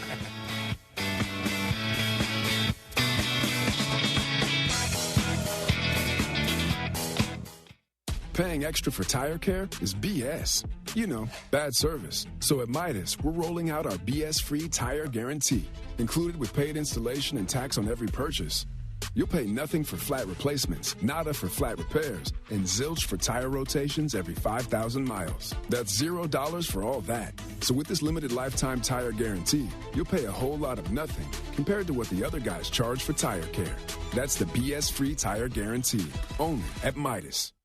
A SoFi personal loan is here to help you achieve something once thought impossible, overcoming high-interest credit card debt. Walk the tightrope of your finances with one low, fixed-rate monthly payment, no fees required, and as soon as the same-day funding. That's right. Pull off your own debt-defying stunt with a SoFi personal loan. Visit SoFi.com/trick to learn more. Loans originated by SoFi Bank, N.A., member FDIC. Terms and conditions apply. NMLS 696891. Every Friday at 4, tune in to Jeremy and Joe as they're joined by the TV voice of your Houston Astros, Todd Callis. Deep to left field. You've got to be kidding me. Todd breaks down the latest with the Stros and gives his unique insight on the team. 6-run, bottom half of the night. Jeremy and Joe with Todd Callis, Fridays at 4 on ESPN 97.5 and 92.5. Presented by Houston Powder Coaters and Pipe Fitters Local 211. Blue Star Tequila, the world's first and only night-harvested tequila. This is tequila at its natural, unfiltered best, made with 100% blue agave and totally additive-free. Smooth, vibrant, and full of character. It's tequila the way it was meant to be. So whether you're chasing championships or celebrating the moment, raise your glass to bold beginnings and taste the Blue Star difference. Find it near you at bluestartequila.com. It's your guy, Sean, with Greenlight Offer, and guess what? We are still buying houses at fair prices. If you own a house and want to sell it fast in the most simplest way, I'm your guy. Call me today at 832-779-4000. We buy houses in any condition, any price range, in any location in the Texas area. Every single month, every single weekend, every single day, we are doing two things, Houston, and that's helping homeowners like yourself with their property problems and buying houses. In 2024, we bought 138 houses, and we want to buy more. We buy inherited houses, vacant houses, pretty houses, not so pretty houses, behind in payment houses. We even buy my tenant won't pay me the rent houses. We buy them all. We will buy your house in as-is condition. No repairs needed, no clean out, and we will pay for movers to help you move. Call me at 832-779-4000 for a same-day offer. That's 832-779-4000. Call for Sean with Greenlight Offer, and I'll get your Greenlight number on your house today. Woo! Attention taxpayers. If you owe $5,000 or more and have missed another tax deadline, you're officially on the IRS's radar. The IRS has resumed aggressive collections. That means wage garnishments, bank levies, even seizures of your home, car, or retirement accounts. If you owe $5,000 or more and missed the deadline, you're stacking new debt on top of what you already owe. Call Priority Tax Relief now. Their experts fight back fast and are saving their clients millions in tax debt every month. I owed over $50,000. And they settled it for pennies on the dollar. These guys are as legit as they come. After speaking on my behalf with the IRS, my entire debt of $25,000 will be eliminated. Whether you've received collection letters or you're already facing liens and garnishments, call for your free consultation. There are no upfront fees. Priority tax relief. Let's make your taxes our priority. Call 800-860-6195. 800-860-6195. 800-860-6195. Priority tax relief.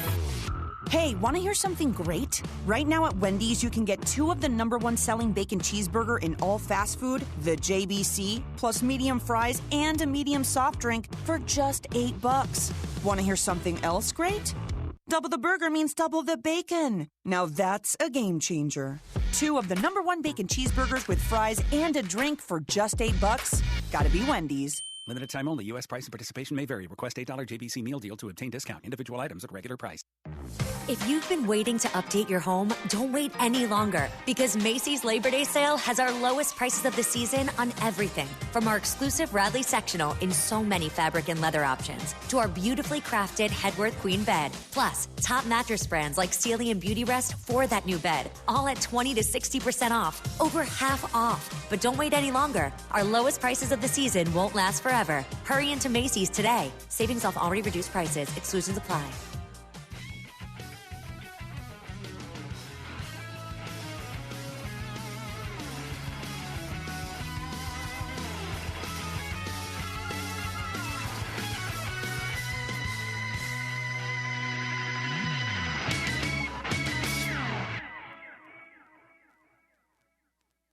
Hyundai Palisade, it's all new. It's an all-new hybrid. What makes it an incredible SUV? Maybe it's the spacious interior that's comfy for the whole crew, or the capability to go off-road. Maybe it's the up to 600 miles of range. It's the driver behind the wheel, too. Maybe what if it's all that and more? What is it then? It's the all-new Hyundai Palisade hybrid is what it is. So much more than just another SUV. Visit HyundaiUSA.com or call 562-314-4603 for more details. That's 562-314-4603 for more details. Okay. We've got another fun show tomorrow. Kyle McLaughlin's in studio tomorrow. Going to go Twin Peaks. You doing all that stuff with him, man. He was in Showgirls, Mike Del Tufo's favorite movie of all time. Actually worked with him on a movie. What movie was that, Mike? Trigger Effect.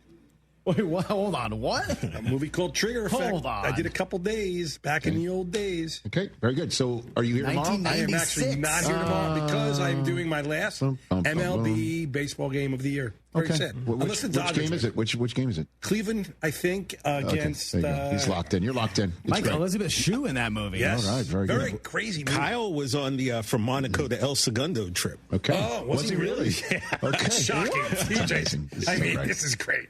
I have a picture of me sitting across from him at dinner. I just found on my phone this morning. Send it to Hoskins. We'll pop it on the air tomorrow. Monaco to El Segundo. TJ knows everybody. How you know everybody.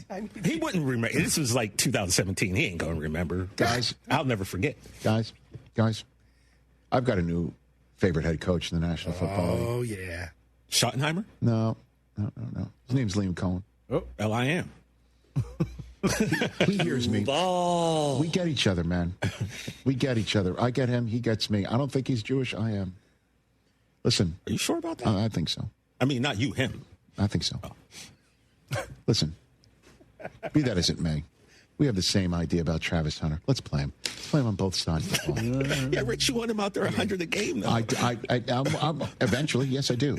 I'm not no denial on that. He needs a little water break. All right, so do me a favor. Look up his snap total. You didn't play. You played mostly on offense, right? I looked it up cup of coffee on defense. It was less than 60. Yeah, that's fine. That's fine. We're ramping. We are ramping. We're ramping. The coach confirmed it. Ramping. Probably a likely uptick. It's more so. Going into week one, it was, okay, we know that it's not going to be a ton on defense. The goal is to increase and continue to increase. It just so happens that we're playing Cincinnati with 2 good wideouts this week. Okay. He played 48 snaps. There you go. 42 offense, 6 on defense. Okay, very good. Let's see 60 in Cincinnati. 60 in Cincinnati. How about that? He said we're playing 2 great wideouts. That's right. Yeah. He also led the team in targets. By the way, here's a new fantasy team name. Don't love that. Here's a new fantasy team name. When he says there's 2 great wide receivers, is that Yosivas bulletin board material? See, this is why I can't write that down. Why? Too long? You purposely did it to be a fantasy name. I literally was about to say it, and I'm like, that sounds like I'm now serving like write That's it down. what I mean. You should just say it, and then we'll write it down. Also, he can't spell Yoshivas either, so that's the other thing. Fuel for the Yoshivas fire? Yeah, it's the reverse of all due respect. Got it. Listen. You can't spell Liam that name anyway. Cohen knows what is needed, and it is Travis Hunter getting an uptick in snaps on defense and on offense. I'm sorry you want Brian Thomas Jr. getting more targets. He will. We know he will. We know he's gonna. But what we need to see is that unicorn out there more and more and more in a unicorn way because he can. I don't want to hear it. He's a grown-ass man. This is problem. This is not Rex Ryan or Fred Flintstone saying, hey, here's one side of the ball. It's tough to get a shutdown corner. I don't want to see wide receiver stuff. Guess what, Fred? Yeah, but there's a twist in this bedrock, and it's a unicorn, and let's get him out there. I want to see more snaps. And Liam Cohen, I think he sees me. From Duval County all the way out here in Los Angeles County. We see each other. We're connected on this front. That's it, Coach. I knew I liked you. He had a great interview with us. He got me. I got him. He got me. I said, what about offensive and defensive rookies of the year in the same guy? And he says, why not? And I say, I like the cut of your jib, sir. There's a lot of boats in that place, and I like the cut of your jib. And golf carts. From kickoff to cash out, ESPN Bet has the tools you need to score more on game days. Bet smarter with stats at your fingertips. Get personalized parlays built just for you. And with your fantasy team synced right in the app, you can back your squad. Right now, new customers get $100 in bonus bets when you bet $10. Sign up with promo code USL to get started. Must be 21 plus. Gambling problem? Call 1-800-GAMBLER. Terms and conditions apply. See app for details. Offer not available in New York. Buying a car or refinancing? Navy Federal Credit Union offers great auto loan rates, 90-day pre-approvals, and military discounts. Applying is easy, and you could get a decision in seconds. You could even refinance from another lender with Navy Federal and get a $200 bonus. At Navy Federal, our members are the mission. Find out more at NavyFederal.org/auto loans. Credit and collateral subject to approval. Rates are subject to change and are based on creditworthiness. Refinance loan must be at least $5,000 to be eligible for the $200 bonus. Terms and conditions apply. Terms and conditions apply for military discounts. Navy Federal is insured by NCUA. DraftKings Sportsbook at the Golden Nugget Lake Charles is your best bet this football season. Catch all the action and immerse yourself in over 3,200 square feet of LED screens. Wager, watch, and win in the sleekest setting with the best odds. Order some of your favorite bites and sip on an award-winning cocktail at your game day headquarters. Only at the DraftKings Sportsbook, Louisiana's largest sportsbook, at the Golden Nugget Casino Lake Charles, a 2-hour drive from Houston. Must be 21 years or older. Gambling problem? Please call 1-877-770-STOP. Grilling alone? That's a flag on the play. Grab your crew, fire up the pit, and pass around some andouille, cracklings, and a little boudin from the Best Stop Cajun Market with 2 Houston area locations in Katy and Baytown. That's how you turn a tailgate into a party. Keep your grill hot and your plate full. Shop at Best Stop Katy or Best Stop Baytown before game day. Keeping the Cajun playbook never tasted so good. Hi, this is Harold Gunn. And this is Bill Olson. Texas Outdoor News is the longest-running, most award-winning outdoor radio show in the state for a lot of good reasons. We bring you the latest news and information about hunting and fishing across our great state and beyond. And our guests are who's who from industry, government, and the field. Texas Outdoor News is brought to you by Ford Trucks and your best in Texas Ford dealers. Join us Saturday mornings at 6, Sunday at 7 on ESPN 97.5. It's midnight in Houston, and Bob just can't sleep. The AC is broken, and he can't count the sheep. Don't worry, big man. You don't need to scream. We can fix your AC with the help of Air Team. They'll come to your place, fix it up without a trace. Trust the ultimate fan with the paint on his face. Is your air conditioner not performing at a pro level? Call Air Team, H-Town's HVAC team. The best heating and air conditioning installation services. 713-936-5346. Or visit airteamltd.com. Hey, Texans fans, Sean Mapes here. You know every game counts, so don't miss a moment of the action this season on Prize Picks. Make your picks on your favorite Houston Stars and Battle Red all season long. Prize Picks is the best way to win cash this football season. You've been waiting all offseason preparing for this moment. Which players are going to go off? Which ones aren't? Make your picks, and in less than 60 seconds, you can turn your takes into cash all season long. Prize Picks is simple to play. All you have to do is pick more or less on 2 to 6 player stat projections. If you get your picks right, you can cash in. And don't worry about injuries because Prize Picks also offers injury reboots. If one of your players leaves the game in the first half and doesn't return, Prize Picks won't count it as a loss. Download the Prize Picks app today. Use promo code MAPES to get $50 in lineups after you play your first $5 lineup. That's promo code MAPES to get $50 in lineups after you play your first $5 lineup. Prize Picks. It's good to be right. Must be present in certain states. Visit prizepicks.com for restrictions and details. Contact Tax Relief Helpers for details and restrictions. Attention, anyone that owes money to the IRS. Every day, your unpaid tax debt gets bigger and bigger from daily interest. The longer you wait, the more you will end up paying. If you owe $10,000 or more, now is the time to settle your debt before the IRS takes aggressive action, like taking your wages or property. A special toll-free number has been established so you can stop penalty fees, avoid liens, levies, or other hostile measures by the IRS. Call Tax Relief Helpers right now. I got behind on my taxes and owed $48,000. I called and they got my bill lowered to just $3,500. I owed $87,000 in taxes, and it was scary. I got the amount I owed down to just $3,500. I saved $83,500. If you owe money to the IRS, don't wait another day. Your tax debt gets bigger and bigger from daily interest. Call right now before the IRS enforces liens, levies, or other aggressive measures. The call and consult are absolutely free. Call now. Call 800-692-7009. 800-692-7009. That's 800-692-7009. This is ESPN 97.5, brought to you by Zata Jewelers, KFNC, and 97.9 HD2 Mont Bellevue, Houston. Houston standing by, over. Jeremy and Joe starts now. On ESPN 97.5 and 92.5. Live from the Veritex Community Bank Studios, here's Jeremy Branham and Joe George. Hello, Houston. It's Jeremy and Joe. He's Joe. I'm Jeremy. Brian's here, too. Keep on the glass. Say hi, Brian. You said that with less enthusiasm than you did the rest of it. I caught on to. It was good ears there. You got good ears. You didn't deny it, though. Who sings the song? I don't know, but I like it.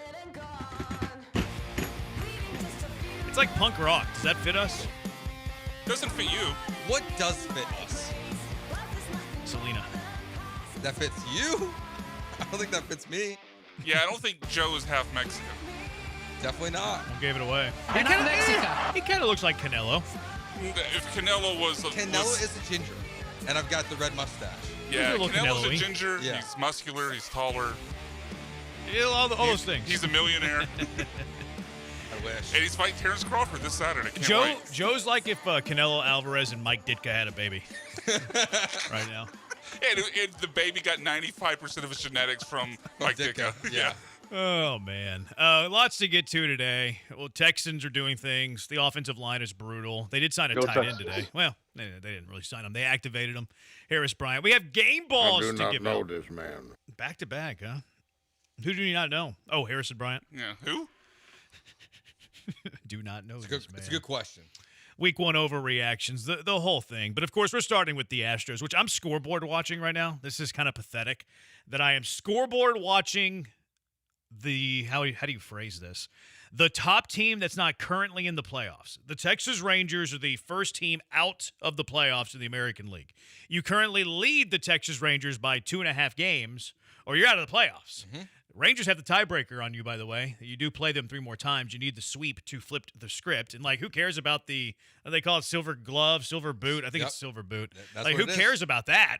But if you and the Rangers are tied at the end of the season and you don't sweep the Rangers in that final series you have against them, they would then own the tiebreaker and you would be out of the playoffs. So I am scoreboard watching the Rangers and the Brewers right now, which the Brewers have the best win percentage in all of baseball. They're arguably the best team in baseball. Record-wise, they are the best team in baseball. They're on the verge of being swept by the Rangers. Yeah. Rangers lead that game 3-2 halfway through it. I mean, the Rangers have won 3 games in a row, about to win their 4th. The Mariners have won 4 games in a row, and the Astros have lost 2 games straight. The Rangers are coming in hot. Like they've got the pieces. Unfortunately, they've got guys getting healthier. It seems like Corey Seager could be back for this Astros series with his appendectomy.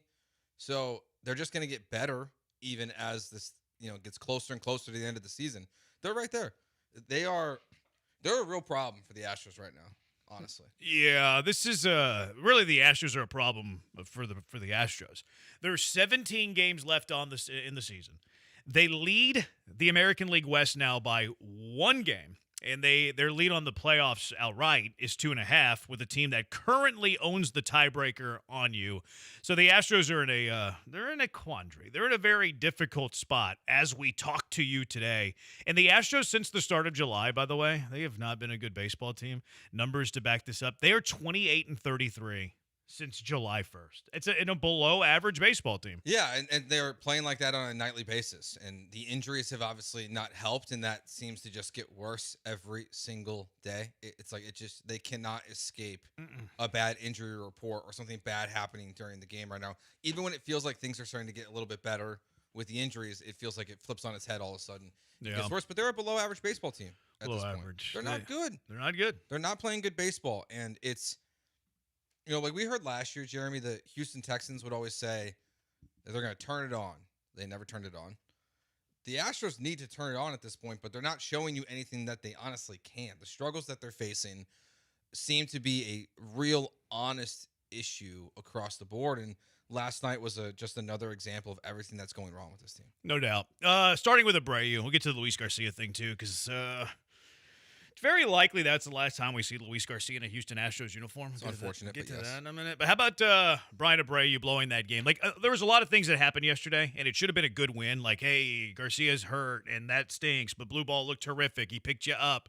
The offense does enough. Correa in the 3 spot. Got you a 2-run knock there in the first inning. Yay, things are going good. You turn it over to Abreu, who's in his career been very good. Has been really good up to about 2 weeks ago. You hand him the ball with a 3-1 lead. I think it was 5, 6, 7 in the lineup for Toronto. That's a game you got to win. That's a game you got to win in a pennant race. That's a game you got to win with 18 left to go. That should have been a very good win to start the road trip. Instead, Abreu can't throw a strike, walks a couple of dudes, gives up a couple of knocks. It was a miracle he got out of the 9th inning, second and third one out, got back-to-back strikeouts. But that one's going to sting. That one doesn't feel good. It's a disaster. It's a disaster loss for them. Bryan Abreu is not a closer. He can't do it. He doesn't got the goods. He can be the best 8th inning guy in Major League Baseball, but we see the inverse of this last year. We see Ryan Presley. You take him out of the 9th inning role, and he was falling off anyways. You can catch him Thursday at tailgate. But you see guys who are closers who move into 8th inning roles, and for some reason it doesn't work. With Bryan Abreu, it feels like it's not working for him in the 9th inning. I don't know if it's a confidence thing or what it is, but he's been a mess in the closer role. It has not been clean, even when he's gotten saves. It's not an easy 1, 2, 3. And without Hader, and I know the Astros are optimistic that Josh Hader could be back for the postseason. Yeah. I'll believe it when I see it. The Astros have a closer problem. A real closer problem. Nothing like last year. Hader wasn't great last year all the time, but he still was a pretty good closer. This one feels like a real problem. I think you're overstating it based on what happened yesterday. I think you're going to a little bit to the extreme. Like, he's not capable of pitching in the 9th inning. Like, he's done it before, and he was actually pretty good in his first couple of situations to pitch the 9th inning once Hader went down. It's recent struggles. It's 3 of the last 4. Like, he had 3 perfect innings as the closer prior to this recent stretch where he hasn't been good. I don't believe in the mental block here. I do think that he has the goods-ish to be a closer. I can't get to where you're going. He's not capable. He's got 20 career blown saves. Okay, but that's a little misleading because if you blow a lead in the 8th inning, that counts as a blown save. That's true, and it's why I don't like the statistic the way that they frame it. But then why'd you use it? Because it's still a fact. He still has 20 career blown saves. I don't believe in him right now when he's out there in the 9th. Okay. Well, we disagree on the Bryan Abreu. Can he pitch the 9th inning? Like, yesterday was bad. The stretch is bad. I think it's more of a bad stretch than it is like he is not capable to be a closer. I think he's more than capable of being a closer. We've seen the stretches where Bryan Abreu has nasty. We've seen the stretches where he's dominant.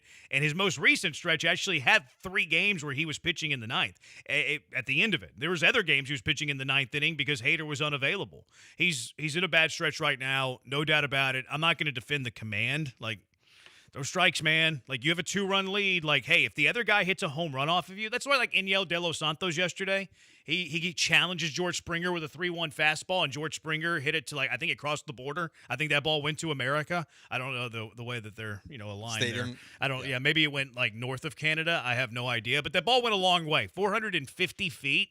But I tip my cap for De Los Santos, like, challenging him. You're up by 2 runs. Challenge him. If he hits a ball to the moon, he hits a ball to the moon. My frustration with Abreu were the walks. Like, I can live with the hits. The other guys are making money too.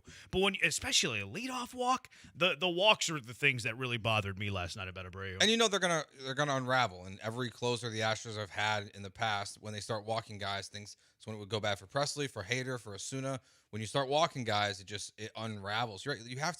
He has to attack more when he's on the mound. It can fix some of these things. And command hasn't been a huge thing. So if it's just a command problem, then that can be alleviated. If it's a mental block, then it's a challenge. But also at the end of the day, it doesn't really matter. Like, there's no other good option for the Astros.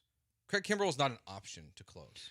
See, I saw that scuttlebutt going on the internet yesterday. Like, people were clamoring to remove Bryan Abreu from the closer's role, move Craig Kimbrell into the closer's role. So you're not willing to go there. Like, you don't love Abreu as a closer, but with this bullpen that's hurt, depleted, et cetera, that you must use him. A guy that's been in the minors for 99% of the season this year is also going to be your closer as you're trying to chase down the playoffs, the World Series, anything like that. No, you have to go with your best guys. And at the end of the day, Bryan Abreu is your best guy out there. And even, again, he wasn't good last night, but it is one of those things where Joe Espada, I think, is just going to have to get more creative with the way they use the bullpen.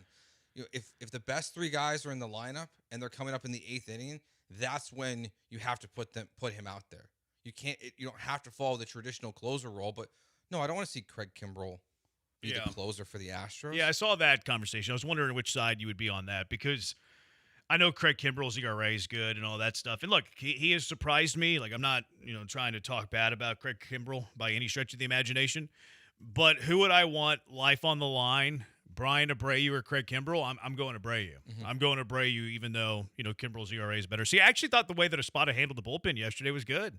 Like, you actually got to where you needed to be. They're up 2 runs in the 9th inning. You got your closer coming in. Like, that's where you want to be, and Bryan Abreu let you down. Flat out let you down. Yeah, and you need him to not do that. And I don't, because even if it's not Kimbrell, I don't even know what the other options would be. If you wanted to explore this conversation of who gets the ball in the is De Los Santos. There's no one else. There's no one else. Like, you're not gonna, like, Blue Ball's not going to be your closer. He's going to be a starter now. Looked all right. I like him. That's the positive from yesterday's game. Is he looks good. He can fill a role nicely for the Astros, it feels like. But beyond that, it's the issues that are happening in the back end of the bullpen. Joe Espada is just going to have to earn his money as a manager and figure out what's the best matchups. This is where the Astros should shine, though, I think, Jeremy. Like, you've got this analytics department that has always been front and center, ahead of everyone else in Major League Baseball. You have to rely on that, especially in a playoff series. You got to know, okay, who's going to match up best against the 4, 5, and 6 hitter of the Seattle Mariners, or if you're playing the Rangers or the Red Sox, whoever it is. And you have to go in with a game plan like that and, I think, stick to a script. And I agree with you. Joe Espada did a fine job last night. Bryan Abreu just dropped the ball. You just don't have the pieces. Like, I understand what you're saying, and they're trying to do the best that they can with that. But, like, the names that you're counting on in the bullpen, and look, I like Abreu.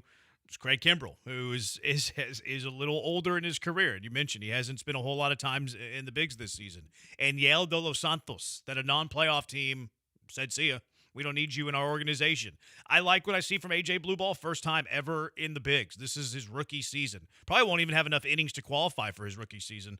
J.P. France is back. We haven't seen him quite yet. Brian King, like, he's had a solid season, but he's your second best reliever right now. Okert's had a solid season. He's a journeyman in the bigs. Jaden Murray's currently on this big league team. Lance McCullers is on this big league team. Nick Hernandez is apparently on Go this Cougs. team. There's not a roster move has not been announced yet, but he is on the Astros lineup. Well, Well, we know what it is. It's Garcia. Yeah, it's Luis. Yeah, so they're waiting for it to officially tell us what's happening.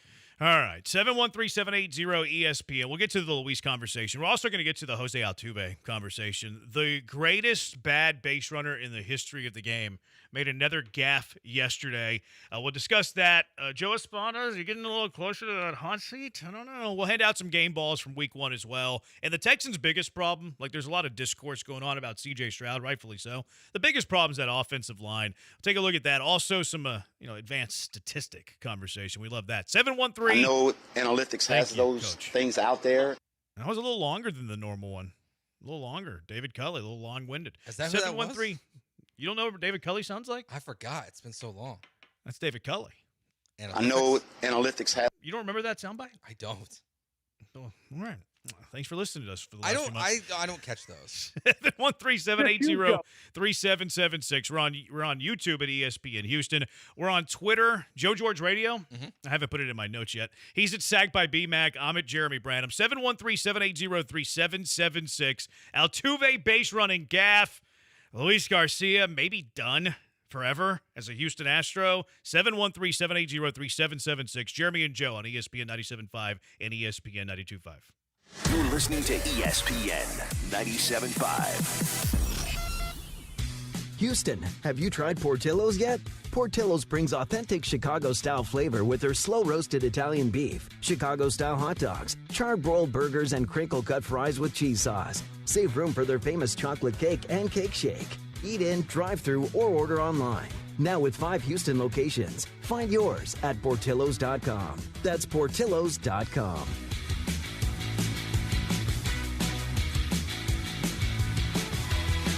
What are you doing every day to support your liver? If you enjoy sweets, fast food, alcohol, or take any medications, that's a vital question to ask. Hi, I'm Sherry Torkas, pharmacist and health author. For over 30 years, I've helped people make informed decisions about their health, especially concerning prevention and long-term wellness.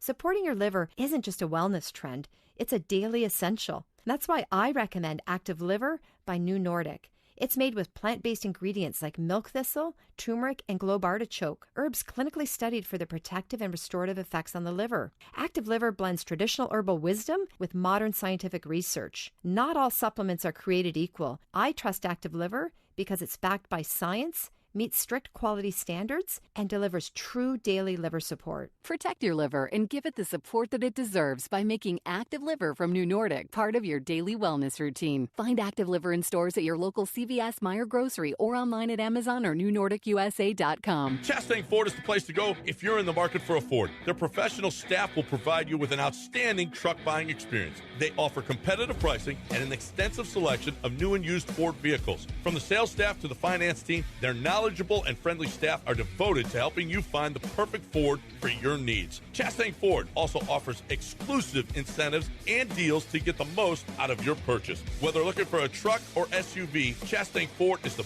perfect place to find your dream Ford. Attention taxpayers, if you owe $5,000 or more and have missed another tax deadline, you're officially on the IRS's radar. The IRS has resumed aggressive collections. That means wage garnishments, bank levies, even seizures of your home, car, or retirement accounts. If you owe $5,000 or more and missed the deadline, you're stacking new debt on top of what you already owe. Call Priority Tax Relief now. Their experts fight back fast and are saving their clients millions in tax debt every month. I owed over $50,000. And they settled it for pennies on the dollar. These guys are as legit as they come. After speaking on my behalf with the IRS, my entire debt of $25,000 will be eliminated. Whether you've received collection letters or you're already facing liens and garnishments, call for your free consultation. There are no upfront fees. Priority Tax Relief. Let's make your taxes our priority. Call 800-860-6195. 800-860-6195. 800-860-6195. Priority Tax Relief. Your home for Texas A&M athletics is ESPN 97.5 and 92.5.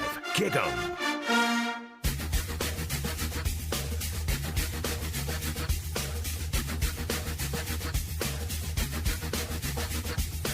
This is Jeremy and Joe on ESPN 97.5 and 92.5. From the Veritex Community Bank Studios, here's Jeremy Branham and Joe George. Jeremy and Joe. He's Joe. He's just Joe. Just you, Joe.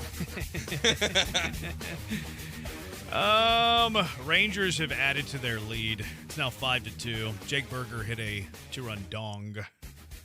Rangers about to sweep the best team in baseball. The wild card lead for the Astros over the Rangers is about to be 2 games in 12 outs.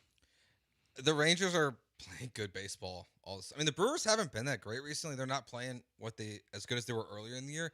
And then the Rangers are playing the Mets, who have been brutal since June, basically. Yeah. They've been an awful baseball team. So the Astros lineup is out for Game 2, which the Astros are turning to George Costanza to again try to be the stopper. The summer of George! For them. Jason Alexander, every single time the Astros need a big win, it's Jason Alexander on the mound. He's your stopper. It's so weird. He's your stopper now. He is your stopper. He's facing Jose Berrios. So that's the pitching matchup tonight. Espada's lineup is out, and it does not have Jose Altuve in it.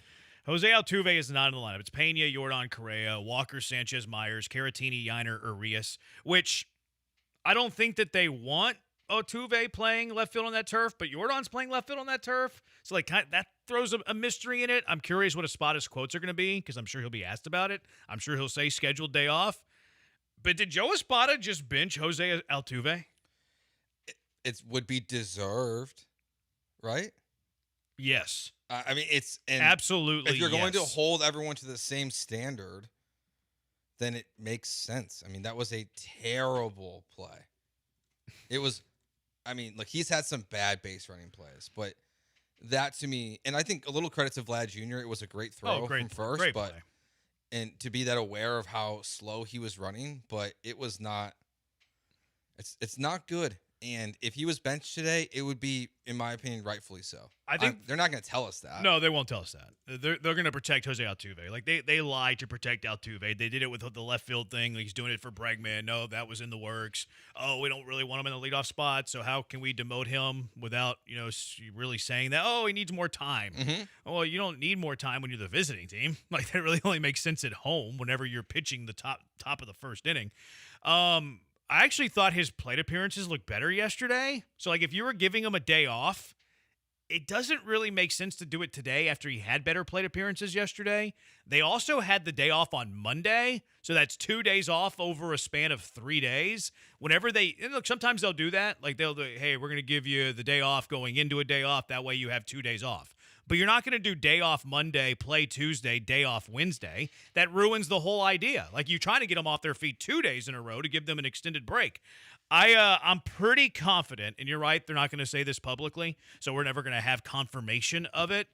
I am pretty confident saying that Jose Altuve got benched today by Joe Espada, which, okay, Joe, I didn't think that you had the cojones to do that. Like, I admire that a little bit. Most interesting manager in the world. That's becoming a little less interesting by the day. I mean, everything you just went through, but you've got a guy who's going to be a Hall of Famer, and you've put him in left field because he can't play his second base at a very high level. You've then DH'd him most of the season because he can't really play left field either. You moved him down in the order. Now he's not playing today. I mean, they are – whatever's going on behind the scenes, if this is, I like the standard it sets if that's why he's not playing today. Yeah. Of that Jose Altuve is not in the lineup because of what happened on the base pass yesterday. It's totally fair if that's the reason why. And even though I agree with you, the swings looked better. Mm-hmm. If it was just because of some kind of matchup thing and another day off to really try to really get him going, I'm fine with that too. Like whatever reason they give us is to me acceptable for Jose Altuve not playing today. I think he's a little behind, got benched. I really do. It just doesn't make a whole lot of sense that he's sitting for 2 days out of 3. Those aren't back-to-back days. He looked better at the plate yesterday, and there was a very obvious base running, mental, lazy gaffe in the 10th. I think he got benched, which good. Like you have this, the Astros are in a playoff race fighting for their baseball lives. Toronto's comfortably in the playoffs, but trying to win the division and try to get home field advantage throughout. And Vladimir Guerrero is busting it down the line. Like a big boy first baseman, Vladimir Guerrero is busting it down the line to beat out an infield single that, oh, by the way, Jose Altuve was a little slow getting to in the bottom of the 10th. And your best player of all time, which he is the franchise's best player, is taking no secondary lead at second base. That's the thing that bothered me the most about Altuve's base running in the 10th. And I went and I looked at the pitcher-catcher cam, actually, maybe the center field camera, and he does not take a secondary lead whatsoever. Like, he doesn't bounce off the bag at all. At all. And that's like, Jose Altuve is going to be aggressive and he's going to run into outs and he's like adorable doing it because he's our guy, all of that stuff. The thing that bothered me the most about what we saw yesterday in the 10th was that it was lazy. It wasn't him being aggressive. It wasn't him being silly and adorable. It wasn't him being dumb. It was Jose Altuve being lazy in a tie game in the 10th with 18 games left to play as you're fighting for your baseball lives. I thought it was inexcusable, and I think that's why Joe Espada benched his butt today. Yeah, because if he has the lead and he is, thrown at the bag instead of a couple feet in front of it and his slide not even able to get his feet don't even get to third base. It's such a bad slide as well. You can find it more acceptable to what you're saying. So it was a play in which we haven't seen Altuve have. This one's different than a lot of his normal base running errors. A lot of times it's turning second or turning third and being too aggressive and misreading a ball. But this one, that a ball hit the other way, you're gifted a spot on second base. You're taking off. You're heading to third base, and to get out in that situation. I mean, in the man-for-man era, this is not something we see very often. Like, that play last night is very rare. We don't see teams being that aggressive for the second out of the inning. Typically, they're just like, first, all right, go to first base, get the out, and that's fine. I saw some of the internet discourse about this. They were blaming Espada for not bunting Caratini in that spot. You had a runner at second base with nobody out, and Victor Caratini does what a professional hitter does, and he pulls the ball to the right side because the runner at second base should be bouncing off of second base, getting a good jump, reading the ball on the ground, and getting to third base without a throw. The whole idea that Victor Caratini should have been bunting there is the biggest piece of evidence that you do not know ball.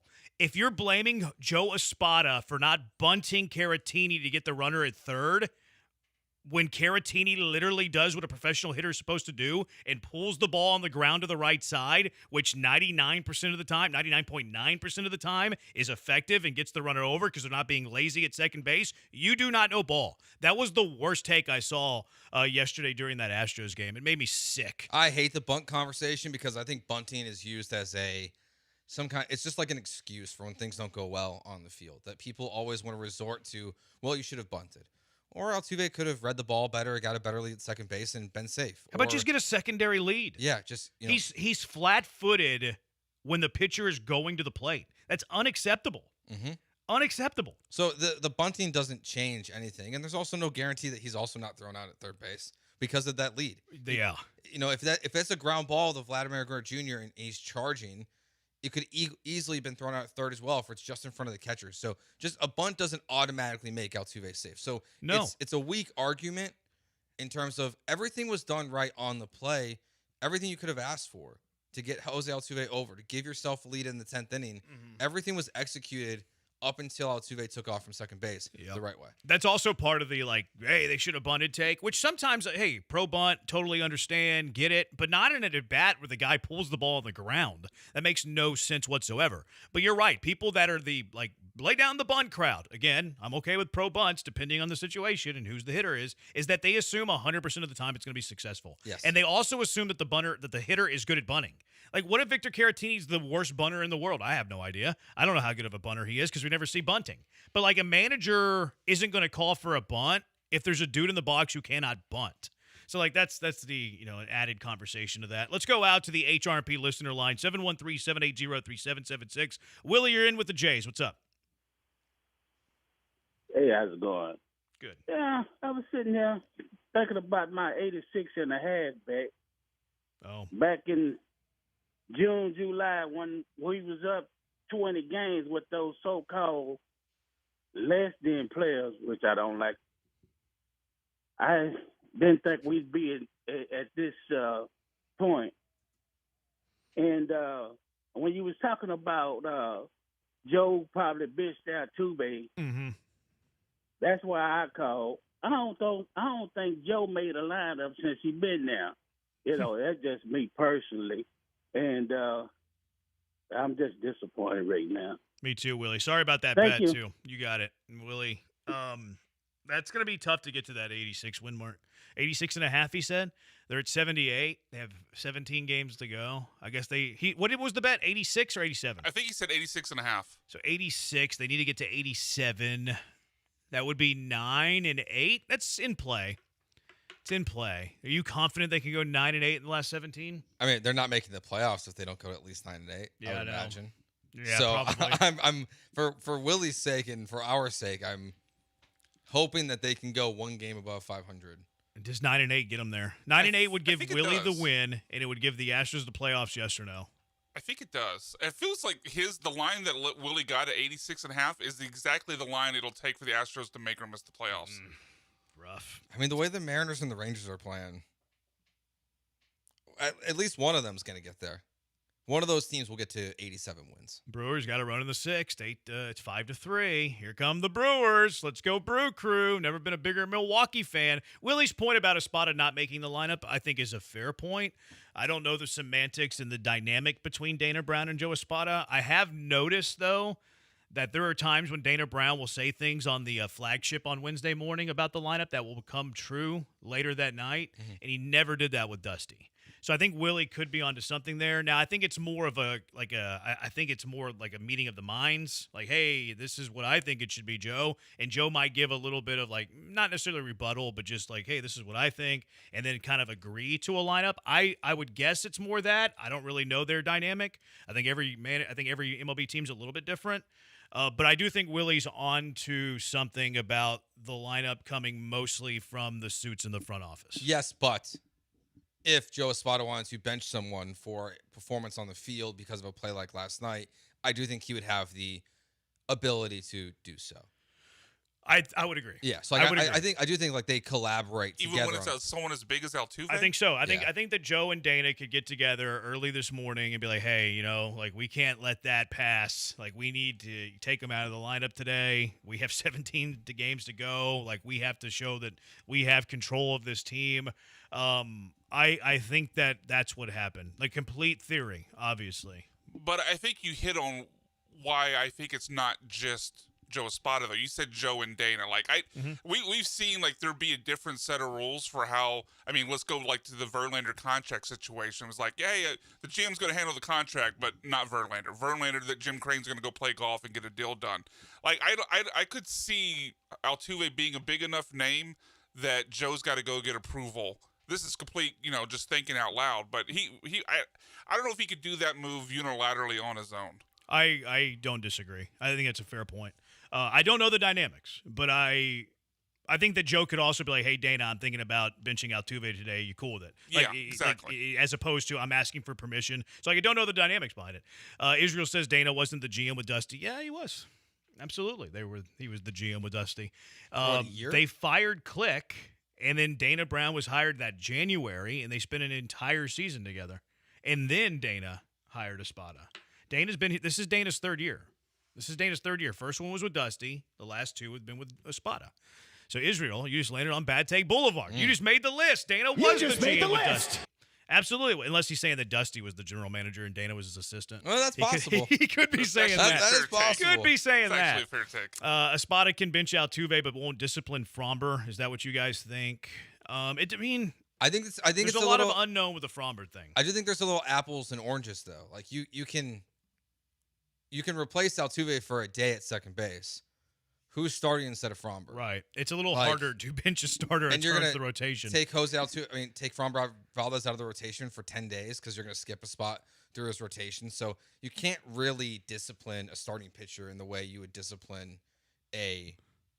position player. Lineup. Especially whenever Altuve's been somewhat struggling offensively. I thought he looked better yesterday, but struggling offensively, it's easier to be like, hey, we should give him a reset. It's easier to do that. It's easier to hide. It's not going to be a public benching. It's not. I think what we have here is a private benching, unless something comes out where he's hurt, and then it's like, that's not even great. Worse. Yeah. All right, 713-780-3776. Luis Garcia exited yesterday's game. Is his tenure as an Astro over? 713-780-3776. Jeremy and Joe on ESPN 97.5 and ESPN 92.5. Houston's independent voice for sports talk.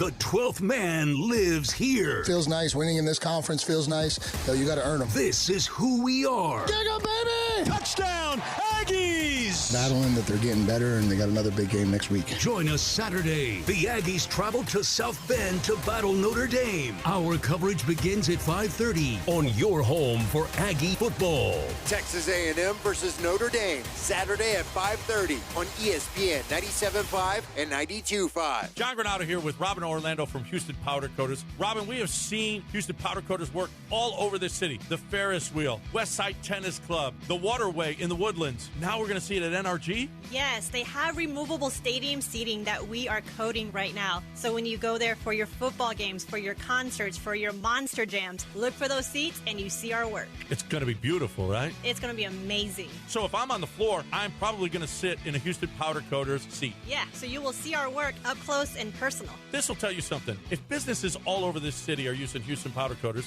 why shouldn't you? So if you want your patio furniture Houston Powder Coated, you need to do it now. Yes, because it is a standard 4 to 5 week turnaround time, but if you need it expedited, we can do that for you as well. We got parties coming up, holidays coming up. You want your patio furniture out there when the weather gets really hot. Yes, don't delay. Call me today. Hurry, hurry, hurry. Call Robin, 281-676-3888 or HoustonPowderCoaters.com. Contact Tax Relief Helpers for details and restrictions. Attention, anyone that owes money to the IRS. Every day, your unpaid tax debt gets bigger and bigger from daily interest. The longer you wait, the more you will end up paying. If you owe $10,000 or more, now is the time to settle your debt before the IRS takes aggressive action, like taking your wages or property. A special toll-free number has been established so you can stop penalty fees, avoid liens, levies, or other hostile measures by the IRS. Call Tax Relief Helpers right now. I got behind on my taxes and owed $48,000. I called and they got my bill lowered to just $3,500. I owed $87,000 in taxes and it was scary. I got the amount I owed down to just $3,500. I saved $83,500. If you owe money to the IRS, don't wait another day. Your tax debt gets bigger and bigger from daily interest. Call right now before the IRS enforces liens, levies, or other aggressive measures. The call and consult are absolutely free. Call now. Call 800-692-7009. 800-692-7009. That's 800-692-7009. For premier recreation, dining, and entertainment, head to East River 9, located 1 mile from downtown Houston. East River 9 is the only 9-hole par 3 golf course, driving range, and pickleball facility in town that features night golf under its LED stadium lights. The venue boasts a tremendous view of the Houston skyline, which is perfect for sunset gazing while enjoying your favorite cocktail or River House restaurant menu item. Go to eastriver9.com to book a tee time, pickleball court, or sign up for our annual membership. You'll be glad you did. John and Lance, weekday mornings from 7 to 10.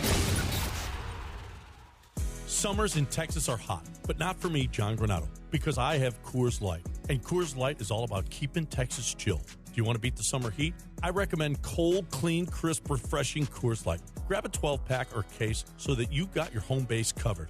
And when you're hanging at your favorite watering hole, order a bottle or a bucket with those beautiful blue mountains. I love me some Coors Light. You will too. Choose chill. Choose Coors Light. This message is approved by the man of the people, John Granado.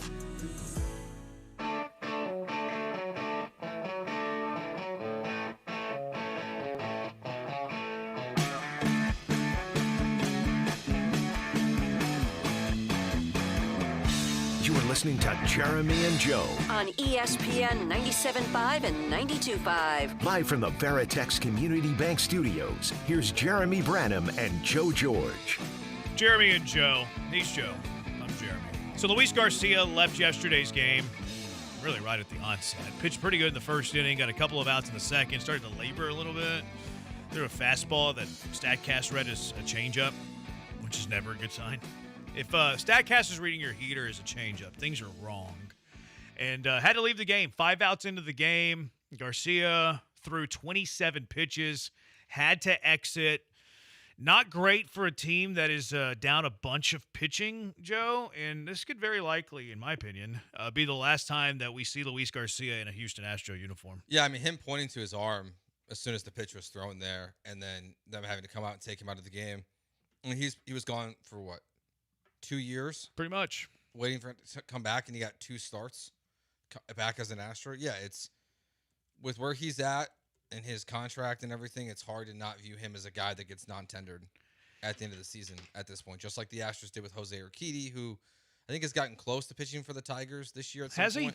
I was wondering. I hadn't heard about him in a while. But it's the safe bet is, unfortunately, that's the last time we're going to see Luis Garcia as a member of the Astros, because for it to take so long to come back, to have all the setbacks that he did, and even as he started his minor league rehab starts in Sugarland, the velocity wasn't there.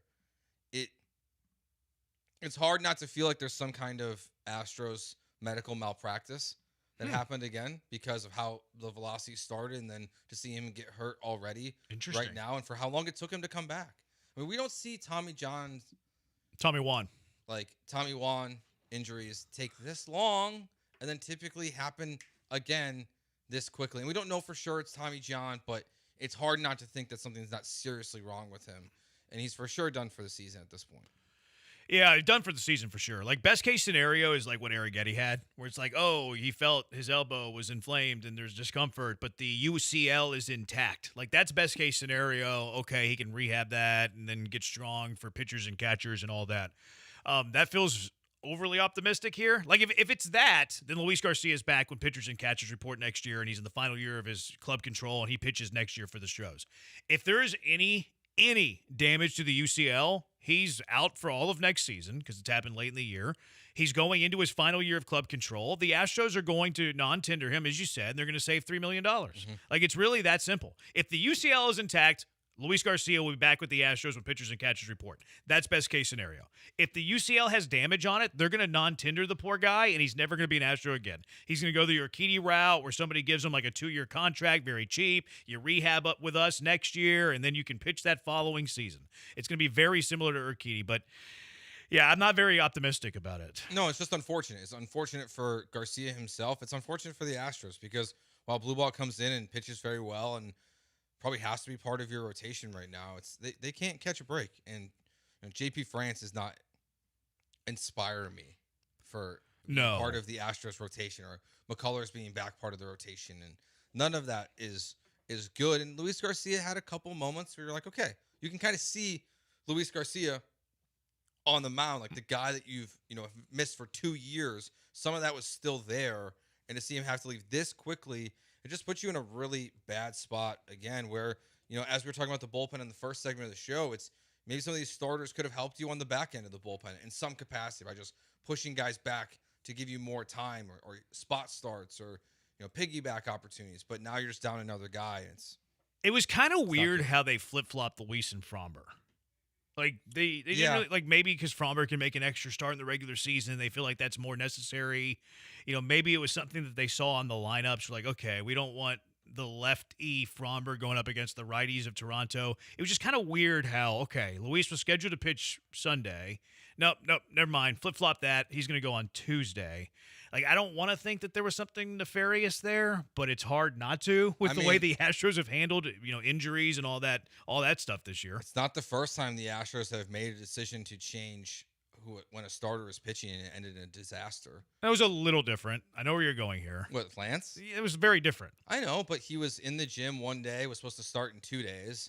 The rain delay gets pushes it back, and he's on the mound, and then Lance McCullers is gone for 2 years, essentially at that point. Yeah. So I don't like it's just another Astros thing where you can't give them the benefit or the doubt of anything they do with a pitcher at this point. It's like, well, this has happened before. Or, well, why did Justin Verlander really rehab elsewhere outside of just the pandemic happening at the time?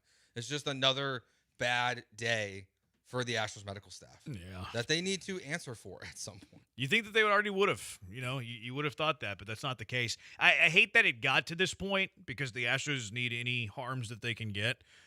I do think that AJ Blueball gives you more upside at this stage because of Luis's injuries than Luis Garcia does. I hate that it happened because of Luis Garcia being injured, but I do think that the Astros gained upside in their rotation if AJ Blueball is indeed the guy. Now, where it really hurts is the bullpen because Blueball has been pretty helpful there, and you don't have a lot of arms there. So you think that's the move, that Blueball is just going to be that fifth guy in the rotation? Because you got Fromber, you got Hunter Brown, you got Costanza, you got Christian Javier. You could go to a 5 or a 6-man, but just the fifth guy for now. You think it is Blueball? Yeah.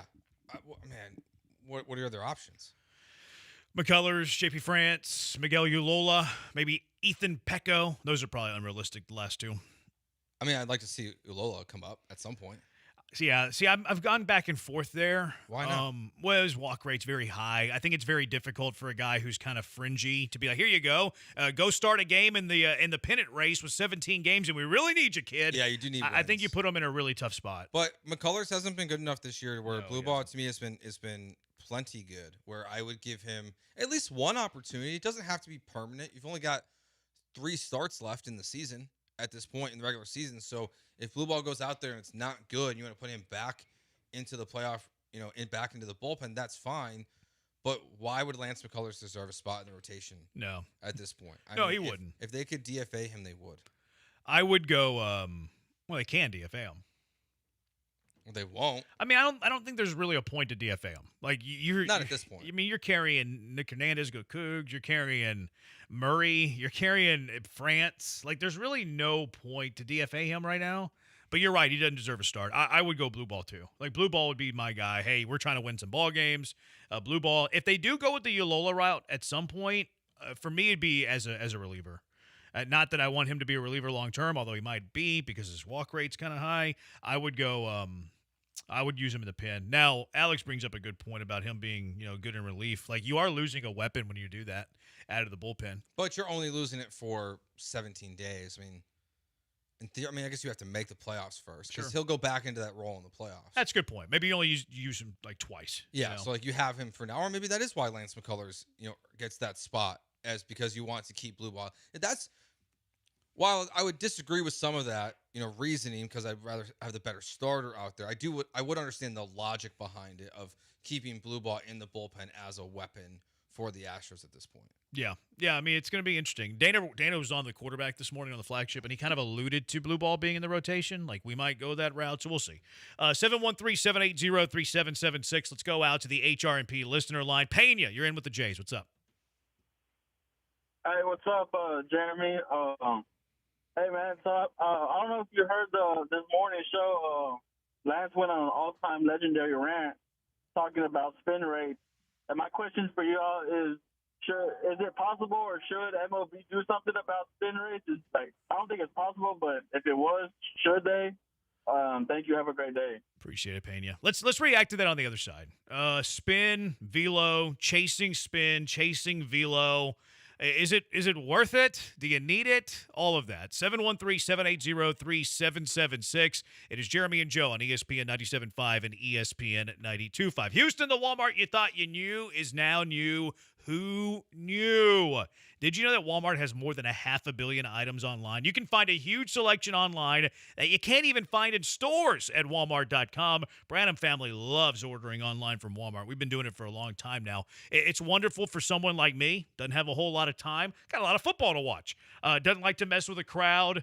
We order online with Walmart, get all the groceries without having to leave the house. It's great. In fact, we even put things in our cart throughout the week, knowing we like to get a delivery on Sunday, set us up for the week. We put stuff in the cart throughout the week. That way we know it's there. We can rely on them, and we can rely on Walmart because it's Walmart. I know what you're thinking. That's too expensive. Online grocery shopping costs way more. Nope. That's not true at Walmart. Grocery prices are the same for delivery as they are in store. Did you know that? And, of course, because it's Walmart, you already know that the prices are super low. And what I love about it, they're fast. Walmart can deliver in as fast as an hour. Going online to Walmart.com, ordering the groceries I need is faster than me. I'm a slowpoke. Going to the grocery store and getting the groceries I need. They're going to save you time. Use Express Delivery to get all of the eligible things you need from Walmart. You can get your groceries. You can get your home goods. You can even get prescriptions. Walmart's changing the game with their delivery. So when it comes to feeding your family, hosting a tailgate, throwing a party, Flex, think Walmart for all your grocery needs. Start an order today at Walmart.com. ESPN 97.5.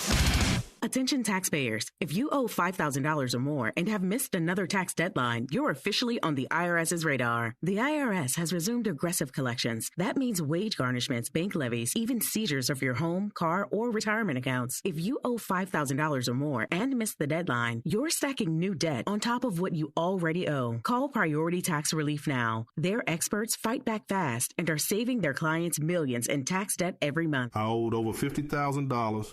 and they settled it for pennies on the dollar. These guys are as legit as they come. After speaking on my behalf with the IRS, my entire debt of $25,000 will be eliminated. Whether you've received collection letters or you're already facing liens and garnishments, call for your free consultation. There are no upfront fees. Priority tax relief. Let's make your taxes our priority. Call 800-860-6195. 800-860-6195. 800-860-6195. Priority tax relief. This is Lisa Zadok from Zadok Jewelers. Have a watch that needs a battery change or just plain doesn't work anymore? Maintaining a luxury timepiece requires exacting attention, and we service over 30 of the world's favorite brands, in addition to being the largest authorized dealer in the region. If something's just not right, allow our 7 on-site watchmakers to handle your watch with the care and attention it deserves. Bring your watch in for an estimate today. Zadok Jewelers. Make the moment. Houston, this is the game you've been waiting for. Your Houston Cougars take on Deion Sanders and the Colorado Buffaloes. Friday night, September 12th at 6:30 at TDECU Stadium. We need all Houston fans in the stands to make it a true home field advantage. Get your tickets today. Visit uhcougars.com/tickets or call 713-GO-COUGS. Come early, be loud, and wear red. Let's show Colorado that H-Town is Cougar Country. Listen to ESPN 97.5 in HD, 97.9 HD2.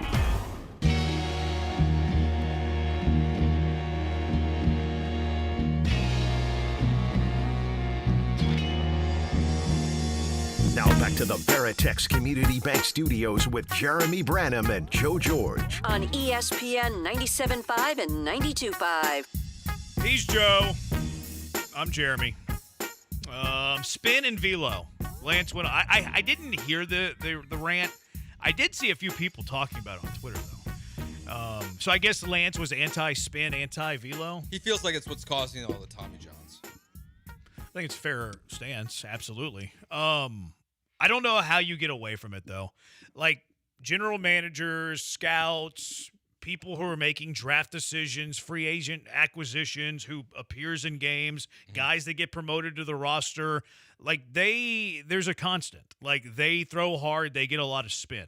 Like, you don't see many junk ballers in Major League Baseball anymore. So I don't know how you get away from it. Like, pitchers, youth pitchers, prep pitchers, all of that, they realize what it takes is to throw hard, spin it a lot, get tons of movement. That's my best chance to get to the bigs. So I don't know how you escape it. I think we've gone too far. I think it's hard to return at this point back to a sense of normalcy. This could put me on Bad Take Boulevard, but I have a theory about another injury that's happening in sports, and I think they're kind of connected to this. My concern in the NBA with what we're seeing happen with torn Achilles, I think, is correlated in a way to what we're seeing with Tommy John.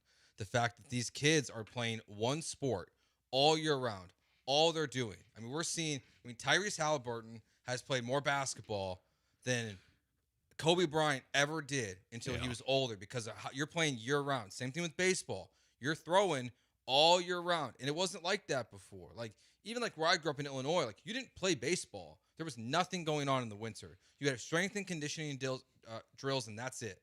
But now they play in the winter. They play indoors. They play in different areas. I think that, because that to me is where I feel like this starts, is the specialization of sports, and you're just throwing all the time. You're constantly putting your body in the same motion, is to me causing these injuries. Or at least it's the first thing you can try to stop. Yeah. But there's no way to prove it. And even for it to be fixed, Jeremy, how long would it take to fix it? Like, even if they said national law, you can't throw a curveball until you're 15. Like, we couldn't see like the. See, there's studies that say that's not the best thing to do, though. There's studies now that are saying you should actually start it earlier. Interesting. Yeah, there's like, it builds up the ligament or whatever. Like, I think you're onto something about the year round. And look, like, these muscles and tendons and all that stuff, UCL, Achilles, whatever, there's mileage. Like, whenever you're working out a muscle, whatever, and like, if you're working out a muscle, then you're working out a ligament. And I famously know about working out. you're going to put strain on whatever it is you're working out. And that's how you build muscle, is that you break it down, it recovers, it gets big. So doing it year-round, you're not really allowing recovery to take place. I do agree that it's bad to do all of this stuff year-round. I do think there's a reason for that uptick. I think there's a lot of variables. I used to be anti-pitch clock being a variable. I think I'm coming around to it is. Because, like, if you're working out, too, like, are you more susceptible to injury doing a bunch of sets in a row or taking time between them? Like, you're safer to take time between them. Yeah, and I think that the players, that's something that they're going to have to make a decision, during the lockout or potential lockout, the CBA negotiations. Like, is that going to be that important for them to die on that hill of just making sure that, hey, we can't keep the pitch clock. It's causing these injuries. I don't know how Major League Baseball proves it one way or the other, but I think you do have to look into it. And while I think the pitch clock's been better for baseball, yeah, I do too. It's been good for the game. It's been good for the viewing experience. It might be bad for the pitchers. Yes, and that's a delicate balance because you need your best pitchers out there to have a watchable product, but your product was also less watchable when it was taking forever to be accomplished. Yeah, I mean, you have to find some kind of balance without also them making the game too gimmicky. So I don't know what that is, but yeah, if players think the pitch clock is a major part of this problem, then they should be allowed to voice that and get rid of it, no matter what it means for the future. Well, and there is a CBA coming up where, like, it's a natural time in the sports world or the MLB world to be able to try to negotiate that through your CBA. The eliminating velo and spin, though, and like the chase of it, though, is never going away. Like, that's my pushback to that. It's just like, okay, like, I don't want corners that are running 4.2s anymore. That's never going to happen. Like, I don't want receivers who can run a 4.2 3.40. That's never going to go away. Why? Because it's valued. It's valued to have fast football players. It's valued to have strong football players. Same thing with baseball pitchers. It is valuable to throw really, really hard. It is valuable to throw with a lot of spin. So because it is valued and it is a commodity, it's never going to go away. And because it's valued to the state that it is, all of these prep pitchers are going to chase the heck out of it. I know Manfred's plan was like, or at least idea, maybe not a plan, but was like the starting pitching inning pitch minimum, where like they have to go X amount of innings. You're like you lose your DH, which that's to your point where it becomes a bit gimmicky there. So I don't know what the right answer is. Yeah, because if you're demanding a guy go 6 innings, but then what happens when he's tired after 4 innings? Yeah, I think TK, who comes on with us every Friday, brings up a great point, too. He's like, if you're really concerned about pitcher injuries, why are they limiting the amount of pitchers you can have on your 26-man roster? Have more pitchers. Or even, maybe not even more roster spots. We're going to have a 26-man roster, 28 in September. Do with it what you want. You want to carry 12 position players because you want 14 pitchers? You can do that. 11 and 15? You can do that. I think it's a great point. I mean, with the DH, honestly, what do you really need from a backup perspective? You need a backup catcher. You need a backup catcher, backup infielder, backup outfielder. So you can get away with 12, I guess. Especially if that catcher can also play first base. You're good. You need someone that can catch and play first, and then someone that can play second, short, and third. But you always need someone on the roster to be able to do those different things, and one outfield. You can drop the amount of hitters you have on your roster if you want. I think roster expansion is probably just the solution to this a little bit, but specifically adding pitchers to the roster. The problem doing that, though, is that the length of the starting pitcher does get devalued because you can have more guys you go to. Because you can have 14 pitchers and you just fill it up with the bullpen the entire day. You could go 9 pitchers and then have the next day you can go 9 more with only 5 of those pitching back-to-back days, and then you could have this rotation where you never even need a starter. And they do want to avoid that. So I think that's why they're trying to keep pitcher roster limits down. But there's cons to that as well. There's no real good solution. And that's why Manfred's coming up with that gimmicky starting pitcher goes 6 or you lose your DH or else. Because nothing else would be significant enough for the starting pitcher to exit the game. And also the reality is whatever you try is probably not going to work. I mean, think back to Dusty Baker, one of his final years in Washington. They had one of the best teams in the National League. They were surging. And they had a young phenom who looked like he was going to be the best pitcher in baseball, and Steven Strasburg.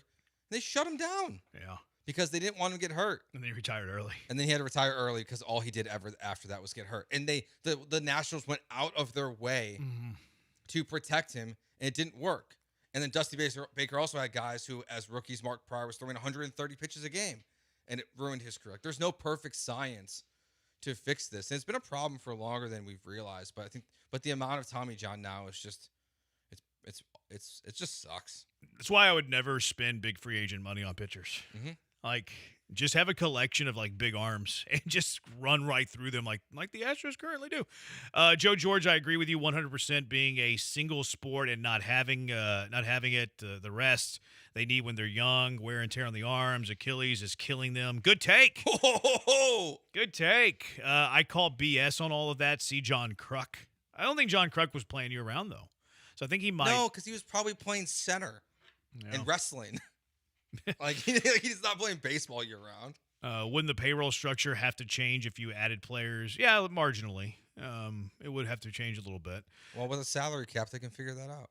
Maybe they need to model some off-season routines of players like Nolan Ryan, old school players that pitched for years without major injuries. It is weird how like there were flamethrowers then. Like how was Nolan Ryan so an Iron Man? I think that's what Lance is talking about with spin. It wasn't as they weren't spinning as much back then. Like they had movement, but it's not like it is now. They're not worried about. I don't know, man. You don't think Sandy Koufax was getting up at 3,000 RPM? Maybe, but like I think it's it just feels like because they focus on it. Like they're intentionally like they're looking at look at my RPMs.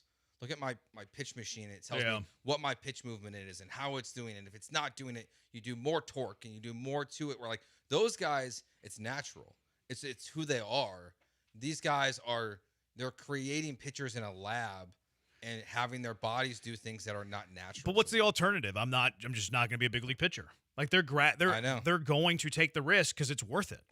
There's not a good alternative. Yeah, there's not. Maybe allow steroids for recovery. That's a great idea. Great idea. I blame the pitch clock. I do think the pitch clock is a little bit of a variable. I really do. I've come around on that. I used to be anti that. No way. I'm starting to move over to the other side when it comes to that. Charlie Huff. Charlie Huff was a knuckleballer though. He threw a knuckleball. We need more of that back in our lives. I would take a knuckleballer that can give me 180 innings a year. Give my number 5 starter. Mm-hmm. Absolutely. All right, 713-780-ESPN, 713-780-3776. Let's overreact to week 1. Week 1 of the NFL season. What are our big overreactions to the first week of the NFL season? 713-780-3776. Jeremy and Joe on ESPN at 97.5, ESPN 92.5. You're listening to ESPN 97.5. We're taking a break. Okay. That's cool. From kickoff to cash out, ESPN Bet has the tools you need to score more on game days. Bet smarter with stats at your fingertips. Get personalized parlays built just for you. And with your fantasy team synced right in the app, you can back your squad. Right now, new customers get $100 in bonus bets when you bet $10. Sign up with promo code USL to get started. Must be 21 plus. Gambling problem? Call 1-800-GAMBLER. Terms and conditions apply. See app for details. Offer not available in New York. As a scientist, I can tell you that Sundays are only 24 hours long. But with NFL Sunday Ticket and YouTube TV, you get every game every Sunday all in one place. That's upwards of 30 hours of NFL in one day. How can there be 30 hours in 24 hours, you ask? I have a theory. Magic. New users get NFL Sunday Ticket for 8 payments of $34.50 per month. Sign up at NFLSundayTicket.com. Local and national games on YouTube TV. NFL Sunday Ticket for out-of-market games excludes digital-only games and commercial use. Terms and embargoes apply. Availability varies. Contact Tax Relief Helpers for details and restrictions. Attention, anyone that owes money to the IRS. Every day, your unpaid tax debt gets bigger and bigger from daily interest. The longer you wait, the more you will end up paying. If you owe $10,000 or more, now is the time to settle your debt before the IRS takes aggressive action, like taking your wages or property. A special toll-free number has been established so you can stop penalty fees, avoid liens, levies, or other hostile measures by the IRS. Call Tax Relief Helpers right now. I got behind on my taxes and owed $48,000. I called and they got my bill lowered to just $3,500. I owed $87,000 in taxes and it was scary. I got the amount I owed down to just $3,500. I saved $83,500. If you owe money to the IRS, don't wait another day. Your tax debt gets bigger and bigger from daily interest. Call right now before the IRS enforces liens, levies, or other aggressive measures. The call and consult are absolutely free. Call now. Call 800-692-7009. 800-692-7009. That's 800-692-7009. Monument Chevrolet. For new and used cars, fleet sales and service, visit Monument Chevrolet in Pasadena, right off 225 and Beltway 8 at monumentchevrolet.com. Chevrolet. Together, let's drive.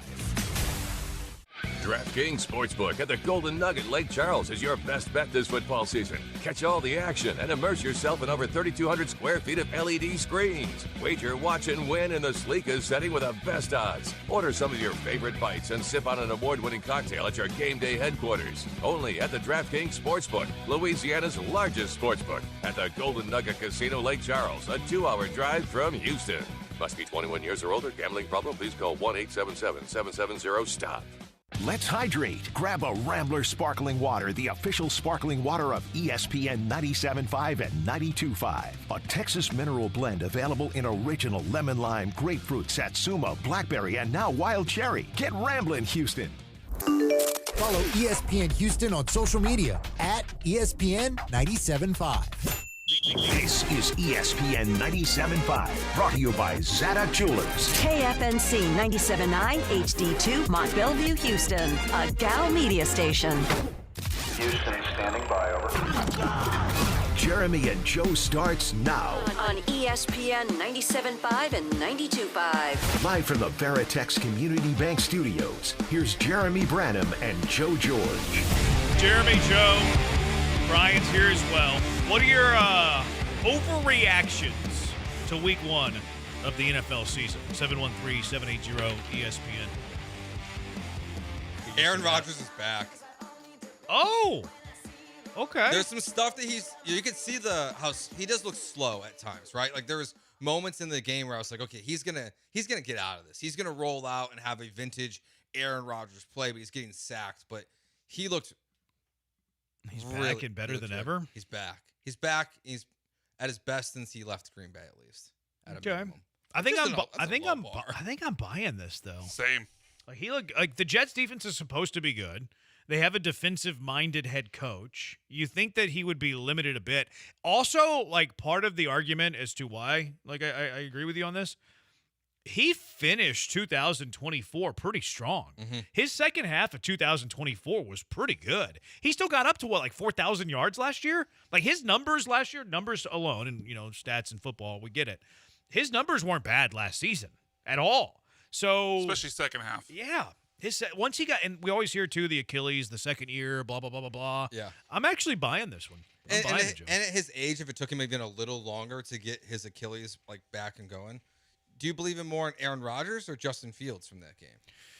See, Fields look pretty dynamic too, though, because it's kind of like, here, this is an offense that is suited for you, and we're going to let you just run wild and do the things that you're good at. He actually looked pretty good as a thrower. Like, I actually liked both of them. Yeah, I did now, too. Are both of their defenses just terrible, and we don't know it yet? I think that's likely.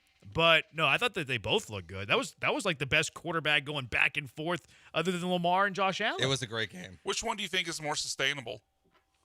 Rodgers for the is full old. year? Well, neither. It feels like both might get hurt. They both have injury problems. I mean, if you go back and watch like why Justin Fields got drafted where he did, 80% of the throws it feels like are to Garrett Wilson.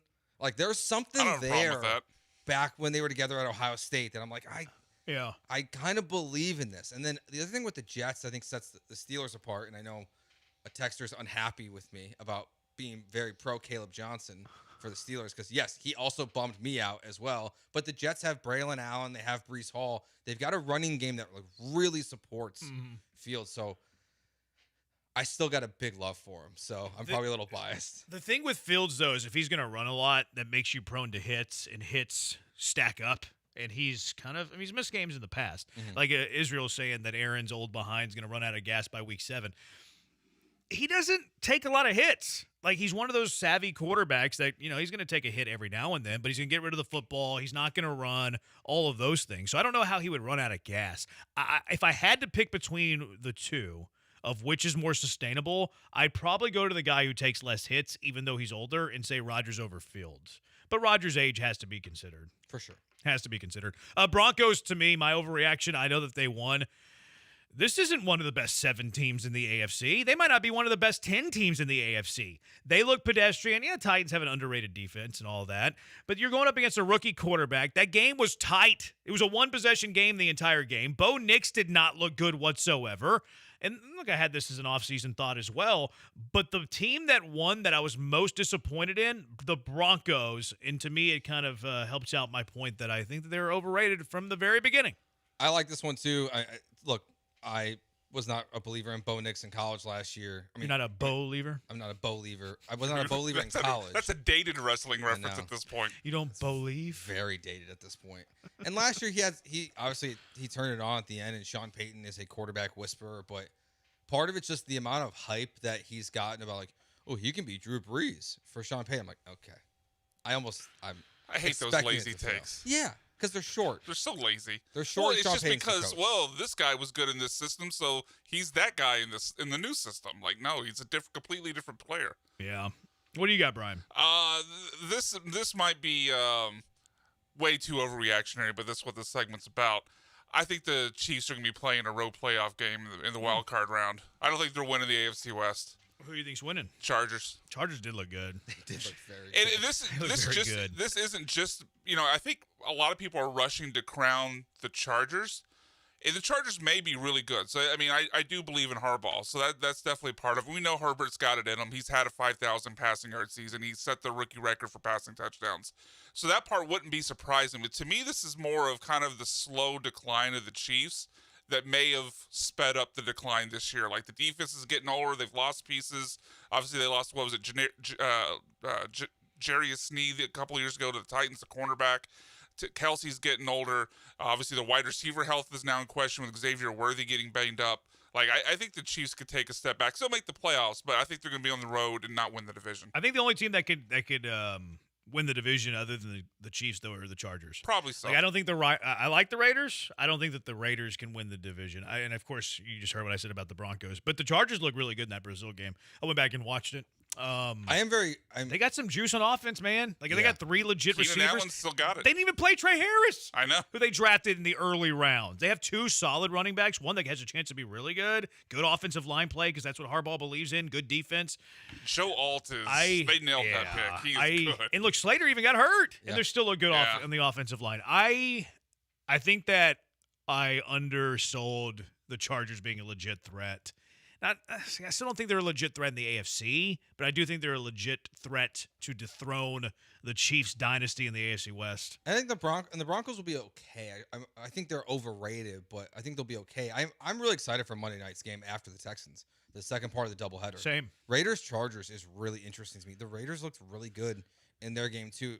We'll see what that means for the Patriots, if maybe we overvalued the Patriots in the offseason because of their schedule. Probably. But the AFC West, it finally feels like for the first time it's wide open. I really feel like the Chiefs are really just in a very comparable spot with where the Houston Astros are at right now. I don't love the Bowers news, though. Like, if Bowers is going to be out for a couple of weeks, I think that obviously that hurts them.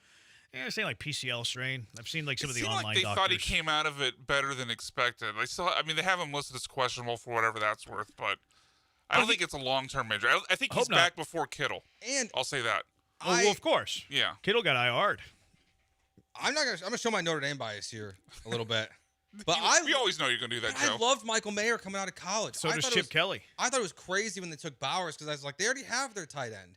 And then last week we saw them. He was out snapping Brock Bowers for a majority of the game. Yeah, but Bowers got way more targets. He did. It's clear that Chip Kelly doesn't love Bowers as a blocker. Mm-hmm. So he's going to play him like, okay, we're going to, in certain sets where everybody knows they're throwing the football. It's a wide receiver, basically. I think they're going to, he's definitely that. Like, he's probably a wide receiver with a tight end label, and I think that's why you saw that. I don't know if they really trust Mayer as much as like a huge receiving threat, because Bowers still got like double-digit targets, even though he was being out-snapped by Mayer. Like, when he was on the field, they were throwing his way.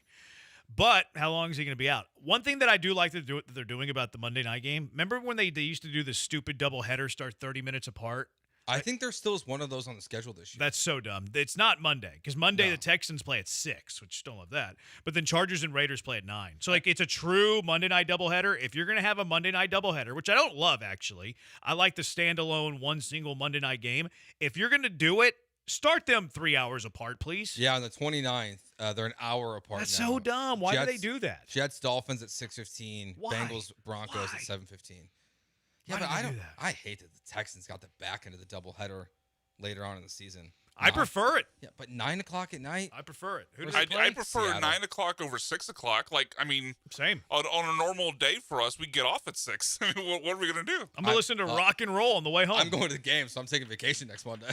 You're taking vacation to go to the game? I wasn't. I have a new schedule. I don't want to cancel my vacation days. That is. I can't say anything because I'm also off. Yeah, Monday. Brian's also off. Jeremy's by himself. Alex says 2 TVs. Yeah, but I mean, 2 TVs, it's great, obviously.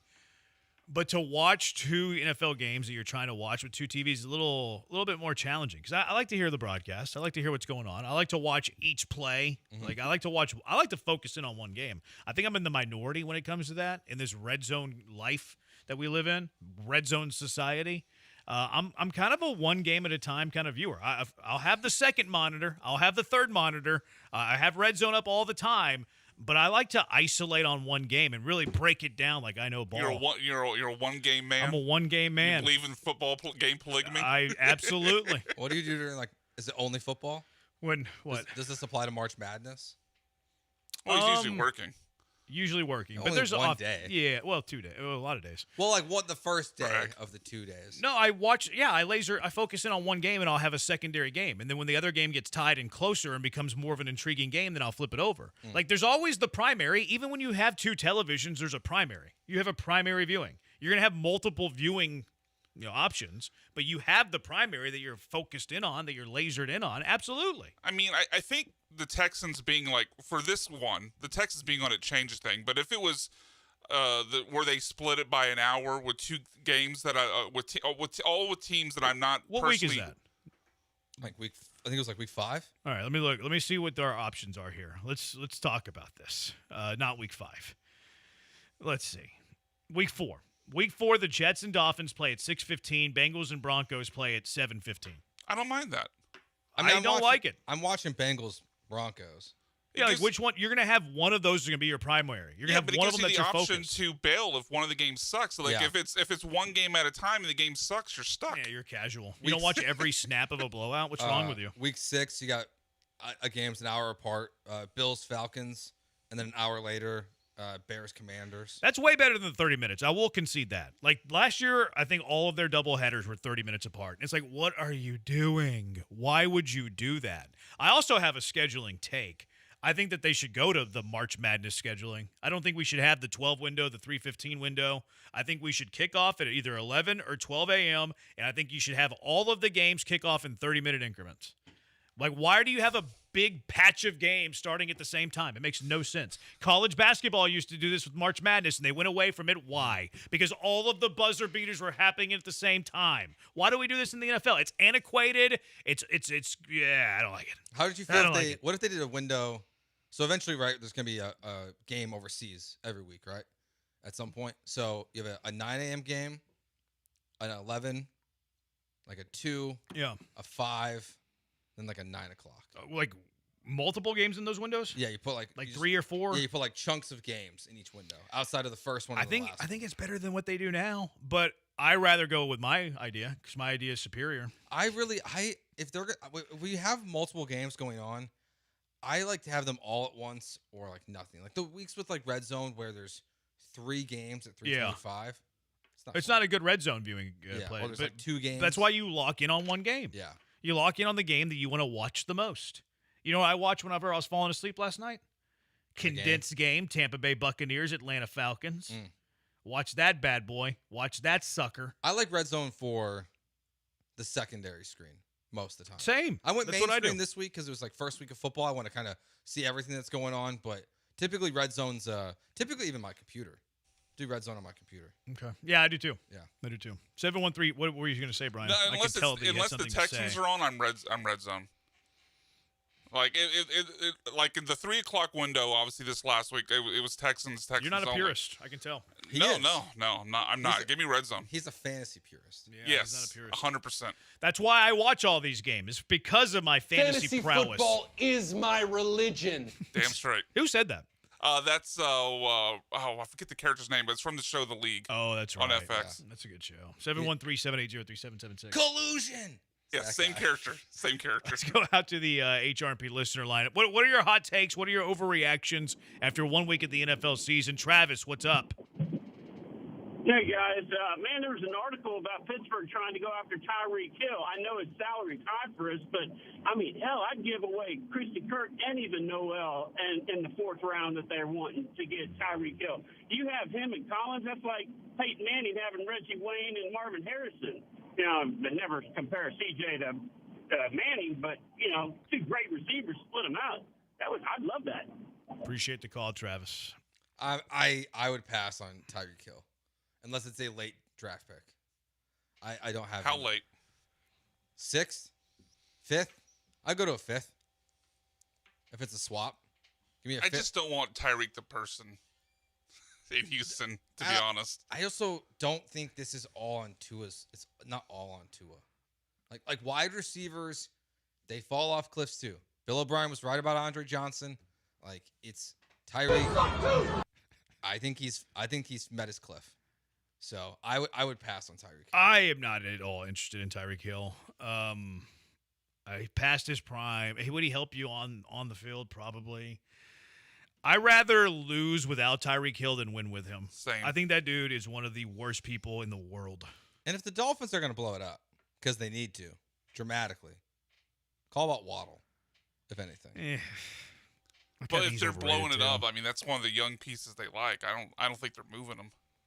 Yeah, he's expensive, though. Like, it depends on how big the blow Yeah, up. and if they do move him, then instead of talking about a 5th or a 6th, we might be talking about a 2nd or a 3rd. I'm okay with that. I mean, what is Quinn Ewers to Jalen Waddle going to do for you? Quinn Ewers says they're going to be playing. Actually, I hope he has an extra year of eligibility, for being honest. What, do you want to go back? God, you're such an arch hater. It's incredible. But yeah, I would pass on Tyreek. 713-780-3776. What are your overreactions in the NFL after 1 week? 713-780-3776. It is Jeremy and Joe on ESPN 97.5, ESPN 92.5. We got a big one in about 50 hours or so. Houston and Colorado in the Big 12 opener at TD-ECU Stadium. I'm talking like Gus Johnson here a little bit, but you're not going to want to miss it. Fantastic football game.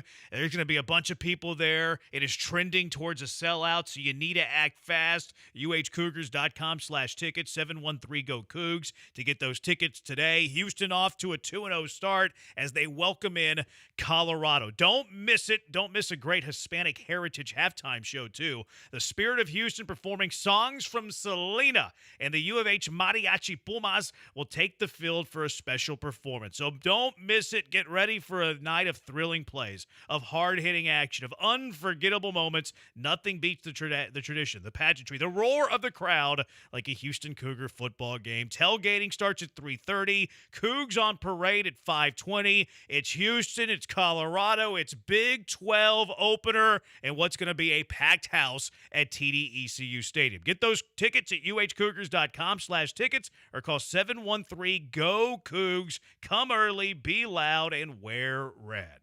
The best in Houston sports talk is ESPN 97.5 and 92.5. Attention taxpayers. If you owe $5,000 or more and have missed another tax deadline, you're officially on the IRS's radar. The IRS has resumed aggressive collections. That means wage garnishments, bank levies, even seizures of your home, car, or retirement accounts. If you owe $5,000 or more and missed the deadline, you're stacking new debt on top of what you already owe. Call Priority Tax Relief now. Their experts fight back fast and are saving their clients millions in tax debt every month. I owed over $50,000, and they settled it for pennies on the dollar. These guys are as legit as they come. After speaking on my behalf with the IRS, my entire debt of $25,000 will be eliminated. Whether you've received collection letters or you're already facing liens and garnishments, call for your free consultation. There are no upfront fees. Priority Tax Relief. Let's make your taxes our priority. Call 800-860-6195. 800-860-6195. 800-860-6195. Priority Tax Relief. Sell your house in the most simplest way. Greenlightoffer.com. Wesley Financial Group is not a law firm.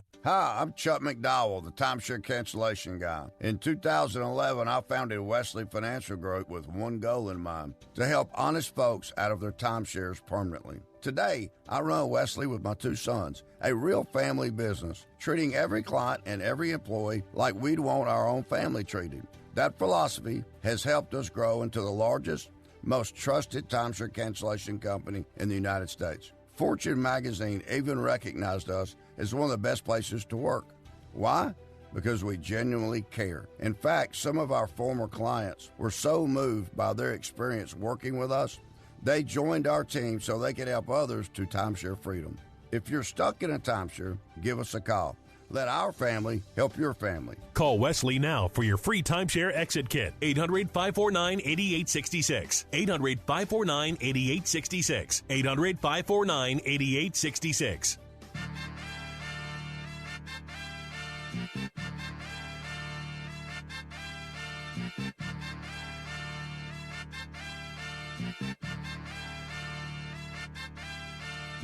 You're back with Jeremy and Joe On ESPN 97.5 and 92.5. inside of the Veritex Community Bank Studios. Jeremy, Joe, ESPN 97.5. You're being taken to task about your take on Caleb Johnson. It's one game. He's getting out carried by Jalen Warren and Kenneth Gainwell. Yeah, to be honest with you, Kenny Gainwell, not a good look. Not a good look. I'm a little surprised. I thought he was going to win the job from day one. Isn't that just Arthur being Arthur? We had like a play for years of Falcons players being underused, about Bijan losing carries, about Kyle Pitts not being used, even though that one was right by Arthur. Pitts looked pretty good last week. He did. I watched that game last night as I was falling Pitts is asleep. back. Or arrived. He's playing with a little bit of an attitude. He's playing mean. He looked pretty good. Let's see him do it for more than 1 week before I buy it. He's burned me too many times. He looked pretty good. Bijan had a couple drops in that game too. It's kind of weird from him. But yeah, I'll wear the Caleb Johnson one for a week, I guess. Pete, LA Rams are Super Bowl contender. Overreaction. They don't look like an NFC contender against Houston. I thought the Rams looked pretty good. I thought they looked pretty good in that game. Their defense looked really good. Maybe that's the point, though. Have 2+ TVs in your living room, you filthy casuals. Red Zone was made for fantasy guys. Mm-hmm. Probably. A lot of people were mad that they had the commercials on them. I hardly noticed them. That was such an overreaction. It is the biggest NFL overreaction of the week. Joe and I, we have someone in our fantasy league that went all Karen and got real performative on social media about it. And part of my pushback on him, and we found this out later from Schefter, but the cancel Red Zone thing was literally over 1 total minute of commercials spread out with 4 spots over 7 hours, and none in the witching hour. And they timed it the right way. They double boxed it. They had one game going. They double boxed it so you weren't missing anything. No one was in the red zone. The producers did a good job. It is now. Are they trying to open us up to having commercials during red zone? Probably, but also not a big deal. No, that's the counterpoint. It's like, oh, they're opening up Pandora's box so soon. They're going to be all commercials. We'll see. Texans game at 6 on a Monday. Half the stadium will be empty until halftime. Probably Guaranteed. so. They're also alluding to the fact on Twitter. They've subtly, maybe not so subtly, have kind of alluded to this twice now. Looks like they want the roof to be open on Monday. They're flexing. They got a new roof there at NRG. Let's and do it. Okay. They want a new one. Gorgeous outside. I think that's an overreaction. I could not care less if the roof is open or closed. Not care less. In fact, most days I would like for it to be closed. So but it does feel pretty good outside right now. Because it's hot. Yeah, but it's not now. It's nice outside. Today is not Monday. Fair. I mean, in factual, today's Wednesday, and not We're Monday. a few days away from that. But it's going to be 98 degrees. Probably. If it was today, we would be fine. It says high of 89. But it's not today. It's not today. Okay. Most games that the Texans are at home, it's way too hot for my comfort for the roof to be open. Okay, what's your high? What's your temp high for open the roof? Or 78 degrees. I think anything that starts with an 8 or above should not be considered. If it's 80 degrees, you're in a bowl. Maybe the sun's in your face. Mm-hmm. It's got to be in the 70s. It's got to be in the 70s, and it can be as low as 50. I'm with you on that part. 50 to 79 degrees. I'd go a little bit higher on the high end, but I'm with you at 50. Yeah. I think that these soft teams, including the Bears, should have to keep the roof open when it snows. The Bears, the Bengals, the Browns. The Bengals may not be the same, but the Broncos, the Bears, the Browns, they're getting these new stadiums with roofs. Football's meant to At least the Bills are doing it right. Yeah. Now, see, the Bills should have one because they've had games get canceled or pushed back because of the snow. There should be a certain level of acceptable snow in those cities There's before a lot of you close the parameters roof. here. I agree. I know. A lot of parade. I think they should just dome every NFL stadium. Never have to worry about a game being suspended, Let it play outside, canceled. Never have to worry about it. It's not boring. It's comfortable, is what it is. We're doing the Cupid Shuffle at halftime on Monday. That's all I know because Cupid is performing. What? The Cupid is performing at halftime on Monday night. What is Cupid? The Cupid Shuffle. Why are you bringing that up? It's a fact. He's doing halftime at the Texans game on Monday. Oh, is he? It was just announced. Oh.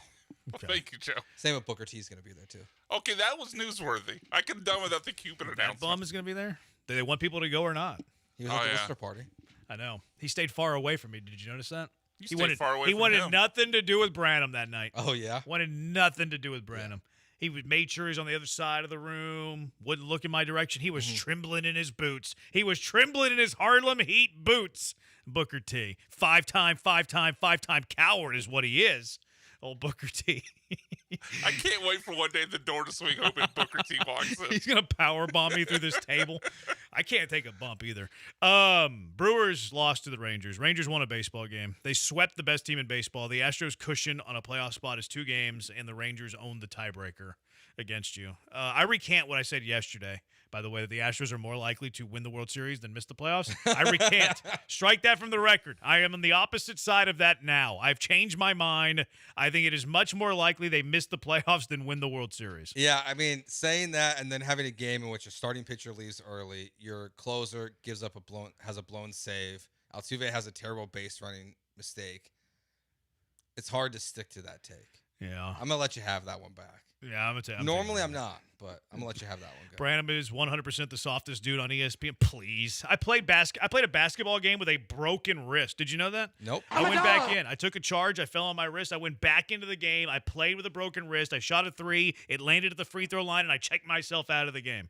I played an entire baseball season with a broken thumb. The bone chip in my thumb. The season that you got 5 at-bats? The toughest dude on ESPN. No, I didn't play that year. No, that was the following year. Once I recovered. I love that your example was I took one shot, checked myself out, and it was also a season that I didn't the next year, once I was healthy, I hit 400 and got a base hit off Jay Bruce. When did all this happen? 15, 20, 35 years ago? I broke my wrist in middle school basketball, B team, and good clarification. But it was at Humble. Like we had athletes, man. We had athletes for days. And the broken thumb was. I can't remember if it was sophomore or junior year of high school. It's only like 25 years ago. Yeah. I mean, famously played through a bunch of injuries, sprained ankle. I am as tough as it gets. By that logic, they should have to play in a hurricane. That's talking to you. No. Feels better inside an NRG than inside the icebox, says the guy that is inside 90% of the day. Hey, I mowed yesterday. I mowed the grass yesterday. 713-780-ESPN. The Ravens made a brutal mistake on 4th down Sunday night. I don't really remember that play. Do you remember that play? He's from ESPN's. It was 4th and 2. Baltimore had it at their own 39. Whether they should have gone for it? Yeah. The recommendation was they should have gone for it from a cowboy guy, computer cowboy or whatever. I'm fine with that. I mean, you have Lamar Jackson as your quarterback. You can seal the game if you get that 4th and 2, but Harbaugh is known for blowing double-digit leads at this point. So famously. There are concerns about the Lions' offense. They looked really bad. I mean, the Packers' defense looks much better. The Lions, I'm really curious what this next coming week will look like. But without Ben Johnson, it's the worst it's looked since he got there, basically. Yeah, I'm a little worried. Ben Johnson just might be a mastermind, and they can't overcome. And the offensive coordinator they hired is like very mediocre in his NFL resume. There should be excitement about the Bengals' defense. No. They're playing the Browns. They played Joe Flacco. Is Flacco a Hall of Famer? No. Yeah. What? Unfortunately. He's a Hall of Famer? Are you guys serious? Eli's getting in at 500, man. Joe Flacco. Yeah, but Flacco's got 1 ring. Eli's got 2. That's completely different. Flacco has way better numbers, though, doesn't he? He's like 46,000. Yeah, but that matters for the Hall of Fame. So did Eli. So did Phillip Rivers. I don't think Rivers is getting in. No, I don't think Phillip Rivers is getting in either, but I think Joe Flacco. I'd put Rivers in over Flacco. I agree. I would put Rivers in ahead of Eli also. Eli has more. Eli got up to 57,000 yards. Flacco's at 46,000. I don't think it's a slam dunk for sure, but Flacco's not getting in. I hope. Other I hope than that wrong, one playoff stretch, like he's been. I mean, we had the joke for years about him being elite because he was so mid. Elite players make the Hall of Fame. He was elite that one playoff run. If it were me, just going off like my dome, like, do I think he's a Hall of Famer? I do not think he's a Hall of Famer. The numbers might be good enough that he eventually gets in. But I don't think we should be glorifying what the Bengals did defensively in that game. No, but we should see. I wonder when for the Hall of Fame when we'll see the goalposts be moved correctly, because the numbers are everyone. If you look at numbers, is a Hall of Famer, but at some point there has to be a correction to the mean. Because I think even the other way for like running backs are not, their numbers are not going to replicate what Hall of Famers should be. Mm-hmm. But then if that's the case, then only Saquon Barkley and Derrick Henry are going to the Hall of Fame. Right. Same, and like the opposite, kind of similar with the quarterbacks to the receivers. Like the receivers' numbers are insane. Like there's going to be some receivers who aren't Hall of Fame worthy that are like top 10 in receiving yards. Mm-hmm. And then you see that with quarterbacks now. The Jets can run the ball. That overreaction real? Not at all. I think that's real. It was great. I mean, Breece Hall was getting 12, 13 yards a pop in that game. Yeah. That was a lot of offense. Commanders' run game is good. We'll see. They love this Bill kid. They're big fans of Bill. I think a lot of people love the Bill kid. I think I'm out. I like the Bill kid. You're out on Bill? Yeah, I think I'm out on Bill. Why? It's not his name. It's stupid. Well, people have nicknames. They call him Bill because of a TV show he watched. You think Woody Marks' real name is Woody? I don't like it. You think CJ's real name is CJ? Is Tank Dell actually named Tank? But Tank, there's a reason behind it. Because he had a big head as a baby. Yeah, this kid watched a TV show and they're like, call me Bill. That's how nicknames happen. You're not Bill anymore. This is a weird take. Yep, I don't care. You're out on Bill. I'm out on Bill. So weird, Joe. His name's not Bill. Okay. And why did it take you so long? See, no, but Tank's always been Tank Dell. As a baby. He was Tank Dell at U of H. He was Tank Dell in high school. Why is this guy just going by Bill now? We probably never felt like he had the To be clout. fair, he's not going by Bill. We're just calling him Bill. He said, call me Bill. He did say call me Bill. Oh, okay. I missed that one. Kind of like you can call me Al. Dun, dun, dun, dun. I think it's weird. Colts have one of the league's best offenses. No chance. I think they have a shot. Really? Yeah. With Indiana Jones at quarterback? Shane Steichen can coach the offensive side of the ball. Daniel Jones is so much better than Anthony Richardson. So much better. And their weapons are legit, man. Jonathan Taylor's a top 3-5 running back. Pittman is a stud. Downs is solid.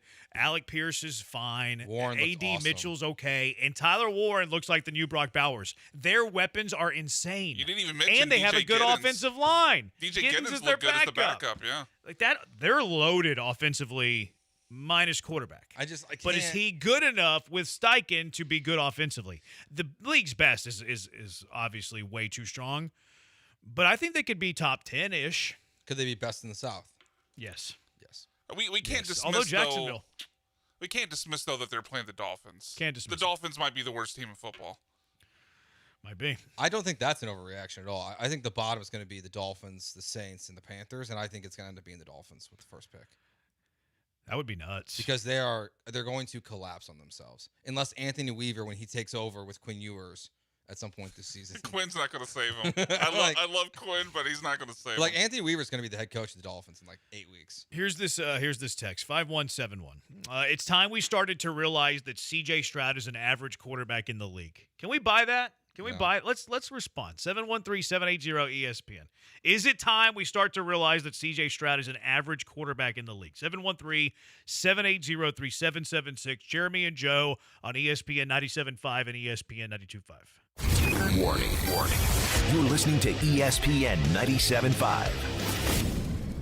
Contact Tax Relief Helpers for details and restrictions. Attention, anyone that owes money to the IRS. Every day, your unpaid tax debt gets bigger and bigger from daily interest. The longer you wait, the more you will end up paying. If you owe $10,000 or more, now is the time to settle your debt before the IRS takes aggressive action, like taking your wages or property. A special toll-free number has been established so you can stop penalty fees, avoid liens, levies, or other hostile measures by the IRS. Call Tax Relief Helpers right now. I got behind on my taxes and owed $48,000. I called and they got my bill lowered to just $3,500. I owed $87,000 in taxes, and it was scary. I got the amount I owed down to just $3,500. I saved $83,500. If you owe money to the IRS, don't wait another day. Your tax debt gets bigger and bigger from daily interest. Call right now before the IRS enforces liens, levies, or other aggressive measures. The call and consult are absolutely free. Call now. Call 800-692-7009. 800-692-7009. That's 800-692-7009. Okay, Texas, pop quiz. True or false? Walmart has more than 500 million items online. True. Find a huge selection online that you can't find in stores. True or false? Groceries always cost more when they're delivered. False. Walmart's grocery prices are the same for delivery as they are in store. Last one. Walmart can deliver in as fast as an hour. True, y'all. Use Express Delivery to get eligible items to your doorstep before the pool party starts. Walmart. Who knew? Subject to availability. Fees and restrictions apply. Houston, have you tried Portillo's yet? Portillo's brings authentic Chicago-style flavor with their slow-roasted Italian beef, Chicago-style hot dogs, char-broiled burgers, and crinkle-cut fries with cheese sauce. Save room for their famous chocolate cake and cake shake. Eat in, drive-through, or order online. Now with 5 Houston locations. Find yours at Portillos.com. That's Portillos.com.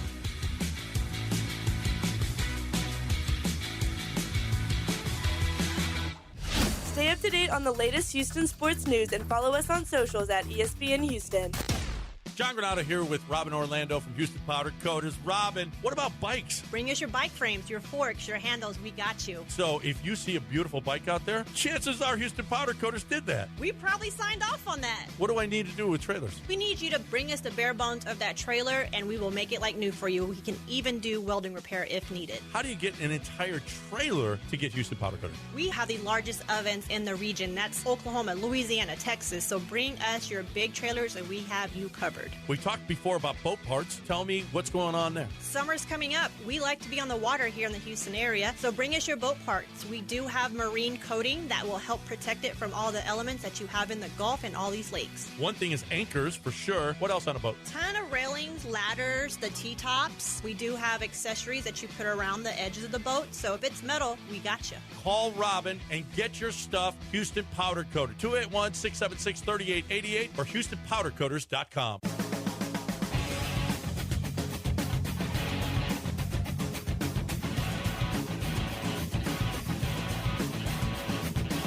This is Jeremy and Joe on ESPN 97.5 and 92.5. From the Veritex Community Bank Studios, here's Jeremy Branham and Joe George. Texters asks, is it time we started to realize that CJ Stroud is an average quarterback in the league? Shut up, Stroud! Twitch, Rhino saying low S2 score. We're not going to do that. We're not going to question a man's intelligence. Sunshine, CJ's average, and that guy Kinger told you 2 years ago. We're not going to do that. Virginia, CJ is so dumb he thinks that the sophomore slump will last 3 years. We're not doing that. Wrong show. We're not reading that crap. 713-780-3776. We're not going to do it. CJ's overrated. See, we'll do that. Like, you have an opinion. That's fine. You have an opinion. We're not going to question CJ Stroud's intelligence. Ocho, I don't know if Stroud is average, but watching him struggle behind a bad O-line really lets me appreciate how great Burrow is behind a bad O-line. What's Burrow's secret to success? The elevator ride that he had once upon a time in Northern Kentucky. To that texter's question, though, is it time we started to realize CJ's an average quarterback in the league? What do you say to that? I think it's still too early for that. I mean, I have my concerns about CJ Stroud, but at this point, I want to see how this season plays out. And even being average, like what does average mean, right? Like, you look at the quarterbacks in the Mike Sando power rankings or your guys' top 10 rankings you did. He's near Baker Mayfield. He's near Jared Goff. Those guys aren't considered great quarterbacks. Like there is a huge drop-off between like the 14th or 15th guy and the rest of the league. I think he's firmly in that category. That's average. I think he's getting really far away at this point from the top.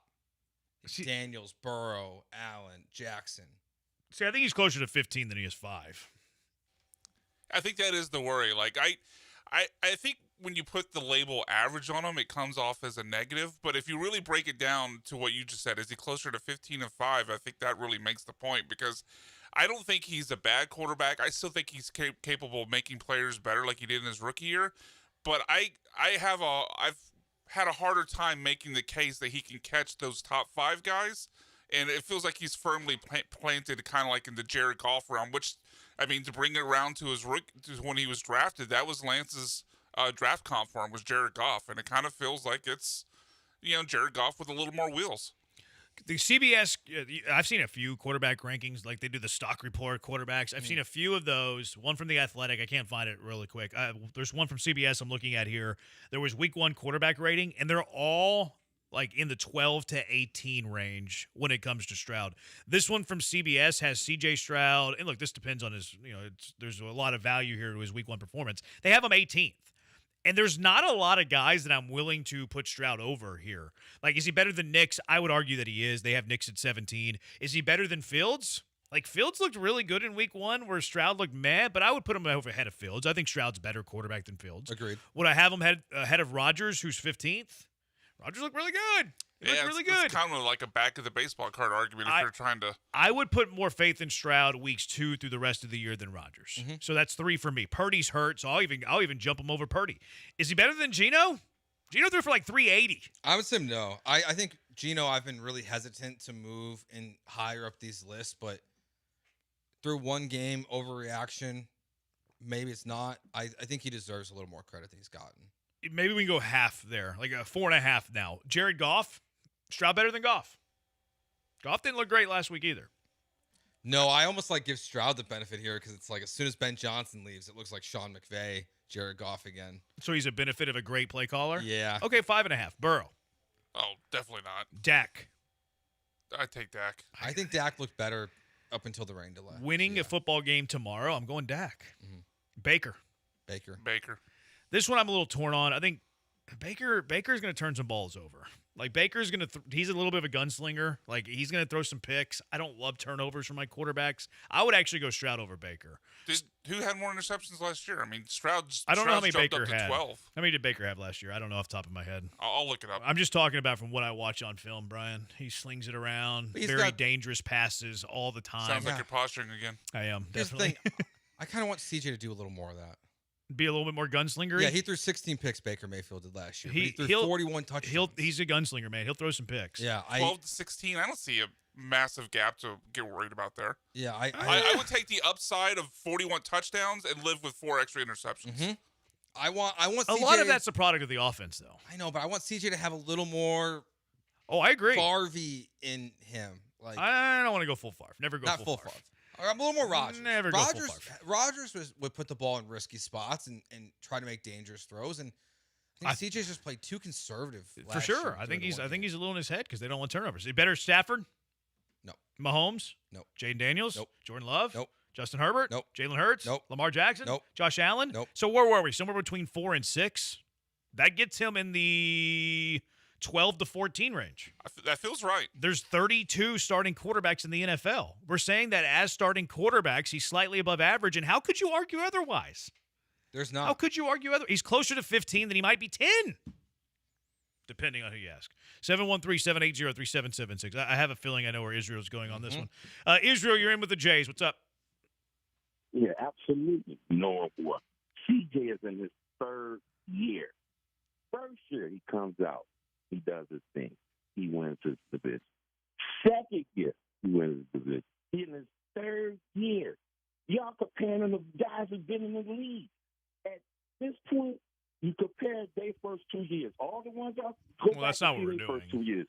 You're moving the goalposts. I didn't say that's what y'all doing. I said you can't go back and compare their first 2 years. That's moving the goalpost. We're not comparing the 2 years. We're talking about today, their current lot in life. Let's talk about today. Okay. That's one game. He had a chance to win that game if the running back didn't drop the ball. It wasn't his fault. It was in a tight game against a good defense, and he was doing his thing. And should have had an opportunity to win the game. And the Texans are happy with him and D'Amico because before then, they doing the job that they got them to do. Right now, they're not ready for either the Ravens, Buffalo, or the Chiefs. But they're going in the right direction. Right now, the Texans are very happy, and he has earned the top dollar, the max that he's going to get. Y'all can hate all day, but in that office, they are supremely happy with him. And like D'Amico said, hey, that's the sports. He knows that when they win, everybody gonna act like they won the Super Bowl, and they lose a game. That's how y'all gonna react. So it's all good. CJ, keep winning while Joe lose. Don't make the playoffs 3 years, and y'all talk about he threw for 10,000 yards. He's a loser. I ain't talking about 5 years ago. No one's since CJ been in the league, he ain't made the playoffs. Make the playoffs, Joe. He's a goofy. All right. Appreciate you, Israel. Yeah, so happy they fired their offensive coordinator because of how bad the offense was last year. Nothing he said. Can you pick another white quarterback next time? Yeah. Like, if you're going to keep doing it, can you stop using Joe Burrow? Nothing he said pertained to the conversation. Like, No. yes, the Texans are happy with CJ. Yes, they're going to pay CJ. Because he's yes, an insider and he's had conversations with D'Amico and Caserio. Yes, the arrow is pointing up. Like, we're happy with CJ Stroud too, but the reality of the situation is that he's closer to 15, not 5. And you, Israel, never said where he is relative to these other quarterbacks. Yes, he was on the brink of a comeback victory. Also lost the game to Stafford. Like, are we going to put Stafford higher than Stroud for winning the game that you're talking about? Like, and look, I think a lot of times the quarterback position is the product of the offense, and I think that that's hurting CJ Stroud in this case because what's around him ain't great. Offensive line is abysmal. Skill position players, Nick Chubb is the best you got at running back. Nico Collins is playing. I love Nico Collins. Nothing bad about Nico Collins. But Justin Watson's getting more snaps than your second and your third rounder. And I think that all comes back to the quarterback. It's this big algorithm, quarterback play, offensive line play, skill guys, defense, and then it's the solution is the quarterback position and the production you're getting from that position. And a lot of times the quarterback gets too much credit. They get too much blame. Mm-hmm. And Stroud right now is a victim to what is around him. But it is the reality of the situation that he's outside of the top 10. Yeah, I think the CJ stuff's gotten a little out of control a little bit. I mean, I think it's okay to say he's average. It's okay to say he's not top 10. There's nothing wrong with that. No one's saying he's a bust or the Texans picked the wrong guy or anything like that. He's just because if you ask CJ, I would imagine he would tell you he wishes he's also playing better, that he can play better than when he's out there. He set the standard. That's why it feels like he's average right now. And here, go ahead, Brian. And also, like, one of Israel's big points was there, well, it was Dare's fault. Like, they lost the game because of Dare. Like, CJ did his job, but Dare cost them the game. They had scored 9 points at that point. Look, I'm not saying CJ Stroud is, a bad player or anything. I'm not making an indictment on CJ Stroud right now because he obviously had a lot of limiting factors like his offensive line and lack of skill players. But if you're going to paint the picture, CJ Stroud did enough to win the game, but Dare fumbled it away, then you have to also talk about why they only had 9 points before Dare fumbled it away. Yeah, you got to talk about the first 55 minutes, for sure. 713-780-3776. I really didn't want to have the Stroud conversation today because I feel like a lot of Stroud's production is not his fault. And the one thing that I would point to, some evidence that backs that up, 713-780-3776. It's Jeremy and Joe on ESPN 97.5, ESPN 92.5. You know who could help the pro football team here in Houston? Mike Holly could. He could play any of those offensive line positions. He's a big guy. He used to protect the Heisman Trophy winner, and now he wants to protect your business. U of H class of 1990, by the way, go Cougs, has been protecting the interests of businesses for 25 years now. HRP provides comprehensive human capital management services, including HR compliance, benefits administration, and payroll. HRP is going to work with you to customize a plan for whatever you need. There's nothing cookie cutter about HRP. You need a little help, a lot of help, anything in between. HRP is going to create a plan for what you and your business needs. Their customer service, top notch. You'll never talk to a stranger on the other side of the line. You'll be calling someone that's familiar with you and familiar with your company. I can speak to that customer service anytime I have a question. Quick response, very easy to understand. Let HRP take on the demands of human resources. Eliminate your HR burdens so you can get back to growing your business. Give them a call at 281-880-6525. Let HRP customize a plan for you. 281-880-6525. Or check them out online at hrp.net. That's hrp.net. ESPN 97.5. Attention taxpayers. If you owe $5,000 or more and have missed another tax deadline, you're officially on the IRS's radar. The IRS has resumed aggressive collections. That means wage garnishments, bank levies, even seizures of your home, car, or retirement accounts. If you owe $5,000 or more and missed the deadline, you're stacking new debt on top of what you already owe. Call Priority Tax Relief now. Their experts fight back fast and are saving their clients millions in tax debt every month. I owed over $50,000. and they settled it for pennies on the dollar. These guys are as legit as they come. After speaking on my behalf with the IRS, my entire debt of $25,000 will be eliminated. Whether you've received collection letters or you're already facing liens and garnishments, call for your free consultation. There are no upfront fees. Priority tax relief. Let's make your taxes our priority. Call 800-860-6195. 800-860-6195. 800-860-6195. Priority tax relief. So we do a giveaway at GiveMeTheVin.com. Every month we're giving away $25,000 to one lucky person that sells us their car. Karen, you there? I'm here. Karen Gardner of Oceanside, California is the latest winner in GiveMeTheVin.com's big cash giveaway. What did you sell us? I sold you a 95 Impala. And what did we pay you for it? You guys gave me 18. 18 plus 25,000 because you're the winner, Karen. Oh my God, you're kidding. You could be next to get a little more, maybe a lot more. You guys are awesome. Keep it up. No purchase necessary. For official rules, go to GiveMeTheVin.com. Sell us your car. Explore wildlife and nature just 90 minutes from Houston at twocreekscrossingresort.com. How old is your home? If it's 40 years or older, you might need a whole house repipe. Old pipes leak and corrode. This can damage your home and give you crappy quality water. Plus, old pipes can burst in freezing temperatures. You need Aqueduct Plumbing. They'll repipe a one-story, two-bath home for only $5,500. Even if your home is larger, they have great pricing. Aqueduct has done thousands of repipes. Visit aqueductplumbingcompany.com or call 281-488-6238. That's 281-488-6238.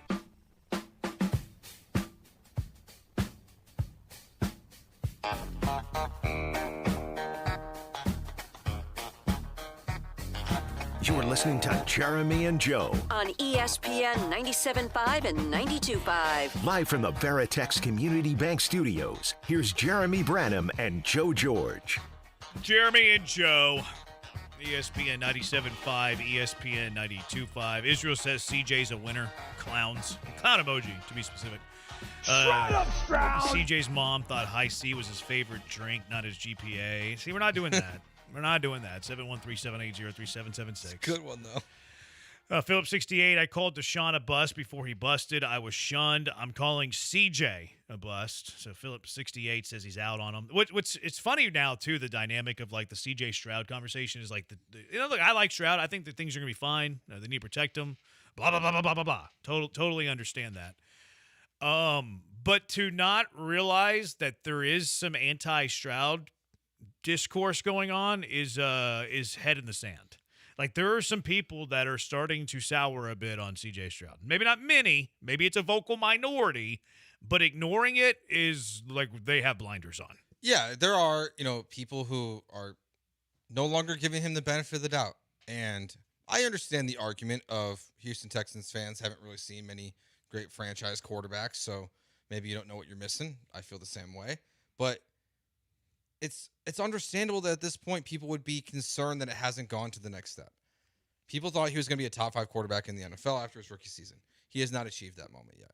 So if he's not that, then at this point he's going to be a disappointment for a lot of people because he has not reached the standards that we all set for him. We are wrong, it seems so far. Yeah. Maybe not permanently. I think there's still time to do it. I think it can happen this year. Exactly. Like this conversation could flip by next Tuesday.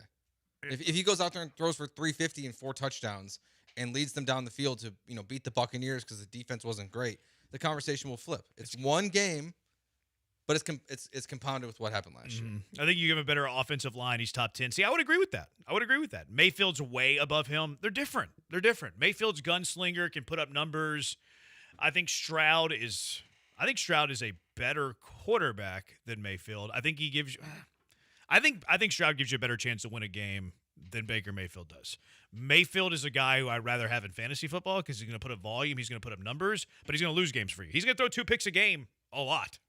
But Baker's also a great example of why, if there are people who are really out on Stroud, like there should be a deep breath taken a little bit. Like you look at what's happening with Baker Mayfield, Sam Darnold, Geno Smith, Justin Fields.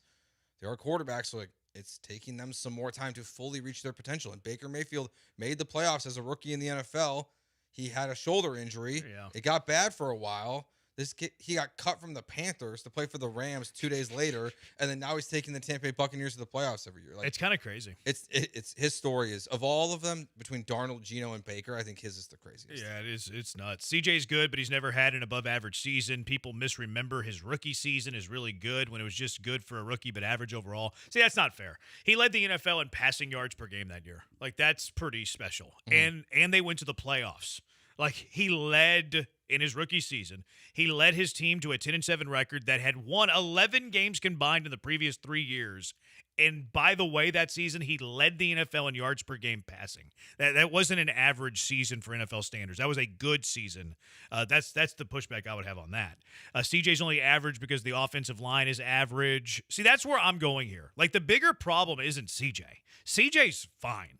You can win a lot of games with CJ, and they have. Yes, in a watered down division, in a poor division, can he win enough? Well, time will tell that. The bigger issue is this offensive line. That's by far the bigger issue. The Texans are only going to go as far as that offensive line. And I was looking at the Pro Football Focus grades on this. Texans Jacob tweeted this out. The Texans offensive line graded out overall. Well, this is actually overall offense. Is at 31st in the NFL. Their pass blocking was 29th out of 32 teams this past Sunday. Their run blocking was 17th out of 32 teams on Sunday. If your pass blocking is 29th in the NFL, Stroud can be as great as he can be. It's never going to do anything. That's why I didn't really want to step into the CJ Stroud waters today, because the offensive line is the way bigger issue. Stroud is not. Mm-hmm. And that's the thing that is going to be the hardest to replace, to fix. They've been trying. I know this offseason, like this upcoming offseason, they'll have more money. They'll have draft capital. It should be a better offensive line draft class. But Nick Caserio hasn't really shown like he can build an offensive line. Most of his guys haven't hit in the way that you would dream them to. I think we were asking a lot of Juice Scruggs and Patterson and things like that, but like they didn't want to play Blake Fisher. It's the number one problem for the Texans. It's not particularly close. Like we'll see if they can fix it through the season. But it doesn't have to get fixed, Jeremy. It just has to be just a little bit better. Just give him a little bit more time and see how much better it can look for the offense. That's all he needs. He needs that opportunity to not have to be so worried he's going to get crushed every single time he takes the ball. Yeah. Where are you at on Stroud? 713-780-3776. The people, they want to discuss. They want to talk. 713-780-3776. It's Jeremy and Joe on ESPN 97.5 and ESPN 92.5. Football is back. And Underdog is the place to make picks and win money all season long. Playing on Underdog is so easy. It is so fun. It's my most used app. You already know that. I tell you all the time I'm in nearly 500 best ball leagues. Where do you think I did it? I did it at Underdog. That's why it's my favorite app. But you can pick whether your favorite players would go higher or lower on stats like touchdowns, yards, interceptions, and much, much more. Also new to Underdog, you can pick teams now. That's right. You can pick whether or not your team will win or lose. You think the Astros win tonight? Go play on Underdog. You think they're going to lose? Go play on Underdog. Get your picks right. You can win up to 5,000 times your cash, and you can play with as little as $1. Astros are in Canada today. What do you think about these higher or lowers? George Costanza, higher or lower 3.5 strikes. Where are you at on that? How about Jordan, higher or lower than half a homer? How about a former friend, George Springer, higher or lower than half a homer? Also, a 40% profit boost on my picks today. That's because Underdog is nice. They're always taking care of their people. It's so much to do, so much fun to play, so much money to win. And also with Underdog, you have the originals, you have drafts, you have ladders, you have streaks. Those are awesome too. Download the app today. Sign up with promo code KILLERB to score $50 in bonus funds when you play your first $5. That's promo code KILLERB, KILLERB. Millions of fans have already won billions of dollars making picks on Underdog. Will you be next? Underdog. Make picks, win money. Must be 18 or older and present in Texas. Terms apply. See assets.underdogfantasy.com/web/play and get terms _DFS_.html for details. Concerned with your play, call 1-800-GAMBLER or visit ncpgambling.org.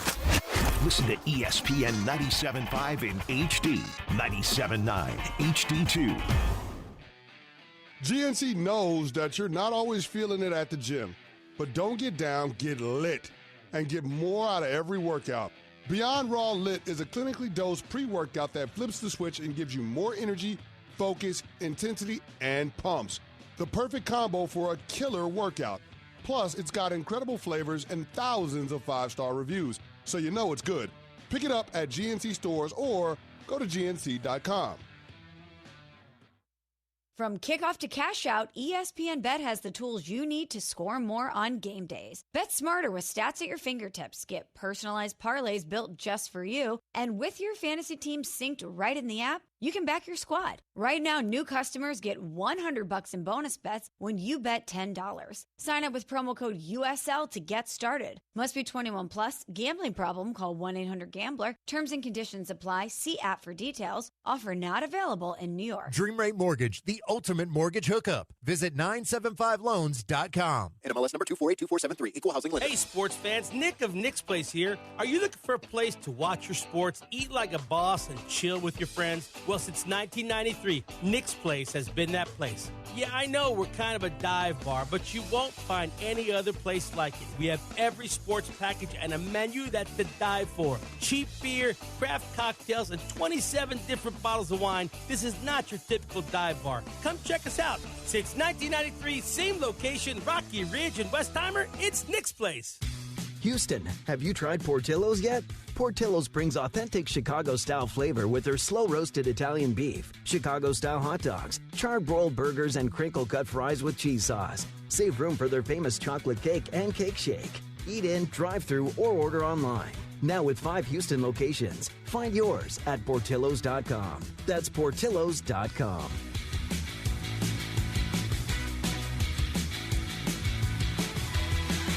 This is ESPN 97.5, brought to you by Zada Jewelers, KFNC, and 97.9 HD2 Mont Bellevue, Houston. Houston standing by, over. Jeremy and Joe starts now. On ESPN 97.5 and 92.5. Live from the Veritex Community Bank Studios, here's Jeremy Branham and Joe George. Where you at on Stroud? I kind of hate this a bit because I don't think Stroud's the issue. Really don't. But the blind fans of like, oh, blind loyalty, he's the best ever. Yay! It's not really reality. Not really reality. Who is this chick? Are you sure it's a chick? I know, I'm not. 713-780-3776. Let's go out to the HRP listener line. Gary, you're in with the Jays. What's up? Hey, what's up, guys? Been a long time, but got to put in my plug for the O-line, and Nick Caserio needs to take a little heat for that. It's not a lot of heat. Also, the decision to hire 2 offensive coordinators with 0 experience in a row is dubious at best. But my question is, CJ Stroud, I've been kind of listening to the radio, and the general consensus I'm hearing is when he's up for his contract, we're going to pay him $65 million. The question I have is, when is that not in question? What has to happen this season to where we at least wait another year or really question, should we give CJ Stroud another contract? That's a good question, Gary. I mean, I think he's a $60 million quarterback because you want him to be on your team. But I said yesterday, if I had my choice, I'd rather him play on a franchise tag or give him less money right now. But unfortunately, the NFL just doesn't operate in that way. You either play the franchise tag, in which he likely demands a trade, or you pay him $60 million. For them to go to the franchise tag route, that would mean to me that Nick Caserio and D'Amico Ryans would have to disagree with what we're talking about with the offensive line. But they would have to look at CJ Stroud as the problem. Yeah, I don't think that they would. And I don't think they would either. So I think he would have to play that poorly, and they would have to say it's not the offensive line's fault. I also have a hard time believing that Mulligetta is going to let the Texans play the franchise tag card. But what would have to happen? He'd have to be average the whole year. I think that's what it would take. If he's average the whole year, it would have to get to the point where Mulligetta's I can't ask for $60 million whenever he just produced that. Yeah, but Trevor Lawrence was average, and he got 55 when it was his time. So if you're up, you're up, and you get paid. It's really I don't for it to be that bad. I mean, the quarterbacks who you're talking about who don't get these contracts are Justin Fields, who were bad enough to get cut and to be moved on from. You don't get franchise tag. You get $60 million or you're gone. So, and I don't think there's any way we get to a gone point in this conversation. Dak is not worth 60, neither CJ. Would agree. Gary brings up good points too about the offensive line heat and Caserio building an offensive line. I think that's very valid. You've had a quarterback on their rookie contract for now his third season, and this offensive line looks terrible. It looks bad. The guy that you were going to bench, Cam Robinson, probably played the best in week 1. Mm-hmm. Then you have the injuries to Ingram. You have the injuries to Andrews. Like, this could be bad. This could be bad. And it's to the point where I will say this real quick. I do think that the Rams front seven made the offensive line look worse than it is. I agree I with don't that. think that they're the 29. Well, I don't know.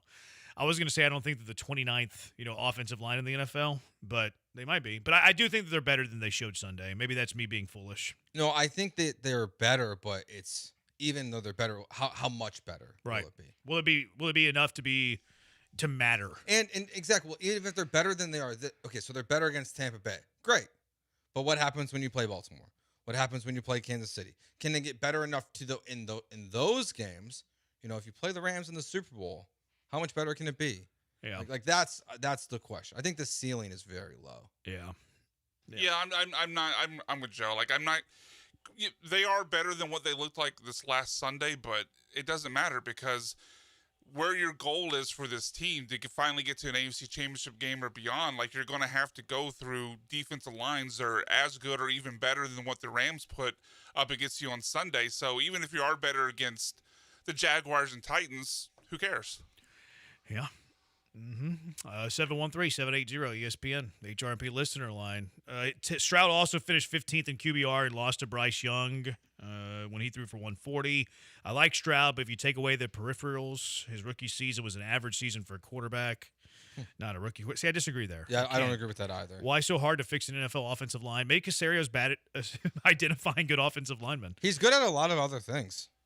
But I think it's kind of confirmed now because before it was like, well, Kenyon Green, but I mean, aren't we at the point where we're kind of out on Drew Scruggs and Blake Fisher? Yeah, it doesn't also matter. Second round picks. It doesn't matter if it's a first, second, third, or fourth round pick or guys he brings in free agency. Shaq Mason, Shaq Mason had one good year. He did have a good year. Yeah, his first year was fine. Yeah, but I would take Shaq Mason right now. Year one, Shaq Mason, not last year, Shaq Mason. But yeah, Nick Caserio is not good at evaluating offensive linemen. I think he's really talented at evaluating wide receivers, defensive backs. But linebackers, offensive line. The proof. I mean, we'll see. Like a lot of people would try to I guess use Ursary as an argument that he's good at it. He's played one game. It was really bad. Like I think that Ursary's going to be good, but Ursary's played one game. It was not good in that game. Texter, I guess we need more tape, but who's to say Stroud can correctly shift protection pre-snap? It's a fair point. There was a lot of concern coming out of that game from the coaching staff that they were getting to the line late, that they were disorganized late. That was an issue last year too. I wonder how Stroud would do in the Vikings system. Look what they have done with quarterbacks over the last 3 to 4 years. He would do great. Kevin O'Connell was up for this job when they gave it to D'Amico. I still can't believe he took Kenyon Green in the first round. If you take guard, you can't miss. Yeah. See, that's frustrating in that draft. A lot of people point to Kyle Hamilton as the frustrating pick of that draft because if you just, stick and pick and don't trade down, he was the guy that fell to that spot. I actually think that the miss isn't that you didn't get him. I think the miss is that Caserio traded down because he needed an offensive lineman and he took Kenyon Green instead of Tyler Linderbaum. Like, this offensive line looks much, much different if Tyler Linderbaum is on it as opposed to Kenyon Green. Or how has Zion Johnson been with the Chargers? Because he was 2 picks later at 17. He's been all right. I don't know. I think he's still I'll be honest. Group. Is he starting on their offensive line? Because their offensive line's really, really good. Yeah, he's their starting left guard on a really good offensive line. So I can live with the let's trade down. We really need offensive linemen. I can live with the you miss Kyle Hamilton because you traded down. I can live with that because we need but Nick Caserio didn't draft by need though. Let's remember that. That's right. But he needed an offensive lineman, so he traded down. Okay, all right, I hear you. Well, you drafted the wrong one. And we also knew that coming out, Kenyon Green was a good run blocker, and he showed some of that stuff even with the Houston Texans. But the pass blocking stuff was a concern. And the Texans haven't really developed these guys. It's not just a drafting problem; it's a development problem. It's why I don't understand why Cole Popovich is on this roster as a coach. Like, why is he on the coaching staff? They went Kenyon. It's a good point because you can't. He was there last year, and he was going to D'Amico and Nick Caserio behind Chris Strausser's back and saying, "This is all the things that are going wrong, and how I'm going to fix it." I don't know. I find that strange that that's the decision you would make. Trevor Penning went after Kenyon Green. Tyler Smith with Dallas. Tyler Linderbaum. Mm-hmm. You get a center that can just establish your offensive line. I can live with the trade down for an offensive lineman. It's drafting Kenyon Green over some of these other guys that were drafted pretty close after him that have been far, far better. 713-780-3776. Are any of the Texans offensive lineman guys they cut worth bringing back? Nope, they're not. Definitely not. Maybe you should have kept Josh McCown. Come on now. He was on TV a lot on Monday. He kind of looks like J.J. McCarthy. He looks like he could be J.J. McCarthy's dad in some ways. It is funny, like, how it feels like the Texans were almost onto something because it feels like that's finally going to come to fruition soon. McCown? Yeah, McCown is a head coach somewhere. It was Easterby's brainchild. Yeah. I don't even want to ask this because I'm going to be shout out to the fish. I'm going to be a hater for asking this question. I already know. If you could do it all over again, and look, Ben Johnson took his name out of consideration, but if you could do it all over again, would you rather have D'Amico? Oh boy, Ben Johnson or Kevin O'Connell? Kevin O'Connell's not even close. And I love D'Amico Ryans. But Kevin O'Connell is going to work right now. I don't like that you asked that question, but Kevin O'Connell's the That's answer. why I answered it for you, because Kevin O'Connell is the easy answer by a million miles. I'm gonna tweet this out tomorrow at 8:05 a.m. and see how much hate I get. I'm gonna be called so many bad things for having this. Yeah, but Texans beat reporters will be quote tweeting you and then using your clown emoji engagements. They're gonna call me a clown. Which, by the way, the last beat reporter that called me a clown asked the worst question I've ever heard yesterday. Chandler Rome asked Espada yesterday if they wanted Altuve to run to third on that ground ball to the right side. I heard that and I was like, should I like video that and tweet it with a clown emoji? But I'm going to give him the benefit of the doubt as a journalist that needs answers, that he asked that for full 100% clarity and he knew the answer. I'm going to give him the benefit of the doubt. I'm going to be the bigger man. Because when I heard that question from the guy who called me a clown, I was like, my goodness. But I'm going to give him the benefit of the doubt. Maybe we should hire an OC with a track record. Yeah, I think that's a fair thing. Stroud with a good offensive line is Brock Purdy. Still not good enough to beat Baltimore, Buffalo, and Purdy got $53 million a year. See, I think he's better than Purdy. I think he's much better than Purdy. Yes. And Nick Haley deserves some benefit of the doubt. It's his first game calling plays. Like, that's where you see how bad he was, by the way. Like they grade play callers based on like expected play ever, whatever, EPA. He was like in the bottom 7 in the NFL. It wasn't good. And you know what made me want it? Made me want Chip Kelly. He's getting Geno to throw for 350. I mean, that was the obvious hire from the get-go, but it's not really clear if he wanted the job or. I think he went to the highest bidder. Yeah. Also, partly think he went to the highest bidder. I also think he's angling to take over for Pete Carroll. I think he's going to be the next head coach of the Raiders. Yeah, Pete's probably got, 2 or 3 years in this thing, and then Chip Kelly takes over if it goes really well? I think so. Yeah. I mean, that makes sense. Texans missed on Cliff. I think that's fair, too. Cliff would be way better than Slowick for this offense. Plus, he's been a play caller in the NFL, head coach in the NFL. Yeah, I mean, that's a fair criticism going with 2 non-NFL play callers that have had experience calling plays. Absolutely. And hopefully they just get it right. Hopefully, they get it right, and Kaylee's really good the rest of the year. Mm-hmm. But I don't know how you can watch week 1 and have any confidence in it. One thing that gives me no confidence, and maybe you bake this into their struggle running the ball, but you know how many third downs they had in that game against the Rams where the yardage was less than 5 yards? A lot. Oh, they had one. One third down. I meant the other way. Yeah. They had 1 third down where the yardage to go was 4 yards or less. And that's what we heard all offseason, though. That's what's frustrating, is we heard all offseason we need to be in third and manageable situations. We need to be ahead of the chain. Yeah. It sounds great when they say it, but then when you're preaching that all off season and then you fail to do it, how should I have confidence in you? Like, you're telling me that's a focal point, as it should be, but you can't accomplish the focal point. And look, it's 1 week. Like, I'm not throwing in the towel after 1 week, and it was a really good opponent on the road, really good defense. But if this is an issue for 2, 3, 4, 5 weeks, oh boy. Well, and that's why it brings up eventually bigger questions about how we're here with CJ Stroud in these conversations. Is because it's 1 week, yes, but it's also a direct continuation of last year. That everything that happened last year with a different play caller, different offense, all of that in week 1. Football is football. Football is football. Football is football. Here was a caller to John and Lance earlier today. They went on a rant about evaluating quarterback play, numbers, and CJ Stroud. Lance, when you talk about spin rate and how spin rate makes pitchers good, I was always under the impression that pitchers were good because they didn't allow runs. Just like I was always under the impression that when your quarterback scores 0 touchdowns, that means he didn't have a good game.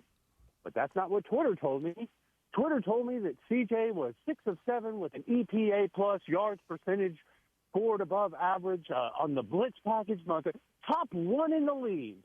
CJ was number 4 rushing all time with a per guy in his face and expected. Shut up. You know, we used to take dorks and throw them into lockers. When did we let these people bring their spreadsheets and their algorithms into sports and start telling us that things that are bad are actually good?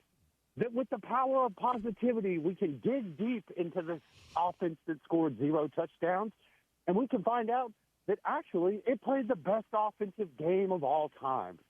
I am so sick and tired of these nerds and these dorks and these geeks using war to tell me that Corbin Carroll is actually a better player than Paul Skeens. The last thing I want to read on Twitter after my team scores 0 touchdowns is what a good game CJ Stroud had. And he was fine. I'm not even going to say it was on him, except for the fact that he led his team to 0 touchdowns scored. Get these fake stats, get these dorks, get these geeks back into the lockers where they belong, get these spreadsheets out of my face, shut the hell up, and show me the real numbers. There you go. Keep Rack cooking, 'em. Lance. Rack 'em. I don't really care about passing touchdowns thrown, by the way. I don't really care. But touchdown drives. That's what I care about. I want my quarterback to orchestrate a touchdown drive. I don't care how it's done.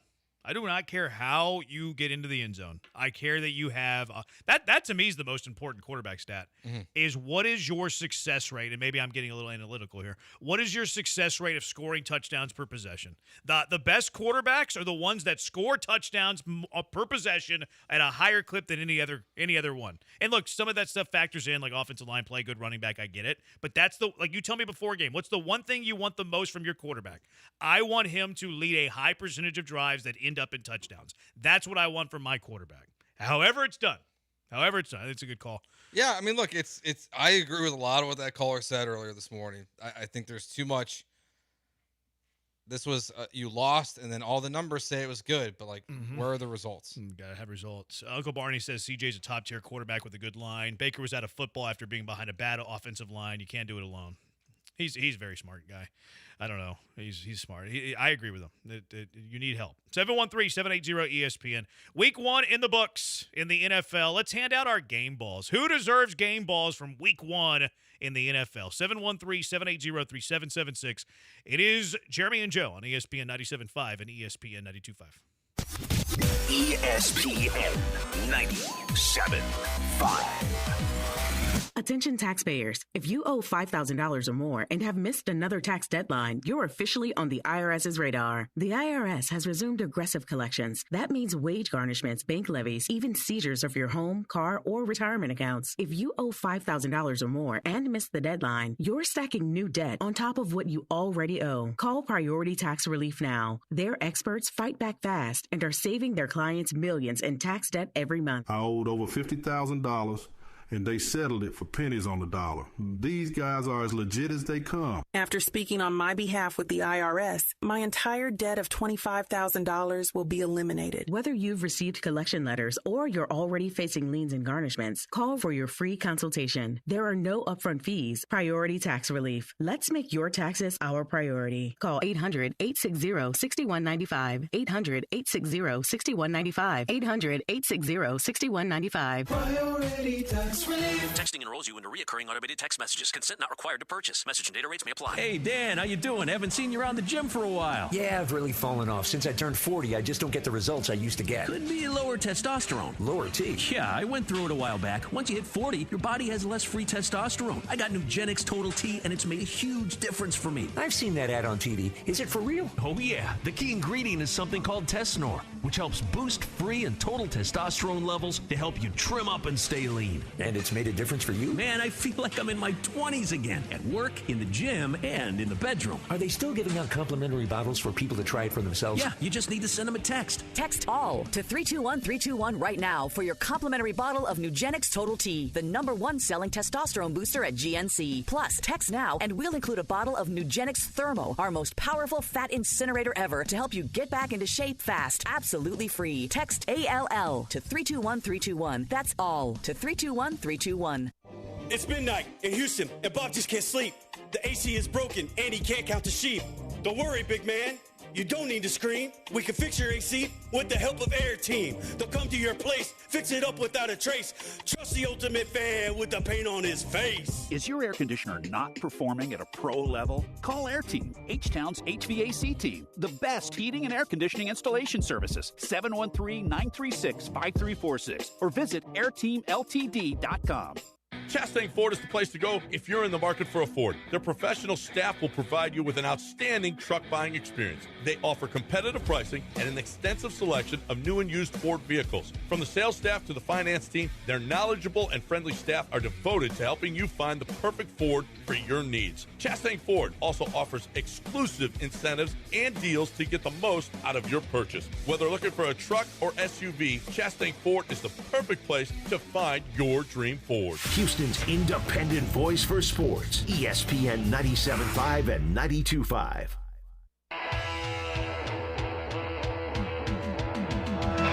Try to be best, cause you're only a man, and a man's got to learn to take it. Try to believe, though the going gets rough, that you gotta hang tough to make it. Now back to the Veritex Community Bank Studios with Jeremy Branham and Joe George. On ESPN 97.5 and 92.5. Jeremy, Joe, ESPN 97.5. Brian hanging out too. Couldn't get enough of us. Game balls. Who deserves one after week 1 of the NFL season? Why don't you start us off, Joe? Age before beauty. That ain't true. I know. I might not be able to use that joke anymore. Yeah.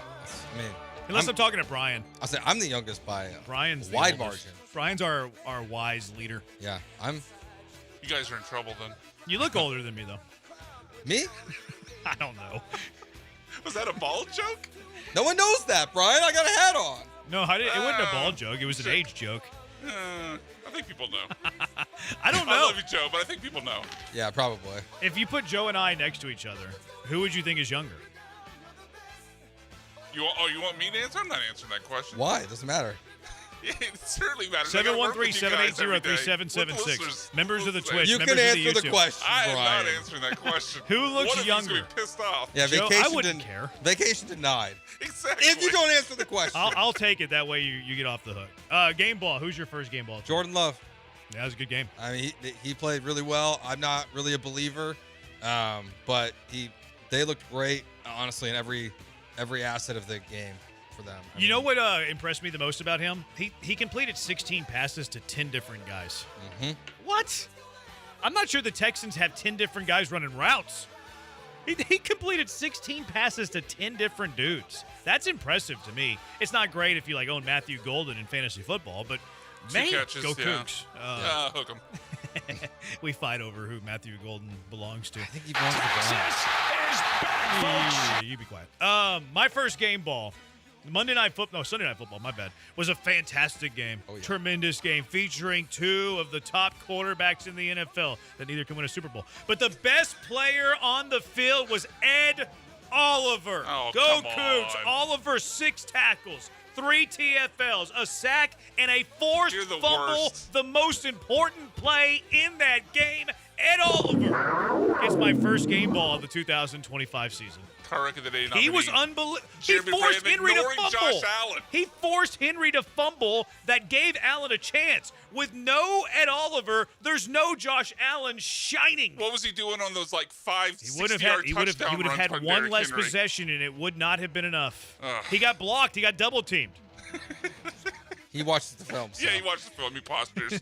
I'm going to give my first game ball to Justin Herbert. We talked about the Chargers earlier, but holy crap, did they look elite. I mean, the Chiefs' defense under Steve Spagnuolo has been, if not the best, one of the best for a number of years now, and all he did was go 318, 3 touchdowns, no interceptions, plus he ran it a bunch.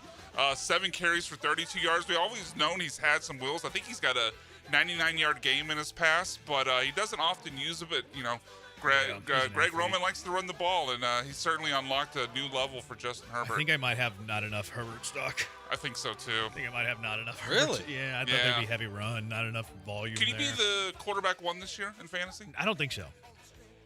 I think because he's not going to run enough. Yeah, like okay, so Allen, let's say Allen 1, Lamar 2, some order. Can he be 3? I don't think so. I think Hurts will be there. Can he be 4? Yep. I think he'd be top 5. Okay. I'm trying to find where that level top 5, is. not top 3. Yeah, because he's going to run. Well, it's Jaden Daniels. Yeah. Daniel Jones, baby. Vanilla Vic. Gosh. It's going to be a fantasy Indiana machine. Jones. You can get him for free. I'm all in on Vanilla Vic. No, I'm just kidding. All right, who's your next? Are you all in on that guy? He's doing like halftime of every game. I know. He's doing some like auto tune now too. He's getting big time. You know He's what? getting a little too big for his. Then I'm out. Should we try to get him on the show when they play the Colts? We should. Yeah. All right, I'll try to reach out. I'll do one for him as well. I'll sing it back to him. Travis Etienne, 16 carries, 143 yards, 3 receptions for 13 yards. I mean, he looks. It's like everything we've been promised about him for years. It's almost like what you said about Kyle Pitts. Like finally, and then they trade Tank Bigsby away to the Philadelphia Eagles. So like, they must be really feeling good about it. It's if Jacksonville is legit at all, it's because of him. Yep. He was so good they traded away their backup running back. I think they want to play Tootin a little bit too, but he was fantastic. Aaron Rodgers, not 1, not 2, not 3, 4 touchdowns for Aaron Rodgers. He's a 4 horseman. Aaron Rodgers, 4 touchdowns. My next game ball, Brian. I'm going to go to the Tampa Bay Atlanta game, which I know Jeremy. He's rewatched the tape. He's rewatched the tape. I watched knows the game ball. copy. Yeah, I watched the game copy. Casual. Yeah. But I'm going with the rookie wide receiver. Emeka Egbuka was great. I mean, Baker was I think he was under 200 yards passing the game. Like his volume, passing yards wise, was not great. He threw like 5 near picks, by the way. Yeah, yeah, he's a gunslinger. We all know that. Mike Evans was okay. Obviously, Chris Godwin's missing in action right now, but Emeka Egbuka stepped in and was great. 2 touchdowns. Best wide receiver on the field that day. Agreed. They're scary. Disagree. You think Evans more? Nope. Drake London? Yep. I meant on the Bucks, but fair enough. That's fair. Drake's a stud, man. Drake might be the most underrated receiver in the NFL if we're not including Puka. Puka's a freak. I don't think Puka's underrated Maybe anymore. not. Yeah, I think Puka. People have caught up to Puka. Yeah, Puka was going second round in some of these best balls, though. It's like, okay, He's you're so going to let him good. fall to the second round? Gladly give me Bleeding Puka. from his eye, and he's still catching every pass. I earn respect for him there. No doubt about that. All right, let's hammer through the rest of them. What you got? The only other one I got Puka, actually. Yep. It was on my list. 10 for 130 with a busted eye. That was insane. Give me Vanilla Vic. 22 at 29, 272. A tud passing, a tud running. 26 yards on the ground, too. He was, just under 300 total yards in that game. They scored on every drive. Vic. Give me quarterbacks who score on every drive. They scored on every drive. That's what I just said I liked. Brian. Give me quarterbacks who play against the Dolphins also. Fair. But give me Ricky Pearsall Jr. as one of my game ball. Wait, I threw in junior there. I don't think he's a junior. But Ricky Pearsall, 4 for 108 in that game. They lost some weapons, obviously, with Kittle being hurt. I don't know why I put a junior on him. I don't know. For some reason. I think I was thinking of Marvin Harrison Jr. because that's a future one I was going to say. But yeah, Ricky Pearsall, 4 for 108. He was great for the 49ers. I went CMAC there, or CMC. Yeah, that's fair. The reason I was 73 shaded away from just because, and I know I trashed this stat last week, so I'm a hypocrite, but his efficiency running the ball was Yeah. But he was great. Fair. He was great as a receiver. I wonder how much of a hit both of those guys take with Brock Purdy maybe missing some games. Considerable. They're going Mac Jones, baby. Maybe. It depending on if Purdy's out. Well, they're it saying sounds like he might miss a couple games. Yeah, they're saying doubtful for this week and then could miss a couple games. If you're saying you're not sure about this week and then you're following that up with could miss a couple games, he ain't playing this week. I don't think that's good news for Pearsall. And although Brian Thomas Jr. excelled with Mac Jones last year instead of Trevor Lawrence. I mean, we'll when see. Trevor Lawrence just throws it over his head all the time. Yeah, I know. That's not good luck. Geno Smith, of course, 362 yards. This was a Raider record for a quarterback making his debut. It makes me really sad the Texans don't have Chip Kelly because Geno Smith is throwing for 362. And I like Geno. I think Geno's underrated, actually. I don't think he's as good as CJ Stroud. We're talking about CJ Stroud being who knows what, and he's got Geno throwing for 362. I'm jealous. Pounded that delete button, too. Show my frustration to the world. Just getting rid of it. You have another one? Yeah. Joe, do you have another one? No, you can go ahead. I'm going to give one to an entire defense because the Broncos' defense was absolutely amazing. They played the Titans. Yes, a rookie quarterback. But they had to overcome Bo Nix throwing 2 picks. Like that was a 1-point game deep into the fourth quarter. Correct me if I'm wrong. They didn't cover. They certainly didn't cover. That was my survivor pick. That was one of our. Denver, I was sweating bullets. Yeah, no, the Broncos were my survivor pick too. But 6 sacks, 2 forced fumbles, only allowed 12 points. They were great against the Titans. My last one, J.J. Debo McCarthy. Samuel. I thought you were done, dude. J.J. McCarthy. Okay. I just didn't want to say it. Sad So Joe. someone had to. Sad I was Joe. hoping we could skip him. I wouldn't have to nominate him, but J.J. McCarthy. Not Caleb Williams, Second half, am I JJ. right? Post pick 6, JJ. Debo's my last one. Leading receiver, 7 for 77. Also ran I hate that, for a though. 19-yard touchdown run. Cliff Kingsbury has Debo playing like prime Debo. Ugh. You hate that? Well, it's mostly because I'm heavily invested in Terry McLaurin, and I'm worried. Because Debo seems to fit their offense quite well. Yeah, he does. You have any others? You mentioned Geno Smith in the Raiders game, but before he got hurt, Brock Bowers was more Brock Bowers. He was killing it. Yeah, like 40% snap share. Yeah, still killing it when he was out in the field. And then I mentioned it briefly, but Marvin Harrison Jr. was really good for the Cardinals. I think he's gonna have a huge year. I feel like we might have overreacted to the muscle gain in offseason. Harrison? Yeah. People say he put on like a ton of muscle. Looks jacked. But he does. He looks massive. It's usually good for a wide receiver. Yeah. But they thought it would slow him down because he didn't. It's not like, but he's not like he's a burner. I know. So he reminds me of Fitzgerald, actually. Maybe it's because he wears a Cardinal uniform. He dons a Cardinal uniform. But I think he's got great hands, good possession receiver, good size, but not a blazer. Like, to me, he's a Fitz comp. Not that he's ever going to be Fitz, but I think he's a Fitz comp. Are they going to be good this year? Cardinals? We'll see. Kyler, man. I mean, he is the greatest athlete on planet Earth, Kyler Murray. Kyler's pretty. I mean, he's just weird though, because like he'll have flashes where it's like, man, that guy's great. Yeah. And then he'll have a 3 interception game, and he's like 11 for 22. Connors, he's solid, and look, Benson had a pretty good game. I'm about to say, like, Trey Benson seems like he's about to take that job from him. And I think their defense is good, and I think Gannon's a pretty good defensive coach, as corny as he is. I think they got a shot. Shots. Explosives. It's funny I said Explosives. shot. You can run. Pew, pew. Pew, pew, pew. Shoo, shoo, shoo, shoo, shoo. That's not even a P. It's a shoom. He's so weird, So man. strange. Lamar better than Allen. Shoo. I think Lamar's better than Allen. I have no problem with that. I think he's a better quarterback than Allen. I think Allen puts up better numbers. Game ball to Kaimi Fairbairn. He's money in the bank. Sorry, we don't give game balls to teams who lost. He's a loser. He lost. He gets no game ball. Also, Igbuka looked great for his first ever game. He did. Igbuka looked really, really good. I wonder what they're going to do when they get Godwin back. Like, I mean, Baker was throwing quite a bit to Sterling Shepard. They do play a lot of 11 personnel. I mean, we could see. I think we'll see all 3 of them out there. Yeah, no doubt. You will. All right, 713-780-ESPN. Who are the biggest lollygaggers in Houston sports history? 713-780-3776. It's Jeremy and Joe on ESPN 97.5 and ESPN 92.5. ESPN 97.5.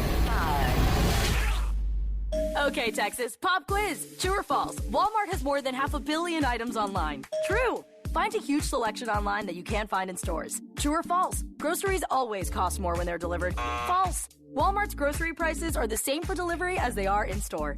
Last one. Walmart can deliver in as fast as an hour. True, y'all. Use express delivery to get eligible items to your doorstep before the pool party starts.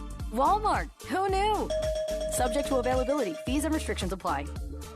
Sell your house fast for cash at greenlightoffer.com. Contact Tax Relief Helpers for details and restrictions. Attention, anyone that owes money to the IRS. Every day, your unpaid tax debt gets bigger and bigger from daily interest. The longer you wait, the more you will end up paying. If you owe $10,000 or more, now is the time to settle your debt before the IRS takes aggressive action, like taking your wages or property. A special toll-free number has been established so you can stop penalty fees, avoid liens, levies, or other hostile measures by the IRS. Call Tax Relief Helpers right now. I got behind on my taxes and owed $48,000. I called and they got my bill lowered to just $3,500. I owed $87,000 in taxes and it was scary. I got the amount I owed down to just $3,500. I saved $83,500. If you owe money to the IRS, don't wait another day. Your tax debt gets bigger and bigger from daily interest. Call right now before the IRS enforces liens, levies, or other aggressive measures. The call and consult are absolutely free. Call now. Call 800-692-7009. 800-692-7009. That's 800-692-7009. John Granado here with Robin Orlando from Houston Powder Coaters. Robin, a lot of people will tailgate mostly Texans or University of Houston or Texas A&M. Hey, if you've got a favorite team, you guys will color code them that color of your team. Even if you like the Saints and you need some sun gold in your life, we got you. What about the Cougs? I'm a Coug. Of course we got to have Cougar colors. They're the biggest, they're the best, they're expanding. Houston Powder Coaters. Call Robin, 281-676-3888 or HoustonPowderCoaters.com. Some folks think hot sauce is enough. Around here, that's just a warm-up. Real spice means hot sausage, boudin balls, and Cajun flavor that hits harder than a kickoff return. The Best Stop Cajun Market in Katy and Baytown have everything you need to keep game day hot, bold, and plenty spicy. Don't bring no weak sauce to the party. Bring the fire. Visit Best Stop Katy or Best Stop Baytown before you tailgate or watch party and stay true to the flavor. Summers in Texas are hot, but not for me, John Granado, because I have Coors Light. And Coors Light is all about keeping Texas chill. Do you want to beat the summer heat? I recommend cold, clean, crisp, refreshing Coors Light. Grab a 12-pack or case so that you've got your home base covered. And when you're hanging at your favorite watering hole, order a bottle or a bucket with those beautiful blue mountains. I love me some Coors Light. You will too. Choose chill. Choose Coors Light. This message is approved by the man of the people, John Granado.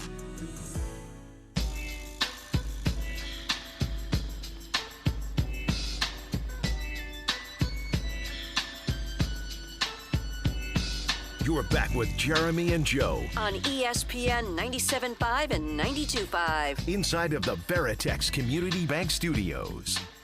Let's give away some tickets. Houston, Colorado coming up Friday. You got to answer a trivia question right. So wait to call until you get the trivia question. But it's going to be a great time. Big 12 opener. Houston, Colorado in prime time. Don't miss a great game. Don't miss a great Hispanic Heritage halftime show. Spirit of Houston will perform songs from Selena. U of H Mariachi Pumas will take the field for a special performance. Get ready for a night of thrilling plays, hard-hitting action, unforgettable moments. Nothing beats the tradition, the pageantry, the roar of the crowd as a Houston Cougar football game. Go to uhcougars.com/tickets or call 713-GO-COUGS to get those tickets right now. Come early, be loud, wear red. Tailgate at 3:30, Cougs on parade at 5:20. So here's the trivia question. Who had the pick six against Rice this past weekend? Who had the pick six? 713-780-3776. If you're the first person to call, answer correctly who had the pick six against Rice in the Bayou Bucket victory. You're headed to see Houston and Colorado Friday night. What is going to be a great time at TD-ECU Stadium. uhcougars.com/tickets or call 713-GO-COUGS. All right. Who are the biggest lollygaggers in Houston sports history? You know, you get that because CJ Stroud said that they were lollygagging around the field the other day, lollygagging. So it does make the question. It just puts the question out there. Who are the biggest lollygaggers in Houston sports history? So this is going to be based on what, like effort? Yeah, it's got to be, I think. I mean, how about I got one right off the rip. Jose Altuve. No. Jose Altuve was lollygagging off of second base yesterday. Disagree. How could you veto that? One play. He was lollygagging off the base. No. One play does not equal fat James Harden, okay? Who shows up out of shape, looks like he's got a balloon under his T-shirt, and especially that blue one. It was performative. But, it was performative, but it lasted a little bit longer. It's one bad play for Jose Altuve. I can't stand for that. That's a fair point. Altuve was more of a lollygagging play as opposed to a lollygagging play. Because he's running hard when he has these basic running errors. That's true. The effort is there most of the time. That's why I was mad yesterday, because it was laziness. Yes. Yeah. So I can't say I got to defend Altuve there. Another short king. How about Jadeveon Clowney? About to sign with the Cowboys. We'll see. Probably gonna help him. Yeah, I think he's up there. See, I think he's way up there because I think if Clowney had J.J. Watt's work ethic, he is better than Watt. I was thinking of the guys who, through the Bill O'Brien era and then even through the D'Amico era, who have been not around when they need to be. Clowney came to mind. Tunsil came to mind. Oh, Tunsil's a good call. Because you're not at practice, you're not there, you're making penalties when you're on the field, so you're doing a disservice to your team by not working hard. So Tunsil and Clowney are both towards the top of my list as well. James Harden says a texter. Robert in Beaumont says Jordan.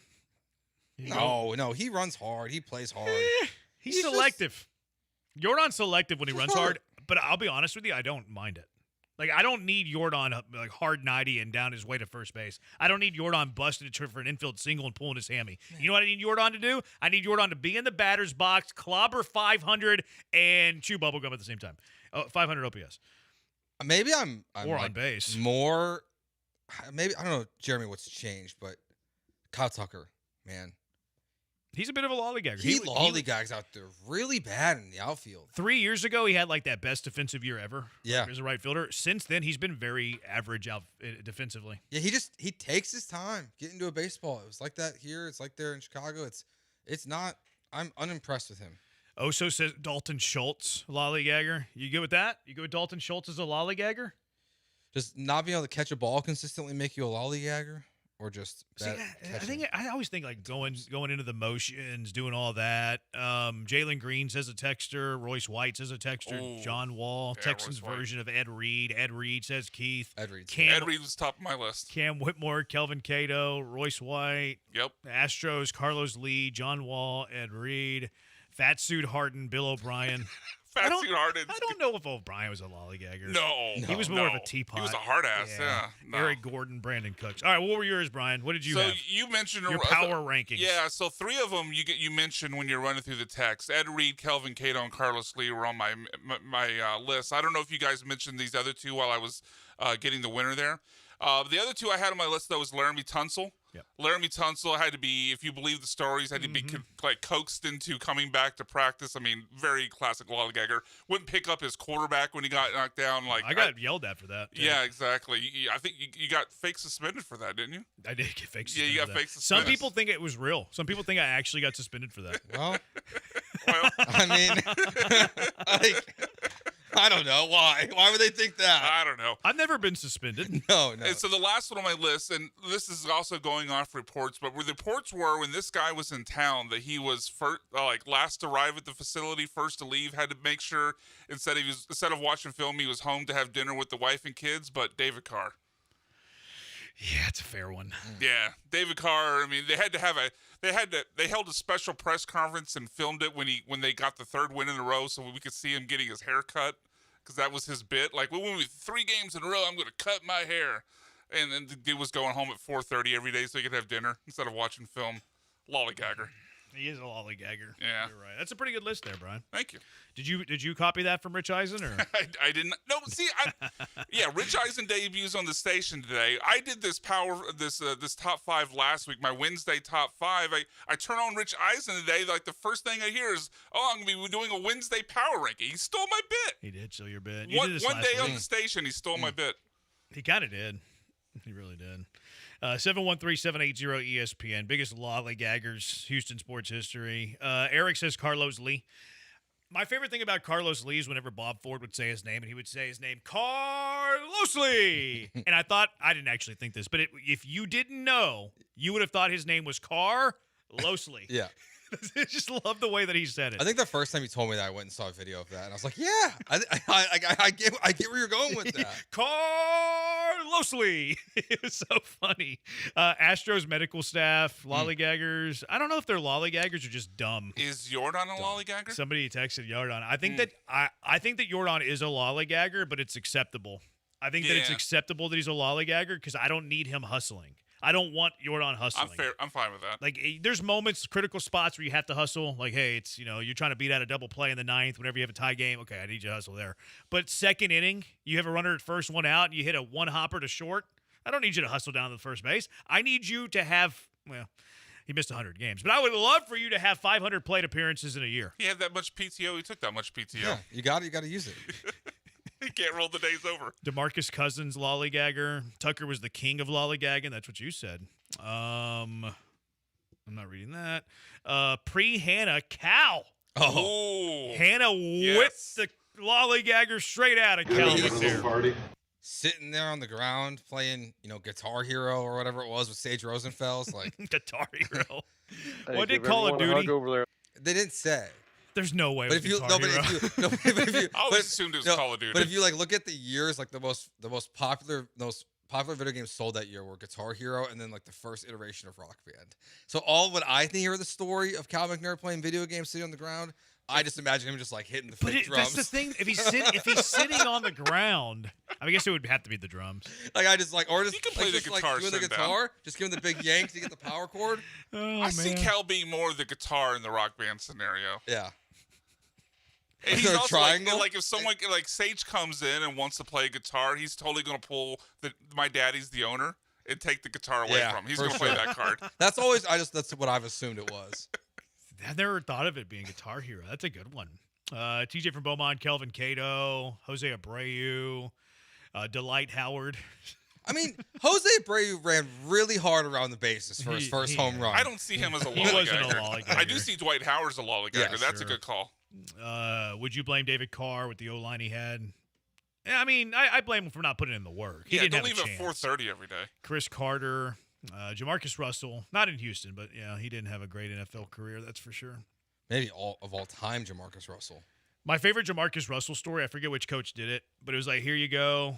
Here's a tape. I don't know if it was VHS or DVD, but here you go. Go watch this, and whenever we report back, like we'll talk about it. I think actually it was after he was drafted. Here you go. Go watch film of this, and then we're going to chat about it the next day. And they gave him a blank tape. Mm-hmm. When he came back, he was trying to lie about what was on the tape, and they're like, "Hey, Jamarcus, it's blank, man." Yeah, I think that's for Manziel. Wasn't it like they put $100 in the back of it? Yes, yeah. Oh, really? And that was in his documentary on Netflix. Yeah, and it's like it means one of two things: either they didn't get to the $100 bill, or they kept it. And like what you're wanting is your quarterback to get to the $100 bill, and then say, "Hey guys, I think I found this in my binder. Give it back to the team." Rough. All right, 713-780-3776. What is the car wreck of the day? 713-780-3776. Car wreck of the day, Jeremy and Joe on ESPN 97.5 and ESPN 92.5. Football is back. Underdog is the perfect spot to be making all your picks and win money all season long. It could be football. It could be baseball, basketball starting soon, tennis. They have it all on Underdog. And playing on Underdog is so easy. You just pick whether your favorite players will go higher, on lower, on different stats. If you're playing some football, you can do the stats like touchdowns, yards, interceptions, and more. Also new to Underdog, you can now pick teams. That's right. You can pick whether or not your team will win or lose. Get your picks right, and you can get up to 5,000 times your cash. And you can play with as little as $1. It's fun to do. It's easy to do. You got to do it. I love the Underdog app. It's my most used app, and it's going to be your most used app too. I like Costanza higher than 3.5 strikeouts tonight. I don't love this Astros offense, so give me Berrios higher than 4.5 strikeouts. And I like Jeremy Pena, top of the order, higher than 1.5 hits plus runs plus ribbies. Also, they gave me a 40% profit boost on my picks today because Underdog is always looking out for you. They're always taking care of you, and I thank Underdog for that. So much to play, so much fun to be had, so much money to win. You can still play the drafts. They have drafts each and every day. They have the ladders. They have the streaks. You're going to love it. So download the app today. Sign up with promo code KILLERB to score $50 in bonus funds when you play your first $5. That's promo code KILLERB, KILLERB. Millions of fans have already won billions making picks on Underdog. Will you be next? Underdog. Make picks, win money. Must be 18 or older and present in Texas. Terms apply. See assets.underdogfantasy.com/web/play and get terms _DFS_.html for details. Concerned with your play, call 1-800-GAMBLER or visit ncpgambling.org. ESPN 97.5. Sunday on Compass Media Network's coverage of the NFL. NFC East foes collide in Week 2 as the Dallas Cowboys host the New York Giants. Hi, this is Ted Emmerich. Join Super Bowl champion and Pro Bowl quarterback Steve Berline and me for all the action as the Cowboys and Giants look for their first win of the season. It's the Dallas Cowboys and the New York Giants. If it's the NFL, it's right here. Coverage begins Sunday morning at 11:30 on ESPN 97.5 and 92.5. This is Ron Ansana with your market scoreboard report on ESPN 97.5. Stocks closed mixed today with the Dow coming off record levels, but the S&P and NASDAQ adding to new all-time highs as wholesale inflation came in tamer than expected, actually declining by 0.1% last month and opening the door further to a maybe even a deeper rate cut from the Federal Reserve than was expected. That could only be confirmed if consumer prices, which will be released tomorrow, show a similar waning inflationary pressures. Now, the Dow lost 220 points today to 45,490, but the S&P was up 19 to 6532. That's a new high. And the NASDAQ, with a 40% gain in Oracle, only eked out a 6.5-point gain to 21,886. Still good enough for a record. Long-term interest rates fell. The yield on the 10-year note dropped to 4.04% on the soft inflation data. The dollar was steady. Oil up $1.18 to 63.81. Gold effectively flat on the day, ending at 36.82 the ounce as we gear up for tomorrow's consumer price report and then start the long weekly wait for the Federal Reserve's decision on interest rates. Attention taxpayers. If you owe $5,000 or more and have missed another tax deadline, you're officially on the IRS's radar. The IRS has resumed aggressive collections. That means wage garnishments, bank levies, even seizures of your home, car, or retirement accounts. If you owe $5,000 or more and missed the deadline, you're stacking new debt on top of what you already owe. Call Priority Tax Relief now. Their experts fight back fast and are saving their clients millions in tax debt every month. I owed over $50,000. And they settled it for pennies on the dollar. These guys are as legit as they come. After speaking on my behalf with the IRS, my entire debt of $25,000 will be eliminated. Whether you've received collection letters or you're already facing liens and garnishments, call for your free consultation. There are no upfront fees. Priority Tax Relief. Let's make your taxes our priority. Call 800-860-6195. 800-860-6195. 800-860-6195. Priority Tax Relief. McGrath Pest Control kills bugs so you don't have to. McGrathPestControl.com. Dear employer. My name is Phil Martin. My name is Michael Raskovich. Ronaldo Bird. Zach Deiser. I am writing to express my excitement at the opportunity to join your team. As someone on the spectrum, I possess a unique set of skills that sets me apart from other candidates. My detail-oriented nature allows me to communicate complex ideas, to break down data, to have no fear in meeting new people. I may communicate in ways that are different from what you are used to. Structure, routine, and clear expectation. Help me do my best work. My autism allows me to have a perspective that needs to be seen and heard. It allows me to make the world safer and improve systems in ways others can't. It allows me to bring people's inner worlds to life with my artwork. My autism will bring your team important insights. Thank you for your consideration. An autistic inclusive workplace is good for business. It's time to make a change. Learn more at autismspeaks.org/win.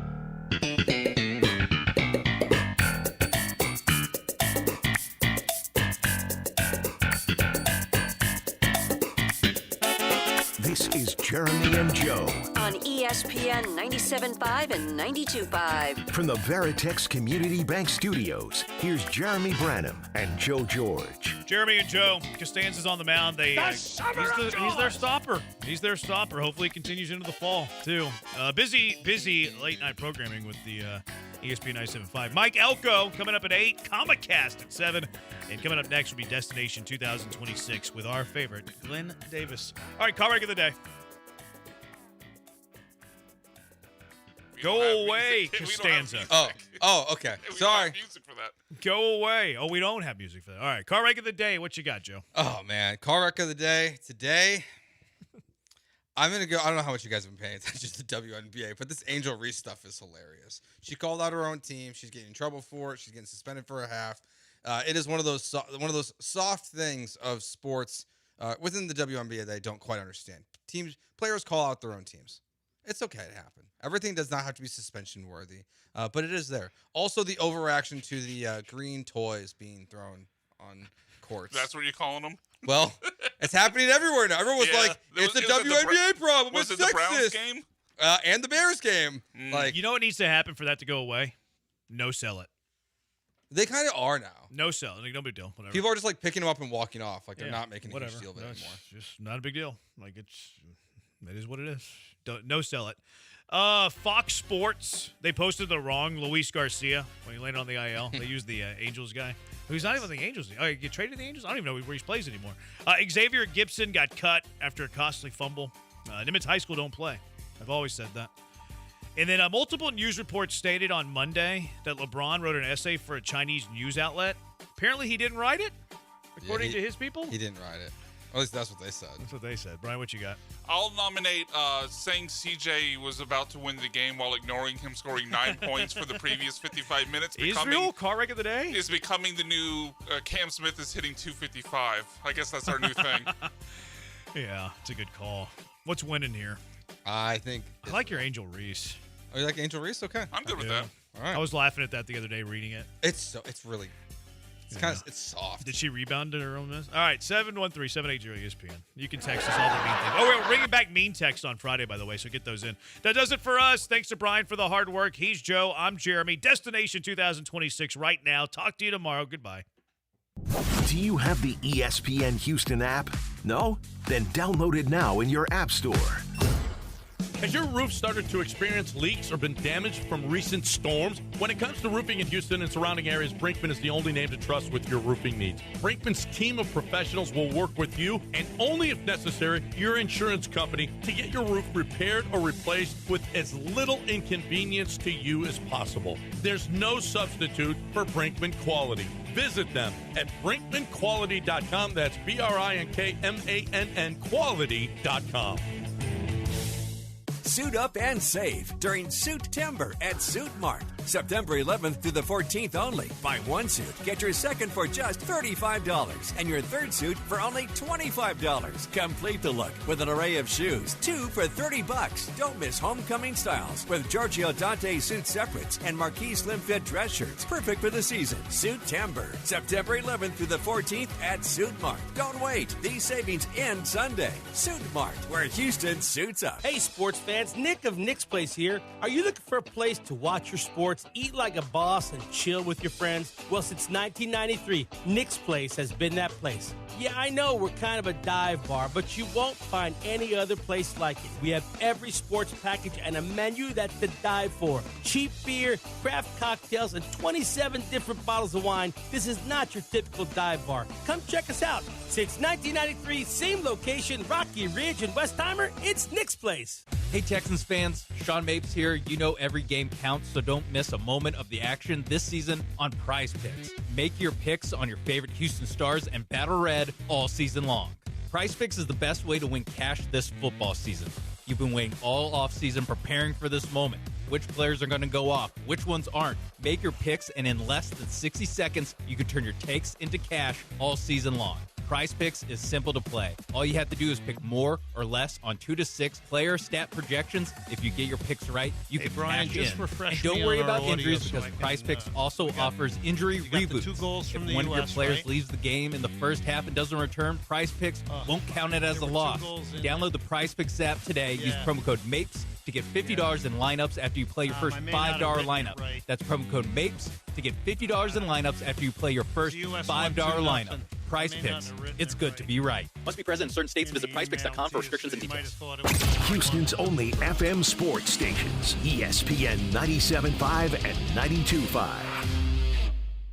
Summers in Texas are hot, but not for me, John Granato, because I have Coors Light. And Coors Light is all about keeping Texas chill. Do you want to beat the summer heat? I recommend cold, clean, crisp, refreshing Coors Light. Grab a 12-pack or case so that you got your home base covered. And when you're hanging at your favorite watering hole, order a bottle or a bucket with those beautiful blue mountains. I love me some Coors Light. You will too. Choose chill. Choose Coors Light. This message is approved by the man of the people, John Granato. ESPN 97.5, presented by Zadok Jewelers. KFNC 97.9 HD2, Mont Bellevue, Houston.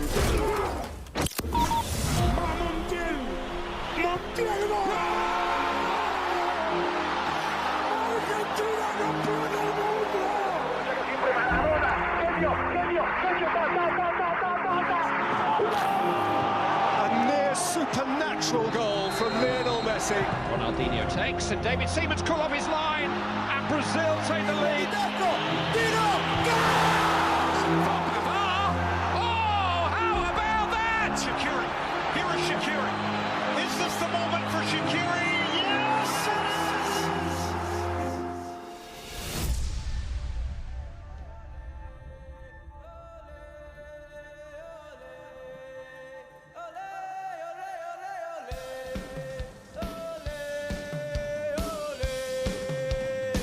This is Destination 2026, Houston's countdown to the Cup. Presented by Coca-Cola Southwest, Houston Methodist, NRG, and Quanta. For the Veritex Community Bank Studios, here's Glenn Davis. Ole, ole, ole. Wow. 7 games in Houston. World Cup next summer. Already seeing things happening downtown, shaping up the city for this massive event. It will be the biggest sporting event ever held in Houston, or none. Probably 750,000 to 1 million people coming here. Some of that will be determined by the draw in December. December 5th, we'll find out the draw and kind of the schedule and where the games are going to go. Group's called the Bouncing Souls.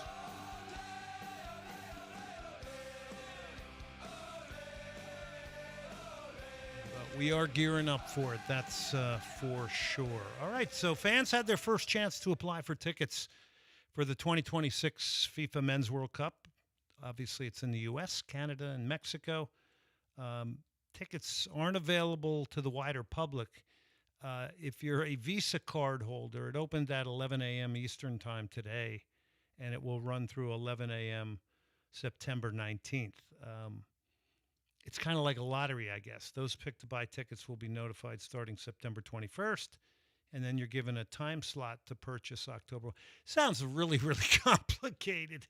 I mean, geez. I mean, make an appointment for yourself 4 times so you can buy your tickets. But they will sell, and trust me, if that's the attitude you have like me, you probably won't go to the games because somebody will get them. And that's tickets for all 104 matches. They're going to be put on sale.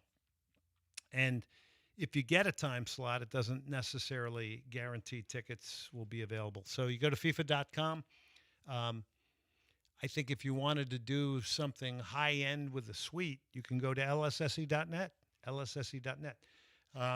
Today it was announced that November 14th, we've got a friendly coming here, the Super Eagles of Nigeria.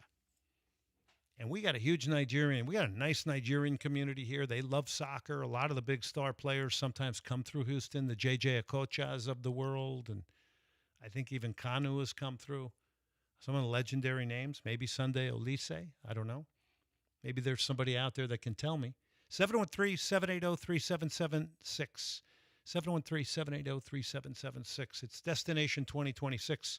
That's the name of the show. Houston's countdown to the Cup. It's mostly all World Cup-related things. Not only to just Houston, but globally what's going on. I got a lot of World Cup qualifying talk today as we got a lot of results as this window has ended. In Europe and Africa and a number of places. So Nigeria is going to play Venezuela here November 14th. That's pretty cool. Love the Super Eagles. They have not made the World Cup yet. And I'll tell you about their results a little bit later. But I'm going to start off by talking about the U.S. Got a positive win last night, some positive play. People feeling a little bit better after the one game. It is one game. 713-780-3776. Your thoughts on the U.S.-Japan game? You feeling a little bit better now? You coming back in off the ledge? Were you panicking in the first place? Do you believe in Mauricio Pochettino? Should we have an American coach? I mean, we can go on and on here because everybody out there has said probably every single one of these things. But the U.S. beat Japan 2-0. They get a goal from Alejandro Zendejas. By the way, spectacular goal. Max Arfston down the left side beats somebody, gets great delivery in, and Zendejas literally kind of wraps his left foot around this. I like Zendejas. I watch Club America quite often, and he's always one of their better players. Interviewed him once here when he was just coming off injury in Houston. Fowler and Balogun. Christian Pulisic with the type of move we want to see Pulisic, turning, running at people, change of pace and tempo, and then just Pulisic lays on the perfectly weighted ball. And he plays it on the side of Balogun that is protected from the defender. But, I mean, the weight of the pass is perfect, and Balogun's finish is great. So I'm all for Balogun being the starter. So weigh in with me on the U.S. national team, 713-780-3776. So let's start with Matt Freese in goal. So Matt Freese right now, I have to believe, he's probably in the mind of Mauricio Pochettino. I'm thinking he may be the number one. I don't think any question. He's getting all the games right now. There's confidence in him. So Matt Freese is an MLS player. Now, the only other thing is that you consider there, Matt Turner's played in a lot of bigger games for the national team. He is back in MLS too with New England. But the goalkeeping position is a little bit, I put a circle around that. There's a little bit of a question mark. Left back, Max Arfston. Has been getting a lot of run. He's competing to be the backup to Anthony Robinson. He had a good night, and he had an assist. Now, he's benefiting because there's three center backs. Pochettino went to a three center back position. I think that's ultimately potentially something very, very good because if, in fact, Tim Ream is going to be a part of your starting lineup, you got to protect him a little bit because he's older, he's not as mobile, but he does bring the experience. So it's Ream, Richards, and a third. Last night it was Tristan Blackman, who is also now getting run. So who knows? Is that Mark McKenzie? Is that Miles Robinson in the future? Is that Cameron Carter-Vickers? I don't know. But, generally if you don't have two good center backs, something to consider. Let me rephrase it. Not too good center, but you have a center back that maybe you think is a liability in a 4-4-2 because of pace. You add a third. That's kind of the way I look at it. So I think this is partially to protect Tim Ream, the central area of the field. You got three center backs, and you got Tyler Adams, a wrecker and a destroyer in front of them. Alex Freeman continues to get a bit of a run under Mauricio Pochettino on the right. That obviously, I would say the starting role there is Serginho Dest. If you have Dest and Robinson flanking three center backs, they're going to help you in the build. They're going to have to do a ton of work, box to box. And in group play, you can't burn them out like you did the last World Cup. Greg Berhalter burnt those two guys out. And by the time you got to the Netherlands, you were exhausted. It wasn't only him. It was a lot of guys. Maybe they didn't have enough depth. But remember, they had to advance on the final game of the group stage. So navigating the tournament and hopefully getting a draw where it can make it a little bit easier for you is a good thing. Tyler Adams is a pillar. He's got to be there. Christian Roldan, he's experienced. He's focused. I would say he's a good bet to make the final roster. And where is Yunus Musa and where is Weston McKennie? McKennie's been coming off the bench at Juventus, I think. Haji Wright is another one you got to think about in the striker position. Ricardo Pepi. The question is where do they fit in the mind of the manager Mauricio Pochettino? Okay, you had Pulisic with the breaking of the line, the weighted pass. You had Zendejas. Let's listen to Zendejas' goal. This is the opener. This is Max Arfston, down the left side. He beats a Japanese player, gets in a wonderful delivery, and literally Zendejas wraps his leg around a defender and hits this beautifully. Arfston going on the outside does well. That's a decent cross into the middle, and it's Zendejas! 1-0 for the United States.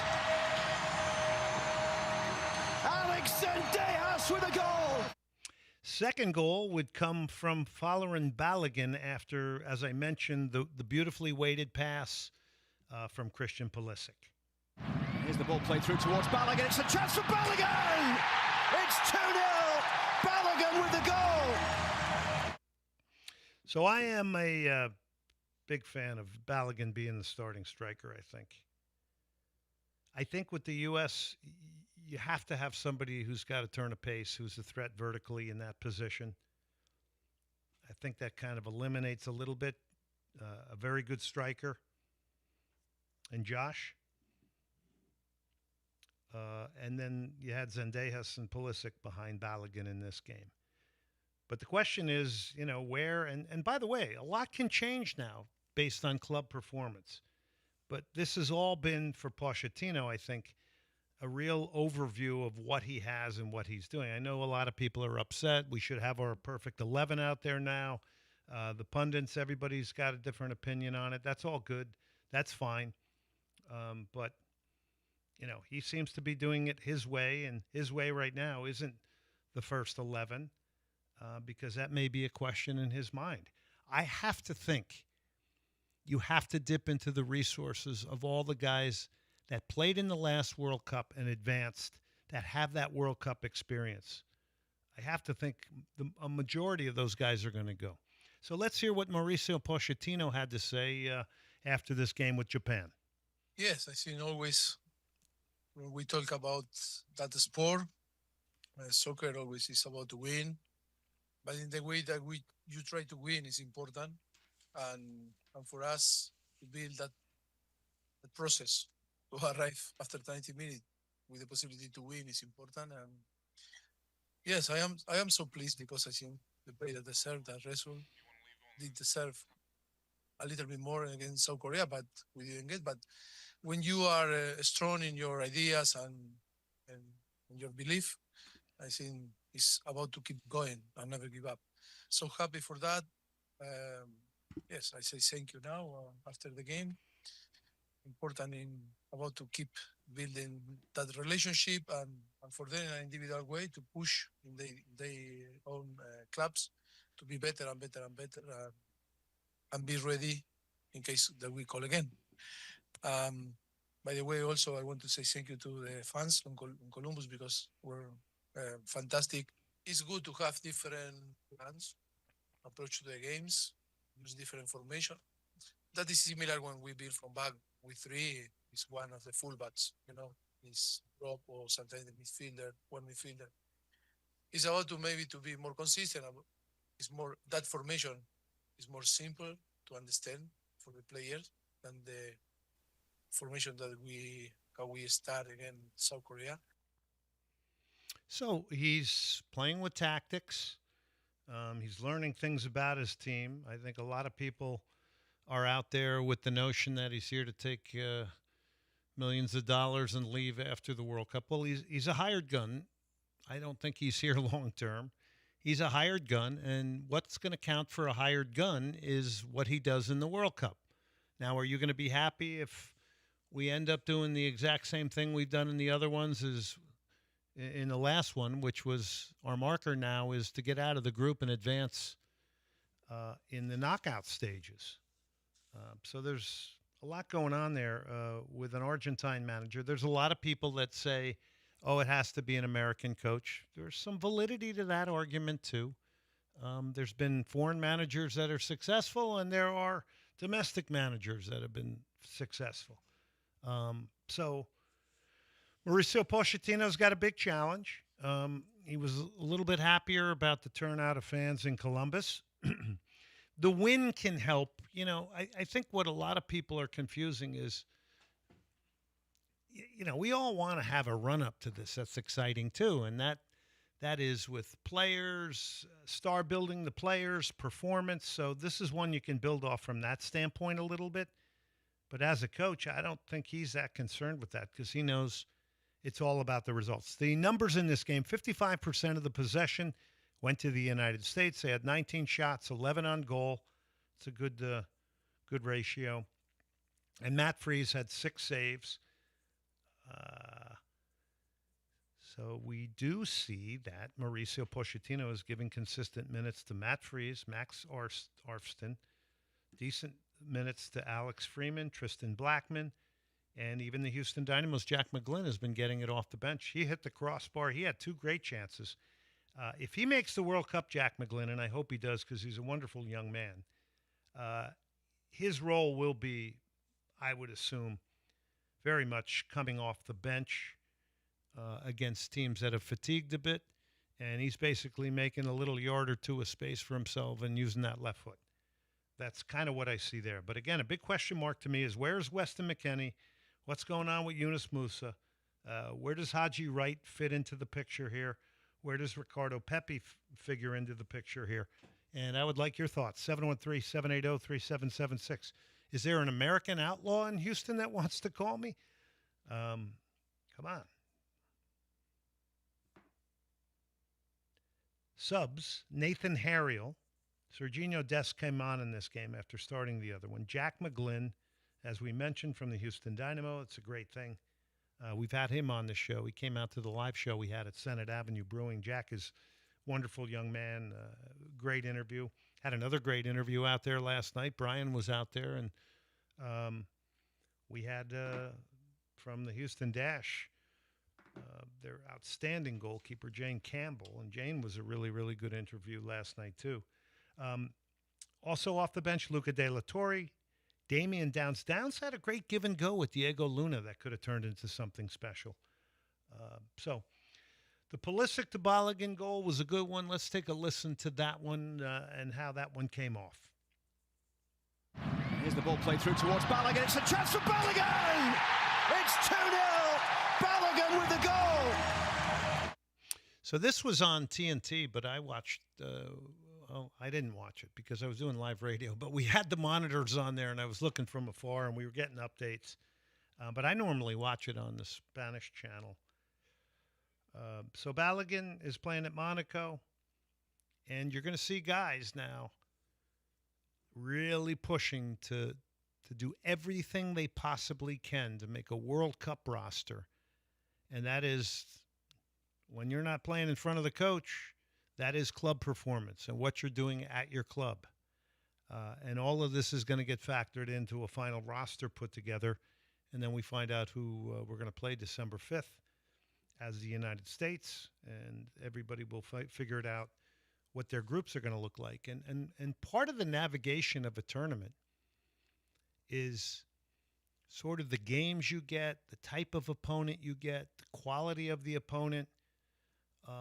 A lot of that has to do with, in a short tournament, the ability to then navigate it better and be economical with the way you put minutes on players.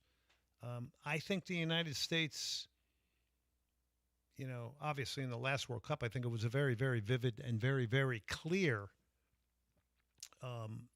example of, we rode our horses too hard in the first three games to get through, and when you're in the third game and you got to get a result, I mean, nobody's thinking about how tired anybody's going to be. It's just about getting to the next round, and then you're going to deal with that. But that was, I think it's a bit of a problem for the U.S. So if I was to pick my national team lineup right now, and if you want to help me with this, 713-780-3776, 713-780-3776. The climate seems a bit tempered on the U.S. But I would say right now it would be Matt Freese in goal. I would say Anthony Robinson is your left back, and I'm going to say we're going with a three center back system. Dest will be obviously on the right side. Those two guys are going to have to do a lot of running in the wide areas. They're going to have Pulisic. Okay, so then the three center backs would be, obviously first choice right now is Chris Richards. Athletic, young, Crystal Palace, Premier League.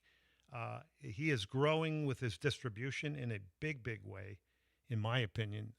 It's visibly better.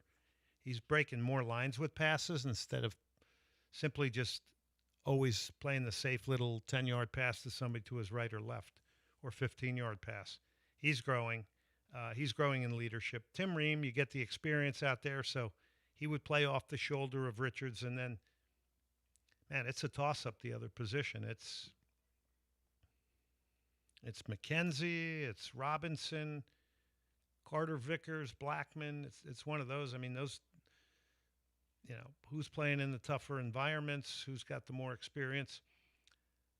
And then your right back is obviously Serginho Dest, probably backed up by Freeman. I don't know what's happened to Joe Scally either, who is getting a lot of time. Tyler Adams, the holding midfielder. I'm hoping Weston McKennie can make a comeback because those two guys navigated a World Cup together already. I think Christian Roldan is experienced. I think he's focused. I think he's a 100% footballer from the Seattle Sounders. I think he could be a good roster player and could step in. Yunus Musa, very athletic. People were very high on him. I think club form is going to be a big piece with him. Then ahead of them is obviously Christian Pulisic. Then in that other attacking place, that could be McKennie a little bit higher. I don't think it would be him. It could be Musa. That's to be figured out, I think, depending on how Adams and if it's McKennie a bit lower, how those two would play. And then your striker for me, the pole position, I have to give it to Fowler and Balogun right now at this moment, but that can change. U.S. will have friendlies against Paraguay and Uruguay. Paraguay has qualified for the World Cup out of South America. Big deal. The president of the country shut the entire country down to celebrate. Paraguay has not been back for quite some time. So let's see. We have U.S., Mexico, and Canada as hosts. We got Japan, New Zealand, Iran. These are all teams that have qualified. Argentina, Uzbekistan, South Korea, Jordan, Australia. So Uzbekistan, Jordan, I mean, they're benefiting from a 48-team World Cup. Uruguay is in, Colombia is in, Paraguay is in, Argentina, Brazil. Bolivia, I believe, has claimed the playoff spot. They have pipped Venezuela on that because Bolivia just beat Brazil the other night. Ecuador is the other one out of South America. South America is grueling. I think for me, it's the tournament to me that, or the qualification on that continent is more grueling than any. Anybody can beat anybody on any given day. It's not like Europe. I think there's a lot more challenges with altitude. There's a lot of challenges with, the quality of surfaces there. Very, very different in a lot of cases than Europe. So 6 countries go from Asia. Oceania, as we mentioned, though, their representatives are complete. We won't know Europe and CONCACAF till November. Africa's still got 3 rounds to play. They get 9 automatic and 1 in the playoff. And we were talking about the fact that Nigeria tied South Africa. Victor Osimhen did not play in that. Another important one was Senegal over Congo 3-2. South Africa, again, and Nigeria tied 1-1. Nigeria's coming to Houston. England 5-0 over Serbia. Norway 11-1 over Moldova. Guess who had 5 goals in that? And he doesn't want to be one of those guys that ends up having an amazing club career that never goes to a World Cup. He does not want to be that guy. That is Erling Haaland. Had 5 goals against poor Moldova. But see, 11-1, 5-0, you're not seeing those types of results in South America too often. Games are just too tight, too grueling. There's a lot of political implications in these things. People don't like each other, honestly, in a lot of cases, as we know. And genuine dislike, I would say, is what it is when it comes to footballing. Okay, Cyprus and Romania. Romania continues to struggle. France 2-1 over Iceland. Oh, it was a bad penalty that was given. Guy dragged his leg, held it in there in order to draw the contact. That one infuriated me. That's when you think the fix is in for the French. 2-1 over Iceland. Did I just say that? Chouamani got red carded in that game. France is leading their group. Portugal 3-2 over Hungary. CR7 again. CR7 is going to be another, at 40 years of age, he's going to be another big story at this World Cup. Cristiano Ronaldo. There's no question. And with Messi in it as well for Argentina. Portugal 3-2 over Hungary. Joao Cancelo got the game winner.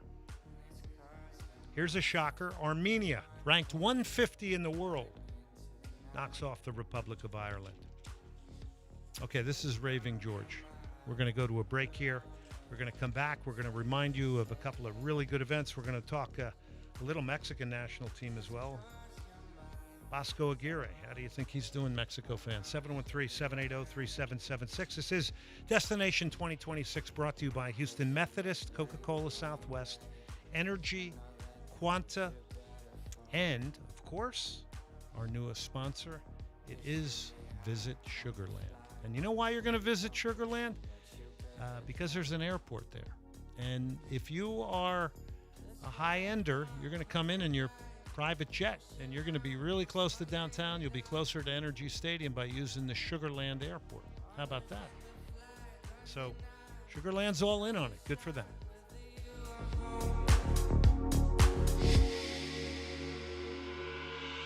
And it's 'cause you're mine. It's 'cause you're mine. Oh, it's 'cause you're mine. ESPN 97.5.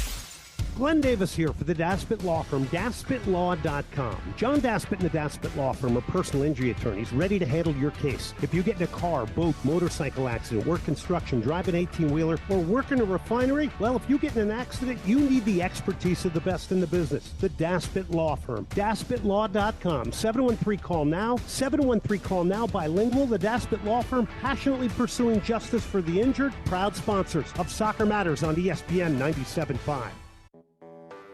When you're hiring, have you ever felt like you're missing out on meeting truly great candidates for your roles? It seems impossible to find them, but they have to be out there somewhere, right? Well, they're not hard to find when you know where to go, and that place is ZipRecruiter. And right now, you can try ZipRecruiter for free at ZipRecruiter.com/free. ZipRecruiter helps 10 million people with their job search every day. And because these people are actively looking for jobs just like yours, it's easy to find the right person right away. In fact, 4 out of 5 employers who post on ZipRecruiter get a quality candidate within the first day. But if you're not using ZipRecruiter, you're missing out. So see what it's like when the impossible is easy. When you go to ZipRecruiter.com/free right now to try ZipRecruiter for free. Once again, that's ZipRecruiter.com/free. ZipRecruiter.com/free. Never miss out on great candidates with ZipRecruiter. John Granado here with Yanni Damaris, talking football season now. I got a few suggestions for you, Yanni. Why don't we do a Thursday night steak night? You know, that sounds great. How about Saturday, all-you-can-eat ribs? That also sounds awesome. We got 16 TVs where you can watch your games all day long and eat Yanni's ribs. What about on Sundays to watch the hometown team? How about a little happy hour? How about a football happy hour? It's all going on at 18th Street in the West Loop. I don't mind giving the business away. It ain't mine. It's great barbecue and a whole lot more. Damaris Barbecue. Hey, soccer fans, a moment here for our presenting sponsor, John Daspit and the Daspit Law Firm. Now, John and his firm are personal injury attorneys. They're going to bring you a personalized approach. It's DaspitLaw.com, 713-322-HURT. Now, they're bilingual. You might get in a car accident, motorcycle, industrial, construction, plant, refinery, 18-wheeler. The Daspit Law Firm has you covered and will work for you 24/7, nights and weekends. Get the representation you need at the Daspit Law Firm, DaspitLaw.com. Proud sponsor of Soccer Matters.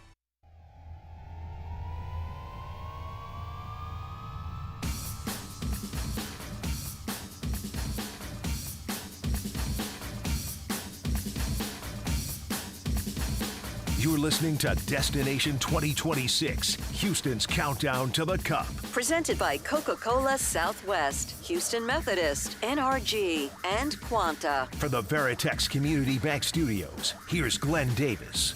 All right, welcome back, everybody. A couple of things here. Merchandise for FIFA World Cup 2026 in Houston. FWC26Houston.com for merch. Also information on volunteering.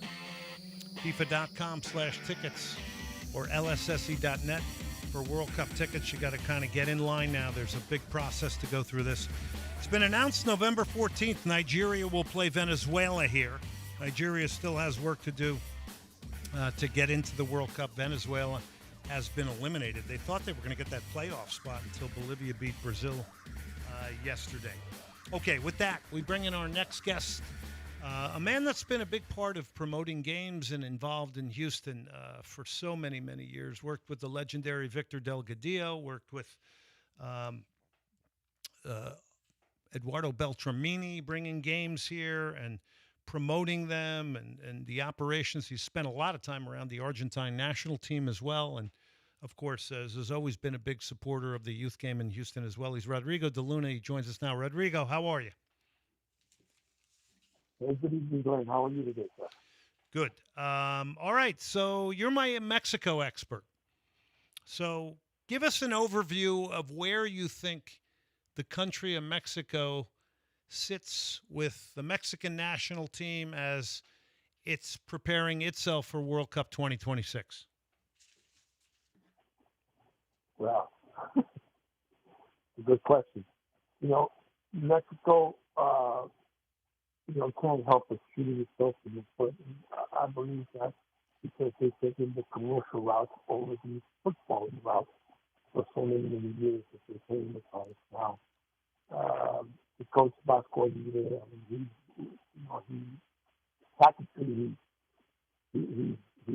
behind. You see last episode facility. Crazy. Rodrigo, hold up a second. We're having a hard time hearing you. I don't know what's with your phone, but you're not on a speakerphone, are you? No. Can you hear me? Is it coming through okay, Brian? Hold on, because I'm having a hard time hearing you, and I don't know if it's just me or... He's not on a speakerphone. Okay. It's coming through okay? No, I'm not on speakerphone. Okay. All right. Well, let's continue. Can you hear me now? Yeah, better. Much better. Can you hear me now? Yeah, much better. Hello? Can you hear me? Yeah. Okay. No, I don't know what happened. Okay, it's better. I can hear you guys. I can hear you fine. Yeah, it's better now. You're coming through clear. So continue on with Mexico.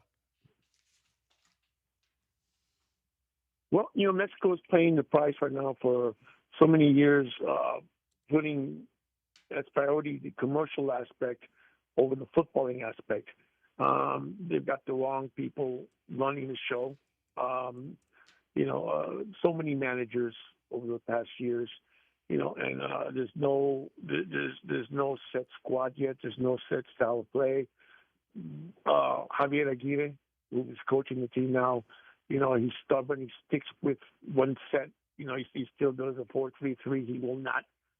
He will not adjust when the other team adjusts. And we saw that yesterday in the against South Korea. There's the players. He switches around players. So Mexico still has a long way to go before they can say, "Yeah, we're ready. We're just about ready for a World Cup next year." It's paying the price for doing things wrong for the last 2 decades. Does it seem similar to some of the complaints about the U.S. and do you think Mexico will begin to live up to it as we get closer and closer to the World Cup? Because after all, they're opening the World Cup in the legendary Azteca Stadium. Well, you still have several months of work to do, and it's hard to say, really. Because you've seen teams when they in friendlies, they do very well. Then when they play the tournaments, they drop, the bottom drops off. And you've seen also the reverse. USA right now is also being criticized on this side of the river because they're not playing well. But neither is Mexico. In Canada, there's only one right now that shows probably a little bit of more promise. So it's very hard to say, Glenn. You still have some time left, and there's still more friendlies to play. It all means see how everything's going to be played out. What's going to happen? What kind of changes are coming? Mexico 2-2 with South Korea last night, outshot them 17-8, 6 on target to 3. They had 55% of the possession in this game. You got goals from the two Jimenezes. Raul Jimenez in the 22nd, who's come back from that horrific injury, and Santi Jimenez got the equalizer in stoppage time. So if he doesn't get the equalizer, it's a little different day in the media, right? Well, still, no. The Mexican media still attack because you understand the Mexican media live off of 3 things, off of 3 words: crisis, which is crisis, fracaso, which is failure, and bombazo, which is like, wow, the next big thing, right? Yeah. So the media live off of throwing rocks at teams and national teams. That's what they do, right? And you have, it's funny because you have a lot of ex-coaches on these panels that are worse. You have no reason saying anything. So you can't really go off that. But if you watch the game, Mexico made some very crucial mistakes. In the second half, when South Korea went up 2-1, they changed. You see, they changed the line of defense. Bosco did nothing to adjust. I'm hearing you don't think Bosco Aguirre is a good tactician. And by the way, what is this, his third time coach in Mexico? So he's definitely an in-the-system guy, right? He's not a tactician, from what I understand. What people have told me, people who told me who know what's going on and the stuff I've seen, he doesn't study the opposition as deeply as he should. You know, and Mexico has always been where you have one guy on your staff that does nothing but watch videos, go watch games, and does a report where he hands it into the coaching staff. And this is what I see. These are our opponents coming up, right? Mourinho used to have Andres Diaz-Boas that did nothing but study the opposition, right? La Volpe was good on that. Manuel Puente was good at that. These, by the way, I just want to mention Rodrigo. These are all names that Rodrigo's mentioning are former Mexican national team coaches. Yeah. So from what I understand, except for Mourinho, not really. Yeah, it does not. This does not do that. So he gets his players out there. He motivates them. He tells me go out there and play. Playing for Mexico, but he's not really. From what I understand, you can see it in the game. There's no adjustments in. All right, so you've made that point clearly. Who are some of your favorite players on this team, and who do you think are guys for you that would shine for Mexico in the World Cup? Unfortunately, you have Edson Alvarez that got hurt really early on in the game. He's going to start playing for Fenerbahce, which is sad. Again, there's a question of goalkeepers. Raul Rangel didn't really shine yesterday. And again, I stick my neck out for Santiago Jimenez and Raul Jimenez, right? Santiago Jimenez shut a lot of people up. They were telling, he's no good. Milan wants to get rid of him. And he's still there. He come out to find out that Zlatan Ibrahimovic, talked him into staying. Allegri says, hey, what happened to the guy? His work ethic is good. So there's, so I stick up for those players, right? There's players that should not be on there. What about Chucky? Chucky Lozano. What about Chucky Lozano? Chucky Lozano is still good. He's smart. He's won things. He's smart. He plays for the team. He'll risk himself. He doesn't mind playing out wide coming in, so he's good. I think he's matured a lot playing in the Eredivisie and playing in the Serie A. We're talking to Rodrigo De Luna, who a long time has been involved in promoting games in here at the professional level. He's worked with Argentina when they come into town, and all the great promoters in the past, Soccer United Marketing as well. Rodrigo, okay, so I got to bring this up because, Mexico always has this connection to Memo Rodriguez. And there's still this talk that they're going to bring him to, what is this, a 5th or 6th World Cup? It would tie the record. Memo Ochoa? Memo Ochoa, the goalkeeper. And I know he's a marketing machine. Memo Ochoa. Here's the thing is, here's a guy that should already know he's past his prime. He needs to retire. Right? Here's a guy because he wants, again, it's about me. It's about himself. He wants to go to a 6th World Cup. But he's not up to it. I mean, if you look at his last years, he's relegated 3 teams. He's taken over 1,000 goals. This last team he was winning in Portugal, they almost relegated. They had to play a playoff game. They played without him, and they stayed alive. His reflexes are not there anymore. He's past his prime. He had his time when he was well. He played against Brazil very well. But his time is past, and this is a guy that doesn't want to realize it because he wants a personal accolade. Right, but do you think Guillermo Ochoa, who's played, he hasn't played, but he's been to 5 World Cups, he wants to go to a 6th. Do you think that's something that Mexico is going to oblige and just say, or do you think he could actually go as a 3rd goalkeeper and provide some experience or help to the current 1 and 2? One of Mexico's sponsors, Skyav, it's a sponsor of the national team. Memo Ochoa is an investor. Okay.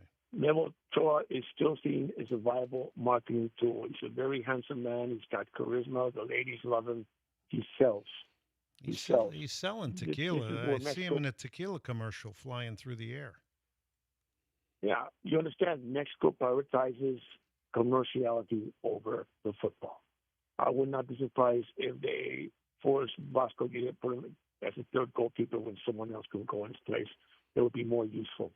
But this is the way Mexico has been operating for many, many years. And you see now the results of that. Now, if they take Memo Ochoa, and they say Mexico doesn't achieve that quinto partido, they need to go to the next round. Next round, yeah. If they're out 0-3 and they take this guy Ochoa, can you imagine? Can you imagine the humiliation? Yep.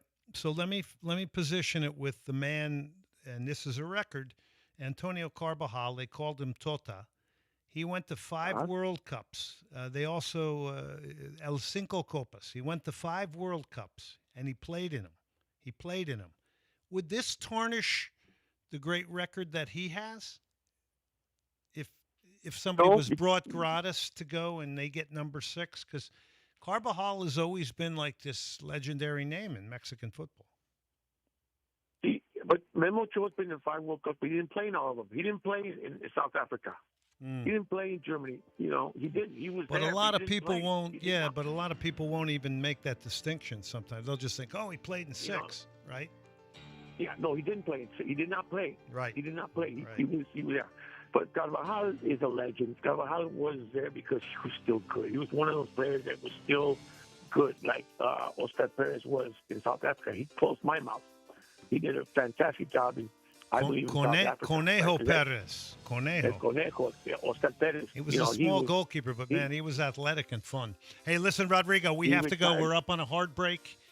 Thank you so much for coming on tonight. That's Rodrigo de Luna. Rodrigo, thank you for all the information on Mexico. Enjoyed it. Thank you, Glenn. God bless. Take care. Yes, Rodrigo de Luna. Yeah, he's worked with a lot of the great promoters in the day. And big part of our soccer community, too. Love having him on. He tells it like it is for sure. I don't think he's a big fan of Javier Aguirre as the head coach, that's for sure. We'll take a break. We're going to come back. We're going to re-air the interview of the young lady that produced the poster for FIFA World Cup here. Stephanie Leal is up next.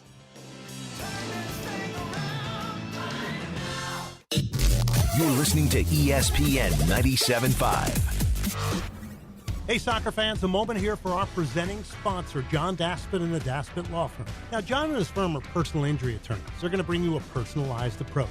It's DaspitLaw.com, 713-322-HURT. Now, they're bilingual. You might get in a car accident, motorcycle, industrial, construction, plant, refinery, 18-wheeler. The Daspit Law Firm has you covered and will work for you 24/7, nights and weekends. Get the representation you need at the Daspit Law Firm, DaspitLaw.com. Proud sponsor of Soccer Matters. Attention taxpayers. If you owe $5,000 or more and have missed another tax deadline, you're officially on the IRS's radar. The IRS has resumed aggressive collections. That means wage garnishments, bank levies, even seizures of your home, car, or retirement accounts. If you owe $5,000 or more and missed the deadline, you're stacking new debt on top of what you already owe. Call Priority Tax Relief now. Their experts fight back fast and are saving their clients millions in tax debt every month. I owed over $50,000, and they settled it for pennies on the dollar. These guys are as legit as they come. After speaking on my behalf with the IRS, my entire debt of $25,000 will be eliminated. Whether you've received collection letters or you're already facing liens and garnishments, call for your free consultation. There are no upfront fees. Priority Tax Relief. Let's make your taxes our priority. Call 800-860-6195. 800-860-6195. 800-860-6195. Priority Tax Relief.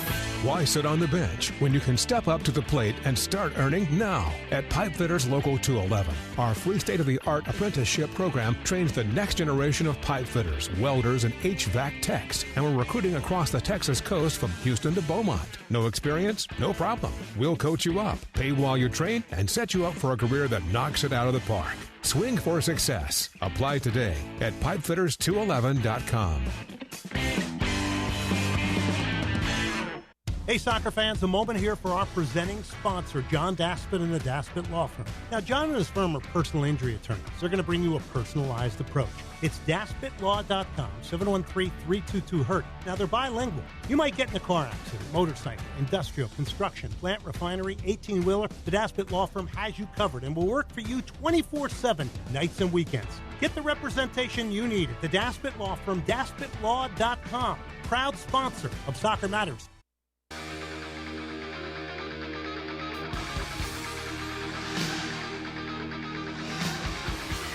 Austin going on the outside, does well. That's a decent cross into the middle, and it's Zendejas!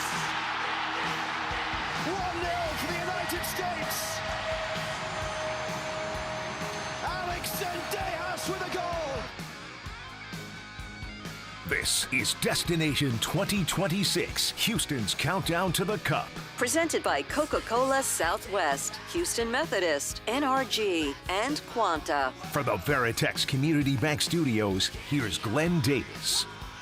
Final segment of the night tonight. I want to get you caught up on a couple of things. We got our Monday Night Football viewing coming up on the 15th from 6 to 8 p.m. Monday Night Football, 1974.eventbrite.com. The reason why this one's important, 1974, West Germany will defeat the Netherlands in the World Cup final. Germany was not unified, obviously, at the time. Great rivals with the Netherlands. Germany was led by Franz Beckenbauer, Paul Breitner, Sepp Maier. Helmut Schön was the coach. For the Netherlands, it was Rinus Michels, along with Johan Cruyff, the great architect in midfield. That was all about total football. Johan Neeskens on that team. As well as all kinds of other Dutch stars playing for that team, including one that played briefly and was on the roster here with the Houston Dynamos back in the 80s, Wim Serbier. Okay, Monday Night Football, 1974.eventbrite.com.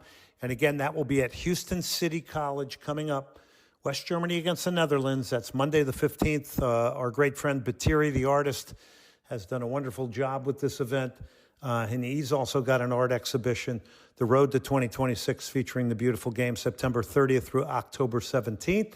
And all these events are held at Eastside Campus, Houston City College. So a big thank you to Batiri for that. But that'll be really cool. That's an official FIFA film. And it really gives you a glimpse into the past and the remarkable history that such a unique and sacred event, the World Cup, brings us. And, of course, hard to believe, we are hosting 7 of those games here in Houston starting next June. So pretty remarkable. Stephanie Leal won the poster competition. She's an artist, graduated from the University of Houston. She got the official FIFA World Cup 26 poster. How cool is that? That's like you're in history now for what'll be the most significant sporting event in the history of the city. Her poster's got a lot of different things in it, but it's basically an astronaut. His name is Orion. He's chesting down a soccer ball. The soccer ball's got a huge logo of Texas because we are such a great soccer state, and I would say we are a great soccer city here in Houston. We have people from all over the world that love the sport spill out onto fields every night. The astronaut has the captain's armband. You got a cowboy hat floating in there, honoring that part of, the rodeo and how important that is in the city. And then you got the Houston skyline in the background. So it's a great, great piece that she came up with and a great poster. And you can purchase one. That's easy to find it online. But she got it done. And she was the one who had her poster chosen. She went to the University of Houston, so we re-air her interview from last week. Here is Stephanie Leal. Stephanie, thank you for coming on the show. Of course. It's an absolute pleasure to be speaking with you. Yeah, nice to be speaking with you, too. I mean, I'm just looking at the poster, and we'll describe it in a minute. But I'm thinking to myself, you now are like etched in World Cup history, whether you know it or not, right? Yeah. That's pretty amazing, right? It's incredible. It's pretty surreal. Yeah, so how did you find out? Because there was a lot of bids submitted by a lot of artists. So tell me how you found out and, what your initial thoughts were. Take us through the emotion of this as an artist, because you're putting yourself out there with this. Take us through it. Yeah, absolutely. So I had the opportunity to be the lead designer at the Houston Dynamo, Houston Dash for a few years. And when I left the team, my mentor from the Dynamo, he actually sent me the post that the account for the Houston World Cup posted looking for artists. And he told me, they're looking for an artist. You should try it. And, I submitted my portfolio. I didn't think I was going to make it this far, but here I am. It's incredible. So I'm looking at it right now. And by the way, I posted Stephanie's FIFA World Cup poster up. I mean, this is going to be a keepsake. You should get one because this is something that's frameable and it will be indelibly etched in history. But I'm looking at it right now, and it's really cool because it's an astronaut because we're a space city. He's leaning back, chesting a soccer ball in the full astronaut garb.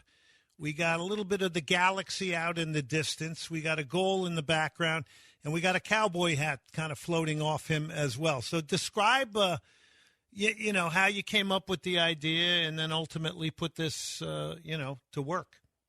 Yeah, I think the first thing I did was, listen to a good World Cup playlist, some Shakira and Ricky Martin, just to get in the vibe of the World Cup. And from there, I just started writing down ideas and words that remind me of Houston, or what does Houston mean to me. And a lot of those words, were, like you mentioned, Space City, the Houston Rodeo, and, the skyline, and diversity, and just so many other words that for me describe Houston. So that's kind of how I went with it. Just the inspiration around the city itself too, and there's a lot of art around Houston, and to me it was really important to grab inspiration from everywhere from the city, and I was able to create this poster like that. You could see it in the piece, and then you've also got the globe in there as well, which is, that's soccer, right? It's inclusive to everybody. I mean, it doesn't need to be fragmented. The entire world loves it, plays it, the same like here in Houston. I want to remind people, if you go to @GlenDavisSoc, or if you go over to @SoccerMattersGD on Twitter, I posted Stephanie's poster in one of the promos for tonight's show, so you can take a look at it there. But where else can people learn about your artwork, Stephanie? Yeah, of course. They can follow me on Instagram. It's st.leo.